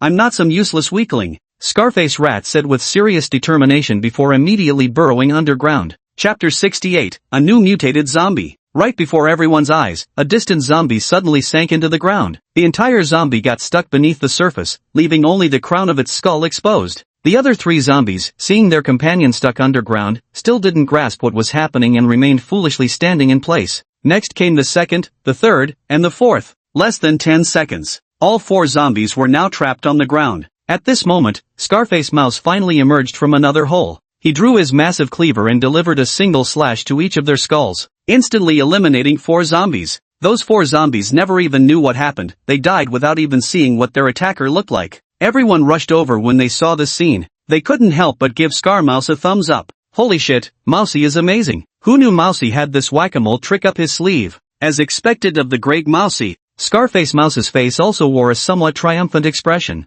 His skill indeed wasn't a combat skill, just a burrowing ability. But being short-statured, if he didn't want others entering the tunnels he dug, then nobody could get in. The same went for zombies. All he needed was to dig a hole beneath a zombie that normal people couldn't enter, then drag the zombie down. This would firmly trap the undead in the tunnel. A zombie that can't move is just sitting duck waiting to be slaughtered. This was a combat strategy Scarface Rat had pondered for a long time, effective not only against zombies but even human superpowered beings. Even superpowered individuals wouldn't stand a chance against Scarface Rat once dragged underground into those narrow tunnels where they'd be immobilized. Scarface Rat warned the group, "Stay alert everyone. We're entering the convenience store now, pack supplies quickly. Once every backpack is full, we retreat to base immediately." Everyone was impressed when they saw Scarface Mouse take down 4 zombies in an instant, so they quickly nodded and said, "Got it, Boss Mouse. We'll be careful for sure. Going out to scavenge with Boss Mouse always puts our minds at ease." Yeah. If we'd come out here ourselves and seen zombies, we definitely wouldn't have dared to approach. After saying this, everyone cautiously pushed open the door and entered the convenience store. But the scene inside the store gave them a terrible fright. There were 3 zombies in total inside the convenience store. 2 of them lay on the ground, their bodies largely devoured, yet their eyes remained open as they gnashed their teeth and continued snarling. There was another zombie that looked several times stronger than those lying on the ground. This zombie's muscles were grotesquely swollen, having even burst through the skin to expose raw, crimson flesh dripping with thick, viscous fluid. Thick veins crisscrossed those pulsating muscles like countless snakes writhing beneath bloody membranes, a stomach-churning sight. As the survivors entered the convenience store, this monstrous, muscle-bound zombie was actually devouring the flesh of 2 other zombies. Zombies eating zombies? This discovery utterly shocked everyone. By all logic, zombies shouldn't attack their own kind, they only feed on humans or other uninfected animals. So what's the deal with this muscle-bound freak of a zombie? Could it be a super-mutated zombie? It doesn't even spare its own kind.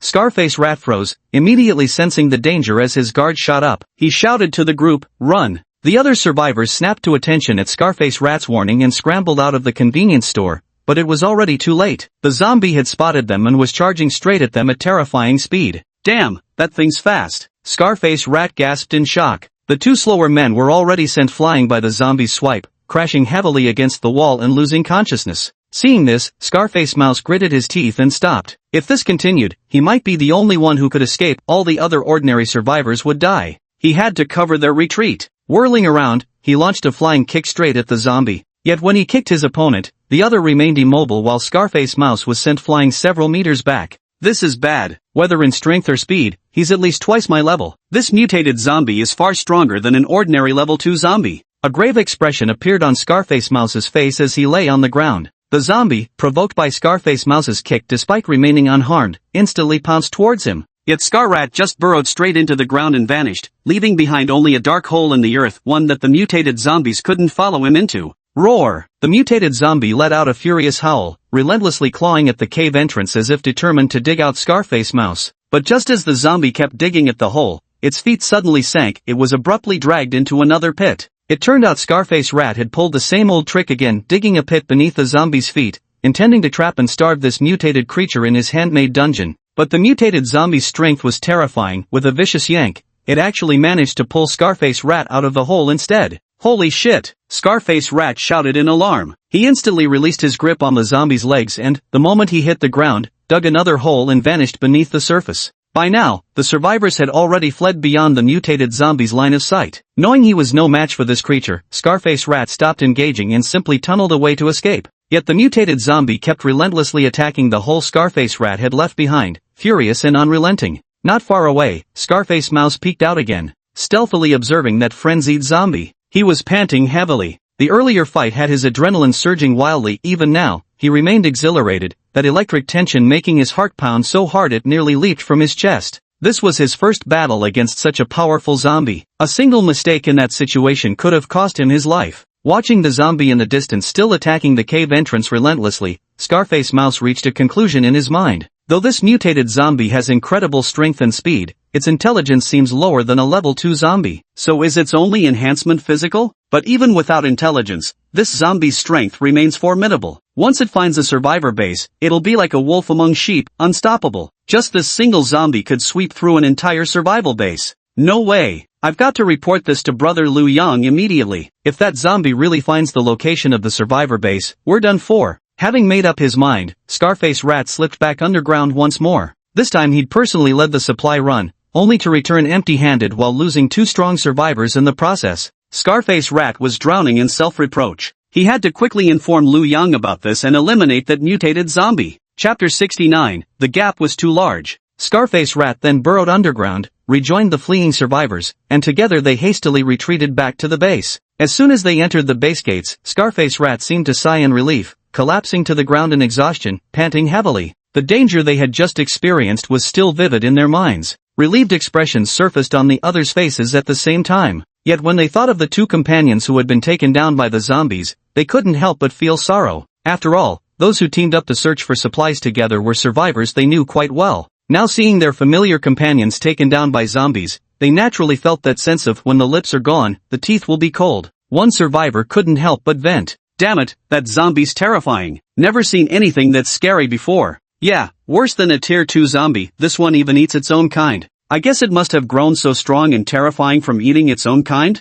How can we dare to go out looking for food after this? If all the zombies outside become this powerful from now on, we'll be dead the moment we step out of the base. Scarface Mouse was also trembling with lingering fear. He said to the crowd, "You all go back to your quarters and rest. I'll contact Boss Liu Yang to take down this zombie." At the mention of Liu Yang's name, everyone's eyes instantly lit up. They hastily responded, "That's wonderful. With God Liu taking action, he'll definitely be able to eliminate it." With that, the survivors returned to their living quarters. After calming down for a moment, Scarface Rat spoke to the zombie guarding the door. "Boss Liu Yang, something terrible has happened. There's an extremely powerful mutated zombie. It's so strong I'm no match for it. It's even gnawing on the corpses of its own kind. This thing is definitely an aberration among zombies." Scarface Rat knew this level 2 gatekeeping zombie was remotely controlled by Liu Yang. Simply by speaking to this zombie, Liu Yang would be able to hear him. Though he didn't understand what ability Liu Yang used to control the undead, every seemingly impossible phenomenon surrounding Liu Yang somehow felt perfectly reasonable. Just as the people in these bases claimed, Liu Yang was a god. They all called Liu Yang Liu the Divine. Liu Yang had been resting on his bed, just moments ago pondering how the zombies were evolving too quickly for even the empowered to keep up. Yet within no time at all, he received Scarface Mouse's plea for help. With a grave expression, Liu Yang got up, ready to head out. Heading down to the first floor, He Yushir, Su Xiao, and Shen Dan were busy cooking when they saw Liu Yang emerge. They immediately came over to greet him. "Liu Yang, we're about to eat. Where are you going?" Liu Yang said, "I need to take care of something. Don't wait for me, you all can start eating first." Then he arrived at the villa, took off into the air directly outside, and flew rapidly toward the survivor base. Boom! With a deafening crash, Liu Yang made his dramatic entrance. In less than a minute, he had already landed inside the survivor base. At the sound of this tremendous crash, Scarface Mouse, who had been lying limp on the ground, was startled out of his wits. Then, when he saw that the newcomer was Liu Yang, his eyes widened with even greater shock. "Holy shit! I just finished talking less than a minute ago, and you're already here, boss? I've been to your villa district, it's at least 20 kilometers away. You flew 20 kilometers in under a minute? Boss, are you even human?" Scarface Rat knew Liu Yang was strong, but he never expected him to be this powerful. That dark cloak rewarded for being first on the heavenly rankings is insane. Who knew it could make you fly so fast? Not only does this cloak look badass, it's also ridiculously useful. Scarface Rat was practically drooling with envy. Liu Yang looked at Scarface Mouse, who was slumped on the ground, and said, "Tell me the situation." Scarface Mouse quickly recounted everything about the mutated zombie he had encountered earlier to Liu Yang. After listening, Liu Yang's expression turned grave. He said, "Are you alright? Do you still have strength left? If so, take me to find this zombie." "A zombie that eats its own kind? Even I've never heard of such a thing before." Scarface Mouse hastily scrambled to his feet. I've got the strength, brother Liu Yang. How could I dare not have any when it's you asking?" he replied. With Liu Yang present, Scarface Mouse immediately felt more confident inside. That zombie was indeed formidable, but it was absolutely not on the same level as Liu Yang. The giant bear in its transformed state should be able to put up a fight against this mutated zombie. Yet before Liu Yang, the same giant bear wouldn't even survive a single second. So this mutated zombie wouldn't fare any better than the giant bear. It too would be instantly killed by Liu Yang. Scar-faced Rat walked ahead leading the way, with Liu Yang following behind. They hadn't gone far when Liu Yang looked at Scar-faced Rat with some puzzlement. Sensing Liu Yang's gaze, Scar-faced Rat nervously asked, "What's wrong, Boss Liu Yang?" Liu Yang said, "Haven't you noticed any changes in yourself?" Scarface Mouse looked puzzled. "What change? Did I grow taller or something?" Liu Yang shook his head, giving Scarface Mouse a kick in the rear as he laughed and cursed, "Grow taller? You're in your 20s and still wanna grow taller? Don't get your hopes up." Soon, the two arrived at the scene where Scarface Mouse had fought the zombie. At that very moment, the zombie was gnawing on the two survivors he had killed. 2 survivors, one had already been gnawed down to a skeleton, while the other was half devoured. Meanwhile, the mutated zombie seemed to have grown even stronger. Its muscles had become more violently swollen, its skin completely torn apart, leaving the raw flesh starkly exposed to the air. Its body had also grown taller, now standing over 2.5 meters. From a distance, it looked like a blood-red giant with explosively swollen muscles. Scarface Mouse exclaimed in shock, "Damn, it's even bigger now. Does eating more just make it grow larger?" Lu Yang also furrowed his brows. This was the first time he'd encountered a zombie that could evolve so quickly. Spotting Lu Yang's group, the zombie immediately dropped the corpse it was holding, bared its teeth, and charged toward them at terrifying speed. Seeing the creature charging, Scarface Mouse's expression twisted with fear again, nearly prompting him to dig an escape tunnel right then and there. However, the moment that zombie charged at Lu Yang, before it could even strike, Yang had already kicked it with full force. Like a cannonball, it instantly went flying at tremendous speed. Boom! With a thunderous crash, the zombie smashed into a distant house, instantly creating a gaping hole in the structure. The zombie was instantly drenched in blood, its bones shattered all over. Though not yet dead, it could only let out helpless roars as it writhed on the ground. Seeing this scene, Scarface Rat was completely dumbfounded. Back then, he had also delivered a flying kick to this mutated zombie, but the zombie didn't budge an inch, while he himself was sent flying several meters away. Yet now, with just a casual kick from Lu Yang, the zombie was sent flying dozens of meters, even smashing through a building. How could the difference between people be this vast? Chapter 70 The Divine Descent. Lu Yang approached the zombie that was already struggling in its death throes amidst the ruins, with Scarface Rat following closely behind him. Lu Yang observed the zombie and remarked, "This cannibalistic zombie's muscles grew too rapidly for its skin to keep pace." The skin was completely torn apart by the expanding muscles, leaving them grotesquely exposed. If this were to happen to a human being, the pain would certainly have killed them long ago. Yet this zombie feels nothing at all. Let's call it the skinning one. The base attributes of a first-level skin shedder are twice that of a first-level superhuman. An ordinary first-level superhuman simply cannot defeat it. Only those with exceptionally strong combat-related abilities might stand a chance. Although the shedders are highly aggressive and have a fierce temper, their intelligence seems to be quite low, about the same as an average zombie. With proper preparation, some clever tactics, and well-placed traps, taking them down wouldn't be too difficult. If every zombie that eats its own kind becomes a skin one, then the number of skin ones could keep increasing. With fewer and fewer survivors outside, zombies who can't find humans to eat might start turning on each other. Lu Yang patted Scar Mouse on the shoulder and said, "So you'd better level up quickly." Scarface Mouse wore an exasperated expression. "We've only just awakened our abilities, how would we know how to level up?" Lu Yang's face broke into an amused grin as he said, "Didn't you realize you've already leveled up? When you brought me here earlier, I noticed your speed had at least doubled. You didn't even notice, thought you'd just grown taller? Seems you've got quite the complex about your height. Don't worry, little buddy, tiny can be cute too." Scarface Rat wore an embarrassed expression on his face. Disbelieving, he said, "I really leveled up?" Lu Yang nodded. "Why don't you test it out and see?" Scarface Rat immediately began digging a hole and burrowed into the ground. Soon, he emerged from another spot. His face lit up with excitement. "Indeed, my tunneling speed has doubled. It seems I've truly leveled up." He stared at his hands in astonishment. Because they had become significantly stronger and more powerful, even the skin on his fingers had begun to crystallize, becoming as hard as diamonds. Now, he could effortlessly drill through even the thickest concrete ground with ease. Lu Yang said, "I'm afraid only through life and death combat can ability users level up. After fighting that powerful zombie, you've broken through your physical limits and leveled up."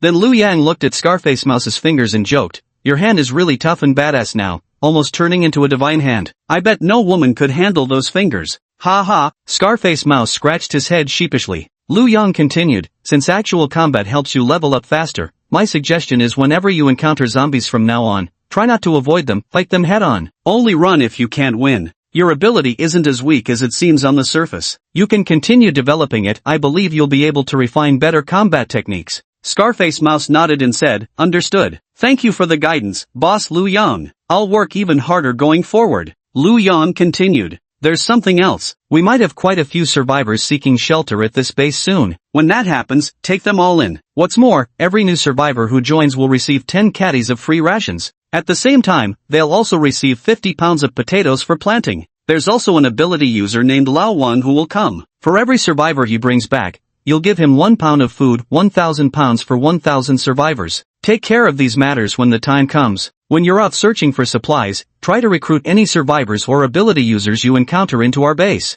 I'll leave 5 tons of rice at this base later, to be distributed freely to newly joined superhuman individuals. Let me know when it runs out." Scarface Mouse listened and nodded repeatedly, his face lighting up with joy. Thank you for your trust, Boss Liu Yang. I'll definitely handle these matters properly. With every new awakened ability user and survivor joining this base, our strength grows even greater. At the same time, Liu Yang left behind 5 tons of rice in one go. This was simply an immense fortune. In the post-apocalyptic world, what did 5 tons of rice mean? Scarface Mouse didn't even dare to imagine. Entrusting all this rice to him for handling and distribution represented an enormous vote of confidence in him. Scarface Mouse now felt deeply grateful for Liu Yang's trust in him. Previously in this superhuman base, because his ability was merely tunnel digging, he'd been utterly useless, an object of everyone's contempt. But now, he had gained Liu Yang's trust and favor. To Scarface Mouse, Liu Yang was nothing short of his bull, a legendary horse tamer who recognized true talent. At the same time, he silently vowed in his heart to properly manage the survivor base. He couldn't let Liu Yang down. So the two of them started walking toward the survivor base. As soon as Liu Yang entered the survivor base, the people there couldn't hide their admiration and gratitude upon seeing him arrive, their faces brimming with unmistakable joy. They quickly crowded around him, calling out,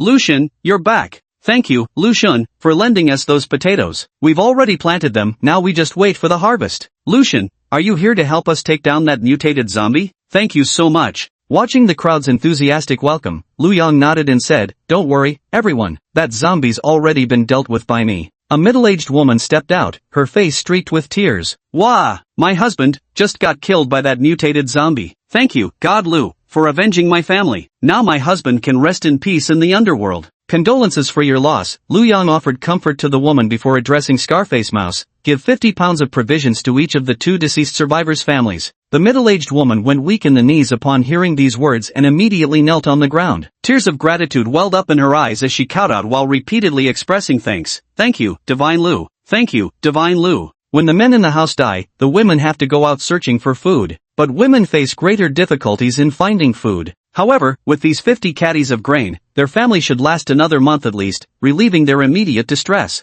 "Got it, boss," Scarface Mouse nodded. His face also wore an expression of happiness. Since it was Scarface Rat who led the team out to search for food, yet 2 survivors died. Though their families didn't blame him, deep down, he still felt some guilt. In a way, Liu Yang's actions served as a form of atonement for Scarface Rat. Liu Yang's humane approach to leadership made Scarface Rat realize he had truly chosen the right person to follow. He resolved even more firmly in his heart to remain utterly loyal and devoted to Liu Yang from then on. At this moment, a group of children ran over and surrounded Liu Yang, chattering excitedly. "God Liu, you've gotten even more handsome since we last saw you. God Liu, are you really a celestial being from heaven? What's life like up there? Are there any fairy sisters? Are they really as beautiful as the legends say?" Liu Yang smiled and patted their heads, pulling out a large bag of candy from the dark space and handing it to them, saying, "Of course there are fairy sisters, and there are many of them. Each one is extremely beautiful." The children were instantly overjoyed. "Wow, so much candy. This is amazing. Thank you, God Liu.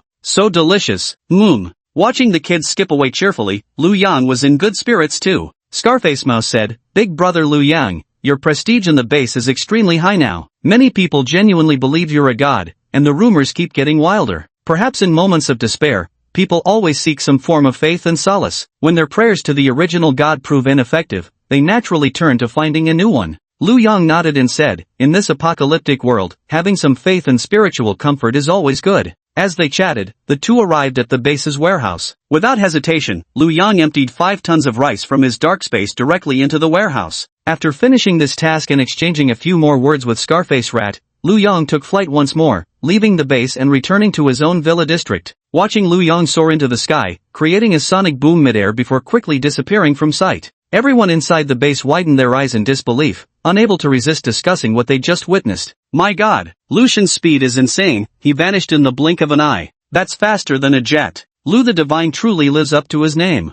The children were overjoyed too, hopping about as they said, "Liu the Divine is an immortal from heaven, he's just returned to the celestial realm to live. And there are even celestial maidens up there. I wonder when Liu the Divine will descend to the mortal world next. Let's hope he brings us more candy." Chapter 71, Has the Woman Awakened an Ability? When Liu Yangfei returned to his villa complex and entered the house, he Yusher and the others had just finished cooking and were about to start eating. As soon as she saw Liu Yang return, her face immediately lit up with joy. "You're back just in time, Liu Yang. We were about to eat. Quick, wash your hands and join us." "Alright, I'm feeling a bit hungry myself." Liu Yang nodded, washed his hands, and then walked into the dining room. The girls had already taken their seats and started eating. At this point, Chindan spoke up. I want to share some good news with everyone. Hearing this, Hiyushir immediately perked up and said with a mischievous grin, what good news? Did you discover your period hasn't come yet? Are you pregnant? Chindan's face instantly turned red at Hiyushir's remark. Shooting her an annoyed glance, she retorted.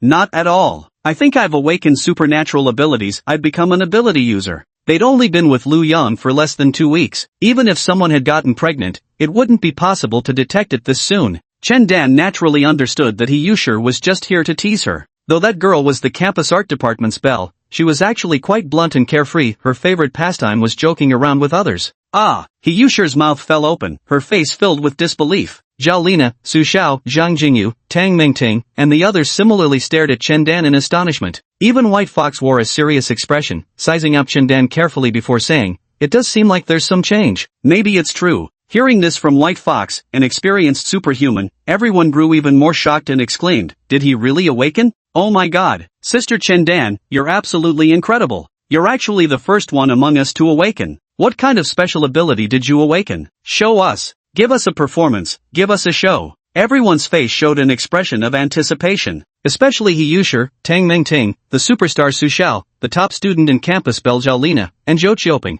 Like Chindan, they were all among the first group to arrive here. Moreover, they were all residents of this same villa complex. Now that I see Chindan has awakened, does that mean I'll awaken sooner or later too? Just the thought of it is so exciting. Even Lu Yang showed a curious expression as he said to Chindan, what kind of ability did you awaken? Show us. Alright.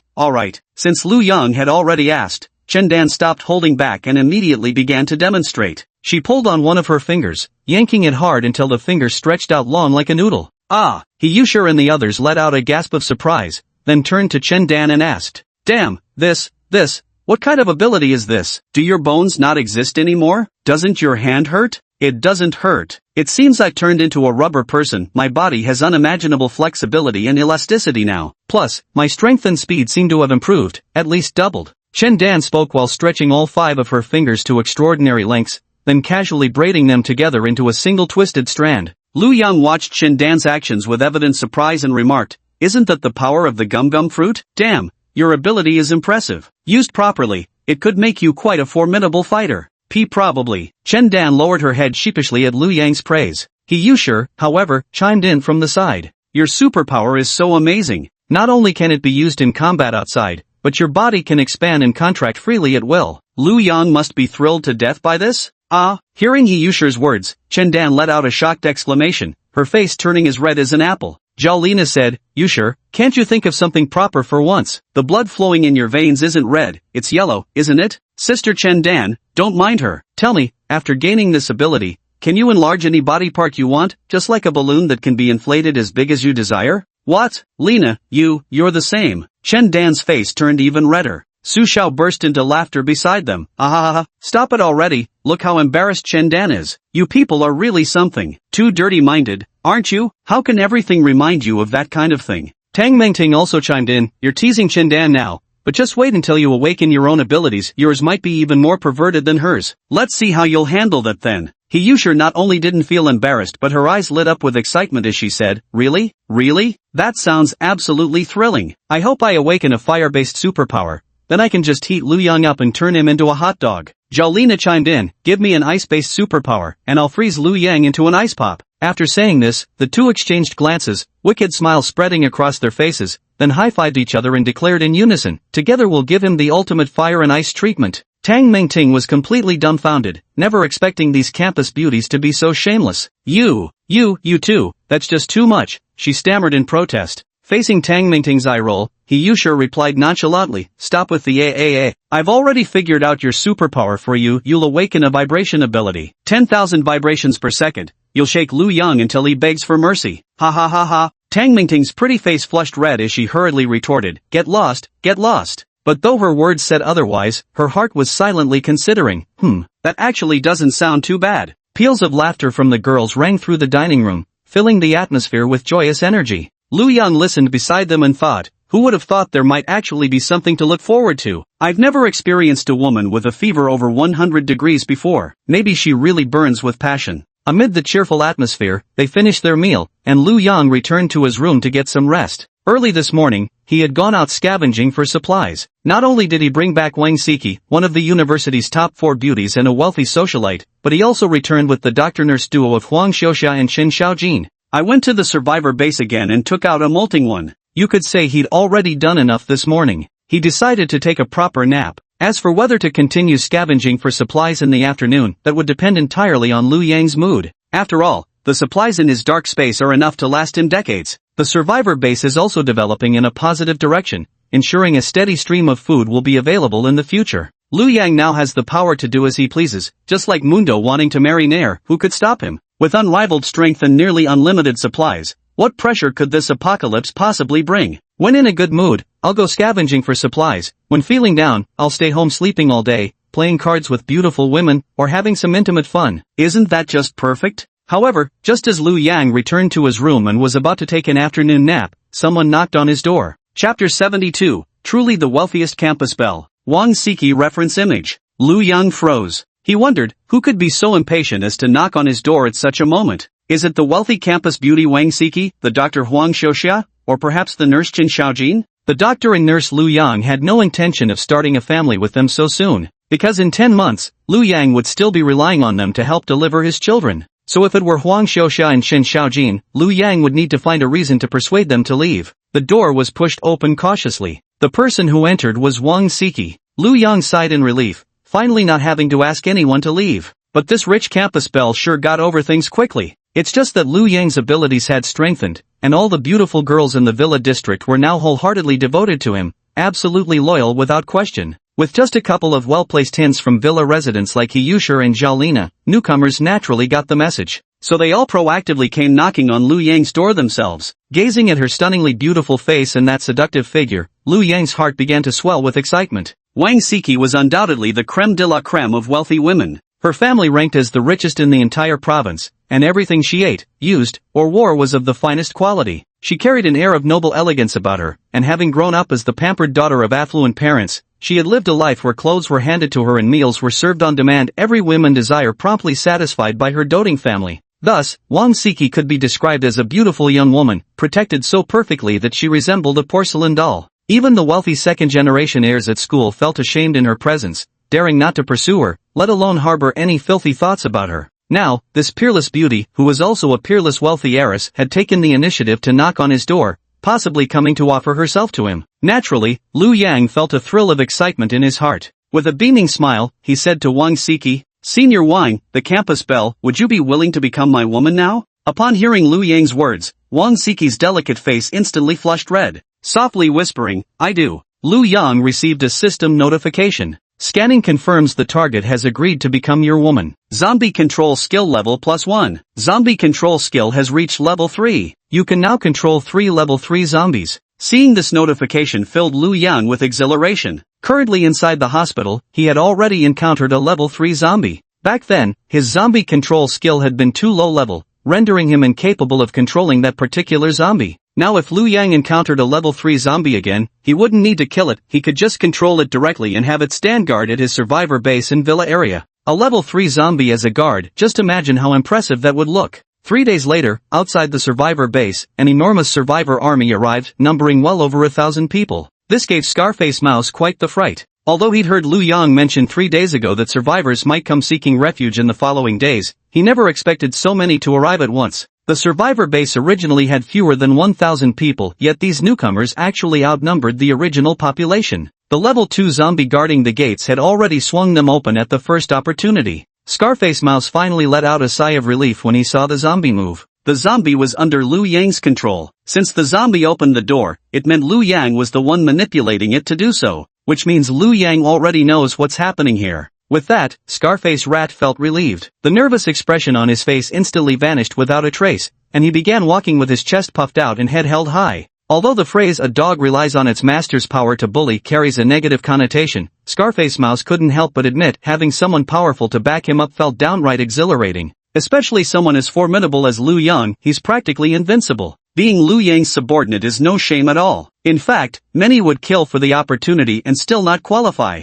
Even if anyone among these 1,000 survivors dared to plot treachery, Liu Yang would arrive instantly to crush them without mercy. Scarface Rat had nothing to worry about. so he led a few survivors to the entrance and watched as the people outside walked in. At the head of the group was none other than Old Wang, the taxi driver, accompanied by several other rugged-looking men. Each moved with light, nimble steps and carried a resolute gaze, clear signs that they were awakened individuals gifted with supernatural abilities. After everyone had safely entered the survivor base, the Tier 2 zombie shut the gate securely behind them. Scarface Rat stepped forward to greet them, saying, "You're the newcomers our boss mentioned a few days ago, the survivors who were supposed to join our base?" Old Wang wore an expression of reverence, nodding repeatedly as he replied, "Yes, boss. We just arrived seeking shelter at this base. We'd appreciate your kind guidance." Although Scarface Mouse appeared short and rather ugly, with a long scar running down his face, and seemed to be an ability user as well, his strength was likely weak. But Old Wang wouldn't dare underestimate his opponent. Even if you don't respect the monk, respect his robe. After all, he's one of Liu Yang's men. No matter how strong this short guy is, Lao Wang knew exactly how powerful Liu Yang was. But a superhuman beside Lao Wang didn't know this. Seeing Lao Wang servilely bowing and scraping, he immediately found it distasteful and said, "What's going on, Lao Wang? Is this necessary? Why are you kowtowing and scraping before this short guy here?" Lao Wang replied, "What do you mean kowtowing and scraping? We're the newcomers here. Is there anything wrong with showing respect to our senior?" The burly man immediately showed a look of disdain. "Respect my ass. In the apocalypse, only the strong deserve respect. Is this shorty really that tough? How about this shrimp comes out and fights me one-on-one, let's see who's better." The men beside the big guy also chimed in. "Yeah, exactly. What's the point of bowing and scraping to some useless trash?" The Strong Rule. Chapter 73, New Survivors Making Trouble? Old Wang's face darkened as he said, "Ma Feiyun, what exactly are you trying to do? Didn't we agree? We came here to join this survivor's base, not to start fights." "Ha!" Ma Feiyun scoffed coldly. "We came with you to join this survivor base to live the good life, not to be someone's dogs. The way you bowed and scraped the moment we arrived completely shamed all us newcomers." Old Wang retorted, "When you're here, you follow their rules. This isn't a place where you can do as you please."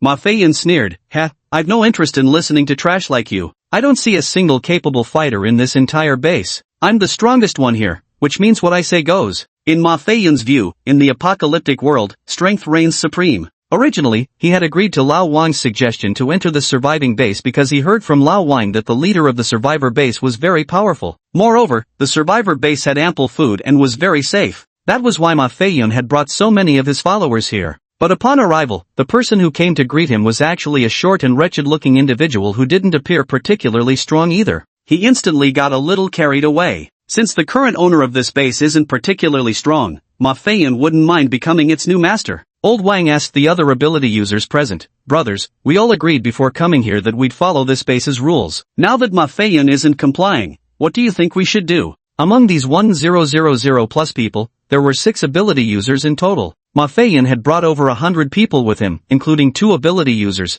making his survivor group the strongest faction present. There are 4 more superhumans left, each leading their own squad. Several other squads have no superhumans and are the weakest. Old Wang knew them all. Now that Ma Feiyun was breaking the rules, he naturally wanted to team up with the other 4 superhumans to keep Ma Feiyun in check. Hearing Old Wang's words, the other 4 superhumans showed uncertain expressions on their faces. Hesitantly, they said, "That's easy to say, but with Brother Ma's formidable strength, how could he possibly settle for being subordinate to others?" Exactly. Just 2 days ago, Brother Ma advanced to level 2, becoming a tier 2 superhuman. The ability he awakened is an extremely powerful combat type 1-2. In terms of strength, he's undoubtedly the strongest among all of us. His words do seem to carry some weight. In the apocalyptic world, the strong rule supreme after all. Hearing everyone voice such opinions, Old Wang's face twisted in anger. "Damn you bunch of backstabbers. That's not what you promised when you agreed to come here. If you think you can do whatever you want in this base, you'll have to get through me first." Hearing Old Wang say this, Ma Feiyun's expression turned cold as he retorted,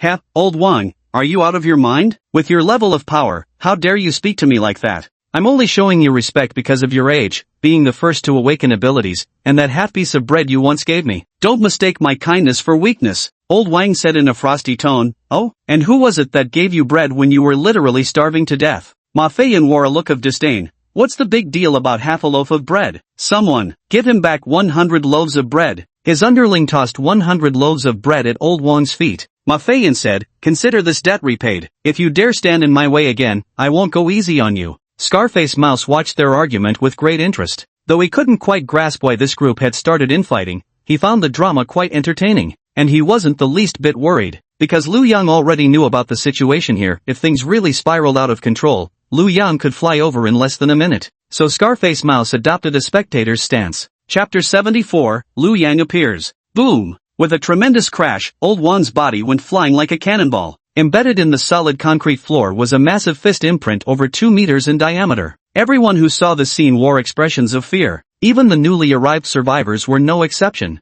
Though they knew Ma Feiyan had become a level 2 superhuman, they never imagined he'd grown this powerful. This was their first time witnessing Ma Feiyan in action. His superpower turned out to be striking the air with his fists, unleashing violent shockwaves to attack enemies. This ability is terrifyingly powerful. If Ma Feiyan hadn't held back out of lingering sentiment, Old Wang might have already been pulverized into mincemeat by that one punch. Ack! Old Wang spat out a mouthful of blood, clutched his chest, and collapsed to the ground, utterly unable to get back up. A cold smile crept across Ma Feiyan's face as he said, "I've already become a second-level superhuman. All of you combined still wouldn't be a match for me alone. Old Wang, even though you awakened first, your strength has stagnated. Did you really think you could oppose me with your current level? Considering you helped me in the past, I'll let bygones be bygones. From now on, bow to me and I'll make you this promise: you'll have a place in this base's management." But Old Wang grew visibly agitated and spat on the ground, cursing vehemently. "Bullshit, you fucking double-crosser. We had a deal: anyone coming to this base follows our rules, and now you scheme to overthrow the base leader? You think you're worthy? You have no fucking idea who you're messing with. A level 2 superhuman? Think you're strong? Just an insignificant ant." Ma Feiyan's expression turned even icier upon hearing this, his voice laced with fury as he spat, "Still running your mouth." After speaking, he immediately charged towards Old Wang, who had fallen to the ground. Yet after just a few steps, the ground beneath his feet suddenly gave way, revealing a deep pit, and he was dragged into its depths. Ma Feiyan was stunned. He only felt as though iron claws had seized his legs, pulling him downward without relent. He raised his fist and struck downward with a single punch. With a low growl, he roared, "Chi explosion fist!" Boom! A deafening boom echoed as the tremendous recoil instantly hurled him out of the hole. Meanwhile, on the other side of the tunnel, the overwhelming air pressure forced Scarface Rat out violently, launching him like a cannonball across the distance before slamming him heavily into the far-off wall. Put! Scarface Mouse spat out a mouthful of blood, struggling to rise to his feet. Ma Feiyan stared at him in disbelief. Both of his feet now bore 5 bleeding holes each, left behind when Scarface Mouse had clawed at them with both hands. Blood continued gushing from the wounds unabated, the damage so deep the bones were visible. Scarface Rat had already become a second-level mutant, capable of burrowing through concrete ground with hands whose fingers were as hard as diamonds. A full-force grab could crush human bones. Ma Feiyan never expected this short, unsightly man to possess the mutant ability of burrowing. Moreover, the opponent's hands were so incredibly strong that they nearly snapped his own foot in half. Staring at Scarface Rat in disbelief, Ma Feiyan asked, "So you're also a level 2 superhuman?" Scarface Rat nodded confidently. "That's right. This Rat Lord isn't someone you can look down on either." Back when Liu Yang fought the Shedder alongside him, Liu Yang had told Scarface Rat that his superpower wasn't as useless as it sounded on paper. If developed properly, it could hold its own against other superhumans. At that time, Scarface Rat had been half doubtful, but today, after battling such a powerful level 2 combat superhuman, his confidence instantly soared. "Although my awakened ability is tunnel digging, it's not entirely useless. The enemy is wounded too. And with injuries to both legs, their movements will be even slower. All I need to do is keep digging tunnels for sneak attacks. It won't be long before I wear them down to death." Blood was dripping from Ma Feiyan's foot. People inside the survivor base also started cheering for Scarface Mouse, shouting loudly, "Mouse Lord rocks! Mouse Lord is mighty! Teach these newcomers a lesson. Show them what happens when they're so arrogant. You come to our base and immediately try to replace our leader? Don't they know our boss is a god? A mere ant, daring to replace a deity? Rat boss, teach him a lesson." Listening to the crowd's cheers, Scarface Rat instantly regained his vigor. With a quick burrowing motion, he disappeared beneath the ground once more. Ma Feiyan wasn't a fool either. Seeing Scarface Rat disappear from the spot, he knew the opponent had gone underground. He immediately leapt several times onto the roof of a house. When Scarface Rat emerged from the ground again, he found Ma Feiyan had disappeared. Ma Feiyan sneered coldly, "You think I'm fucking stupid? You expect me to screw up twice in the same damned way?" Standing on the rooftop, he threw a punch at Scarface Rat and roared, "Explosive fist!" Boom! A deafening explosion rang out. A massive fist imprint over 2 meters in diameter appeared on the ground once more. Though Scarface Rat had burrowed underground in an instant, the violent tremors still inflicted significant internal injuries on him. Ma Feiyan sneered coldly, "Hiding underground? I'll blast you out of hiding, damn it!" Ma Feiyan leaped up suddenly, clenched his fist and jumped down from the rooftop, then punched the ground with a thunderous impact. he roared through gritted teeth. Mountain-shattering strike. Boom! A colossal explosion ensued, making the entire survivor base tremble as if struck by an earthquake. Even distant villa windows shattered from the shockwaves. Scarface Mouse instantly sprang out from underground. Put! He spat out a mouthful of blood, his face deathly pale, clearly suffering from internal injuries from the shock impact. Ma Feiyan watched the scene unfold with undisguised delight, roaring with laughter. Ha! Trying to play tunnel warfare with me? A mere rat daring to fight me? This is absolutely hilarious. The veteran survivors from the base hurried over to Scarface Mouse's side, helping him up while anxiously asking, Master Mouse, are you alright? Scarface Mouse shook his head. There was no fear in his eyes, only a hint of disappointment. It seemed his special ability still fell somewhat short compared to genuine combat powers. This Ma Feiyan before him was simply too strong for him to handle. At this moment, Ma Feiyan turned to the crowd and arrogantly demanded, Who else dares to oppose me taking over this base? Ma Feiyan had originally thought that after defeating two superpowered individuals in front of everyone, no one else would dare to oppose him. But to his surprise, the base's veteran survivors stepped forward one after another to voice their opposition. I object. I oppose too. We all oppose. Watching these ordinary people dare to stand up and oppose him, Ma Feiyan wore an incredulous expression as he spat. You, a bunch of ordinary folk who haven't even awakened any supernatural abilities, how dare you defy me? Are you seeking death? The survivors responded. Our leader is only one man, Lu Shun, rather than a useless trash like you. Heh, still talking tough. Ma Feiyan sneered coldly. Just as he was about to charge at the crowd in rage, a black shadow suddenly streaked across the sky at supersonic speed. Boom! A deafening explosion rang out. A young man clad entirely in black now stood before him. Chapter 75, Absolute Overpowering. God Lu is here. Ha ha ha, serves you right for being so arrogant, you're done for. Before God Lu, all are but ants. The survivors' faces lit up with excitement, as Liu Yang's sudden appearance seemed to inject them with a strong dose of adrenaline. Not only excitement, but also an indescribable thrill surged through their hearts. They could hardly wait to witness Ma Feiyan get slapped down. Boss Liu Yang. Scarface Mouse finally breathed a sigh of relief upon seeing Liu Yang's arrival. I truly wasn't Ma Feiyan's match. Who could have expected he still had that devastating mountain-splitting strike technique to intimidate by punishing an example. Even hiding underground couldn't evade it. Yet the moment Boss Liu Yang appeared, Ma Feiyan's fate was already foreseeable. Ha ha ha, that'll teach your damn arrogance. Still don't know who you're messing with, do you? Old Wang lay on the ground clutching his chest, his face breaking into roaring laughter despite the pain. Witnessing this scene, Ma Feiyan's heart instantly filled with panic. Why did everyone's expression change the moment this young man appeared? Why did they become so excited, so expectant? Could it be that this young man's strength is truly formidable, capable of earning each person's unwavering trust? Ma Feiyan was also a bit scared. He hadn't even seen how Liu Yang got there. A dark shadow flashed across the sky, and this person appeared. Could it be that he awakened a flight ability? If it's just a flight ability, then while the speed might be fast, the power probably isn't much. Just as he was pondering, Liu Yang had already begun to move. In a flash, he appeared right in front of Ma Feiyan, and before the other could react, he kicked him flying. Holy shit, that's insane strength. What kind of ability does this guy have? Not only is his power overwhelming, but his speed is just as terrifying. Ma Feiyan spat out a mouthful of blood midair, his face a mask of shock, completely at a loss for words. Yet before he could land, while still midair in flight, Liu Yang had already darted forward again and caught up with the kicked figure soaring through the air, then stomped him down with a crushing foot. Boom! Ma Feiyan was instantly smashed into the ground, the hard concrete surface fracturing into spiderweb-like cracks from the impact. Ahem!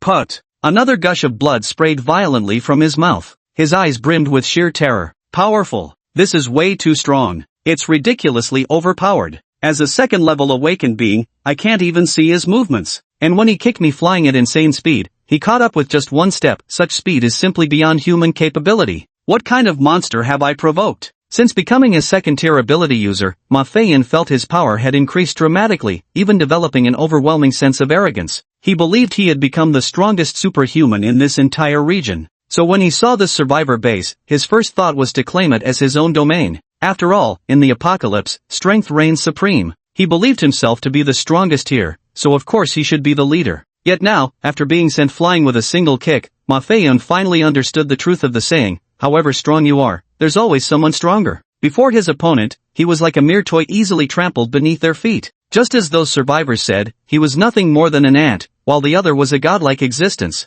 Liu Yang looked down at Ma Feiyan, who was pinned beneath his foot and covered in blood, and coldly said, So you're the one who wanted to replace me and become the leader of this survivor base? These days, Liu Yang spent his mornings scavenging resources nearby and his nights sparring with beautiful young maidens. Today he observed through the gatekeeper zombies that over 1,000 new survivors had joined the base, which made him somewhat happy. Little did he expect that an ability user would actually cause trouble. What's more, the opponent was surprisingly strong. Not only could Old Wang not defeat them, but even Scarface Rat, who had already upgraded to level 2, was no match for them. Liu Yang had no choice but to personally intervene. Hearing Liu Yang's icy voice, Ma Feiyun was practically scared pissless. Every hair on his body stood on end, his back drenched in cold sweat. In a feeble voice, he pleaded desperately to Liu Yang. Be big brother, I was wrong. Spare me, and from now on I'll be your loyal dog. I didn't know this base belonged to you. Had I known you were this powerful, how could I have dared to cause trouble? Liu Yang lifted his foot from the man's face, then swept his gaze across the crowd. The newly arrived survivors trembled with fear at the sight of him.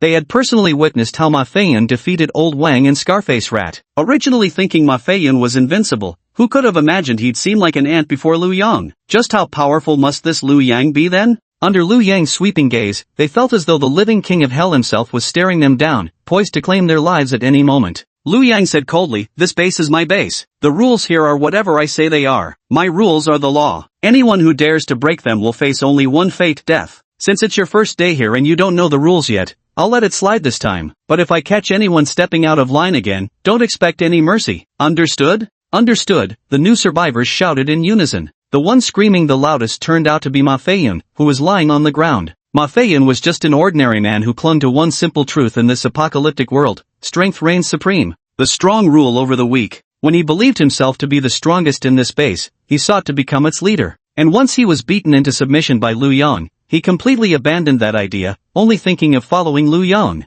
Liu Yang walked up to Scarface Mouse, helped him up, and asked, "You alright?" An expression of flattered surprise appeared on Scarface Mouse's face as he hastily replied, "I'm fine, boss, just a few minor injuries."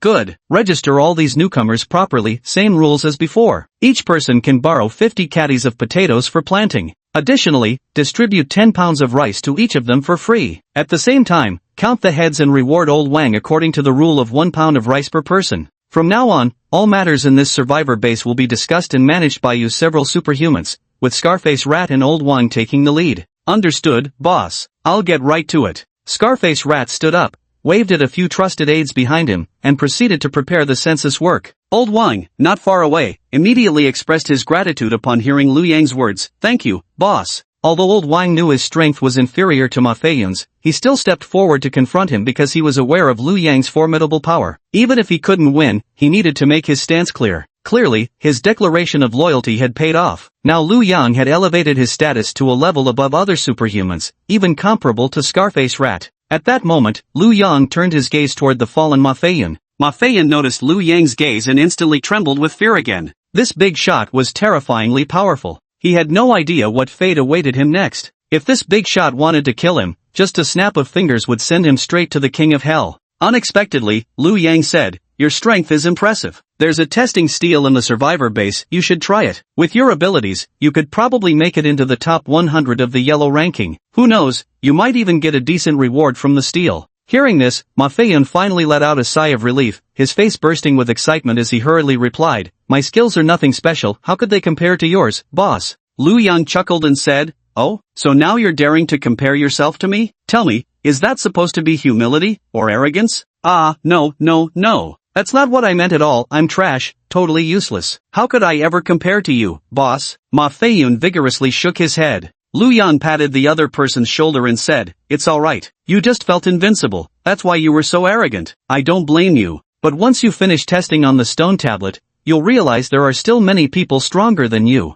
Go take the test after your injuries heal, then you can settle down peacefully in this base. I won't mistreat you pioneers, understand?" Yes, boss is absolutely right. I'll definitely work hard to contribute to the base. Ma Feiyun nodded repeatedly. Good, that's fine. Liu Yang finished speaking and began walking toward the warehouse. Chapter 76, 27 consecutive kills, unmatched attributes. He saw there were over 1,000 newly arrived survivors. Giving each person 10 gene of rice meant 5 tons would be gone in no time. So he walked to the survivor base's warehouse and delivered another 10 tons of rice. Then he set down 30 tons of potatoes for distribution among these 1,000 people. Only after completing everything did Liu Yang feel at ease and leave the base. This base has now welcomed over 1,000 additional survivors, including 6 with special abilities. Moreover, Ma Feiyun's ability is quite formidable, a potent combat skill. Even if the skinned ones attack this base, the few superhumans here would be enough to hold them off. Liu Yang was genuinely pleased to see this base growing stronger by the day.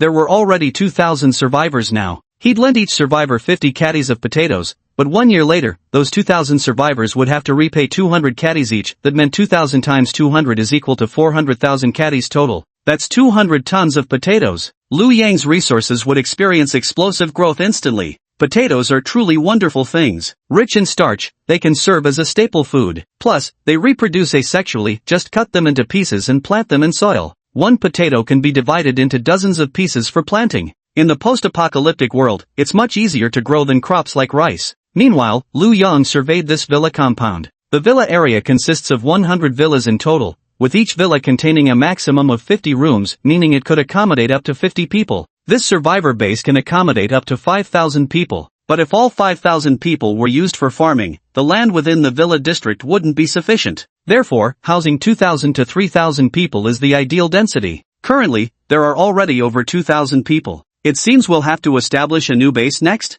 Liu Yang made up his mind. Looks like I'll need to thoroughly survey the surrounding terrain and find a better location to rebuild a new survivor's base. Having finalized his decision, Liu Yang immediately soared into the air before everyone's eyes and left the survivor's base at supersonic speed. Watching Liu Yang fly at incredible speed, the newly arrived survivors gaped in astonishment. Unable to contain themselves, they exclaimed, "My God, what just happened? Was that a sonic boom? Supersonic speed? Is he even human? Even wind-type ability users can't fly that fast. How can his body withstand such velocity?" They say the fastest flying animal is the swift, reaching just over 300 kilometers per hour, but the speed of sound is 1,224 kilometers per hour, and he's flying even faster than that? That's inhuman. I never imagined this base had such formidable warriors guarding it. Being able to join this base truly gives me peace of mind. This is absolutely unbelievable. That speed is downright monstrous. The veteran survivors, seeing how shocked these new survivors were, couldn't help but wear smug expressions. They said, "You don't even know about God Lu? Heh, how ignorant can you be? God Lu is the most powerful supernatural being. He's practically transcended humanity, becoming a godlike existence. Your so-called leader with abilities was ridiculous. The moment he arrived he wanted to take charge. We were all laughing at him internally. We knew all along that once God Lu showed up, he'd be toast. Ha ha ha." He did bite the dust spectacularly. Though credit where it's due, he swallowed his pride and begged for mercy immediately. Otherwise, his fate would have been much worse. The old survivors all burst into laughter. To them, Liu Yang was like an omnipotent, godlike presence. On the other side, after returning to his villa complex, Liu Yang resumed his routine, scavenging supplies by day and working overtime to spread his branches and leaves by night. Another 12 days passed. Liu Yang's supplies had doubled once again. The quantity had reached a level where it was nearly impossible to count. Even feeding a survivor base of 10,000 people could probably last for decades. Simultaneously, he had already achieved 27 consecutive kills, and received the reward for a 20-kill streak. That day, Liu Yang checked his stats. Name, Liu Yang. Age, 18 years old. Height, 185. Weight, 80 kg. Strength, 1500. Speed, 1500. Strength, 1500. Spirit, 1500. Possessed abilities. 1. Future Projection Level 6. 2. Virus Immunity Level 6. 3. Freezing Control Level 8. 4. Dark Space Level 8. 5. Zombie Control, Level 5. Owned Equipment, Dark Cloak, Black Light Katana. Possessed Special Talent, Genetic Enhancement. Possessed Special Item, 1 Ability Advancement Scroll. After completing a 15-kill streak in the neighboring villa, Liu Yang had the misfortune of not acquiring any new abilities. However, his base attributes had already increased to 1,500 points, 30 times that of an ordinary person's foundational stats. His movement speed had reached 280 meters per second. The flight speed reached 560 meters per second. At the same time, other supernatural abilities also experienced an upgrade in their levels. And at the 20-kill reward, he also obtained an ability advancement scroll. This was Liu Yang's first time acquiring an advancement scroll. He carefully examined its properties. Ability Advancement Scroll. Using this scroll will advance and enhance your ability, transforming it into a more powerful version. Liu Yang hesitated. The supernatural abilities he currently possessed were all of exceptionally high levels. Future Prediction, usable 10 times daily, forecasting events within a 6-hour window. Given Liu Yang's current formidable strength, he rarely needed to employ this skill most of the time. Zombie virus immunity, capable of resisting even level 6 zombie viruses. Currently, level 6 zombies hadn't even appeared yet. Even a level 6 zombie, with 12 times the attributes of an ordinary person, wouldn't even be able to brush against Liu Yang's clothes. This skill was practically useless. Level 8 freeze control. The number of ice needles had long since become limitless. Liu Yang could now casually fabricate any frozen object at will. With just a single thought, I could freeze the entire residential complex solid, turning everything inside into ice sculptures. This ability already seemed overwhelmingly powerful. The lowest level of zombie control is the most basic,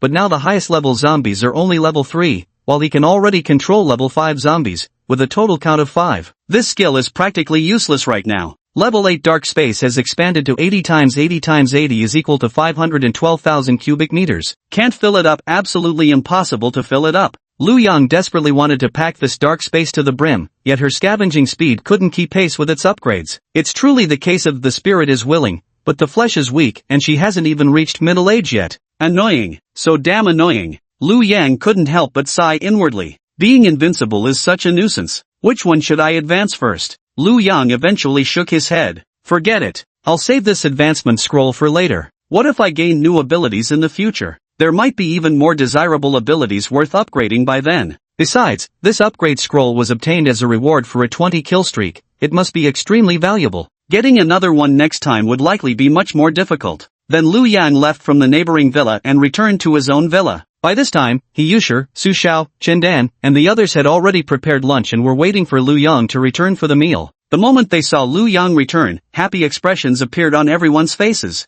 Fortunately, Liu Yang still knew to come back and wasn't dragged away by those little temptresses in the neighboring villa. Chapter 77, Changes in the Belly? Everyone chatted while eating at the dinner table. He Yushir spoke up first. I don't know about you guys, but lately my body's been feeling strange. It's been almost a month since the apocalypse began, and my period still hasn't come. Could it be that the zombies scared my cycle off? Is something wrong with my body? What about you girls? Any changes? At the sound of these words, all the women raised their heads. Tang Mengting also added, same here. I completely forgot about this too. Why hasn't my close friend come either? Ballet instructor Chen Dan said, me too, how strange. It used to be perfectly regular every month, but now it's been delayed by over 10 days. Superstar Su Xiao chimed in, same thing, it's been delayed for ages. I've been too embarrassed to ask any of you about it. Zhou Qiuping, Wang Feifei, Zhang Jingyu, Zhou Kiki, Bai Hu, and others also said, the same thing happened to us. What's going on? Could it be that the virus in the air from the apocalypse outbreak has altered our bodies?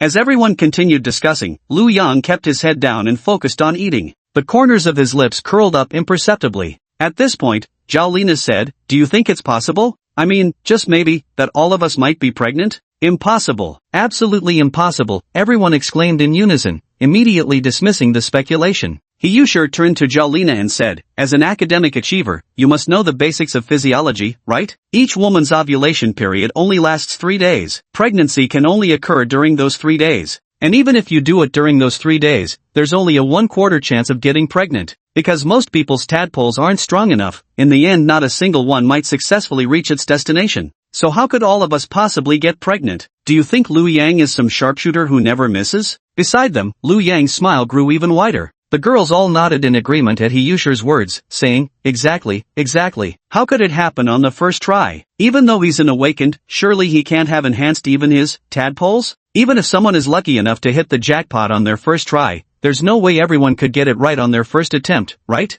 No way. Impossible, absolutely impossible. How could it be such a coincidence? Listening to everyone's words, Liu Yang almost couldn't help but burst out laughing. At this moment, He Yushir noticed Liu Yang and said to him, Liu Yang, what are you snickering about over there? Is there something funny? Out with it. Was this your doing? How come none of our mutual friends showed up? All the girls' gazes fell upon Liu Yang, the culprit in question. Before meeting Liu Yang, their good friend had been very regular. Why is it that only after being with Liu Yang did everything get delayed? And that jerk Liu Yang was snickering on the side, it must have been his doing. Zhao Lina exclaimed, Liu Yang, tell me the truth, was it you? Did you secretly enhance even that aspect? Is that why you never miss? The White Fox said, Liu Yang, how many superpowers do you actually have? The female celebrity Su Xiao said, you didn't really give them to all of us, did you? Facing the gazes of the women, Liu Yang's expression quickly turned somewhat awkward. What else could I do? What can I do when my aim is this good? Is it my fault to be a perfect shot? He put down his bowl and said, I'm full. I'm going to rest first. He Yushir quickly said, "Hey, don't go yet. You still haven't told us whether you used your psychic powers when we did that." Zhao Lina also chimed in, "Yeah, tell us already. Our periods are delayed for so long, this can't be normal." The white fox said with a smirk, "Humph, if you don't tell us, we'll all rush into your room later and take turns draining every last bit of your energy." Lu Yang shook his head and said, "Don't, you guys shouldn't mess around right now. Take good care of yourselves, don't risk harming the babies." With that, Lu Yang quickly dashed back upstairs. Watching his retreating figure, He Yushir and the others were left dumbfounded, only snapping out of it several seconds later. He Yushir immediately let out a scream, "Ah, don't disturb the pregnancy?" So it really was Lu Yang's doing. Zhao Lina also exclaimed, "Lies, lies, lies? I knew this guy must have used supernatural abilities, otherwise how could it be so different from what's written in biology textbooks? I'm afraid he not only has size manipulation powers, but also superhuman abilities to enhance genetic material vitality." The celebrity Su Xiao cried, "Ah, how could this happen in the apocalypse? What should we do? How are we going to raise a child in these times?" Wang Feifei said, "What's there to fear? Lu Yang's here. He could afford to raise quintuplets if you had them. I'm not scared at all." Bai Hu's face brimmed with joy, carrying the child of a peerless powerhouse. "Just thinking about it makes me happy, excited, and full of anticipation." She gently touched her still flat abdomen, its skin smooth as silk, flawless as jade, showing not the slightest change yet. Murmuring softly, she said, "Grow up quickly, little one. I can't wait to meet you." The girls gathered together to discuss, each face reflecting a different emotion. Some wore expressions of worry, others brimmed with excitement, and a few glowed with anticipation. After all, most of them were barely 18 years old. Before meeting Lu Yang, she hadn't even had a boyfriend, yet now she was suddenly becoming a mother. This sudden change in roles left them momentarily at a loss. Nurse Chen Xiaojin and Dr. Huang Xiuxia exchanged glances, each sensing the other's thoughts. She thought to herself, "Looks like the two of us are in for quite the busy time ahead." At the same time, they also realized why every girl who entered Lu Yang's villa would be hinted by him to come to his room except for the two of them. At first, Huang Xiuxia and Chen Xiaojin even suspected that they might not meet Lu Yang's aesthetic standards. In their room, they stripped naked and secretly checked themselves in the mirror, wondering exactly where their flaws lay that made Lu Yang uninterested. But after several days of scrutinizing, they still couldn't figure it out. They had ample curves where they should, were slender where necessary, everything seemed perfectly in place. Where exactly did I go wrong? During this period, staying in the villa had left them feeling restless and uneasy. Ever since being rescued from the hospital by Lu Yang, they'd already mentally prepared themselves. Even if he demanded they repay him with their bodies, they wouldn't have felt too much psychological pressure about it. Yet over half a month had passed, and Lu Yang never once hinted at it to them. Being girls, they didn't dare to simply climb into Lu Yang's bed either. Now they finally understood. This Lu Yang possessed superhuman accuracy with every strike. He deliberately didn't hint for the two of them to go to the room precisely because he needed their help with delivering the baby, and in case the child fell ill in the future, they'd also be needed to provide medical care, right? Lu Yang, damn, this guy thinks way ahead. So he had already anticipated everything. Who would have thought this guy could even use his superpowers for childbirth? Chapter 78, Invasion? Not a single one shall leave. The apocalypse has been raging for nearly a month now. Lu Yang's expansion efforts have finally stabilized, but turbulent tides are beginning to surge across the Divine Dragon Empire. The moment his name appeared at the top of the celestial rankings, he became a target for all, destined never to know peace again. During this period, supernatural beings from countless other nations have been continuously pouring into the Divine Dragon Empire. Among them, the most powerful come from the Rising Sun Empire, the White Eagle Empire, and the Savage Bear Empire, each sending only the elite among elites. Even the special forces still in the experimental phase were deployed. 3 days earlier, in the southern city of Yenqing of the Divine Dragon Empire, outside a survivor base, a team of awakened mutants arrived. They took out binoculars and began carefully observing. One of them, a beautiful, shapely female mutant dressed in tight black combat gear, spoke in the language of the Dainippon Empire. "This is already the third surviving base. Hopefully we can find some clues about Lu Yang." The burly man wearing sunglasses with a broadsword slung over his shoulder said impatiently, "Let's just charge in and start slaughtering. I can't wait any longer. Who cares about Lu Yang? Kill first, ask questions later." The beautiful girl frowned. "Inoue, I've told you before, our main objective is finding Lu Yang, not massacring survivors. You left no survivors at the last two bases, which could easily draw the attention of the Dragon Empire's psychic warriors. If we get targeted, it'll become much harder to continue tracking Lu Yang's trail. If you dare to act recklessly again, I won't be so polite next time. This team is still under my command for now, and I hope you understand that. This infiltration mission into the Divine Dragon Empire has a total of 20 search squads. I don't want to be outperformed by the other 19 squads because of you. The Little Sun Empire has truly invested enormous resources this time to locate Liu Yang. A main force team and 20 search teams were dispatched in total. The 5 core members of the main squad were all composed of top-ranked warriors from the Celestial Leaderboard. The squad leader was even one of the top 10 experts on the heavenly ranking. 20 search teams, all elite warriors from the Profound and Earth ranking lists. They were scattered across various locations in the Divine Dragon Empire, searching for Liu Yang's trail from different directions. Upon discovering Liu Yang's whereabouts, they would immediately report to the main assault team, which would then lead all squads in a coordinated attack against Liu Yang. Thus, the search teams weren't the primary combat force, their top priority was gathering intelligence, and avoiding confrontation was ideal. Even if they did locate Liu Yang, they stood no chance against him in direct combat, but Inoue was a bit too arrogant for his own good. TCH, the burly man scoffed disdainfully. The other 3 burly men nearby frowned when they saw this fellow named Inoue treating their captain with such disdain. One of the bearded men spoke up. Inoue, didn't you hear Senior Momoko's words? We're part of the official superhuman forces. In this unit, you follow the captain's orders. Got it? Aiknu sneered contemptuously. Nakata, everyone knows you have a crush on Momoko. If you want to be a simp, that's your business,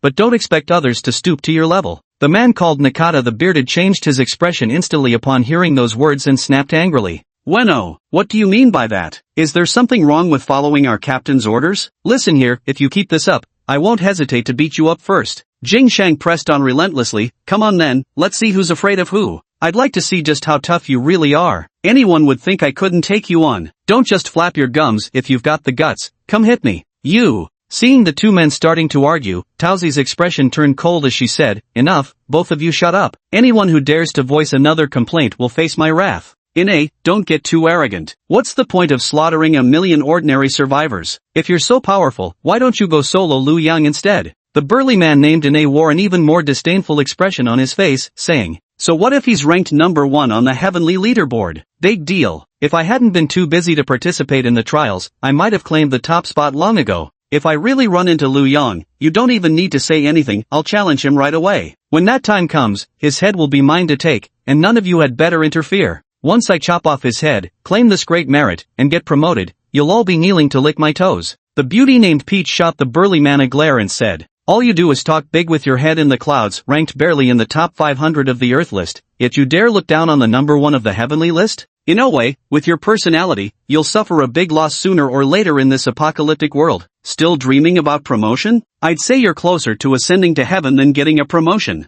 TCH, the burly man snorted dismissively. Peach ignored him and began issuing orders. Everyone, listen up. Stealthily infiltrate the survivor base, capture the awakened ones inside, and interrogate them for clues about Liu Yang. Avoid being seen if possible. Kill anyone who spots us. Yes, Captain Peach. The 3 burly men nodded in acknowledgement. The burly man named Inoue still wore a look of utter disdain on his face. The 5 figures transformed into fleeting shadows, darting toward the survivor base in an instant before leaping effortlessly over its defenses. The 5-meter-high walls might as well have been invisible to them. They vaulted over the barrier with a casual jump. All 5 were masters listed on the underground rankings. The team leader, Momoko, is a super powerhouse ranked within the top 100 of the Earth ranking. The other 4 burly men, Ueno and Nakata, are within the top 500 of the Earth ranking, while the remaining 2 hover around the 800 mark. It can be said that these ability users are the elite among elites. Any one of them could single-handedly wipe out an ordinary survivor settlement. After all, most ordinary ability users can't even make it onto the yellow ranking.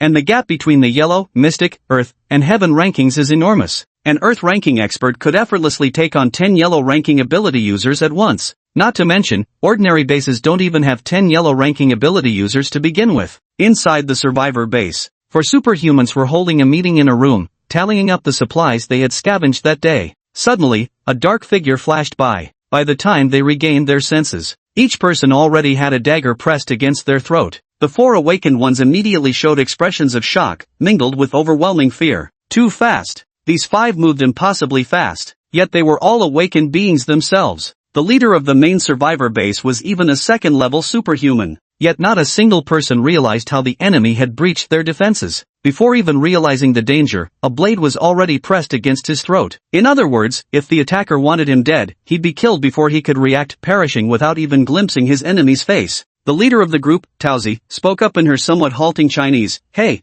I ask you, does your base have someone named Liu Yang? Or do you know where Liu Yang is? The survivors instantly widened their eyes upon hearing the accent. People from the Empire of the Rising Sun? At the same time, the fear on their faces immediately transformed into rage. The apocalypse hasn't even lasted a month, and these Empire of the Rising Sun bastards dare invade our Divine Dragon Empire? Do they really think we're defenseless now? Looking for Liu Yang, the top ranked on the heavenly list? I am Liu Yang. In our Divine Dragon Empire, everyone is Liu Yang. Go to hell, you bastards. A mere handful of Japanese pirates, none of you will leave the Divine Dragon Empire alive. Chapter 79, Death Before Dishonor. These ability users had originally had knives pressed to their throats, and every one of them was utterly terrified. But the moment they heard their assailants were from the land of the Rising Sun Empire, they instantly found their backbone again. When it came to people from the land of the Rising Sun Empire, they'd rather die in battle than show the slightest weakness. Pah! A bunch of lowly Japanese pirates. Have you all grown tired of living, daring to come to our Divine Dragon Empire?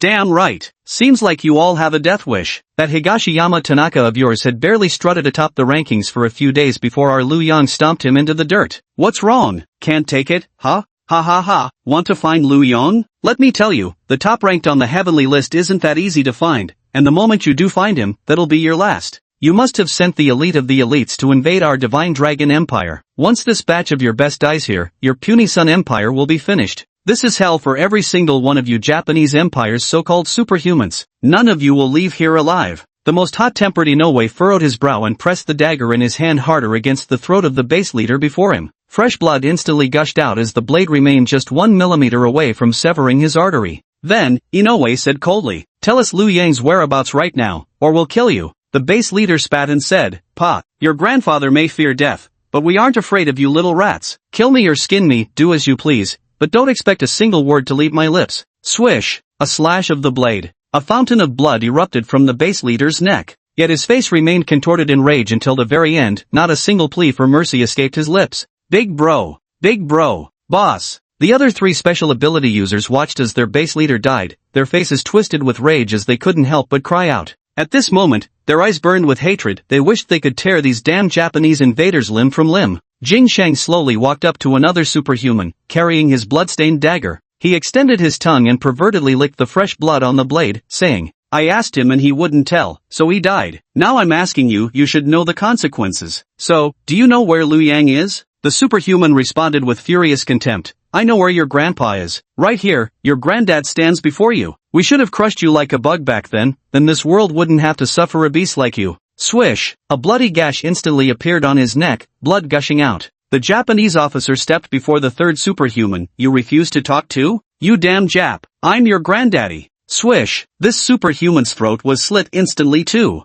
Inoue turned his gaze toward the last Esper and said, "Those three are already dead. You should understand by now that I'm a ruthless man. So I'll ask you one last time, where is Liu Yang? Go to hell." The Esper spat in Inoue's face and snarled, "Fuck you and your mother. Not a single person in our Divine Dragon Empire will ever surrender to you Japs. Even death means nothing to us, because once you step foot in our land, your time until damnation is already ticking. We'll be waiting for you down below." Swish! The cold blade sliced across the neck, and a torrent of hot blood gushed out. The last supernatural ability user had died. Though none of them had the strength to resist or even fight back, they all died standing. These ability users were not good people when the apocalypse broke out. They had also committed acts of plunder, coercion, and oppression against the weak. But, when foreign invaders set foot upon the Divine Dragon Empire, the situation fundamentally changed. The survivors within the Divine Dragon Empire may compete however they wish after all, it's just internal strife among our own people. How dare some insignificant Sun Empire interfere? They deserve it? When it comes to standing united against outsiders, the Divine Dragon Empire has never faltered throughout history.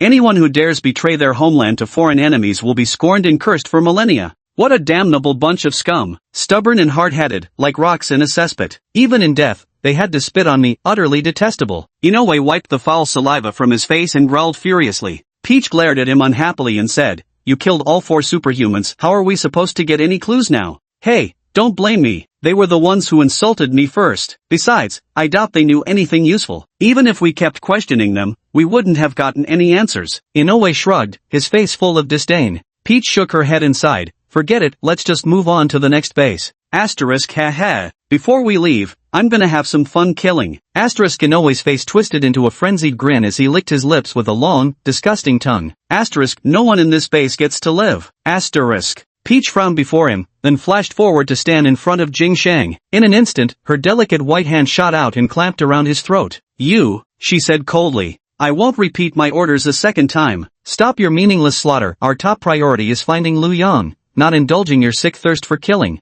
If you keep doing things that could endanger the crew, I won't hesitate to kill you right now." Peach's icy stare sent Winno's entire body jolting with fright. The expression of utter disdain on his face gradually turned serious. It was his first time seeing Tauzi lose her temper, never expecting her strength to be this formidable. Before he could even react, her hand was already tightly clamped around his throat. One slight squeeze and his windpipe would be crushed. For the first time, Jing Shang witnessed the strength of someone ranked in the top 100 of the Earth list. Powerful. Incredibly powerful. If even a mere peach from the Earth list's top 100 was this formidable, how overwhelmingly strong must Lu Yang, the number one on the heaven list, be? Just thinking about it fills me with excitement. Fighting against the strong is truly exhilarating. In that case, slaughtering these ordinary survivors is utterly boring. If I kill, I'll take down the top ranked on the heavenly list. Inoue relented and pleaded to Momoko, "I get it. Let me go, let me go. Fine, I won't kill them." Only then did Momoko release her jade-like hand. Then the 5 of them left the base, leaving only 4 corpses behind. 1 hour later, a superhuman leading a team returned, pushed open the door of this room, and upon seeing the corpses, froze on the spot. Seconds later, he let out a horrified scream. Big brother, what happened to you all? Who killed you? Who the hell did this?" P.S. The author's fan group has been established. Feel free to join, everyone. Chapter 80, Scouting for Pretty Girls. The pungent stench of blood assaulted his nostrils as he stepped inside. The floor was thoroughly drenched in crimson. 4 powerful superhumans were all killed in the same room simultaneously, without even leaving signs of a struggle, proof they'd been instantly annihilated. The only surviving superhuman was the one who had gone out with his team to scavenge for food and hadn't returned. Now that I'm back and seeing this scene, I'm completely terrified. The few ordinary survivors behind the superhuman were even more horrified. They used to be ruthless people, but witnessing such a miserable scene still left them somewhat shaken with fear. They weren't unaware of just how powerful their boss was, a second-tier ability user ranked in the 800s on the yellow list. Even second-tier zombies were nothing more than prey to be casually slaughtered before their boss. But now, their boss had been killed without even a chance to fight back? The enemy's strength was beyond imagination. A survivor spoke to the superhuman. "East brother, what should we do? Even the boss was instantly killed. Should we flee too? The other civilians in the base weren't killed, and the resources weren't taken. This means the attacker came specifically to kill. Could it be that the boss offended some ruthless person he shouldn't have messed with?" Lin Dong shook his head and said, "Don't be naive. Even if he did provoke some dangerous figure, after killing the boss, he would have definitely taken the food supplies too. In this post-apocalyptic world, food is critically important to every base." The other survivors showed puzzled expressions and said, "Then why exactly did this happen? Could it be that mutant zombies killed our leader? But that doesn't make sense either. Zombies kill humans to eat them, they wouldn't leave the body here. And they wouldn't spare other civilians, targeting only ability users?" Another survivor said, "Then what should we do, Brother Dong? We don't even know who the enemy is, and they're so powerful. If they want to kill us, we can't stop them. Maybe we should run." They were genuinely terrified. For superhumans were killed here, even the base leader was a level 2 superhuman, yet they were all instantly wiped out. What's more, the killer used a dagger to slit throats. No poison or underhanded tricks. Under such circumstances, the victims couldn't even fight back, proving the attacker's overwhelming strength. Now the entire base has fallen into danger. Staying here means courting death without knowing when it might come. Of course they'd want to flee. Lin Dong shook his head and said, "If we run too, this base is truly finished. Even a single level 2 zombie could massacre all the ordinary civilians left behind." Other survivors said, "Brother Dong, if we don't run now, we might all die here. It's the apocalypse already. Everyone sweeps the snow from their own doorstep. Who cares about the frost on another's roof? Come with us. At worst, we'll just find a new base and start over." Lin Dong pondered for a while, his eyes full of struggle, but ultimately shook his head. "Forget it. The young and strong can leave. But what about the elderly, weak, sick, and disabled? Could they endure a long journey?" This base was built bit by bit by me and the boss along with the others, growing from just over 100 people initially to more than 1,000 now. Without the protection of superhumans, these many survivors stand no chance against level 2 zombies. Help me bury the bodies of the boss and the others first. After that, if you want to leave, I won't stop you. But if anyone chooses to stay with me, you're welcome." A few survivors clenched their teeth and nodded. With heavy hearts, they buried the 4 deceased ability users. Afterward, they began packing their belongings to prepare for departure, informing everyone in the survivor base about the situation, giving them the choice to stay or leave. Ultimately, 500 people chose to leave. Those who opted to remain were mostly the elderly, weak, sick, or disabled individuals too afraid to undertake long journeys. This once relatively formidable small base now only had half its original members left, mostly the elderly, weak, ill, and disabled. Their strength had dropped by at least 90%. 500 people left the base. A few survivors came to Lin Dong before their departure and said to him, "Dong Ge, we're all brothers who've weathered life and death together. Once we find a safe place, we'll definitely come back to let you know. Let's all leave together when the time comes. This survivor base has been targeted. Every extra day we stay means more danger." Though they'd only known each other for less than a month,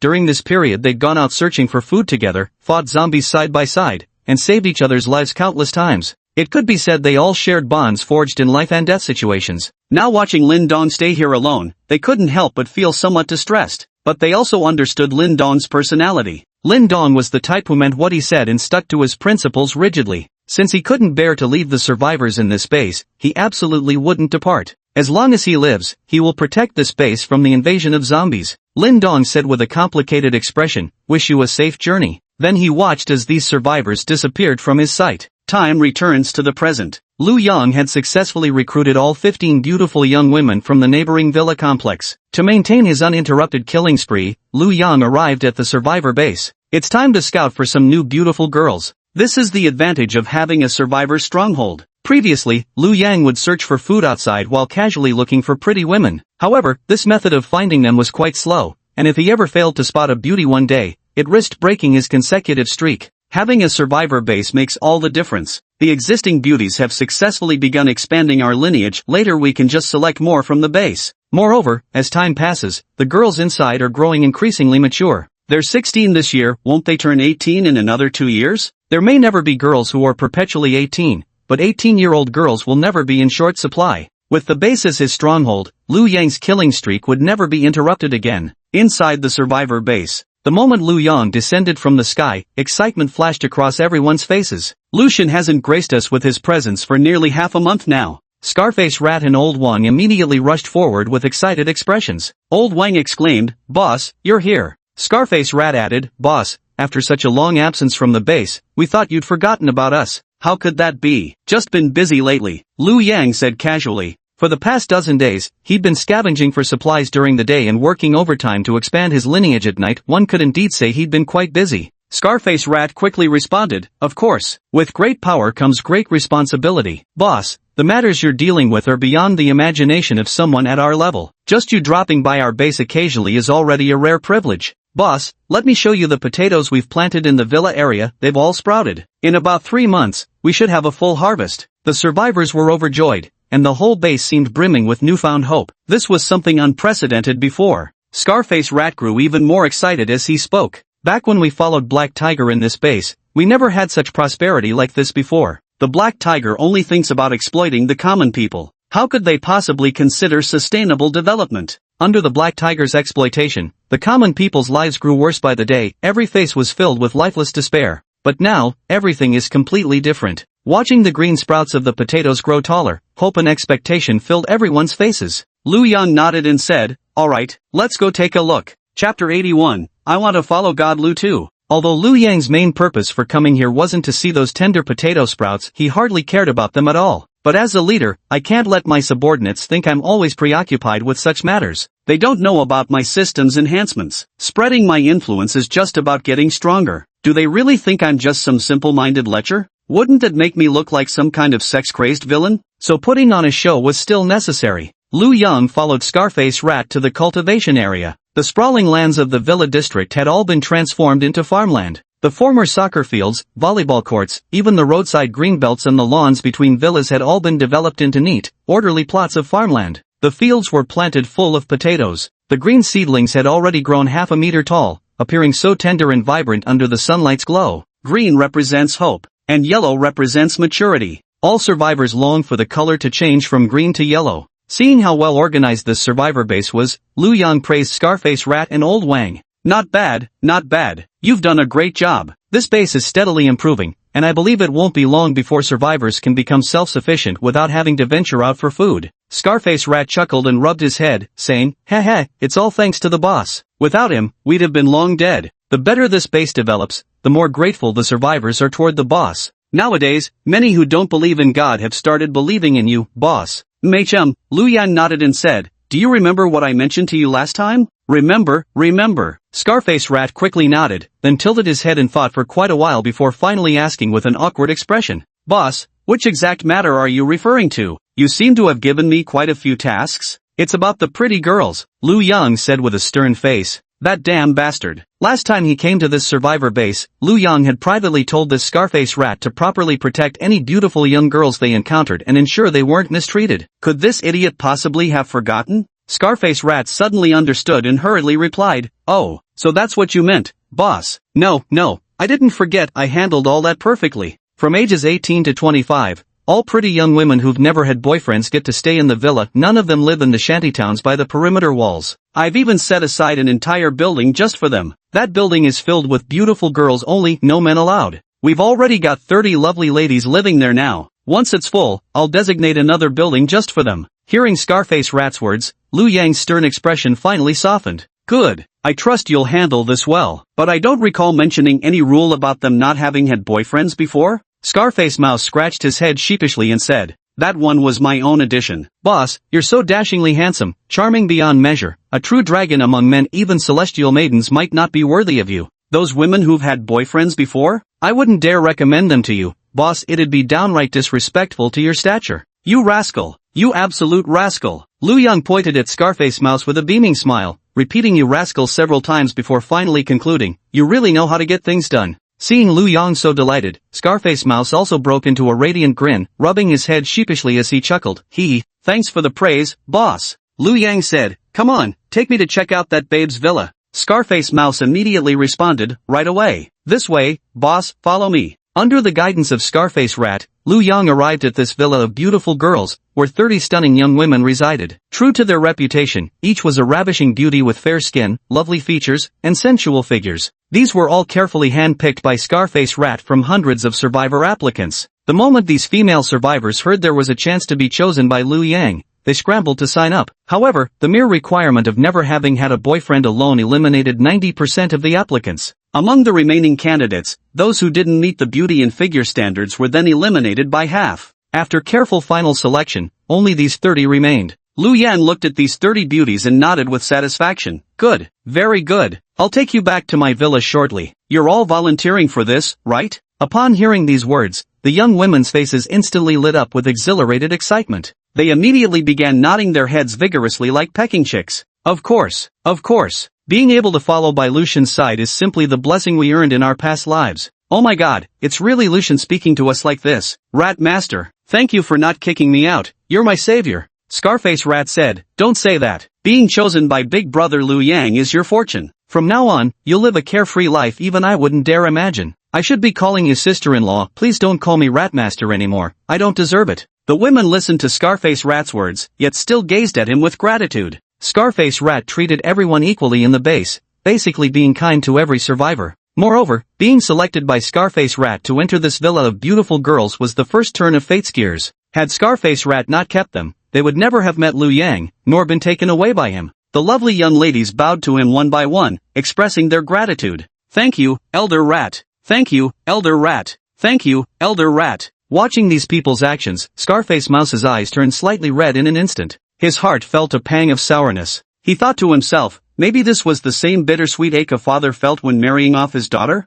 It seemed he'd need to be more thoughtful next time when selecting pretty girls for his side. Only then could he help more beautiful young women turn the gears of fate, guiding them toward the pinnacle of life. When Lu Yang prepared to leave the base with 30 young women, the other survivors in the base watched them with envious looks on their faces. One of the girls turned to her middle-aged father beside her and said, Dad, look, all those women are leaving with God Lu. Plead with Boss Rat and send him some gifts. You have to get me chosen too. I want to go with God Lu. Lucian is so handsome and powerful, just one look at him makes me wet. I must follow him. I must become his woman. In this lifetime, I'll marry no one but him. The middle-aged man frowned and said, oh come off it. At 1.5 meters tall and 80 kilograms, from a distance people would mistake you for a Snorlax. Even if I offered my old life to Ratmaster, there's no way this backdoor deal would work. Over half the food we've collected at home was eaten by you. Can't you eat less? Lose some weight? The girl instantly pouted unhappily, shaking her head repeatedly, her chubby cheeks wobbling with the motion. Woo woo, but I just love eating so much. My features are actually great. If I lost weight, I'd definitely be a beauty. Who knows, maybe God Lu even prefers chubby girls? And a girl's 1.5 meters is equivalent to a guy's 1.8 meters. Putting weight aside, my height actually matches Lucian's quite well. Oh, give it a rest. Let's talk after you actually lose some weight, the middle-aged man said impatiently. Unrelenting, the girl continued, Dad, have you forgotten who crushed that zombie with her butt and saved our whole family? Can't you put some effort into your daughter's happiness? Can't you plead with Rat Grandpa a bit more? The middle-aged man shook his head helplessly. I give up. Fine, consider me in your debt. I'll approach Rat Grandpa again later. The woman immediately perked up, linking her arm through her father's and saying cheerfully, Perfect. I knew you'd always have my back, Dad. Don't worry, once I become Lucian's woman, I'll make sure to haul everything from his warehouse back home. Then my brother will be his brother-in-law, and I'll have Lu promote him to second in command of the base. Hearing his daughter's words, the middle-aged man's expression darkened abruptly, his voice turning icy as he snapped. Get lost. You think you're worthy? If you dare speak to Lucian like that, you might as well kiss your life goodbye. Do you think a man who can become an unrivaled powerhouse in the apocalypse can be controlled at will by a stupid woman like you? I think you'd better give up on that idea. I won't go begging Rat Boss for favors anymore. Starting today, your food rations will be cut by 2/3. Lose some weight properly, and maybe shed some of that fat in your brain too. With that, the middle-aged man walked away without another word. The girl was completely stunned. Her father had always been utterly indulgent with her before. No matter what happened, she just needed to act a little spoiled and everything would be fine. Even after the apocalypse arrived and food became scarce, her weight had only increased instead of dropping. This alone proved just how much her parents adored her. But now, her father had actually called her a stupid bitch. She had never seen him so stern before. Chapter 82 Survivors Seeking Refuge? Lu Yang continued walking towards the area outside the base with the beautiful teenage girl. At that moment, a group of little girls came hopping and skipping over, holding hands in a circle around them. One little girl approached Lu Yang, looked up at him with her big, adorable eyes, and said, Lucian, where did your big sisters go? Lu Yang chuckled and pulled out a large bag of snacks from his storage space, handing it to them as he said, Of course, I'm taking them back to my place. The children were overjoyed to receive the snacks. They chimed in again, God Lu, aren't you living in the heavenly palace? Does that mean these sisters are going to become celestial maidens too? Lu Yang smiled and patted the little girl's head, saying, Of course, anyone who comes with me can become a fairy. Then I want to go with you too, take me with you. God Lu, take me away too. Me too. I want to become a fairy too. Watching the little children chattering around him and speaking so innocently, Lu Yang couldn't help but smile. He said, Hurry up and eat. When you've grown up, I'll take you to visit my villa. The little kid was instantly overjoyed upon hearing these words. Yay, that's fantastic. When I grow up, I can follow God Lu too. I must grow up quickly. I want to eat well and grow up strong too. When I grow up, I can become a fairy. Watching the children skip away into the distance, Lu Yang also broke into a smile. Just as Lu Yang was about to head out with the beautiful girls, hundreds of survivors suddenly appeared outside the door, forming a dark, overwhelming mass. Every survivor's face was covered in dust and exhaustion, as if they had endured a long and arduous journey. They all looked somewhat exhausted, but when they saw the gates of the base, their faces lit up with anticipation. Scarface Mouse and the others froze for a moment before saying, Survivors have come to seek refuge in our base again? Lu Yang also ordered the level 3 zombie guarding the gate to open it. And so, the group of survivors was allowed inside the base. The leading survivor immediately fixed his gaze on Lu Yang upon entering, because among all present, Lu Yang possessed the most commanding presence, that aura of a formidable figure, so palpable even non-superhumans could sense it. With utmost deference, the survivor addressed Lu Yang.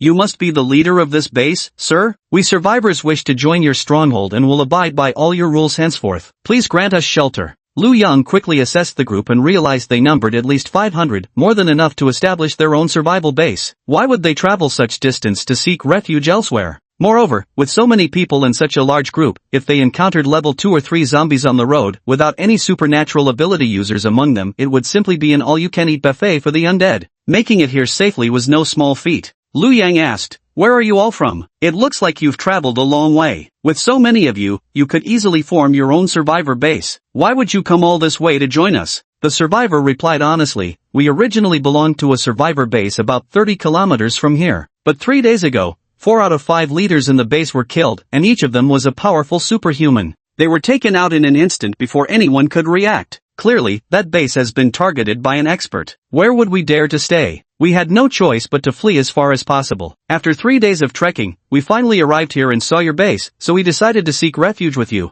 Liu Yang frowned and said, 4 out of 5 superhumans died, yet you civilians managed to survive and escape? The survivor shook his head. We don't know what those enemies are about either. They only kill superpowered individuals, sparing civilians and leaving resources untouched. We can't figure out what their purpose is. No one's gotten a clear look at whether they're human or zombies, nor what they actually look like. Such unknown enemies are the most terrifying, so half the base's population has fled. Liu Yang's frown deepened as he asked, only killing superpowered people, sparing civilians, not even taking resources, are you certain? The lead survivor affirmed firmly, certain. Every word is true. Liu Yang pondered for a moment before finally making his decision. Our base can take you in, but you must follow our rules. Also, take me to your base so I can check it out. The burly man immediately shook his head repeatedly. No way, bro. It took me 3 days of hardship to get here. I don't want to go back there. That base is too dangerous. I might not make it back this time. Liu Yang reassured him. Don't panic. I'm really strong. The man kept shaking his head. No, the enemy might be even stronger. I barely escaped that place. I can't walk back into the trap now. Liu Yang said helplessly, take me there, and I'll give you 100 caddies of rice. The burly man's eyes immediately lit up, and he said earnestly, alright, I'll take you there right now. Forget about the rice, I mainly just can't bear to part with my old friends there and want to revisit them. Fortune favors the bold. In the apocalypse, 100 pounds of rice is precious enough to make men risk their lives. Good, now take me there. Liu Yang walked up to the burly man, then grabbed him by the collar. The big man was startled.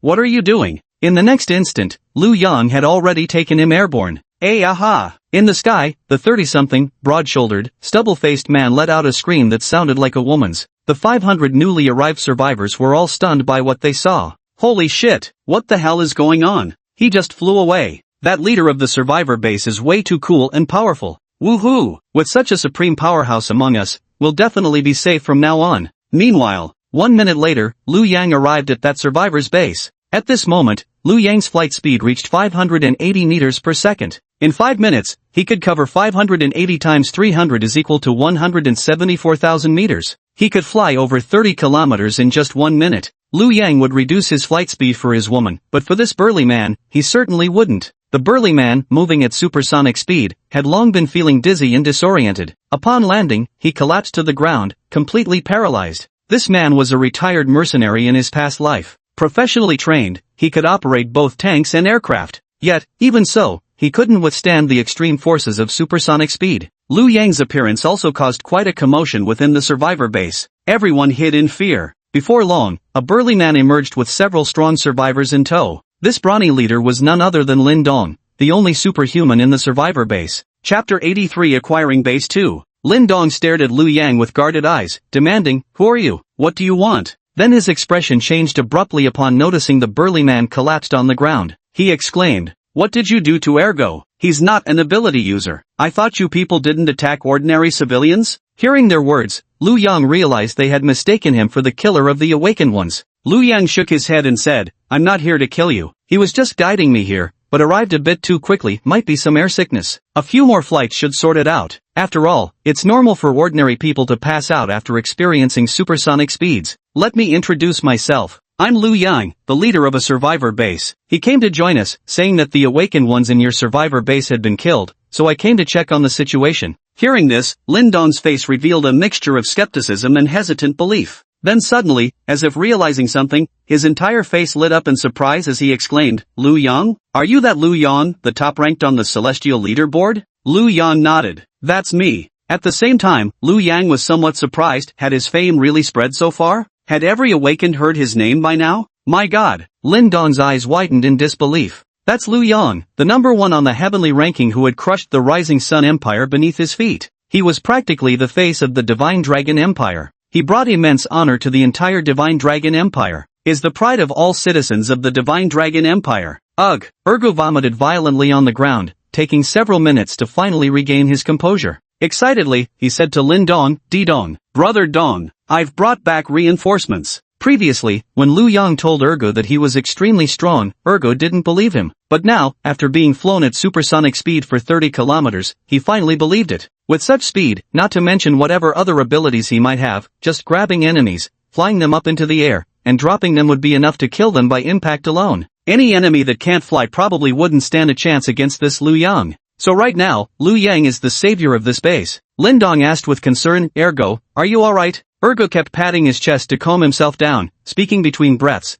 I'm fine, just flew a bit too fast earlier. You should tell boss Liu Yang here about what happened, he's a super powerful expert. Lindong's gaze at Liu Yang instantly held a trace of reverence as he said, "Of course I know he's insanely powerful, that's the #1 ranking on the heavenly leaderboard. Boss Liu Yang, I'm Lindong, the sole survivor of this base. If I hadn't gone out to scavenge for food and hadn't returned, I probably would have died too." Liu Yang nodded and said, "Alright, take me to see the scene." Led by Liu Yang and Ergo, they arrived at the room where the superhuman had been killed. 3 days passed. The bloodstains on the floor had already dried and turned black. Lindong explained to Liu Yang, "When we entered, we immediately saw 4 corpses. Our boss died right in his own seat. All 4 of them were killed before they could even put up a fight. Every single person had their throats slit. The enemy must be an assassination expert. They took out our boss before he even realized what was happening." Liu Yang surveyed the scene. There were indeed no signs of a struggle. The chair was completely drenched in blood. It was clear the superhuman had been killed while still sitting in the chair. He didn't even get a chance to stand up.